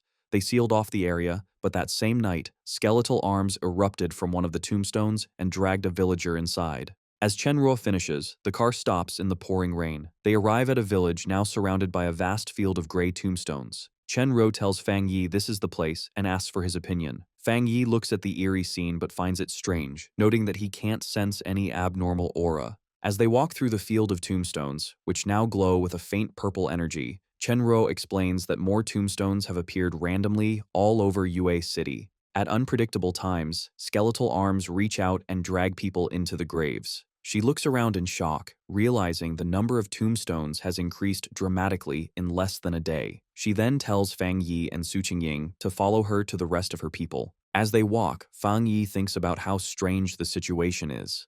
The concentration of the anomaly's energy is incredibly low. He wonders if its purpose is to make people lower their guard or if there is another reason. He concludes that capturing people seems less like a random attack and more like a ritual. Placing his hand on a tombstone, Fang Yi has a realization. He explains that anomalies can also perform sacrifices to bring about the revival of a much larger, more powerful anomaly. He recalls how bat-like anomalies in Tai Tai slaughtered residents to bring forth their anomaly king. Hearing this, Chenruo stops, a look of horror on her face as she asks if this disaster is also a sacrifice. Chenruo explains with panic that the local mountain residents are very traditional and have refused to evacuate. They are even planning to hold their own ceremony the next day. Suddenly, she shouts that it's happening again. A skeletal purple hand erupts from the ground in front of Fang Yi. He dodges it with ease, noting the creature's strength is weak, only at the B level as reported. He summons his flaming sword and slices the arm in half. However, another skeletal hand immediately bursts from the ground and grabs his glowing blade. Fang Yi watches with a sharp, observant gaze. The skeletal hand belongs to a much larger, monstrous skeleton with multiple limbs that erupts from the ground. All around them, more skeletal creatures burst from the earth, surrounding Su Qingying and Chenruo. Chenruo shouts in shock, questioning why these creatures are not afraid of Fang Yi's powerful Yang attribute. In moments, a massive horde of glowing purple skeletons swarms the area. Instead of being concerned, a slight smile appears on Fang Yi's face. He thinks his theory seems to be correct, but needs to verify it, remarking that the mission has suddenly become interesting. Amidst the chaos, Chen Ruo plays her flute, surrounded by skeletons as she emits blasts of green energy, slicing them apart. Chen Ruo notes that while the skeletons are not high level, they are relentless because they have no sense of pain. She realizes with despair that their numbers are far greater now and seem impossible to wipe out. Her hope begins to fade as she wonders if even the sealer is powerless. Seeing her struggle, Su Qingying kicks away several skeletons and tells her not to get discouraged. Suddenly, Su Qingying finds herself surrounded by a massive wave of hellish red flames that burn the skeletons around her. She looks on in shock, wondering what this new power is. From the center of the battlefield, Fang Yi unleashes his Twilight Fire domain, rising into the air above a massive red sphere of energy. The ground below is covered in a sea of fire that instantly destroys the skeletal horde. As he activates his new power, a system notification appears, stating it has detected a special death attribute. The system then explains that his domain is continuously absorbing this unique attribute, converting its energy to strengthen his own yang attribute. A moment later, a final notification confirms the enhancement is complete. Su Jingying and Chen Ruo watch as a huge fire explosion wipes out the last of the skeletons. Chen Ruo is impressed, saying Fang Yi's, the sealer's, reputation is well-deserved. Relieved, she feels Yue City has a chance to be saved, apologizes for her earlier behavior, and offers to take them to meet her team. Chinruo leads them to a camp that serves as the base for the Yue City Spiritual Association. A group of pioneers greets her, calling her captain. Chinruo introduces Fang Yi and Su Qingying, explaining she brought reinforcements, the famous sealer and the captain of the Tai Tai Association. Her three teammates, Chen Feng, Chen Xing, and Chen Shi, look at Fang Yi in disbelief, doubting a young man like him could be the legendary pioneer who solved a disaster on his own. One of them comments that his age doesn't matter, as the situation in Yue City is completely different. The tension rises when Chen Feng scolds Chen Ruo for returning and bringing outsiders to die with them. He shouts that almost no one is left and the city is about to be devoured, revealing they were all deceived and lured here to be a sacrifice. As Chen Ruo tries to explain that her team has suffered, Fang Yi calmly observes them. With a serious look, he states that he accepted a request and will do his part. With complete confidence, he declares he will solve the problem here. Meanwhile, Chen Shi explains to a upset Chen Feng that because their city is far away and their customs are more traditional, their people pray to the gods when they face problems they can't solve. From a cliff top, Fang Yi looks down at a village surrounded by a strange purple mist coming from tombstones. He wonders if the people are planning a large ceremony to ask for blessings. Thinking about their old customs and rituals, Fang Yi suspects these traditions are connected to the strange anomaly. A sudden, strange wind rustles through the forest, startling Chen Feng and Chen Shi. In a clearing, they see a large crowd of villagers gathered for a ritual. Chen Ruo realizes the ceremony is about to begin and worries it would be a disaster if the tomb anomaly erupted now. However, Fang Yi finds it interesting. With a confident smirk, he asks who wants to watch the activity up close and starts walking toward the crowd. The group arrives at Yueyuan Square, where a huge bonfire burns. The villagers are desperate, crying out to their god to see their suffering. One man offers his own life to save his children. All around, people are bowed on the ground, pleading for the heavenly god's mercy. Suddenly, the bonfire goes out, the stone platform shatters, and large cracks spread across the square. The real horror begins as skeletal hands claw their way out from behind the tombstones. Someone screams that the monsters from the tombs are coming out again. From a swirling purple mist, several skeletons with glowing red eyes rise and stare at the terrified villagers. Panic erupts. An old man trembles, trying to say it must be a test from their god, while the rest of the villagers run in all directions. A mother holds her crying child, her face filled with terror as the child asks if their god will still save them. The chaos gets worse as the skeletons charge, and the villagers scatter, screaming for help. In the middle of the panic, a skeleton tackles the mother, separating her from her child. The little girl watches in horror, crying for her mother. Just as the child is left alone, an even larger ghostly skeleton appears from the mist behind her. The creature reaches its bony hand out for the crying girl. Before the skeleton can touch her, it is instantly destroyed in a flash of golden light. Immediately after, a huge wave of holy fire sweeps through the square, burning the attacking skeletons and turning the area into a fiery inferno. The surviving villagers stop running, completely stunned. Instead of fear, their faces fill with awe as they recognize the flames, with some shouting that it is heavenly fire. Their despair turns to joy as they raise their arms to the sky. As the flames rage, Fang Yi lands on the shattered stone platform. Against the fire, he tells the stunned crowd that their prayers are no longer necessary. With a cold, serious face, he states a hard truth. There are no gods in this world, and they will not come to save them. The villagers are silent for a moment, kneeling as they take in his words. However, they completely misunderstand him. Crying with joy, they shout that a god has appeared and defeated the disaster. They continue to plead with this new god to save them from the other monsters. Watching them, Fang Yi can only sigh quietly at their misunderstanding. Standing in the flames, Fang Yi extends his hand, his eyes glowing. He activates his Twilight Fire domain. Instantly, a massive, swirling red sphere appears in the sky, acting like a vacuum that pulls in all the deathly energy and skeleton parts from the ground. He then turns to the amazed villagers and clarifies who he is. He tells them he is not a god, but a pioneer captain from Tai Tai City, known as the Sealer. The villagers and Chen Ruo's team stare at the terrifying red sphere, stunned by the strange and powerful sight. Chen Feng, still in shock, questions what Fang Yi is doing. Chen Ruo, frustrated, reminds her team she had warned them he was no ordinary pioneer. She explains that he is the one who single-handedly solved the disasters in both Tai Tai and Kang City, and that he is treated as an honored guest by the highest authorities. Having absorbed the immediate threat, Fang Yi flies into the air like a golden comet toward the main village, which is still covered in a dense, purple mist and filled with skeletons. A system notification appears, confirming his Twilight Fire domain has successfully absorbed a large amount of the death attribute, making his own Yang attribute much stronger.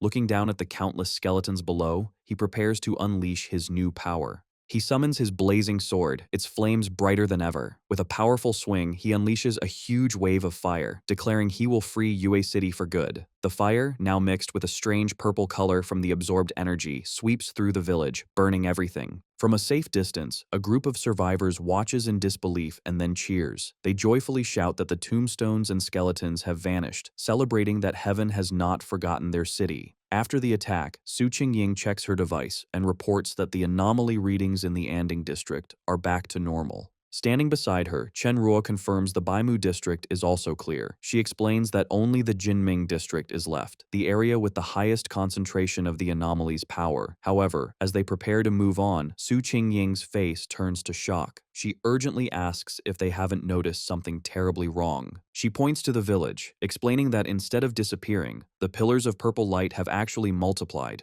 meaning the situation has gotten worse. Chen Ruo also shouts in alarm, confirming a massive energy surge is coming from the Jinming district and that the anomaly's power is rapidly gathering in one spot. Before their eyes, a terrifying event unfolds as a swirling vortex of dark green and purple energy begins to form a monstrous shape. From the mist emerges a giant skeletal being, a new anomaly king, its empty eye sockets glowing with a menacing green light. Facing this huge presence, Fang Yi stands his ground, calm and unafraid. As he faces the new threat, two system windows appear. The first tells him it is analyzing the unknown power it has detected. A moment later, the second window names this strange power, the Death Attribute. The huge anomaly king, covered in green and black energy, glares down at Fang Yi. Its massive size dwarfs the entire village. Floating in the air with his golden aura, Fang Yi stares back, sensing a strange and difficult presence coming from the monster. From a safe distance, Chen Ruo and Su Qingying watch in disbelief. Chen Ruo stammers, asking what this creature is, and says its strange energy is even stronger than the S-class disaster in Tai Tai City. The group realizes this new anomaly king must be the source of the light pillars. Su Qingying shouts a warning, telling everyone that it's about to attack. The anomaly king unleashes its power, sending a swarm of shadowy black tendrils rushing out. The energy washes over Fang Yi, who is shocked by its effect. He feels a powerful, sick force that seems to twist his mind, as if his brain is being poisoned by the creature's presence. He realizes with horror that this is a fully evolved anomaly king, with an aura of death far more powerful than any monster he has faced before. The swarm of black tendrils comes down on Fang Yi, trying to overwhelm him. His face hardens and his red eye glows with focus as he prepares to fight back. He reacts with amazing speed, swinging his flaming sword and slicing through the shadowy arms. As he fights, Fang Yi thinks about the situation. He knows the yang power should naturally beat the dark power, so his flames should be very effective. However, he worries that even his strong yang power is not completely stopping the enemy's attacks. Just as he cuts the tendrils apart, the Anomaly King's power surges again. At the same time, the surviving villagers begin to chant and pray once more, calling for their god to appear. The Anomaly King unleashes its full power. From the outside, Su Qingying looks on with a shocked expression, her eyes wide with disbelief. Inside the storm of energy, strange green tendrils erupt and wrap themselves tightly around Fang Yi's body, holding him still as Su Qingying screams his name in terror. A moment later, his sword falls to the ground and shatters. Far away in Tai City, Lin Yi is suddenly filled with a sense of dread, calling out for her cousin as if she can feel his pain. Pacing nervously in a forest, she tries to calm down, wondering why she is so afraid when it is just another mission for him. She reminds herself how powerful Fang Yi is, but a deep feeling of worry remains. She begins to regret her decision, wishing she had ignored his advice and gone with him. Her anxiety grows as she stares at her phone. Suddenly her phone rings, showing a call from Sister Jiaolan. Jiaolan's voice is serious as she delivers the terrible news. They have heard that Yue City is now completely surrounded by a massive group of tombs, and an official lockdown order has been issued. She then says bluntly that Lin Yi's cousin, Fang Yi, is in trouble. As she speaks, a large group of military vehicles speeds through the mountains, clearly preparing for a major operation. The news that Fang Yi might be dead shocks the Tai Spirit Association. The officials, who had just started to feel hopeful, are now filled with despair. They gather around a table, asking if their greatest hero, the Sealer, has truly died. They wonder if humanity's fight is pointless, if even someone as powerful as him can be beaten. At the Spirit Association headquarters, a high-level meeting is happening. A senior official expresses regret over the situation in Yue City.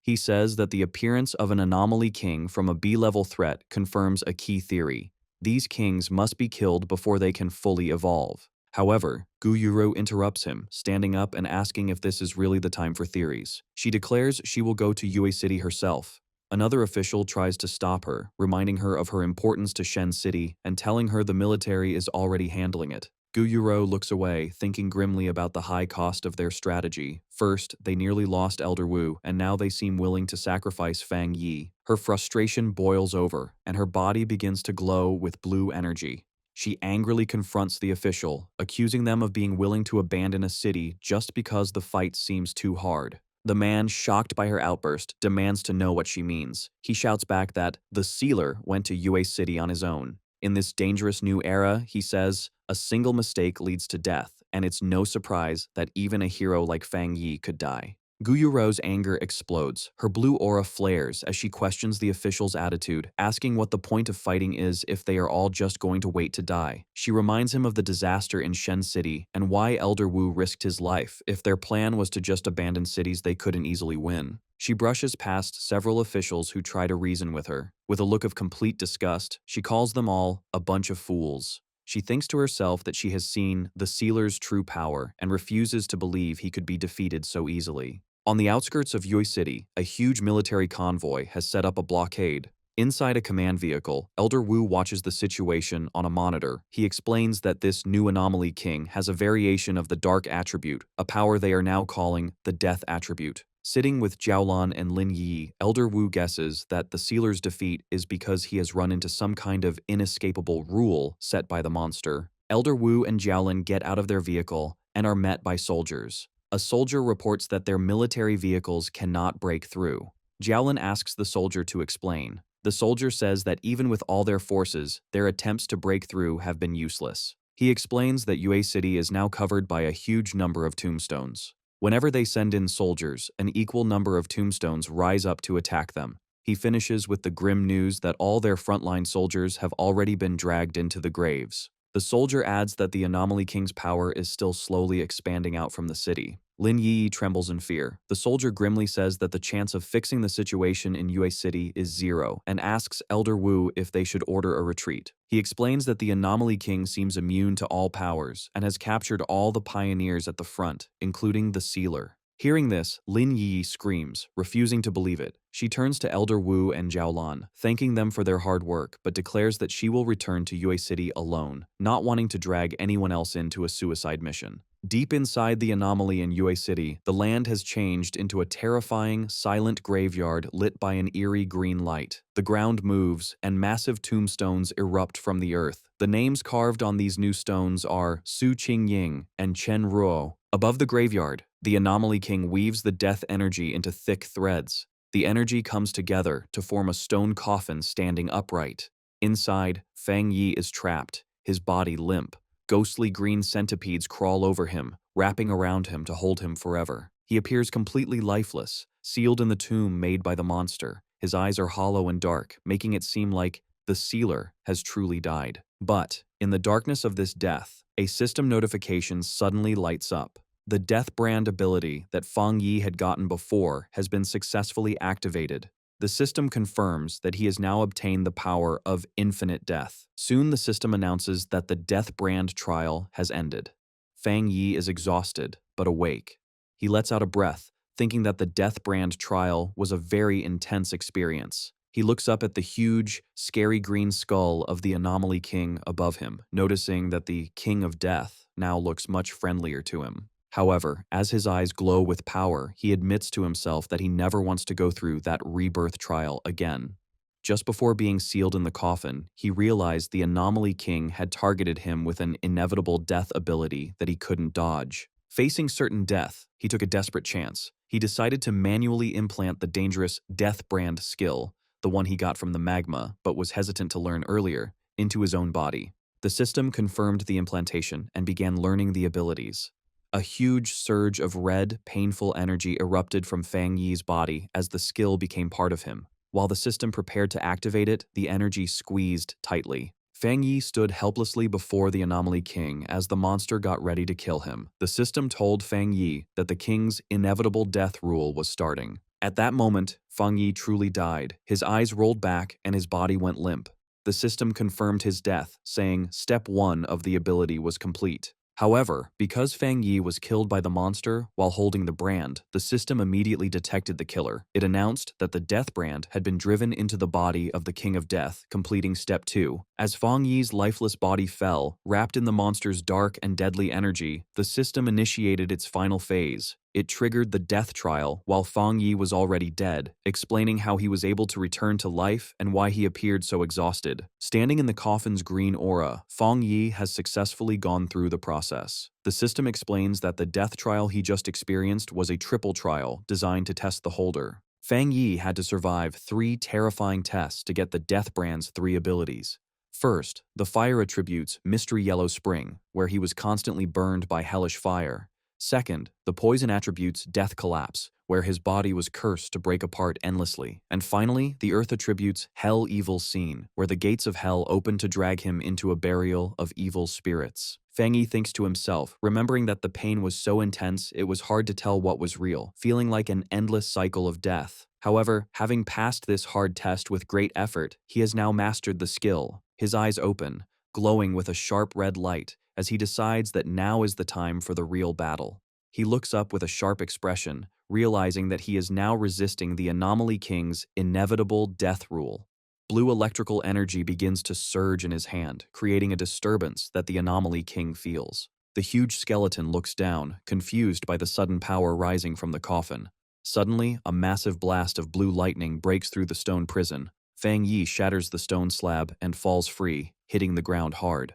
The monster stares down through the green mist, watching its prisoner escape. Fang Yi walks through the smoke and debris, covering his face and gasping for breath, tired from the resurrection, but alive and free. The Anomaly King is in a state of pure shock, unable to understand that the human it just killed has come back to life. As Fang Yi stands before it, the system reveals that the Death King has sensed Fang Yi's resurrection. The giant skeleton summons its power, getting ready to fight the revived threat. Not giving Fang Yi a moment to rest, the Anomaly King launches a series of massive green energy blasts from the sky. The attack hits the ground with great force, causing a huge explosion of green energy that covers the area where Fang Yi was standing. However, as the dust clears, Fang Yi is crouching on the ground, completely unharmed. A grin appears on his face as he realizes the monster's attacks no longer work on him. The system confirms that Fang Yi has successfully avoided the inevitable death rule. He stands tall before the giant skeleton, his cape flowing in the wind, while the Anomaly King looks down in confusion and fear. Fang Yi looks up with a terrifying expression. One eye glows red and blood drips from his lip, but he smiles with total confidence. The Anomaly King suddenly feels a sense of extreme danger, its empty eyes widening as it realizes the hunter has become the hunted. The scene shifts to the mountains outside the barrier in Yue City, now covered in glowing green tombstones that radiate a thick aura of death. Elder Wu, Lin Yiyi, and Jiaolan stand on a cliff overlooking the disaster zone. Sensing the overwhelming death energy below, Lin Yi calls out for her cousin. Jiaolan decides they can't just wait. Telling the others not to worry, she summons purple flames in her hands and gets ready to attack the tombstones to break the barrier and save Fang Yi. However, before she can attack, a massive blast of blue water cuts through the air, stopping her. A woman comes down from the sky, surrounded by swirling water energy. It is Gu Yuru who announces that she has also come to help. Jiaolan looks up in surprise, recognizing the newcomer as the Sea Mystic from headquarters. Gu Yuru shouts that she will fight with them. Combining her powers with Jiaolan, they unleash a huge dual attack of blue water and purple fire energy against the barrier of tombstones. The attack causes a chain of massive explosions that lights up the dark area. After the blast, two soldiers who had been buried in the rubble wake up, confused and weak, wondering what just happened. However, the anomaly reacts immediately. The ground shakes as massive green tombstones erupt violently from the earth, shooting up like spikes. Gu Yuru, Jiaolan, and Lin Yiyi find themselves standing back to back, completely surrounded by a circle of towering tombstones. Jiaolan notes with annoyance that the trap has activated again. She warns the other two to be careful, explaining that this anomaly can drag any living creature inside the tombstones. Suddenly, skeletal hands burst out from the ground and the stone surfaces. A swarm of skeletons jumps from the air, diving down to attack the three women. However, in the middle of their attack, the skeletons suddenly stop. They look terrified, trembling as if they sense something far scarier than their current enemies. Instead of attacking, the skeletons frantically dive back into the ground and the tombstones, desperate to hide. Gu Yuru and Lin Yi look on in total confusion, wondering why the monsters suddenly ran away.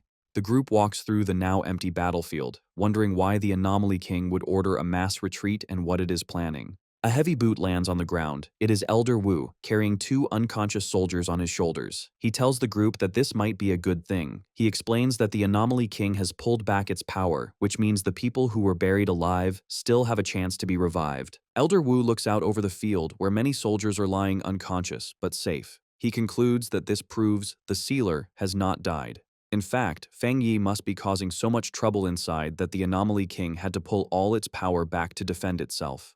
The smoke clears, and Fang Yi's sharp red eyes look out calmly. He is completely unharmed in the center of the battlefield. The system updates the status to Death Count 2. It explains that because the King of Death used its power to kill Fang Yi, it has been pulled into a cycle of death. As a penalty, the monster's power has been weakened by 10%. Fang Yi thinks about the situation, noting that being targeted by the King of Death usually means certain death. He knows this inevitable death rule is what makes this monster so special and dangerous. However, a dark, confident smile appears on his face as he realizes he has turned the tables. He thinks to himself that this inevitable death rule will now apply to the monster. High above, the monster looks down in complete shock, unable to understand why the human is still alive. In a panic, it attacks again, firing a storm of green energy beams from its ribcage. The beams rain down on Fang Yi, who stands there without trying to dodge. The attack hits with full force, causing a huge explosion of green energy that completely covers him.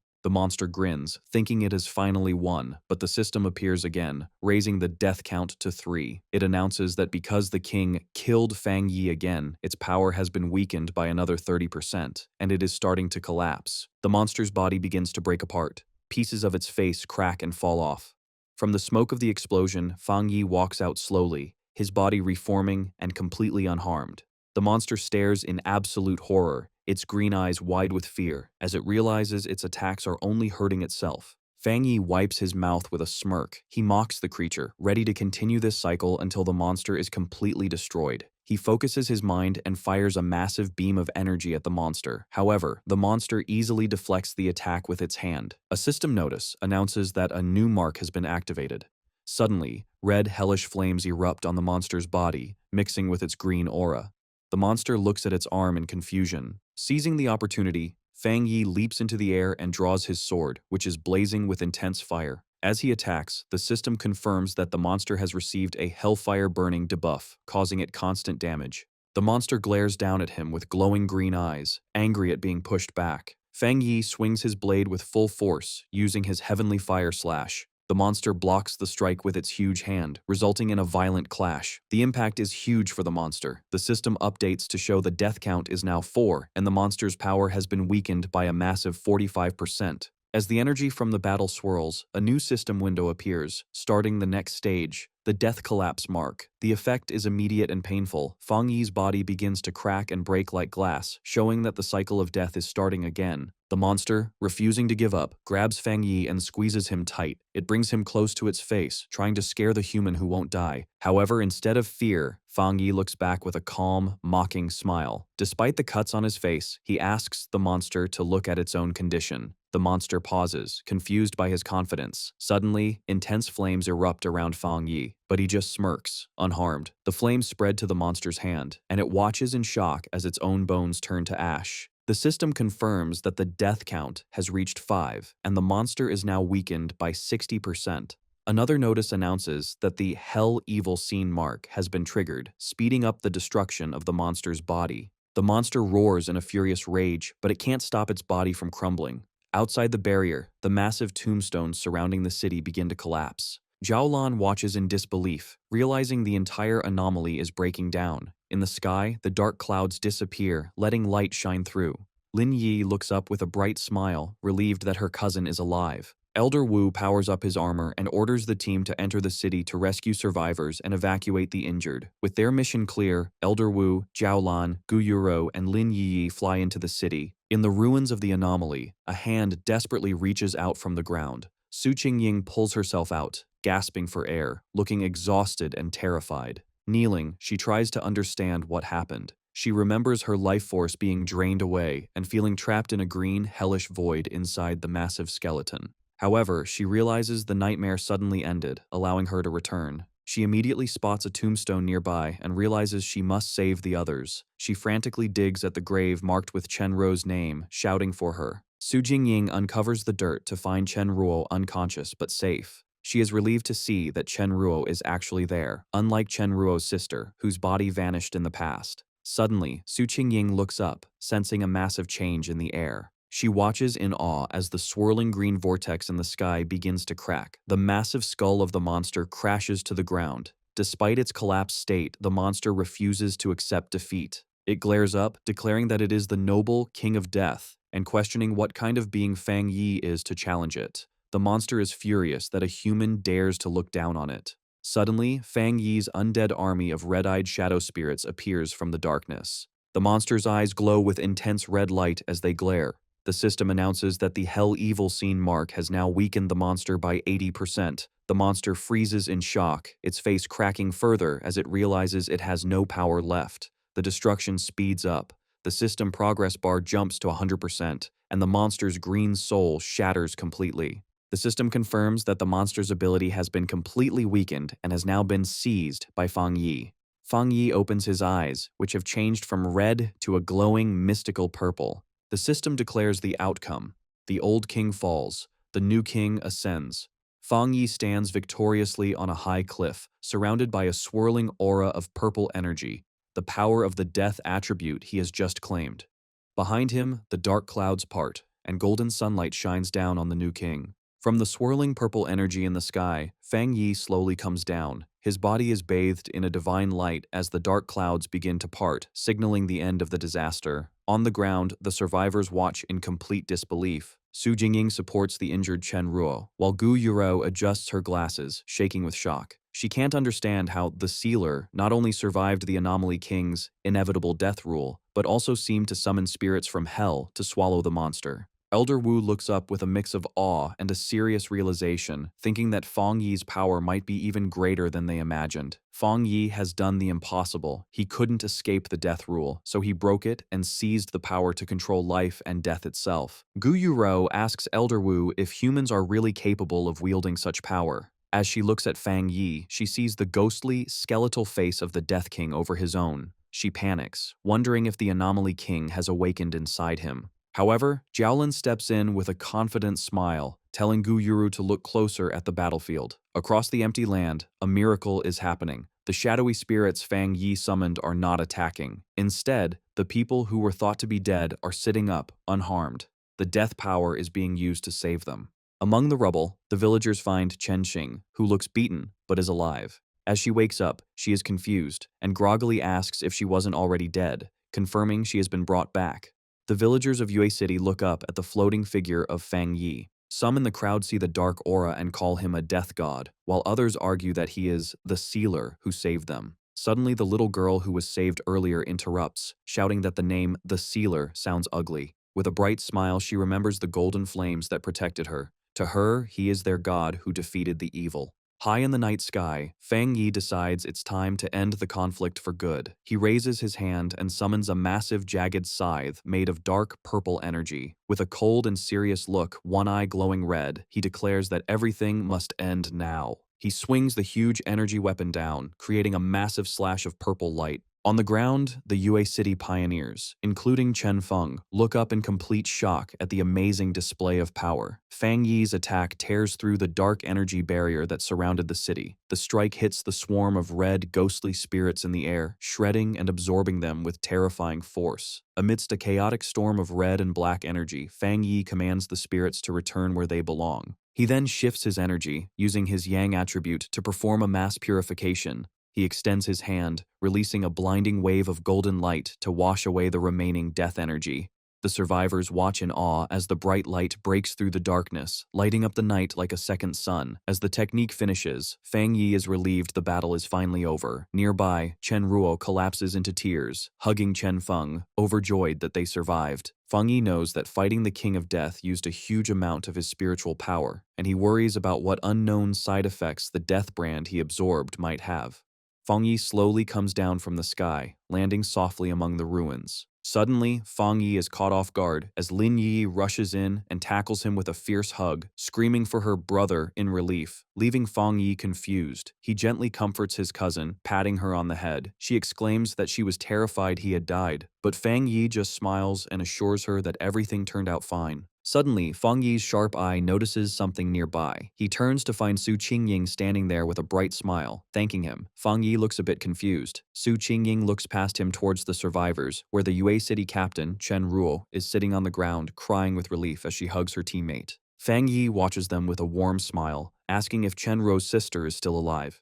He thinks that amidst all this bad luck, saving her is a rare good thing. Meanwhile, the mood among the leaders is much heavier. Elder Wu receives the final damage report. The scene is grim, with rows of body bags and coffins lined up. The report says that nearly half of Yue City's population was lost, mostly ordinary people. It also says that out of 1,500 pioneers who came to help, 50 are dead, 30 are missing, and over 1,000 are injured. Elder Wu looks down with a serious expression, talking about the need for reconstruction and making sure the victims' families are compensated. Gu Yuro stands behind him, adding that Shen City will also help the ruined city. Jiaolan looks down, feeling guilty and frustrated. She asks her teacher if they can finally make the spiritual energy recovery public, saying she feels useless because they couldn't save everyone while keeping secrets. Elder Wu looks at her kindly but firmly, explaining that such a big decision is not up to them. He says that ordinary people are not as weak as she thinks, and that many have already figured out the truth and are preparing for the future. He places a reassuring hand on her shoulder, telling her she doesn't need to carry the weight of the world. Gu Yuru smiles, saying she originally came to meet the Sealer, but sees her help is no longer needed. The leaders watch as Fang Yi is surrounded by a crowd of cheering pioneers. They realize this battle has made him a central figure for the nation. The crowd chants his name, calling him their god and thanking him for saving them. Meanwhile, the battle's impact is felt globally. Elder Wu knows that publicly revealing that Xia Nation's pioneer, the Sealer, defeated the Anomaly King is a powerful warning to other countries. Spies from various nations scramble for information, frustrated that they still know nothing about his true abilities. Elder Wu understands that once the details of the Yue City incident are out, the world will believe Xia Nation has figured out the king's rule through Fang Yi, something no other nation has done. Because of this fear, other nations will not dare to act against Xia Nation. Fang Yi's victory has secured a huge strategic advantage for his country. Elder Wu addresses his team, ordering them to return and study all the data from the scene immediately. He gives a powerful speech, reminding them that the road ahead is long and they can't rely on the Sealer to solve every problem. Jiaolan and Guyuru smile, agreeing with their teacher. Guyuru says that retirement is impossible for them and that their Shen City team will be the ones to solve whatever comes next. Later, at his villa in Taitai City, Fang Yi is relaxing in a large bathtub, scrolling through his phone.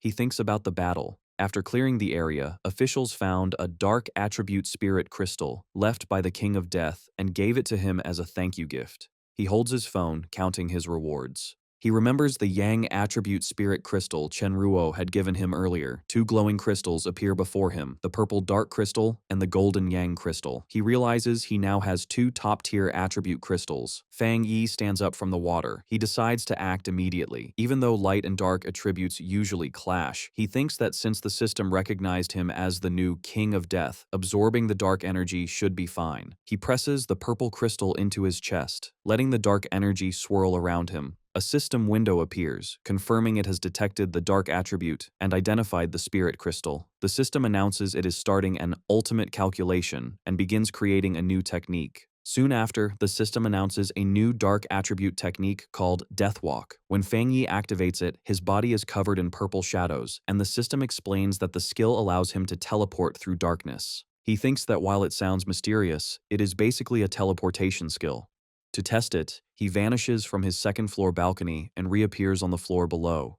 He is satisfied, noting that a skill combining evasion and movement is very valuable in a fight. Fang Yi then checks his internal state. He realizes that after surviving the Death Brand trial, his body has changed to let him absorb dark attribute energy directly. He summons his skeletal avatar and senses his control over dark spiritual power has greatly improved. After absorbing the energy from the Anomaly King's spirit crystal, he feels he is very close to breaking through to the legendary Jinggang realm. He then looks at a cabinet where a golden light glows. It is the Yang attribute spirit crystal, the reward Chen Ruo had promised him. Fang Yi remembers with a bit of humor that after the battle, city officials thought it was too casual for Chen Ruo to give him such a treasure privately. So, they held a big formal ceremony to present it to him, and he even heard they built a statue in his honor. Putting aside the memory, Fang Yi picks up the golden crystal, thinking that having two top-tier crystals is a rare piece of luck. He holds it up to his eye, looking at the pure Yang energy swirling inside. As he channels his power into it, a swirl of fiery red energy erupts around him. The system activates again, detecting the strong Yang energy. Just like with the dark crystal, the system announces it is starting its ultimate calculation to create a new technique from this power source. Fang Yi focuses all his energy on processing the crystal, and the system confirms the new technique is successfully created. Suddenly, a blinding golden light bursts from Fang Yi's body, shining as bright as the sun. The system announces he has a new Yang attribute technique called the Sun God. Surrounded by intense, swirling flames, Fang Yi unleashes the full power of this new ability. The system explains that the Sun God technique lets him summon a sun avatar that can burn through anything. A glowing golden symbol appears on his forehead. High above the city, a huge golden bird made of fire appears in the sky, lighting up everything. On the streets below, a reporter broadcasts the amazing scene while online comments flood in. People joke about being blinded by the light even in faraway cities. The reporter tells the citizens not to panic, suggesting that their guardian, the Sealer, is just getting stronger. Online, people guess that the Taoist god, who had saved them before, is going through another trial. On a Pioneer forum, users confirm the event is in Taitai City and recognize the familiar Yang energy, guessing that the Sealer has a new ability. In a dense, glowing forest, a group of pioneers is taking a break, including Fang Yi's ex-girlfriend, Chu Qingli. A male pioneer in her group praises the Sealer for being so impressive and for embarrassing Country B. He complains about a great prophet from Country B, who had wrongly predicted that the Xia Nation wouldn't survive the first year of the spiritual energy recovery. Chu Qingli looks worried and asks if the prophecy could be true. The male pioneer angrily dismisses the idea.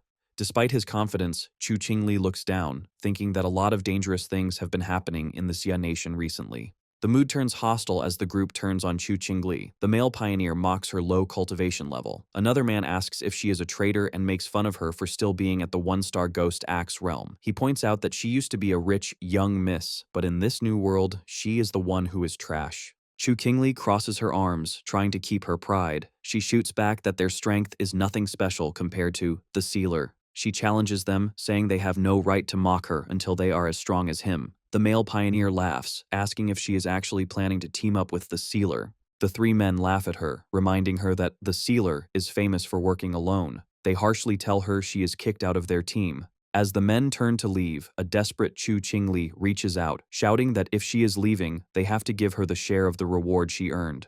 The leader looks back with a greedy smile. He coldly tells her she should be grateful they aren't asking her to pay them. He then unleashes a blast of wind energy, knocking her backward as he yells at her to get lost. Chu Qingli trembles with pain and anger, silently vowing that they will pay for this. Social media fills with panic as a great prophet from Country B predicts the Sea Nation will be destroyed within a year. In the Tai Tai Spirit Association office, the association superior discusses this with Fang Yi, explaining that these rumors are affecting the local pioneers. Su Jingying explains that Country B is using psychological warfare to shake their citizens' confidence. The superior adds that news of Fang Yi's power has spread, causing Country B to act aggressively. It is even rumored they had manipulated events to cause a near disaster in another city. The superior admits the disaster was strange because all signs pointed to it happening in Country B, yet it almost destroyed their own elite forces instead. To fight the panic, the association decides Fang Yi has to make a public statement. He stands at a computer and, with a single keystroke, sends his message. On his verified profile, Sealer 5, he posts a short, powerful sentence. "The apocalypse won't catch up to my speed of breaking through." The internet explodes. A flood of comments appears, with survivors confirming they saw Fang Yi destroy the Death King. People begin to mock Country B's prophecy. Fang Yi believes the simplest way to shut them up is to state the undeniable fact of his strength. Across the nation, pioneers look at their screens in shock, realizing Fang Yi is breaking through again. They cheer for the god of Great Xia, knowing the hell the prophet predicted has come to their city, but Fang Yi is there to stop it. Meanwhile, at the headquarters of the enemy, the Country B information post, the atmosphere is chaotic. Staff members are frantically working, complaining about the Sealer and his terrifying power. They still haven't managed to get his personal data. The Country B Pioneer Network data expert explodes in anger, shouting at his team for failing to find this one person and threatening to fire them all. Back at the Tai Tai Spirit Association, things have calmed down. Fang Yi tells the superior his statement should keep things quiet. The superior laughs, thanking him. Suddenly, an assistant rushes in with a tablet, looking panicked. He reports that a new restricted area has formed in the western part of the Xia nation due to the collision of two powerful attributes. The military has already sealed it off. Fang Yi asks what kind of attributes are involved. The assistant explains it is a mix of Yang attribute and Dark attribute. Because these two opposing forces are clashing, the area is extremely dangerous but also holds great opportunities. The message adds that Sea Mystic, Gu Yuru, from headquarters, sent the notice specifically for him, inviting him to go the next morning. Fang Yi accepts immediately. He clenches his fist, thinking this is a perfect opportunity to test his two new abilities. Soon after, in the desolate landscape of the western Xia nation, a convoy of military vehicles drives toward a swirling vortex known as the Black Sun Pool. One of the armored vehicles stops, and Fang Yi and Jiao Lan step out. Fang Yi notes they had to bring so many people for monitoring because of the black wind and rain curtain, a natural barrier they have to break through.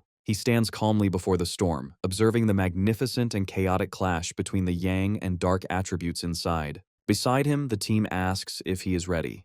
Standing before the massive tornado of dark energy, Fang Yi prepares to face the new challenge. Outside the black wind and rain curtain, a restricted area covered by a massive dark tornado, Jiaolan introduces a group of new arrivals. She explains that they are elite pioneers from the headquarters in Shen City and Haishi City. She notes that these new arrivals are just like Fang Yi, top-tier geniuses at the 3-star spirit creation realm who are expected to reach the Jinggang realm soon. Behind her, the new team members appear, radiating spiritual power. A blue-haired man introduces himself as Wang Lan, the new captain of Haishi City, a 3-star water attribute pioneer. Beside him stands a spiky-haired man named Song Yiming, an elite pioneer from Shen City with powerful wind and fire dual powers. Wang Lan politely apologizes for their late arrival. Jiao Lan addresses the group, reminding everyone of the rules of the restricted area. She challenges them to use their own abilities to break through the dark curtain and enter the zone. Fang Yi stands silently, his red eyes glowing, as he notices the two new captains staring at him. Song Yiming lets out a dismissive snort, unimpressed by Fang Yi. Eager to prove himself, he steps forward and says he will go first. He draws a large blade from his back, ready to show his power. As he channels his energy, he thinks to himself that half the reason he accepted this mission was because of the sealer. He had heard rumors about Fang Yi's rare yang attribute and wants to compare his own strength. Flames erupt from his body as he leaps into the air, activating his dual powers. He combines blue wind energy with his blazing fire sword, boasting that he has the purest fire attribute, and uses the wind attribute to boost its power to the limit. With a massive swing, he unleashes a wave of fire and wind against the dark barrier. Jiaolan notes that Song Yiming is indeed a genius who has developed his two attributes to their peak. Song Yiming lands as the energy from his attack clears a path. He scoffs, saying the dark barrier is just mimicking bad weather and is easy for him to break. Wang Lan then decides it is his turn. He activates his spiritual power, summoning a sharp, blue water construct. As he charges into the dark storm, he forms a protective water umbrella around himself, using his defensive skill to push through the harsh environment. Inside the swirling darkness, the water shield glows brightly. Wang Lan feels the terrifying pressure of the dark climate, realizing that if he had come here right after reaching the 3-star spirit creation realm, he might have died. He looks up in amazement, wondering how the yang attribute and the dark attribute can truly exist together. Ahead of him, the massive vortex of conflicting energies swirls in the sky. Song Yiming holds a bit of dark energy, noting that it feels cold and repels the human body. He thinks just enduring it is impressive enough. Wang Lan is concerned, guessing that maybe Fang Yi can handle the pressure well because his fire attribute is naturally close to the yang attribute. He comments that passing through the curtain is quite difficult. Suddenly, Fang Yi unleashes a burst of golden flame, using a fire slash to cut through the darkness. Wang Lan and Song Yiming are forced to leap away. Wang Lan watches the golden figure streak past, trembling as he recognizes the pure yang attribute. Fang Yi tears through the final layer of the barrier, creating a massive opening of light. He stands casually with Jiaolan and greets the others, saying they have waited a long time. His presence is overwhelming. Song Yiming and Wang Lan stare at him in complete shock, stunned that the sealer moves through the deadly barrier so easily. Wang Lan asks how Fang Yi manages to keep the black wind and rain curtains split open. Fang Yi holds a ball of golden energy and calmly explains that it is simple. He says that as long as one uses a yang attribute that is stronger than the surrounding dark attribute, the darkness can be suppressed. He admits it uses a lot of spiritual power, but can be maintained with enough reserves. Meanwhile, Song Yiming is annoyed that Fang Yi calls such a feat simple. Wang Lan wonders if Fang Yi is really in the same realm as them. Jiaolan smiles and tells him he will get used to it, as every genius pioneer is shocked when they see Fang Yi's abilities. Fang Yi simply smiles, unbothered by their shock. Suddenly, the system alerts him that a source of pollution and an A-level dark anomaly have appeared. The ground begins to shake violently. Song Yiming looks eager. He says if it is just an A-level anomaly with a dark attribute, he wants to try fighting it. With Fang Yi in the lead, the group rushes toward the source of the disturbance. Ahead of them, 3 mysterious figures walk out from a cave. Fang Yi narrows his eyes and instantly recognizes that these people are from Country B. Jiaolan and Song Yiming are shocked to see others there. Jiaolan realizes these strangers have destroyed the anomaly. She shouts that there are no other authorized pioneers for today and concludes they must be stowaways. Jiaolan demands to know who they are. The 3 intruders stand boldly: a blonde man in a purple shirt, a muscular man with long black hair, and a man in a hood. The blonde man smiles arrogantly and introduces them as pioneers from Country B who have come to train. Song Yiming is furious, shouting that this is Jia Nation's territory and they have no right to be in a restricted zone without permission. Jiaolan backs him up, ordering them to leave, but the intruders stand their ground, saying that times have changed. The blonde man arrogantly states that if the Xia people won't take the resources here, his group will. He claims they are justified because they believe they are stronger than the Xia team. Hearing this, Fang Yi steps forward and calmly asks the intruders if they really believe that opportunities belong only to the strong. The blonde man smirks, thinking his country sent their elites here to start a conflict. Fang Yi looks at him with a cold, terrifying smile, his red eye glowing, and tells them that if strength is the rule, they can get lost. While Fang Yi confronts them, Jiaolan tries to report the situation to headquarters, but the enemies launch a sudden attack. The blonde man unleashes a surge of green energy, shouting that they have refused his polite offer. Song Yiming and Wang Lan are shocked, realizing the enemy has the rare and dangerous dark attribute. The blonde man laughs, declaring that this dark attribute environment is his perfect home field. Jiaolin analyzes the disgusting energy, realizing it is a nether poison attribute, mutated from decaying corpses. Panic sets in as she yells that the attack has destroyed all their communication devices, cutting them off from the outside world. Fang Yi realizes the intruders intend to kill them all. Song Yiming, refusing to wait, charges forward with his flaming sword. He shouts that if they can't absorb the dark attribute, they should just destroy it. Wang Lan tries to stop him, but he ignores the warning. Song Yiming unleashes a massive fireball at the enemy. However, the attack doesn't work as he expects. The green nether poison energy absorbs the fire, causing the fireball to explode violently and send a shockwave back towards Song Yiming. He stands his ground, shocked that his attack has failed. The explosion triggers a massive counterattack. A wave of green energy rushes toward the Xia team. Jiaolan shouts a warning as the deadly mist approaches. The green energy completely surrounds them. Wang Lan reacts just in time, creating a large blue water barrier to shield the group.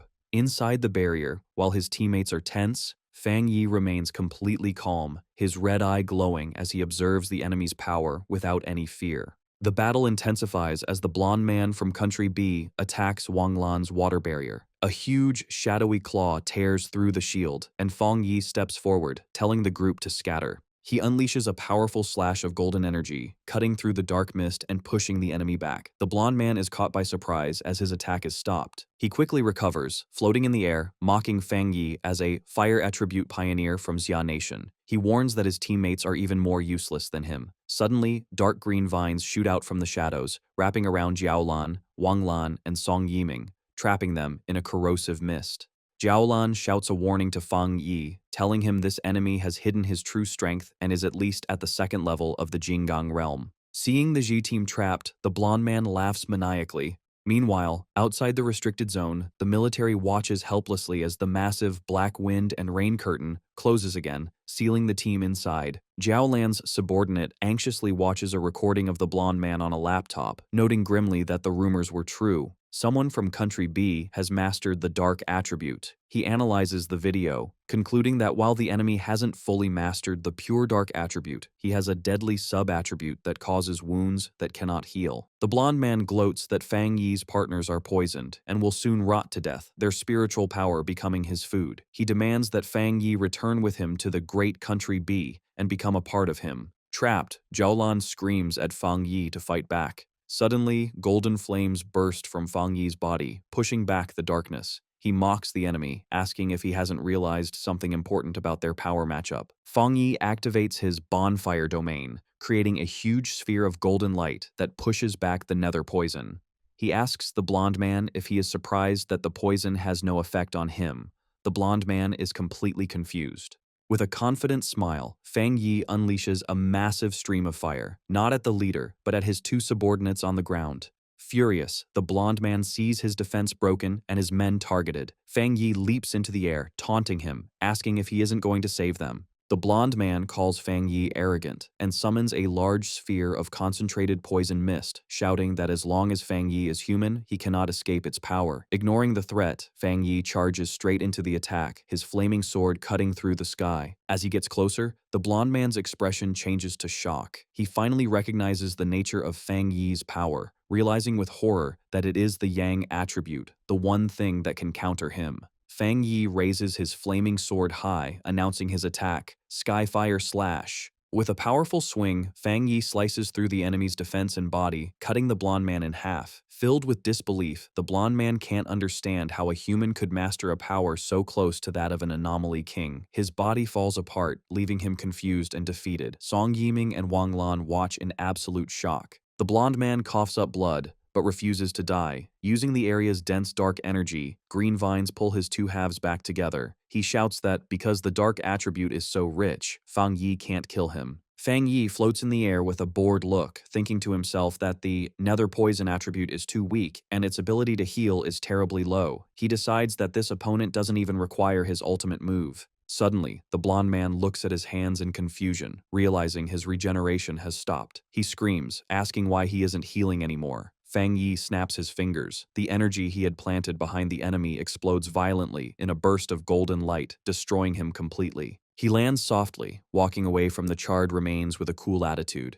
He reaches his hand out toward Wang Lan and Song Yiming, and crackling blue lightning surrounds them, targeting the green poison spots on their bodies. Fang Yi explains he is removing the dark attribute, leaving the two pioneers amazed. He then taps Jiaolan on the shoulder, purifying her as well. She expresses her shock that he killed a Jinggang realm pioneer so easily. Fang Yi analyzes the fight, thinking the blonde man did not reach the Jinggang realm through normal means because his spiritual power felt impure. He also finds it suspicious that the enemies seemed unaware of his existence. Jiaolan admits she is also confused, but recalls an internal rumor that years ago, Elder Wu blocked a strange disaster that was supposed to hit Country B with his own body. They consider the theory that the rivalry between the two nations has always been strong, and Elder Wu likely became a target because of his heroism. The mood lightens as Song Yiming bursts into excitement, declaring that from now on he will hang a portrait of the sealer by his bed to motivate himself. Wang Lan asks his teammate with a straight face if he has been broken by the Yang attribute. Fang Yi turns away from the group, telling them that although he has removed the dark attribute, they are not in good enough condition to enter the core area of the restricted zone. He tells Jiaolan to take the others back or let them train in the outer area. As he speaks, he walks alone into the swirling wind and dust, leaving the team behind. With his eyes glowing gold, Fang Yi reveals his true intention: to see the true face of the core of this restricted area for himself. He stands alone before a massive, terrifying storm of blue lightning and dark energy. The sky cracks with power as he prepares to enter the dangerous core that no one else can reach.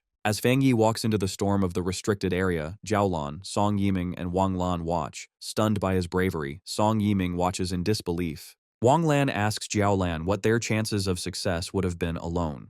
Jiaolan smiles bitterly, admitting she used to be the top candidate to succeed Elder Wu, but since the sealer arrived, she has accepted second place. Song Yiming and Wang Lan are shocked that their proud leader's personality has changed so much. Suddenly, the dark energy in the sky crackles violently. Song Yiming panics, shouting about what is happening. Sensing danger, Jiaolan screams at her teammates to dodge. A defensive barrier is raised just as a massive wave of dark energy erupts in a gigantic explosion. Despite their defense, Jiaolan, Song Yiming, and Wang Lan are sent flying. The explosion leaves huge trails on the ground. Battered and lying on the scorched earth, the three pioneers realize this destructive power is the true face of the restricted area's core. They look up in awe at the terrifying landscape, resembling a giant fiery eye matching the satellite images they had seen. Jiaolan points out that Fang Yi is ahead of them, floating in the center of the storm. Fang Yi hovers, his body a conduit between golden fire wings and jagged spikes of dark purple energy. He looks at a sphere of dark power in his hand, confused as he senses a strange reaction. He realizes that these two opposite attributes, yang and dark, are slowly merging into a new type of spiritual power.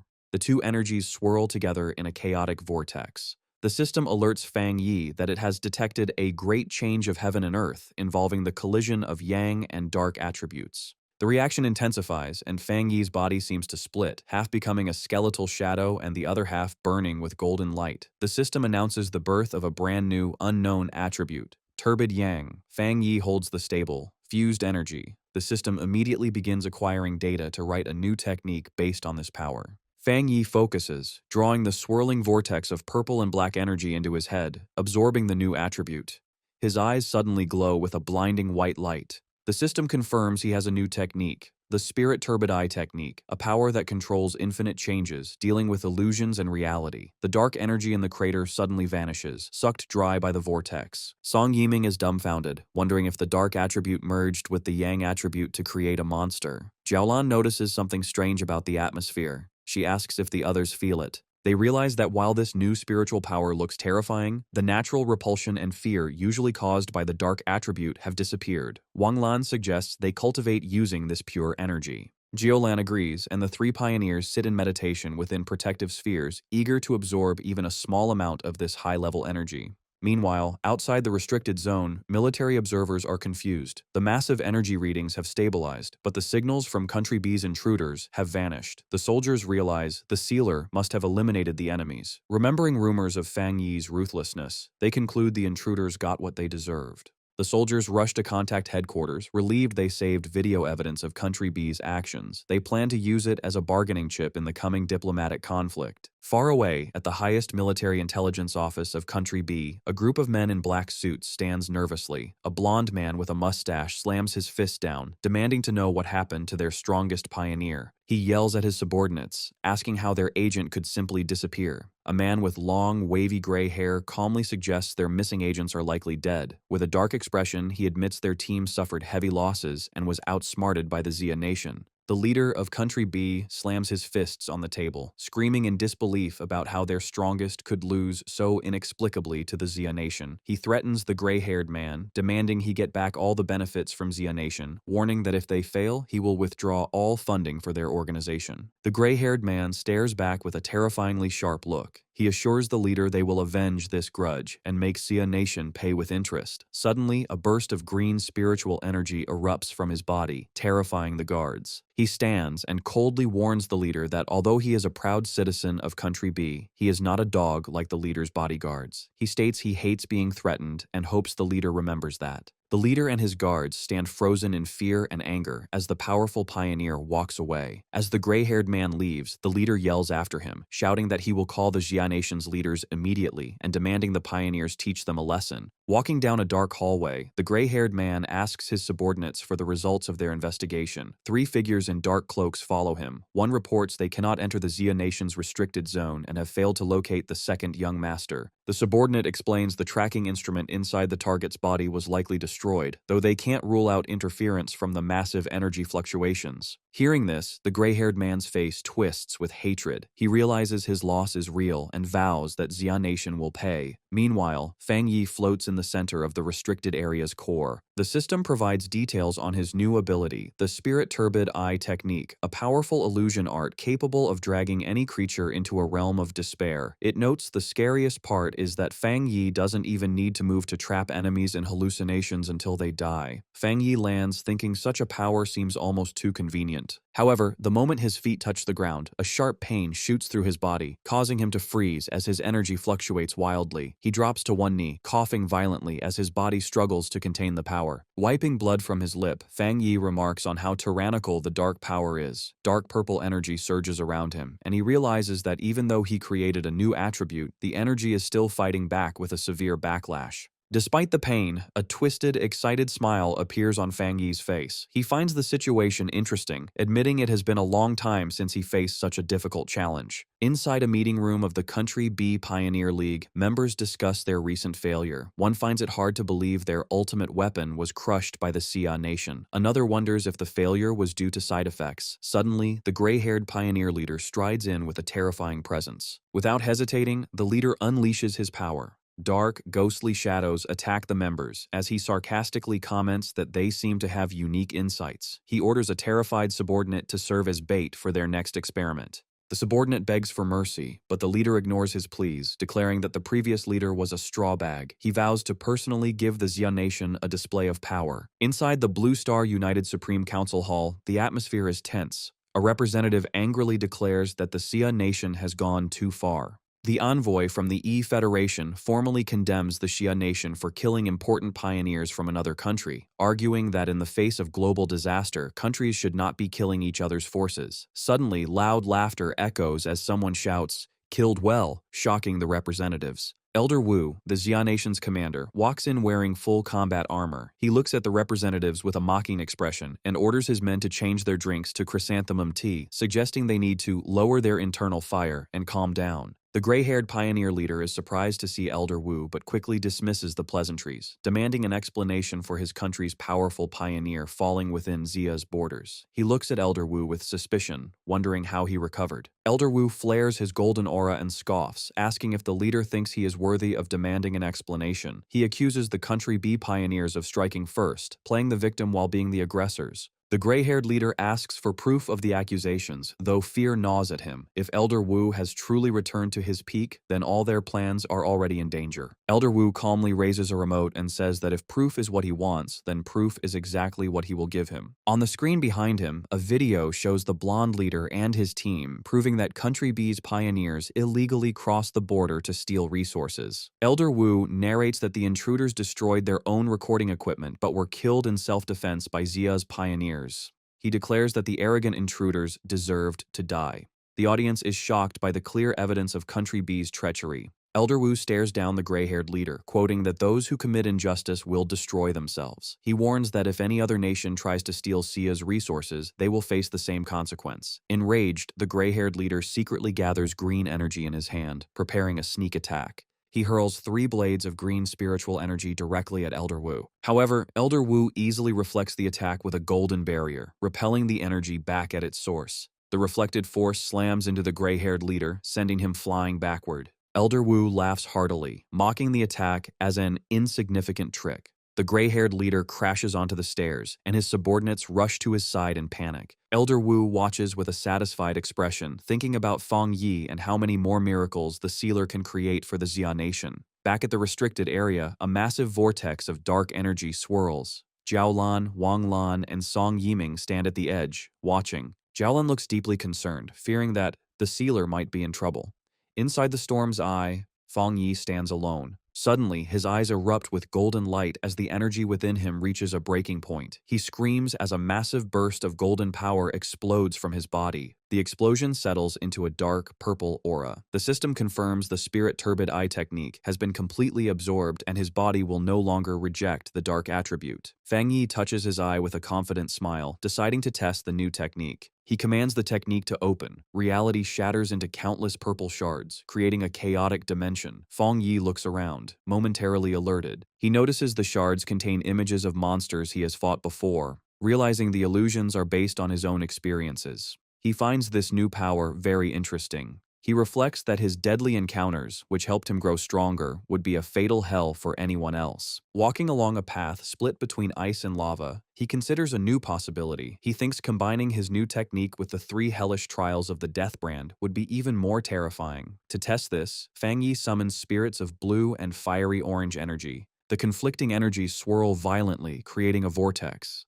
Suddenly, the system reports a massive spiritual power overflow, announcing he is about to break through to the legendary Jinggang realm. Feng Yi stomps his foot, shattering the ground. A confident smile spreads across his face as he welcomes the sudden advancement. A massive bolt of blue lightning strikes. From the blinding light, a gigantic golden armored avatar manifests. Feng Yi leaps into the air and charges straight at it. His attack collides with the avatar in a blinding explosion, shaking the entire dimension. Outside, Jiaolan and Song Yiming feel the energy fluctuation. Jiaolan's eyes widen as she exclaims that Feng Yi is about to break through to the Jinggang realm. The clash erupts in a massive explosion of golden light and blue lightning. After the blast, Feng Yi floats in the air, surrounded by crackling energy. He looks calm but slightly confused, questioning if that was all the trial had. A predatory smile spreads across his face as his red eye glows. He decides it's his turn to fight back. The golden avatar strikes down, but Feng Yi stands his ground, raising a barrier and unleashing his limitless dark world. With a determined shout, he unleashes his divine thunder tempering technique. He channels this immense power and launches a counterattack, sending a massive blast of blue lightning at the golden avatar. The lightning strikes, causing a huge explosion that rips through the dimension. The system confirms the breakthrough is in progress as Feng Yi absorbs a torrent of golden and purple lightning. He has successfully reached the first level of the Jinggang realm.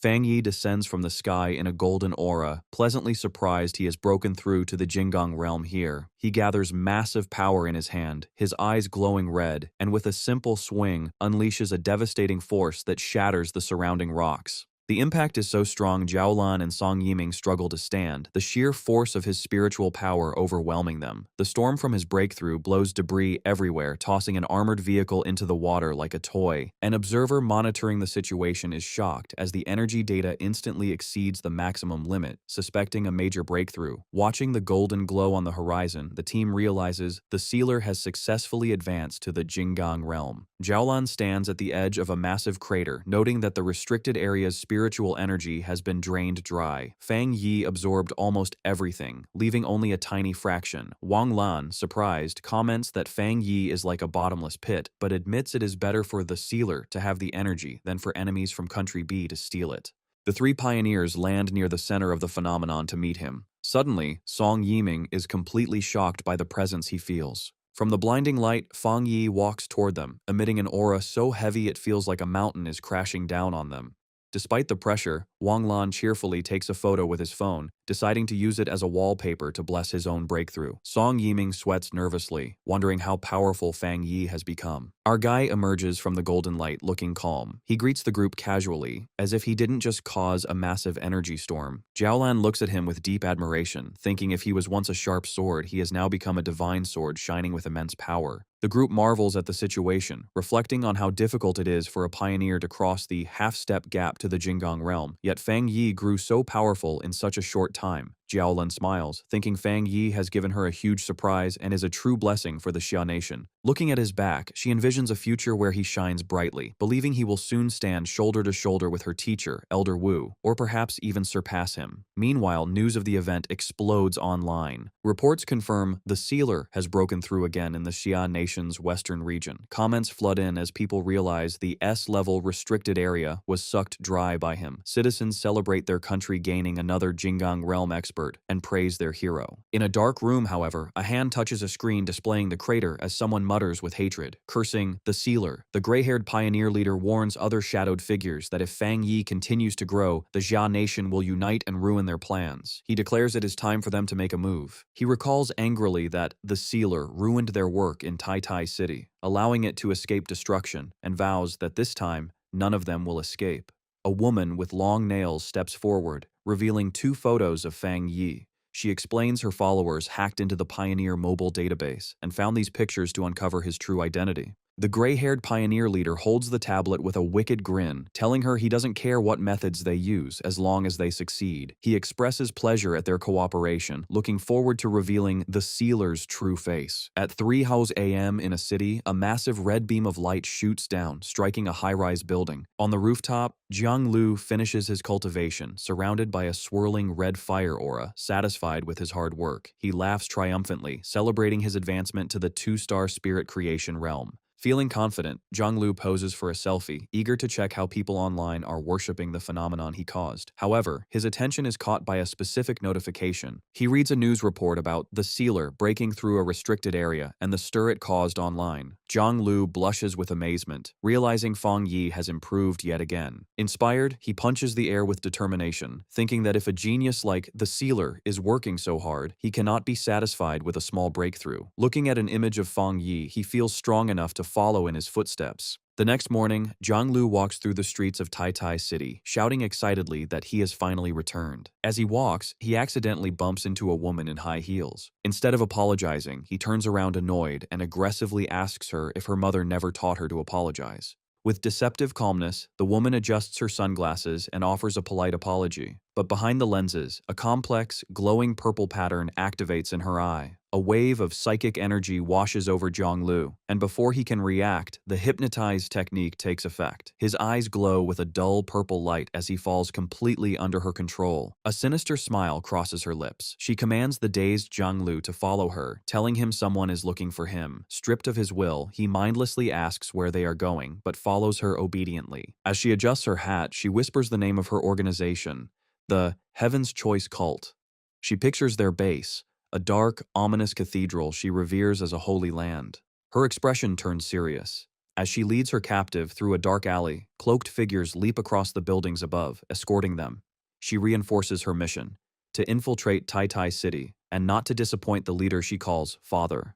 The woman vows to make Fang Yi's home base their new territory, declaring that the Heaven's Choice cult will soon shine over the entire nation. Jiang Lu wakes up in a dark, terrifying place identified as the Repentance Room of the Heavenly Chosen Church's headquarters in Tai Tai City. He screams in agony as he is tortured, shouting that he doesn't know the person they are asking about. He realizes he can't control his own mouth and remembers being hypnotized, understanding he has been brainwashed. These cruel people are trying to force information out of him about his future master, Fang Yi. He finds strange comfort in the fact that he genuinely knows nothing. In a grand hall, a subordinate reports to a woman dressed as a nun, asking if the prisoner has spoken. The woman prays and explains that although she forced him to speak, he seems too ignorant to be useful. The subordinate worries, questioning if Jiang Lu is even qualified to be bait. He expresses concern that the sealer might not come to save such a person. The woman declares she will increase the torture, determined to complete Father's mission. At the Tai Tai Spirit Association office, Fang Yi and Su Qingying sit across from two strangers. Su Qingying asks if they came to Tai Tai City to ask for help finding Jiang Lu. One of the men, Jiang Lu's friend, explains that Jiang Lu came to the city to find the sealer and become his apprentice, but vanished upon arrival. The red-haired man explains they received a tip that Jiang Lu was taken by a mysterious group known as the Heavenly Chosen Church. Su Qingying and Fang Yi look shocked. Su Qingying recognizes the name as an evil cult supported by pioneer forces. The red-haired man admits his group has no confidence in fighting such a powerful place, which is why they came to ask Fang Yi for help. Su Qingying explains more about the enemy. She describes them as a group that opposes the Spirit Association and specializes in mental attacks. She adds that they operate as an ordinary church to infiltrate the common population, with their main headquarters in Chuanxi City, where they have nearly 1 million believers. She explains that while the local Spirit Association has tried to strike them down, the cult is elusive. Fang Yi becomes alarmed, realizing that if the cult's headquarters is in Chuanxi City, their presence here means they have infiltrated Tai Tai City. Su Qingying urgently says she must notify the association to search the city. A sharp smile appears on Fang Yi's face as he reveals the truth. He notes that the cult sneaked in unnoticed and took the person looking for him. He concludes that the Heavenly Chosen Church is actually coming for him. Fang Yi sits in deep thought. He reasons that since this elusive organization traveled thousands of miles to target him, it would be difficult to find clues if they intentionally stayed hidden. His expression turns serious. He suspects the idea of them infiltrating Tai Tai City is misleading. Su Jingying and the red-haired man look at him in surprise. Fang Yi asks for confirmation that Chuanxi City is currently the place in the Jia Nation with the fewest spiritual anomalies. Su Qingying confirms it, explaining that it is a popular place for the elderly to retire, and many people there don't even realize the world has changed. Fang Yi analyzes the enemy's strategy, theorizing that the cult intends to create scattered weak points in Tai Tai City to slowly take over. He realizes his presence is the biggest obstacle. Suddenly, he stands up and deduces that the missing Jiang Lu has likely been moved to the cult's headquarters in Chuanxi City. Instead of waiting, he decides to take the initiative and orders Jiang Lu's friend to book the earliest tickets to Chuanxi City to confront them directly. The two men eagerly agree to follow Lord Sealer. Fang Yi then tells Su Qingying to inform her superiors and run anti-cult propaganda to keep the city safe while he is gone. She cheerfully agrees. As he prepares to leave, Fang Yi thinks that this cult must be destroyed quickly. He admits he is surprised he didn't know such a powerful group existed there, and suddenly remembers that his aunt is currently retiring in that very city. Meanwhile, at the Heavenly Chosen Church headquarters in Chuanxi City, a subordinate approaches the leader, reporting that the sealer and his companions are flying to the city. The leader, in white religious robes, smiles sinisterly. She is surprised the useless bait worked, and that Fang Yi is coming to her territory. She clenches her fist, crushing the energy within it, and decides they must provide a proper welcome. Summoning a glowing white clock, she looks at it with a wicked grin, wondering if she can turn such a powerful heretic into a tool for her church. She remarks that heretics are stubborn. The subordinate assures the leader that she does not need to worry.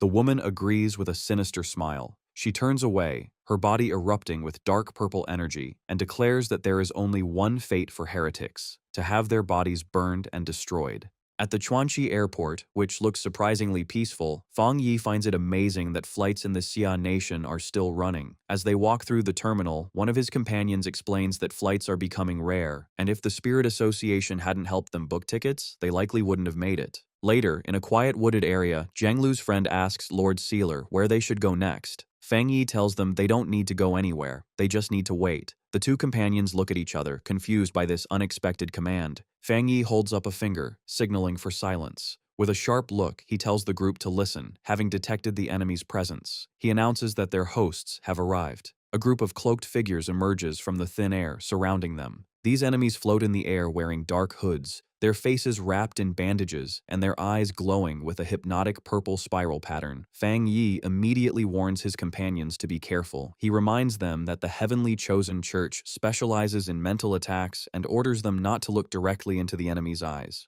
The red-haired man and Zhang Lu's friend acknowledge the order and take fighting stances. However, while Fang Yi is focused on the minions, a figure appears out of the purple mist behind him. It is the mysterious woman, now floating and draped over his shoulders. She whispers into his ear, teasingly asking why, if he told his friends not to look, he hasn't closed his own eyes. The woman activates her spirit creation realm power. Her eyes glow with intense purple light as she uses a technique called disarming charm. She mocks him, asking if he wanted to keep her beauty to himself, trying to control his mind.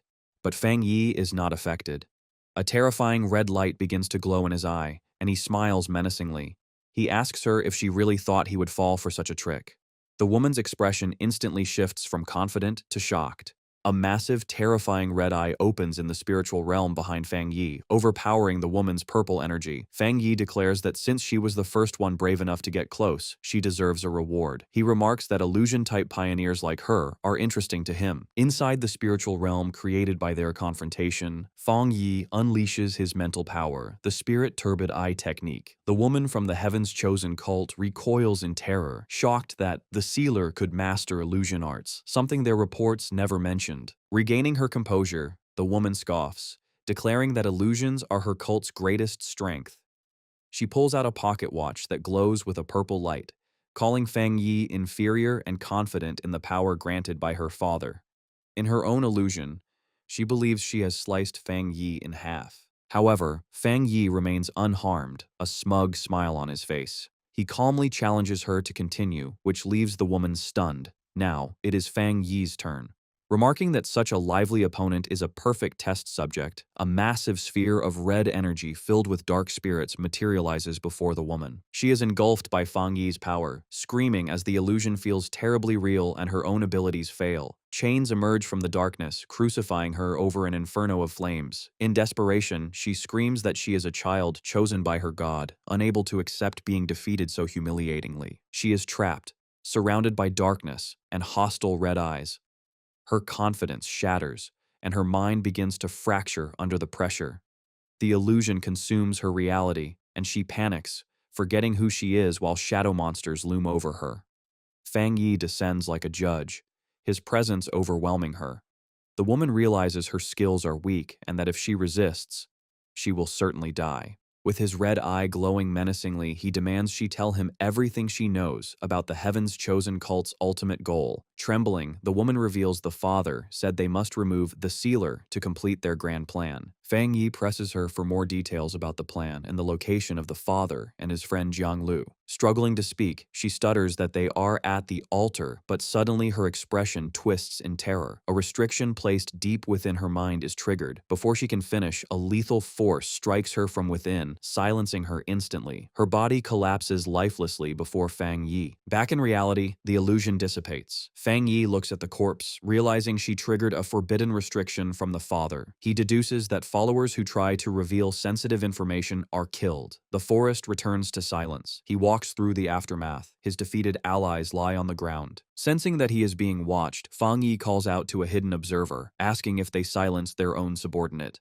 The cult's minions leap out, purple energy swirling around clock-like objects. They angrily declare that they will capture Fang Yi to make their cult famous. They surround him, threatening to kill his companions if he does not surrender. Fang Yi scoffs and summons a blade of pure fire. As he prepares to attack, his glowing eye analyzes his opponents. He notes their high power level on paper, but sees their weak foundation means their power is hollow. Disappointed, he grips his flame sword. With a massive, heavenly fire slash, he tears through their defenses, remarking that their actual combat strength is pathetic. The cultists are blown away by the fire, screaming as they fall, completely defeated. Fang Yi stands over one of them, his terrifying glowing red eye fixed on him. The cultist trembles in fear, realizing the overwhelming power gap. A terrified subordinate approaches, holding a strange oval mirror glowing with purple energy. Fang Yi looks at it curiously, sensing a presence as a dark silhouette appears inside. The voice from the mirror addresses the sealer, claiming there has been a misunderstanding. The voice asserts the heavenly chosen cult exists to save humanity, boasting they have solved 3 spiritual anomalies in Chuanxi City. The leader declares that compared to their holy work, the Spirit Association is incompetent. Fang Yi mocks her propaganda, telling her not to believe her own lies. He calmly dismantles their argument, pointing out that Chuanxi City is a secure area with no record of beast disasters, meaning the anomalies they fixed never existed. Fang Yi exposes their scheme, deducing the cult creates fake problems to attract believers and gather wealth for their own cultivation, dismissing their methods as despicable. The woman in the mirror laughs condescendingly. She reveals her true power, transforming a simple pocket watch into a vessel of dark energy. Furious, she declares that Fang Yi misunderstands their noble cause and that pioneers like him, who risk their lives for the Spirit Association, are hopelessly brainwashed. She questions the logic of protecting weak people, calling them a burden that should be left to die so that powerful pioneers can rule. Her face contorts with fanaticism as she screams that they are on a glorious path of evolution. Unmoved, Fang Yi's flaming sword crackles with blue lightning as he rushes forward with blinding speed. The cultist holding the mirror screams in terror while the leader watches in shock. With a cold expression, Fang Yi declares that if she believes the weak deserve to die, she should be the first to go. He swings his blade, a blur of fire and lightning, at the cultist and the mirror. The leader looks on in disbelief as his attack slashes through reality itself, shattering the mirror and severing their connection. She screams, unable to comprehend how he broke their sacred object. The woman flinches as the fire slash narrowly misses her. Shocked, she realizes it was a powerful illusion, not a physical attack. She thinks that she was nearly trapped in Fang Yi's illusion and is fortunate her real body wasn't present. In her mind, the cult leader experienced being decapitated by a giant, red-eyed Fang Yi who had pulled her into his mental realm. Despite the illusion, a real wound, a purple energy crack, appeared on her forehead, a testament to Fang Yi's strange power. Back in the forest, a cultist holds a mirror showing his leader's shocked face. The woman remarks that Fang Yi's methods are interesting. Regaining her composure, she smirks and tells him that he is very strong, asking if they should talk. Fang Yi notices the wound on her forehead isn't blood but seems contaminated by a dark attribute. He concluded his illusion wasn't strong enough to trap her remotely without her physical body present. He gave her an ultimatum. She and her cult must leave Chuanxi City within 3 days. He knows this is a warning, and if she refuses, there will be a major move after 3 days. As blue electric energy crackles in his hand, he demands they release the person they captured. Knowing the cult won't retreat easily, he decides to play it by ear. The woman smiles and agrees to the deal, stating the Heaven's Chosen cult will withdraw from Chuanxi City. She added that she would return his companion in 3 days as long as she could leave safely. Inside the mirror, 2 cultists throw an unconscious Zhonglu to the floor of their base. Fang Yi calmly accepts her conditions. With the deal made, the purple portal closes violently. The cult leader bids Fang Yi farewell as dark energy surges. The connection severed, triggering a backlash that engulfed the remaining minions. They screamed for their father to save them, but were consumed by the energy while Fang Yi shielded himself with a barrier of light. In the battle's aftermath, the mental strain is too much for one of the men, who screams in terror. Fang Yi turns his attention to Jiang Lu's friends. To snap him out of it, Fang Yi slaps the man, waking him from his stupor. Fang Yi calmly explains the situation, assuring him that Jiang Lu is not the enemy's main target and will likely be returned in 3 days. He instructs them to follow him to the Chuanxi City Spirit Association to wait. With his hands in his pockets, Fang Yi prepares to leave. As the trio walks away, exhausted and shaken, Fang Yi checks his phone, deciding it is safer to wait until the ordeal is over before contacting his aunt who lives in the city. They arrive at the towering Chuanxi City Spirit Association building. In a conference room, Fang Yi meets with local officials. The branch leader, contacted by Su Qingying, offers their full cooperation. Fang Yi declines direct combat assistance, stating confidently he can handle the father alone. However, he gestures to Jianglu's friends, requesting the association look after them since they are independent pioneers. The branch leader happily agrees. Suddenly, the door bursts open and a staff member rushes in, shouting for his boss to look at the Pioneer Forum. The staff member approaches Fang Yi in a panic, desperately apologizing and begging the sealer not to take it to heart, explaining that people are stirring up negative emotions against him online. Fang Yi asks to see the phone. On the screen, he reads a flood of hateful posts claiming the sealer is unworthy of being the pioneer's leader, accusing him of killing innocents and being arrogant. One comment points out a strange detail. All the hate posts are from IP addresses within Chuanxi City. Inside the Spirit Association, the office is chaotic. The local superior is on the phone shouting orders to block all local IP addresses from posting.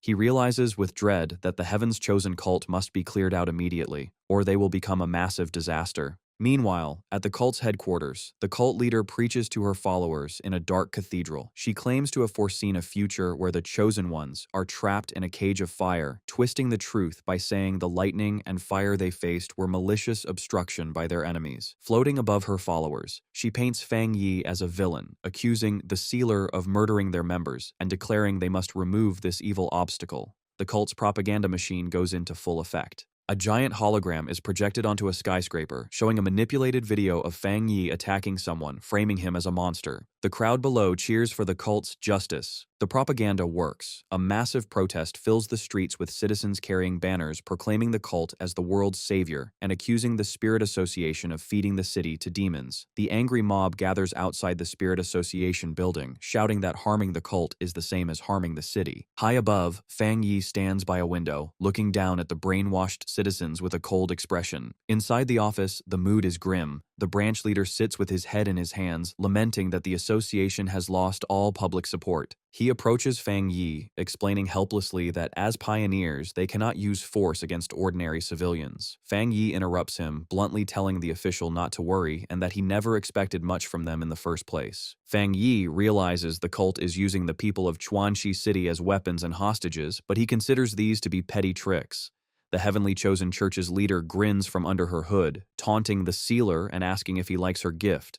She declares that since all citizens are her puppets, he would have to destroy the city to destroy the cult. Deciding to retreat, she orders her subordinates to leave and return the trash they captured, mockingly claiming that her cult is merciful. One of her subordinates throws a body toward the angry crowd below. As it falls, a massive explosion rocks the Spirit Association building, shattering the windows. A blinding golden light erupts, causing the mob to shield their eyes and scream. The church leader looks back in confusion, realizing something unexpected is happening. Fang Yi floats outside the skyscraper, engulfed in a terrifying aura of golden flames. He coldly reminds them that if they did not leave within 3 days, they would face the consequences. The cultists stare up in shock, wondering if he isn't afraid of causing a massacre. The cult leader has miscalculated. As powerful energy surrounds her, she screams in frustration, admitting she should have killed the hostage earlier. She then asks if he truly doesn't care about the lives surrounding them. Fang Yi mocks the cult leader, telling her there is something she doesn't know. He swings his sword down, revealing his technique is designed to counter dark attribute anomalies. The woman is shocked as the massive fire slash strikes her subordinate. Using his speed, Fang Yi vanished and reappeared behind her, catching her off guard. He brought his sword down, forcing her to summon a magical barrier to block the heavy blow. Locked in a stalemate, Fang Yi stares into her eyes with a cold, red glow. He smiles menacingly and asks a chilling question, deducing that she is not actually human. The woman's expression shifts to surprise. A crack opens on her forehead, glowing with purple light, as she admits she is impressed that he figured it out. The crack widens to reveal a large, monstrous purple eye. She stares back, admitting that nothing can escape his sharp vision, fully revealing her non-human nature.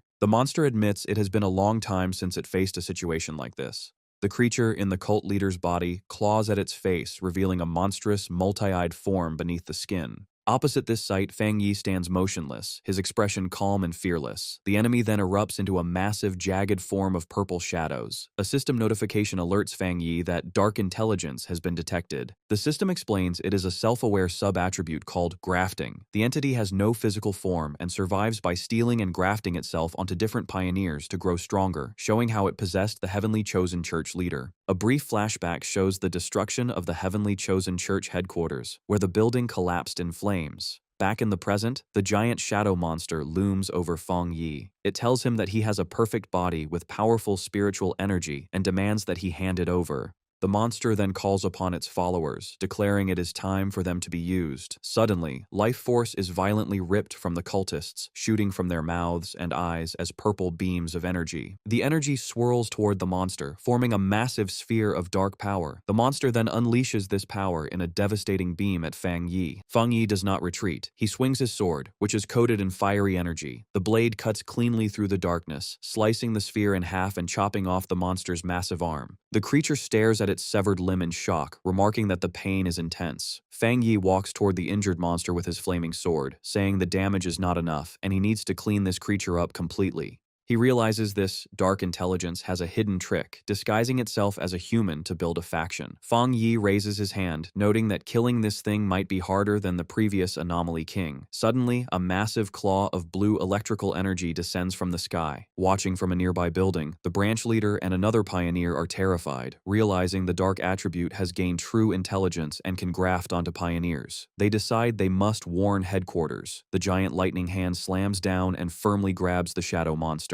Feng Yi clenches his fist, controlling the energy construct. However, the monster grins menacingly from within the grip. It mocks Feng Yi, shouting that even if he is special, he will become just another vessel for it to inhabit. Suddenly, dark energy engulfs him, and the monster tells him not to worry. It will take good care of his body. A massive sphere of darkness erupts in the city, with a bright golden light shining at its core as maniacal laughter echoes. Inside the storm, Feng Yi smiles, admitting the dark intelligence is quite powerful. As the darkness tries to swallow him, Feng Yi notes its impressive ability to suppress him, even though his yang attribute is its natural counter. Then, Feng Yi's expression turns terrifying as his red eye glows in the shadow. He tells the monster there is something it doesn't know. A massive, red, demonic face of energy appears behind him as Feng Yi declares that he cannot be killed. The monster, sensing this new horror, screams in confusion, asking what he just said. The purple sphere of energy swirls violently as the tables turn. Outside, panic sets in among the group watching. The red-haired man shouts in disbelief, asking if the sealer has really been swallowed. Beside him, Jiang Lu's friend looks on in terror while holding the injured Jiang Lu. The woman remains optimistic, declaring that Feng Yi can survive, though she worries that this dark intelligence is an enemy unlike any they have faced. The branch leader silences the panic, shouting that they have to believe in him. Amidst the chaos, Jiang Lu wakes up groggily, asking what is happening. His first thought is a terrified question of whether his master has lost.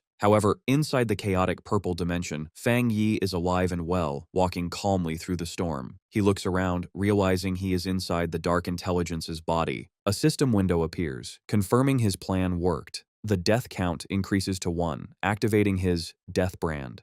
Because he allowed himself to be devoured, the system triggers a debuff on the enemy, weakening the Dark Intelligence's abilities by 20%. Feng Yi examines his hand, puzzled. He notes that despite being in a spiritual space, he isn't a spirit body. His glowing red eye then catches sight of something below him. He finds himself surrounded by glowing blue, ghostly figures floating in the darkness. Feng Yi approaches one of them, recognizing the silhouette. He asks if she is the pioneer most recently grafted by the monster, the woman who led the heavenly chosen church. The blue spirit floats silently, her expression sorrowful. Suddenly, the female spirit and the other blue ghosts around her drop to their knees, bowing before Feng Yi. Feng Yi looks down, his red eyes narrowing as he understands what they are trying to communicate. He asks if they are begging him for release and freedom from this monster. Feng Yi concludes the pioneers are long dead. What stands before him are merely their imprisoned soul breaths, trapped by the monster. Feng Yi summons his sword, acknowledging the tragic reality that the trapped souls share a life force with the monster. He realizes that destroying the dark intelligence means destroying them too. He gathers his energy, deciding that burning them with his pure world divine fire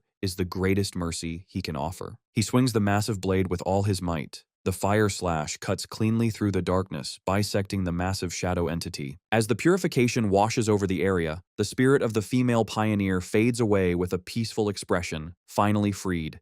The dark intelligence screams in agony, but refuses to give up.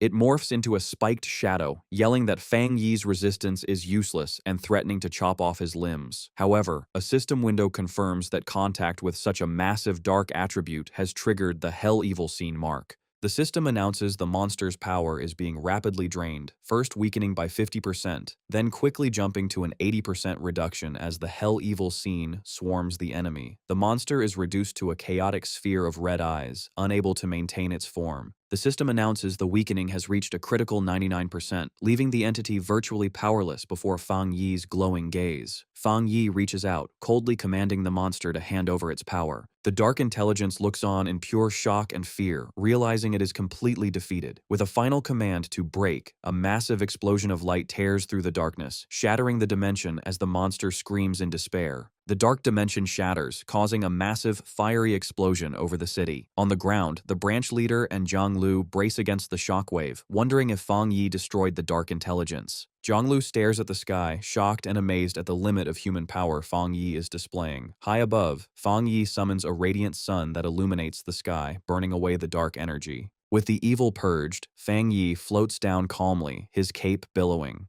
He looks pleased and summons a wisp of dark purple energy to inspect his new power. The system confirms the dark intelligence is destroyed, and Fang Yi's body shows no rejection to the dark attribute, while his illusion and domain techniques are strengthened. Unexpectedly, a large red spirit flower emerges from Fang Yi's clothes, wanting the dark energy. Fang Yi is surprised, noting the plant has evolved enough to communicate. Without hesitation, the red flower aggressively absorbs the dark purple energy from his hand. Resting in his palm, the flower thanks him, and Fang Yi observes that its voice sounds female. Bathed in a warm glow, Fang Yi looks fondly at the spirit flower, realizing it has been growing stronger in the shadows since he reached the Jinggang realm, especially after absorbing so much dark spiritual energy. Suddenly, the flower shrinks and hides inside Fang Yi's clothes to sleep. Fang Yi smirks, noting it seems much sleepier, and decides to study it later. The city is now bathed in the bright light of a clear morning. The branch leader, Jiang Lu, the red-haired man, and Jiang Lu's friend gather, smiling in relief. They celebrate that their city is saved, confirming with awe that the sealer annihilated the sentient dark attribute. Smiling brightly, Jiang Lu expresses his satisfaction at witnessing Fang Yi save the city, feeling he has no regrets. Without warning, a sinister purple aura swirls behind Jiang Lu. From the sky, a deadly beam of dark purple energy shoots down toward him. Just before it lands, a powerful blast of golden energy intercepts it, causing a massive explosion that leaves Jiang Lu stunned. Confused and shaken, Jiang Lu asks what just happened. Fang Yi then lands calmly on the street, his hand still wrapped in golden flames, revealing he was the one who blocked the ambush. The branch leader approaches Fang Yi with a huge smile, expressing his gratitude for the rescue. He continues to thank Fang Yi while Jiang Lu stands safely behind him. The concrete on the ground is severely cracked from the interception, showing the power of Fang Yi's attack. Staring at Fang Yi, Jiang Lu's eyes fill with awe, declaring the pioneer his greatest idol. The branch leader warmly shakes Fang Yi's hand to say goodbye, accompanied by Jiang Lu and his friends, all grateful the evil cult is gone. However, Fang Yi maintains a serious expression, warning them that destroying the cult is not enough, and they must remain vigilant. He explains that while their city seems peaceful, its location with abundant natural resources makes a future, large-scale spiritual mutation inevitable. Hearing this, the branch leader is left frozen in shock. He sweats nervously, trying to assure Fang Yi they are always prepared and patrol the restricted areas daily. However, the branch leader, Jiang Lu, and his friend are shocked when Fang Yi reveals a trace of the dark attribute almost grafted onto Jiang Lu's body. Without waiting for them to process this, Fang Yi turns. He calmly walks away, instructing the branch leader to take him to the city's restricted mountain area because he believes the spiritual mutation is approaching. As he walks, Fang Yi checks his phone seriously, deciding to postpone a visit to his aunt to deal with this threat. An official SUV speeds up a dirt road in a lush mountain forest. Inside, the branch leader drives and cheerfully asks Fang Yi if he wants to see pandas or eat hot pot after they finish. Sitting in the passenger seat with his eyes closed, Fang Yi politely declines, stating they need to focus on official business. He silently ponders the relaxed nature of the locals and wonders if the dense spiritual energy could cause pandas to mutate into terrifying beasts. Suddenly, a sharp flash of energy crosses Fang Yi's forehead as his senses activate, his eye glowing red. He looks out the window toward a distant, dark mountain peak, a confident smile spreading across his face as he confirms the location of the anomaly. Without hesitation, Fang Yi throws open the door of the moving SUV and jumps out, startling the branch leader while ordering him to lock down the mountain highway. Fang Yi leaps down the steep cliffside, his red eyes focused as he commands the branch leader not to follow. Left alone, the branch leader parks the car car and stands at the cliff's edge, scratching his head in confusion, wondering what Fang Yi detected since he sensed nothing. Plunging into the shadowy forest, Fang Yi descends rapidly. As he falls, his eye glows red, and blue electricity sparks around his hand. He senses immense power nearby, noting the resonance of the lightning aura grows stronger as he nears the peak. With practiced agility, he lands gracefully on a massive tree branch. As he stands, intense blue lightning surges up his arm and wraps around his body. The raw energy crackles loudly down the enormous tree trunk, casting a blue glow throughout the woods. Fang Yi looks up at a terrifying, massive vortex of swirling purple and pink lightning. The system confirms the detection of a massive thunder attribute boundary. Narrowing his eyes, he reaches his glowing hand toward the turbulent sky. Unleashing his divine thunder tempering technique, Fang Yi fires a colossal blast of blue lightning upward. His blue energy violently clashes with the descending purple storm clouds, creating a spectacular explosion. Suddenly, his expression sharpens as he notices a dangerous shift in the atmosphere. The purple storm clouds swirl together intensely. The system issues a critical warning as a gigantic, spear-like bolt of purple energy drops from the sky, identifying it as the legendary Divine Punishment Thunder, an unstoppable force of destruction. Reacting instantly, Fang Yi slams his hand on the tree branch, channeling his blue lightning into the wood to ground himself. Crouching with fierce determination, he shouts a command to draw the devastating heavenly thunder into his own body. The apocalyptic purple lightning strikes down, colliding violently with the massive eruption of blue lightning surging up from the forest where Fang Yi stands to face the impact. The clash between Fang Yi's blue energy and the purple thunder creates a massive, blinding flash of power. The energy erupts into a tall pillar of light, with Fang Yi standing firm against the strong force. Inside the chaotic energy, Fang Yi's system detects a huge amount of thunder power and quickly starts processing it.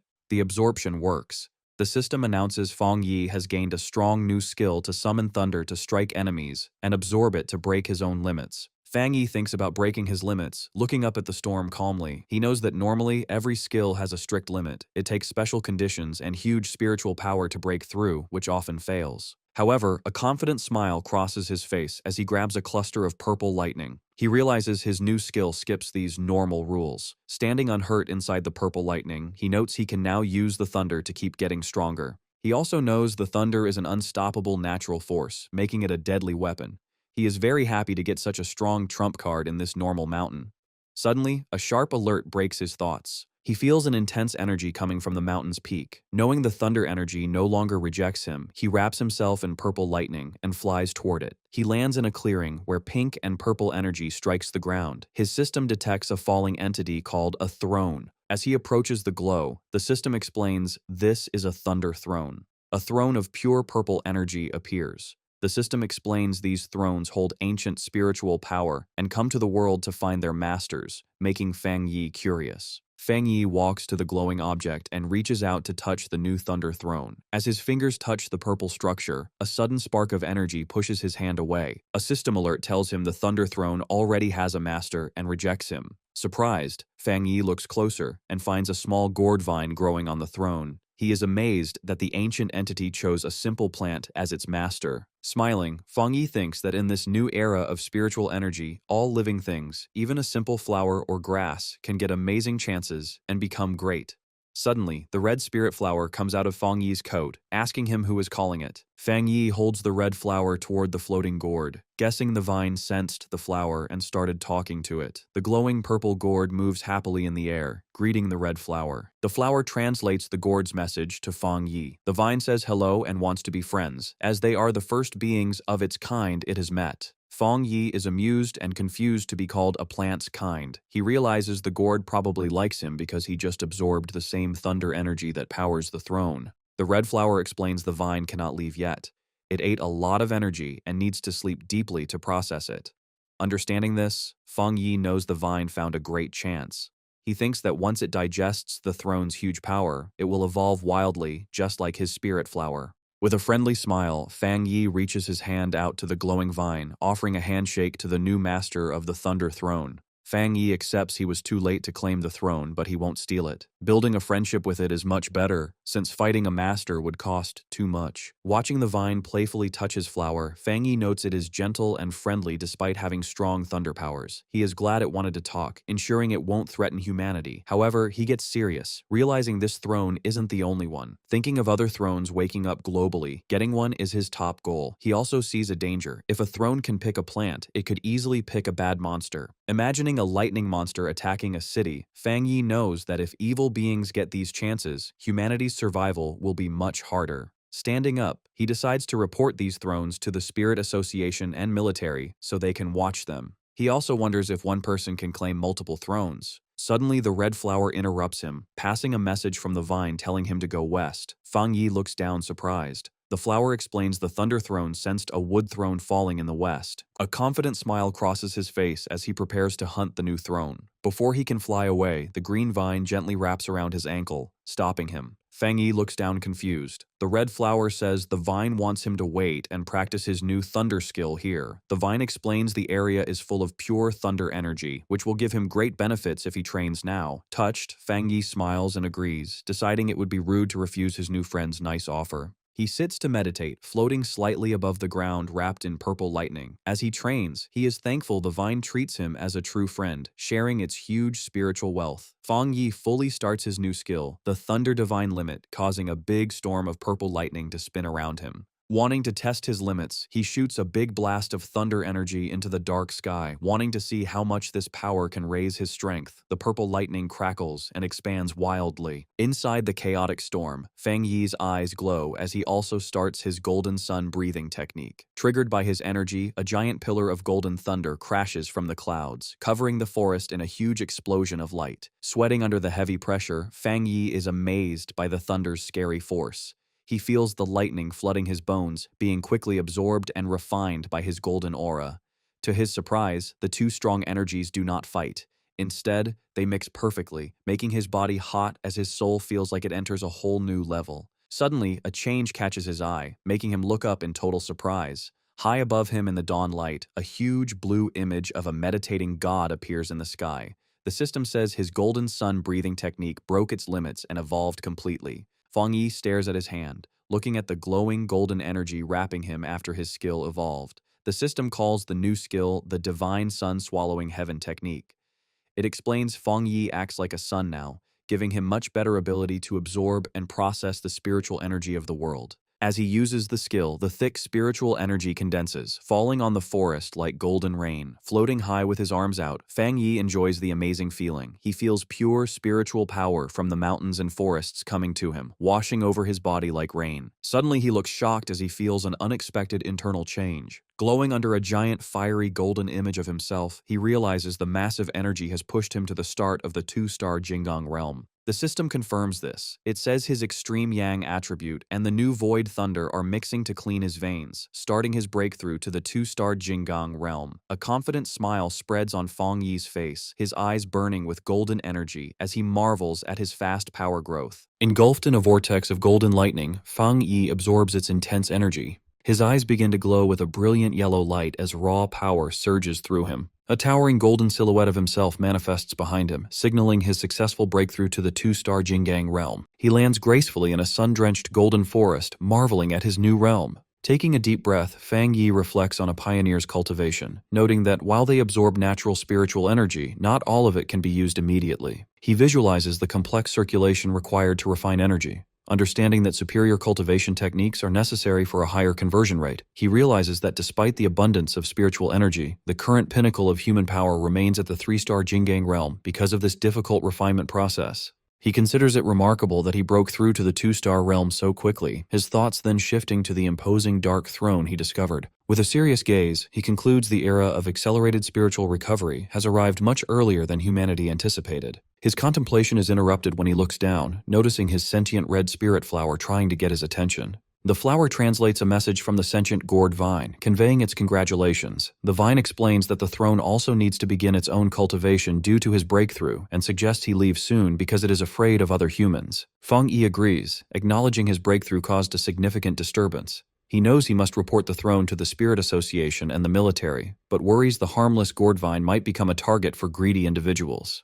He understands that a throne's immense power will inevitably spark fierce conflicts and competition among pioneers. However, his expression hardens as he questions the arrogant assumption that such powerful entities must belong to mankind. Looking back at the glowing vine and his spirit flower, Fang Yi reassures his new friend he won't allow humans to plunder its throne. Acknowledging the vine cannot leave its location yet, they prepare to part ways. With a casual two-finger salute, Fang Yi bids farewell to his new ally, addressing the vine as the Lord of Thunder. At the Star God Combat Zone, a heavily fortified military outpost is built directly into a steep cliffside. Inside, Elder Wu mentions that headquarters detected two massive spiritual energy fluctuations in Chuanxi City, both comparable to the three-star Jing'an realm. He then asks what report they received from the Sealer. Jiaolan details the report, revealing Fang Yi has broken through to the two-star Jing'an realm. She also relays his warning about an S-class spiritual energy phenomenon called a throne, noting Fang Yi has officially requested the military to investigate. Elder Wu listens in stoic silence. Noticing his lack of reaction, Jiaolan asks if he isn't surprised by the escalation. Elder Wu replies evenly, explaining the accelerated resurgence of spiritual energy is a known reality. He states the appearance of high-tier opportunities like the throne was a scenario their nation had anticipated. Jiaolan notes that Elder Wu has been at the half-step Jinggang realm for a long time and asks if he's on the verge of advancing. Elder Wu confirms this, observing many pioneers are experiencing breakthroughs as abnormal activities peak. He admits he can finally feel the signs of his own advancement. Jiaolan is surprised by his confirmation. Looking over the base, Elder Wu solemnly reflects that during these volatile times the accompanying opportunities and dangers will be massive. He reminds Jiaolan that above being pioneers, they are soldiers whose duty is to brave these dangers and secure safety for the nation, even if it costs their lives. Envisioning a united front of the nation's strongest pioneers, including Fang Yi and Su Qingying, Elder Wu declares their country must seize this momentous opportunity, and that even a veteran like himself will ride this new wave of power. Clenching his fist, he states their objective. They must ensure the Sealer secures a throne and that their other loyal pioneers claim as many as possible. Exuding authority, Elder Wu issues a command to fully coordinate with Fang Yi and the Spirit Association, urging total unity. He asserts that any independent pioneers or rogue factions with selfish ambitions will be forced to stand down under the combined pressure of the military and the association. At the Spirit Association headquarters, Gu Yuru stands before a monitor displaying the purple throne. She announces to the command center they have the Sealer's intelligence and are launching a nationwide investigation to find potential thrones and track abnormal energy fluctuations. Her expression serious, Gu Yuru orders the mobilization of all city team captains. Internally, she worries about the terrifying speed of the escalating crisis, questioning if humanity can survive this turning point. At the Taishi Spirit Association, the local superior receives a shocking phone call, reacting in disbelief that Fang Yi has already broken through to the two-star Jing'an realm. Sweating, he assures the caller the Taishi branch will fully manage its jurisdiction so Fang Yi can operate in Chuanxi without distractions. The superior lowers the phone and turns to Su Qingying, confirming Fang Yi's advancement. Su Qingying smiles proudly, noting Fang Yi is now the second strongest pioneer in the nation, behind only Elder Wu. She adds that their city of Taishi is benefiting from his reputation. However, she rubs her head with a slightly embarrassed expression. She admits she had been overly arrogant about her recent advancement to the half-step Jinggang realm, failing to anticipate the massive, worldwide spiritual energy surge Fang Yi had triggered. The superior's expression turns grave. He fears that if Taishi faces another catastrophic spiritual anomaly, potentially worse than the last, they might not survive. He vows they must protect their city to avoid becoming a burden to Fang Yi. 10 hours later, an emergency meeting is convened at the Chuanxi Spirit Association, gathering all pioneer captains from surrounding cities. Gu Yuro stands at the head of the conference table before a projection of the throne. She reports that, following Fang Yi's intelligence, headquarters detected over 20 similar spiritual energy anomalies globally, but they cannot confirm if all are thrones. A map of their nation appears on screen, showing 7 confirmed locations with similar energy signatures within their borders. Song Yiming, the captain of Fengshi who recently reached the first-level Jinggang realm, rests his boots on the conference table. He grins and points out the problem. There are only 7 potential thrones, but far more captains in the room. Song Yiming questions how the association plans to distribute these coveted limited resources. Wang Lan, the captain of Haishi who recently reached the half-step Jinggang realm, calmly prepares tea. Unfazed by the tension, he reprimands Song Yiming, asking him to take his feet off the table during a meeting. Infuriated by the disrespect from someone at a lower realm, Song Yiming glares fiercely at Wang Lan, challenging his authority to speak. Song Yiming releases a surge of wind energy across the table, trying to intimidate Wang Lan while mocking him for wanting a throne.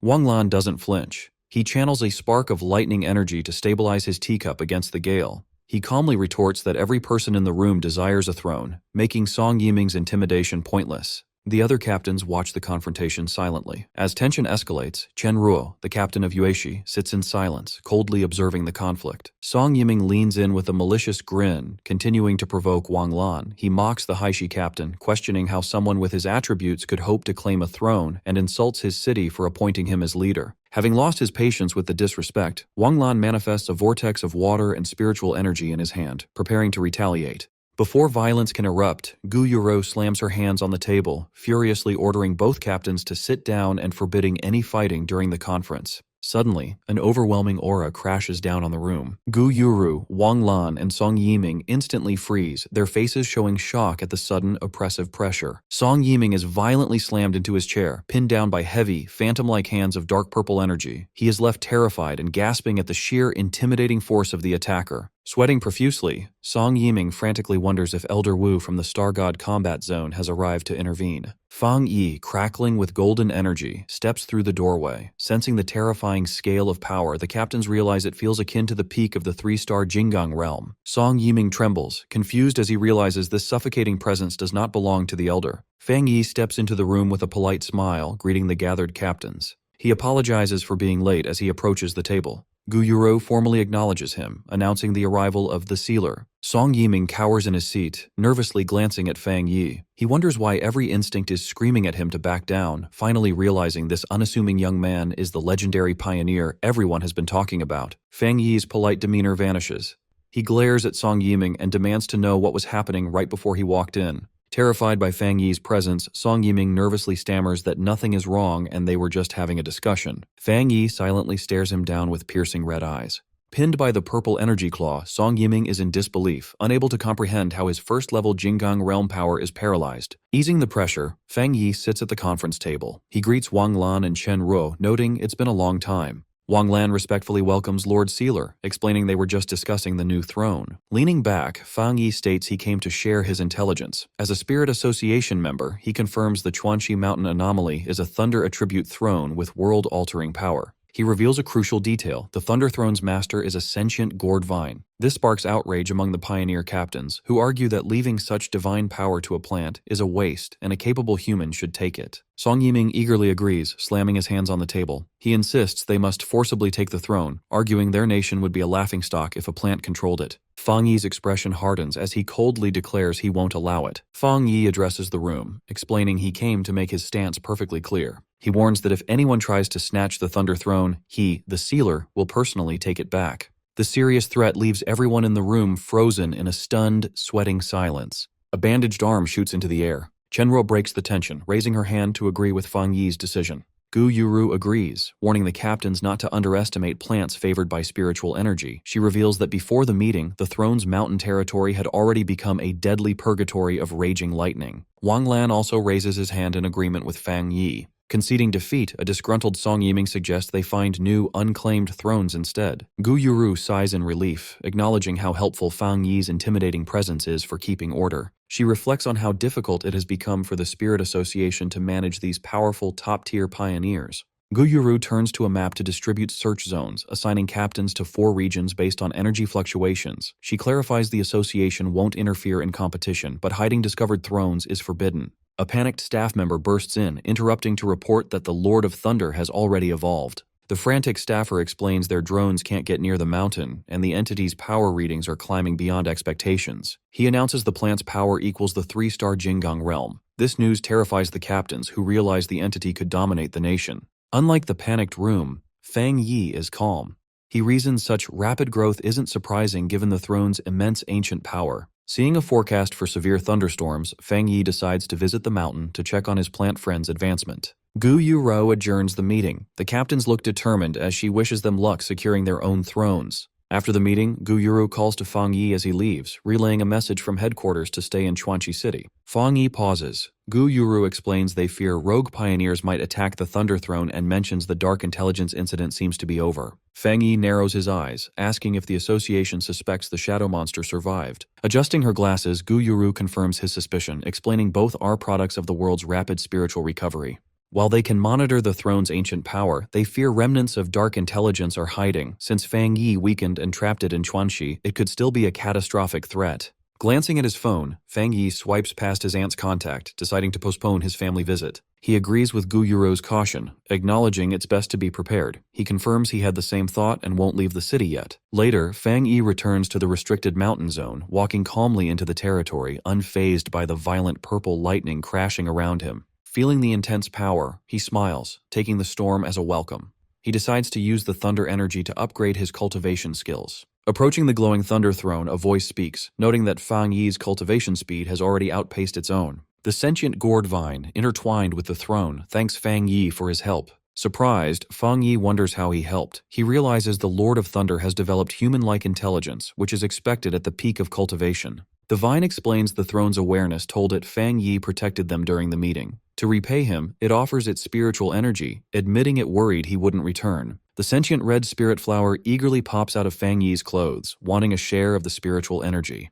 Golden fire in hand, Fang Yi smiles, admitting he intended to include the spirit plant in their training. Accepting the offer, Fang Yi sits cross-legged to meditate, letting the red spirit flower rest beside him to bathe in the aura. The gourd vine channels its power, sending currents of purple lightning and spiritual energy surging toward them. In the energy vortex, the red spirit flower happily swirls, absorbing the intense power to fuel its growth. Engulfed in lightning and golden aura, Fang Yi focuses, using the environmental pressure to push his red fire blade technique to the next level. With power surging through his glowing eyes, he commands his fiery golden blade to manifest above him. The massive sword descends, radiating blinding heat as it clashes with the storm. A system notification reports a massive influx of thunder power has been detected. As the blade absorbs the violent lightning, the system confirms the red fire blade technique can now break through. Concentrating, Fang Yi refines the chaotic power as the system announces his blade technique is evolving. He meditates, letting pillars of golden fire and blue lightning envelop him as the skill charges to its limit. His eyes snap open, blazing with red light as the system confirms the red fire blade technique has successfully evolved. Gripping his upgraded sword, Fang Yi swings with devastating force. The technique now fuses his fire with the thunder attribute. The swing erupts into a blast of lightning and fire, tearing through and obliterating the ground in a terrifying display of his new strength. Fang Yi's system notifies him that the heavenly thunder has tempered his blade technique, successfully breaking its limits and evolving it into a fused thunder fire attribute. Raising his weapon, the system confirms that the blade's enhancement is finally complete. The raw power of his breakthrough triggers a massive, spectacular eruption of fire and lightning at the mountain peak. Watching from afar, Wang Lan and Chen Ruo recognize the fiery display, wondering just what Fang Yi is up to inside the Thunder Throne's restricted area. Nearby, an agitated Song Yiming suspects Fang Yi went back on his word to steal the throne for himself. However, his subordinate quickly reminds him that Fang Yi actually considers the entity a friend. At the Spirit Association, red alarms blare. Staff members report that the energy concentration in the restricted zone has exceeded observable limits, forcing them to retreat their surveillance drones. The branch leader watches the distant glow with heavy concern, fearing Fang Yi might be locked in a brutal battle with the throne. Back on the mountain, Fang Yi tightly grips his newly evolved, intensely glowing sword. His eyes glowing red, he smiles, extremely satisfied. The physical blade feels as though it has been masterfully reforged by the sheer intensity of the power. The dense ambient energy also causes his sentient red spirit flower to evolve, increasing its intelligence and enhancing its unique attributes. Reveling in the surge of energy, the massive flower playfully intertwines with the glowing structure of the throne amidst the flames. The flower communicates its delight to Fang Yi, who decides it's time for them to hurry and locate the next throne. Suddenly, the sentient gourd vine hovers above him, catching his attention. The vine speaks to Fang Yi, warmly congratulating its friend on achieving such a powerful breakthrough. It then shares a premonition received during its cultivation. A new throne will descend very soon, and its aura shares a deep, opposing yet complementary connection with his spirit flower. Hearing this unique opposition and complement, Fang Yi deduces that the incoming entity must be a wood attribute throne. The glowing gourd vine confirms that the new throne is already descending in the distance. Sending a wave of green spiritual energy toward Fang Yi, the vine offers to share the general location it sensed through their psychic connection. Fang Yi closes his eyes, focusing his mind to silently accept the vine's sensory transmission. A confident smirk appears on his face as he opens his eyes, confirming he has successfully perceived the exact coordinates. The scene shifts to a sprawling neon-lit metropolis at night, which Fang Yi identifies as Yuan City. He notes that Yuan City is an autonomous municipality about a 2-hour drive from Chuanxi City, widely famous for its extreme luxury and extravagance. However, beneath its glamorous surface lies a chaotic and brutal underbelly. The city is known for its ruthless locals and historically boasts the highest crime rate in the nation. Arriving in the downtown district, Fang Yi walks calmly through the bustling, dimly lit streets. He recalls intelligence from the Spirit Association. Their efforts to establish a local branch here have been severely stalled because the city is heavily controlled by entrenched local gangs. Observing the rough-armed pioneers loitering under neon signs, Fang Yi reflects that none of the local awakened individuals are willing to join the authorities. Consequently, Yuan City remains a lawless territory without an official Spirit Association branch or an assigned captain to maintain order. Suddenly, Fang Yi's attention is drawn to a sharp shift in the atmosphere. His sentient red spirit flower emerges from his coat, urgently tugging at his sleeve. Fang Yi validates its reaction, noting that they can both sense the new energy emerging from the west. To the west, at the foot of a dark, looming mountain, sits a massive, extravagantly lit private mansion. Inside the estate walls, a lavish nighttime pool party is underway, hosted by the local elite. A sunglasses-clad bodyguard approaches the host, quietly reporting some news. The host raises an eyebrow, intrigued to hear that other pioneers have appeared nearby. The host is Jiang Gensheng, the notorious local kingpin of Yuan City. He laughs arrogantly, throwing his jacket open as he boasts that no one can make waves in his territory. His arrogant laughter is immediately cut short when a blinding eruption of green light flashes from the mountain directly behind his estate. A colossal sphere of pure green energy, the descending wood throne, crashes into the mountain peak, unleashing a devastating shockwave across the area. The sheer force of the impact reaches the mansion, shattering glass and sending debris flying. Jiang Gensheng is left visibly shocked as his guests scream in terror. Recovering from the shock, a furious Jiang Gensheng marches toward the mountain with his bodyguard, aggressively vowing to see who has the guts to run wild on his property. 2 minutes later, Jiang Gensheng and his bodyguard trek up the forested mountain, which is now swirling with dense, residual green spiritual energy. They are intercepted by Fang Yi, who stands calmly in the eerie light, noting that the source of the disturbance lies just ahead. Enraged by the intrusion, the bodyguard violently lunges through the air at Fang Yi, demanding to know who dares trespass on young Master Jiang's private property. As a heavy punch speeds toward his face, Fang Yi scoffs dismissively at the arrogant claim of private territory. Without even taking his other hand out of his pocket, Fang Yi effortlessly catches the bodyguard's fist in midair. He brings the man's momentum to a dead halt, leaving him completely stunned. Glaring with glowing red eyes, Fang Yi coldly educates them that the mountain is national soil belonging to all the people of Yuan City. He firmly declares that from now on, the territory is under the strict jurisdiction of the Yuan City Spirit Association. He then unleashes a powerful blast of fiery energy from his palm, effortlessly blowing the bodyguard away while mocking their absurd claim of private ownership. Meanwhile, deeper in the forest, Jiang Gensheng aggressively confronts the newly descended wood throne, violently struggling against the dark green vines the sentient entity is using to reject him. Refusing to take no for an answer, the arrogant kingpin yells that the throne must submit to him simply because it landed in his territory. Forcing his way through the thick vines with his aura, Jiang Gensheng stubbornly insists the seat of power belongs to him, threatening to completely destroy the ancient relic if it continues to deny him. Watching the pathetic display from the sidelines, Fang Yi lets out an amused scoff. Startled by the sudden noise, a furious Jiang Gensheng whirls around, demanding to know who is hiding in the shadows. Fang Yi casually walks past the local boss, calmly explaining that high-tier treasures possess awareness and choose their own masters. He bluntly informs Jiang that he completely lacks the qualifications to command the wood attribute. Deeply insulted, Jiang Gensheng fumes in disbelief as Fang Yi calmly approaches the chaotic, swirling green energy of the throne. Unable to contain his wounded pride, Jiang Gensheng violently lunges toward Fang Yi's exposed back, screaming a death threat. Suddenly, the kingpin stops dead in his tracks, his eyes widening in absolute terror. Without even needing to look back, Fang Yi summons his massive sentient red spirit flower to silently block the attacker. Trembling before the giant imposing spirit plant, Jiang is completely paralyzed with fear.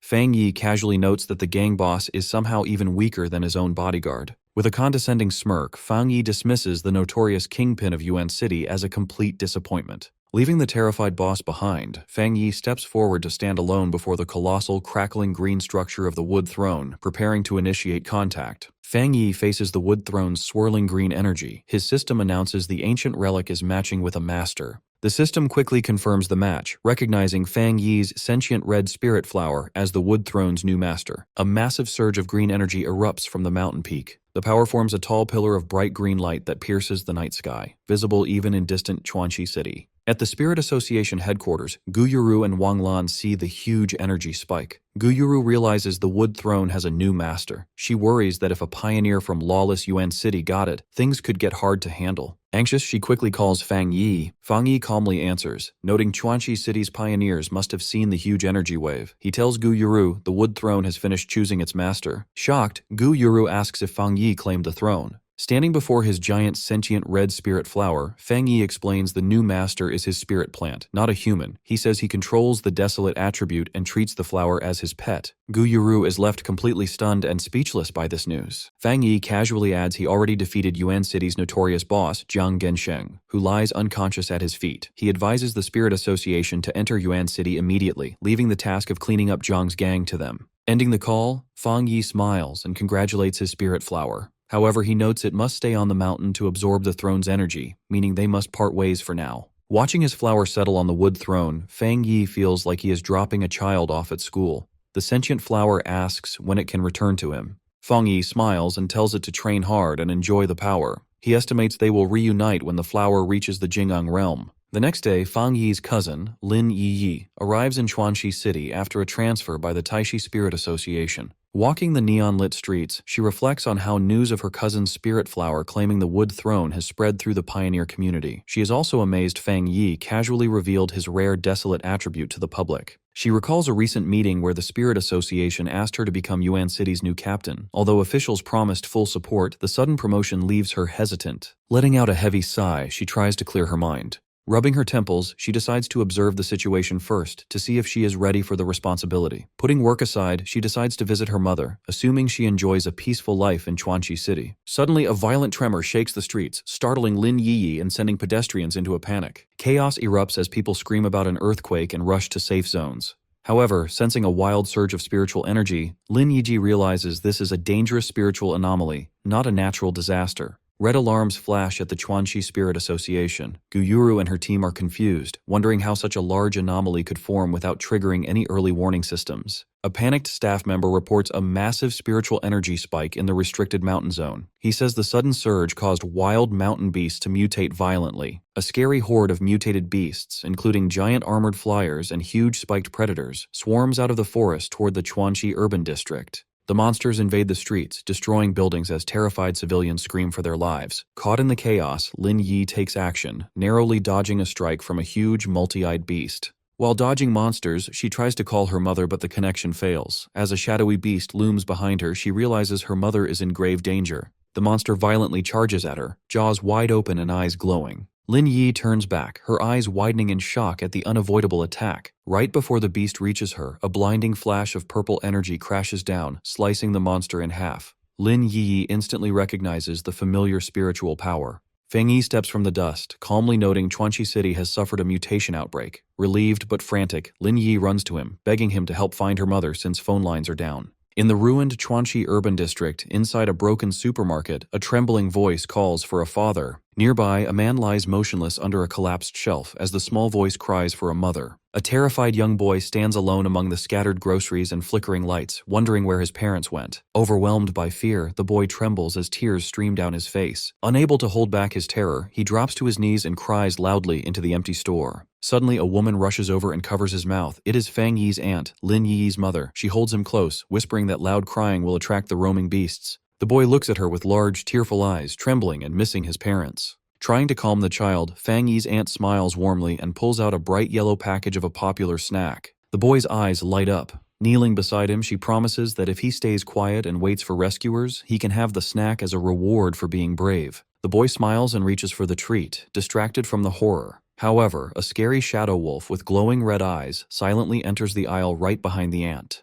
The wolf growls, showing its sharp teeth as its red eyes lock onto its prey. As the beast charges, Fang Yi's aunt senses danger. She scoops the boy into her arms and sprints down the aisle to escape. In her frantic sprint, her foot catches on a discarded bottle in the debris. She crashes heavily to the floor, curling her body around the little boy to protect him. The wolf beast lunges, extending its sharp claws for the kill. Bracing for the worst, she closes her eyes and prepares to sacrifice herself. Right before the claws reach her, a blinding streak of golden energy slices through the dark, cutting the beast in two. Fang Yi arrives just in time, standing protectively in front of his aunt with his flaming sword. Glancing back, Fang Yi calmly asks if they are unharmed. Suddenly, he looks surprised as he notices something familiar. He looks down and sees the terrified boy safe in his aunt's arms, holding the yellow snack packet. The sight of that treat triggers deep nostalgia. He remembers a sad moment from his childhood, crying before a gravestone while his aunt stood by his side. He recalls how she gently stroked his head and offered him that exact snack to soothe his grief. Back in the present, his aunt looks up in disbelief, her eyes widening in relief as she recognizes her nephew.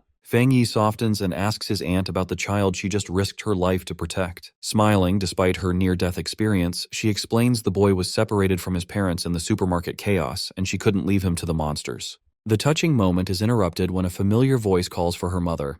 The aunt turns in surprise as Lin Yi bursts into the ruined supermarket. In tears, Lin Yi throws herself into her mother's arms, saying she was terrified for her life. Smiling gently, her mother strokes Lin Yi's hair, comforting her and assuring her she is safe. Fang Yi silently watches the emotional reunion between his cousin and aunt with a soft smile. His attention is drawn down when he feels a small hand tugging at his sleeve. He looks down in mild surprise. The little boy looks up with hopeful eyes, calling him a superhero. Holding out his yellow snack, the boy bravely offers it as a reward, asking if the hero can take him home. Touched, Fang Yi kneels down with a warm smile. He takes the snack and tells the boy to make a wish on it, promising it will help him reunite with his family. Suddenly, an alert triggers in Fang Yi's mind. His warm expression hardens into a deadly glare as he senses a massive spiritual presence approaching. Shouting for everyone to get back, Fang Yi grabs the little boy and leaps to safety just as a giant claw smashes the building, dropping heavy debris.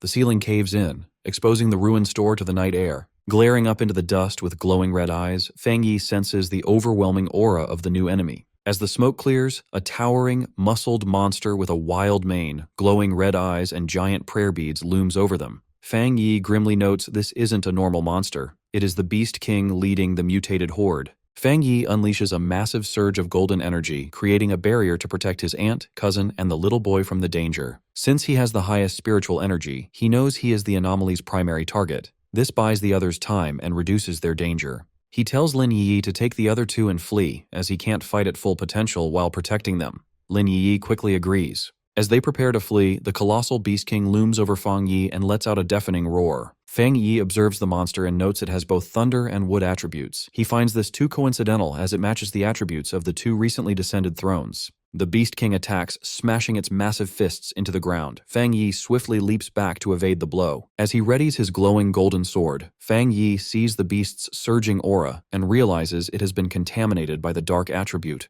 Fang Yi's fiery slash lands, leaving a glowing wound near the monster's red eye. Undeterred, the massive Beast King gathers momentum for another strike. The monster lunges at Fang Yi with its jaws open. Fang Yi calmly leaps back. Mid-air, he swings his flaming sword with immense force. The powerful strike forces the giant beast to stagger back, creating distance between them. Leading the retreat, Lin Yi projects a protective green energy shield as she runs. Her mother follows close behind, carrying the little boy. Their escape is halted when a second massive, shadowy beast with glowing blue eyes suddenly appears in their path. Lin Yi freezes in horror, realizing they are facing not one, but two Beast Kings. The second Beast King, radiating a terrifying aura with glowing blue eyes, towers over them.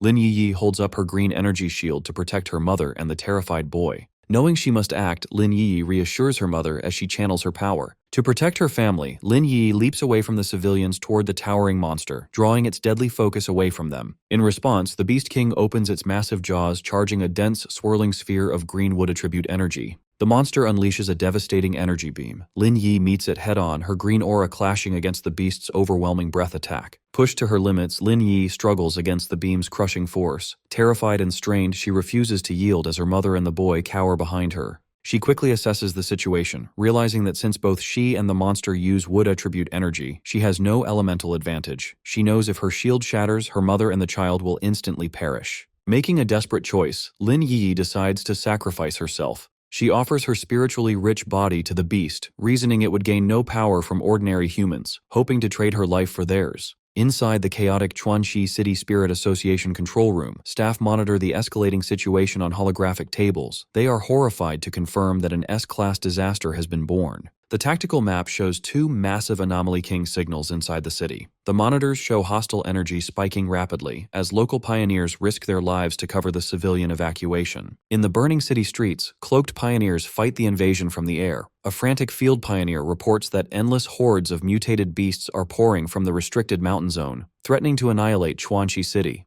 Desperate, the pioneer begs headquarters for immediate reinforcements and a disaster-level upgrade.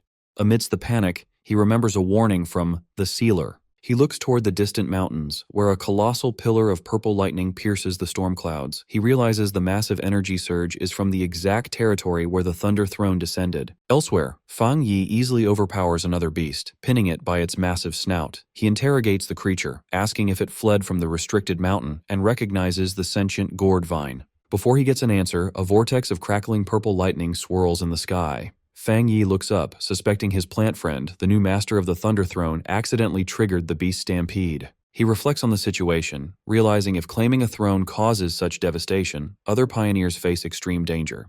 This contradicts his system's information that classified thrones as beneficial, making him wonder what the hidden problem is. The second Beast King raises its massive claw, preparing a lethal strike against Lin Yi. Lin Yi fiercely reinforces her green energy barrier, blocking the crushing blow. She refuses to let the monster consume her without a fight. She glances back, relieved to see her mother shielding the boy against the rocky debris behind her protective barrier. As the frustrated monster roars, Lin Yi stands her ground, her green aura flaring to match the beast's intensity. Channeling all her remaining power, her eyes glowing brightly, she declares the beast will have to get through her dead body to reach her family, committing to a fight to the death. Suddenly, a surge of purple lightning shatters the dark sky, interrupting the desperate battle. A colossal pillar of thunder crashes down from the heavens. Descending slowly from the blinding light is the glowing form of the sentient gourd vine. Nearby, two members of the Spirit Association look up in absolute shock. They recognize the overwhelming energy and realize the Lord of the Thunder Throne has arrived at the battlefield. They stare in awe as the massive, radiant purple vine manifests above the city, dwarfing the area with its majestic power. Fang Yi stares at the sky in silence. Instead of attacking, the ferocious Beast Kings halt. They begin to whimper and shrink back, utterly intimidated by the overwhelming presence. Watching the Beast King tremble before the giant vine, Fang Yi realizes the truth. The beasts were not acting on the throne's orders. They had only absorbed residual energy from it to mutate and are now paralyzed by its true master. Fang Yi concludes that neither the throne nor the sentient gourd vine intentionally caused the beast's stampede. Giant, glowing purple gourds hang from the ancient vine's branches, pulsing with immense spiritual power. Suddenly, a gourd opens and unleashes a swirling stream of green energy. The energy whips through the air and wraps around the aggressive Beast Kings. The mystical energy purifies the corrupted monsters, transforming the terrifying Beast Kings into harmless, fluffy creatures. A glowing gourd lowers to Fang Yi. Through their psychic link, the sentient gourd vine apologizes for causing the disaster, explaining it had just completed its breakthrough and wanted to leave the mountain. Dangling the newly transformed, helpless animals in front of Fang Yi, the vine gently asks if it can spare them and take them back to the mountain as pets instead of killing them. Inside the Spirit Association control room, the staff watch the satellite feed in disbelief. They are shocked to see the Lord of Thunder apologizing to the Sealer, proving the disaster was accidental. The monitor staff guy sweats, marveling at the throne's power, which let a plant effortlessly purify S-class anomalies. A younger staff member behind him enviously wishes he could also be chosen by a throne. The officials come to a staggering realization. Seeing an entity as powerful as the Lord of Thunder act subserviently to Fang Yi, they conclude the Spirit Association must drastically reevaluate the Sealer's true power.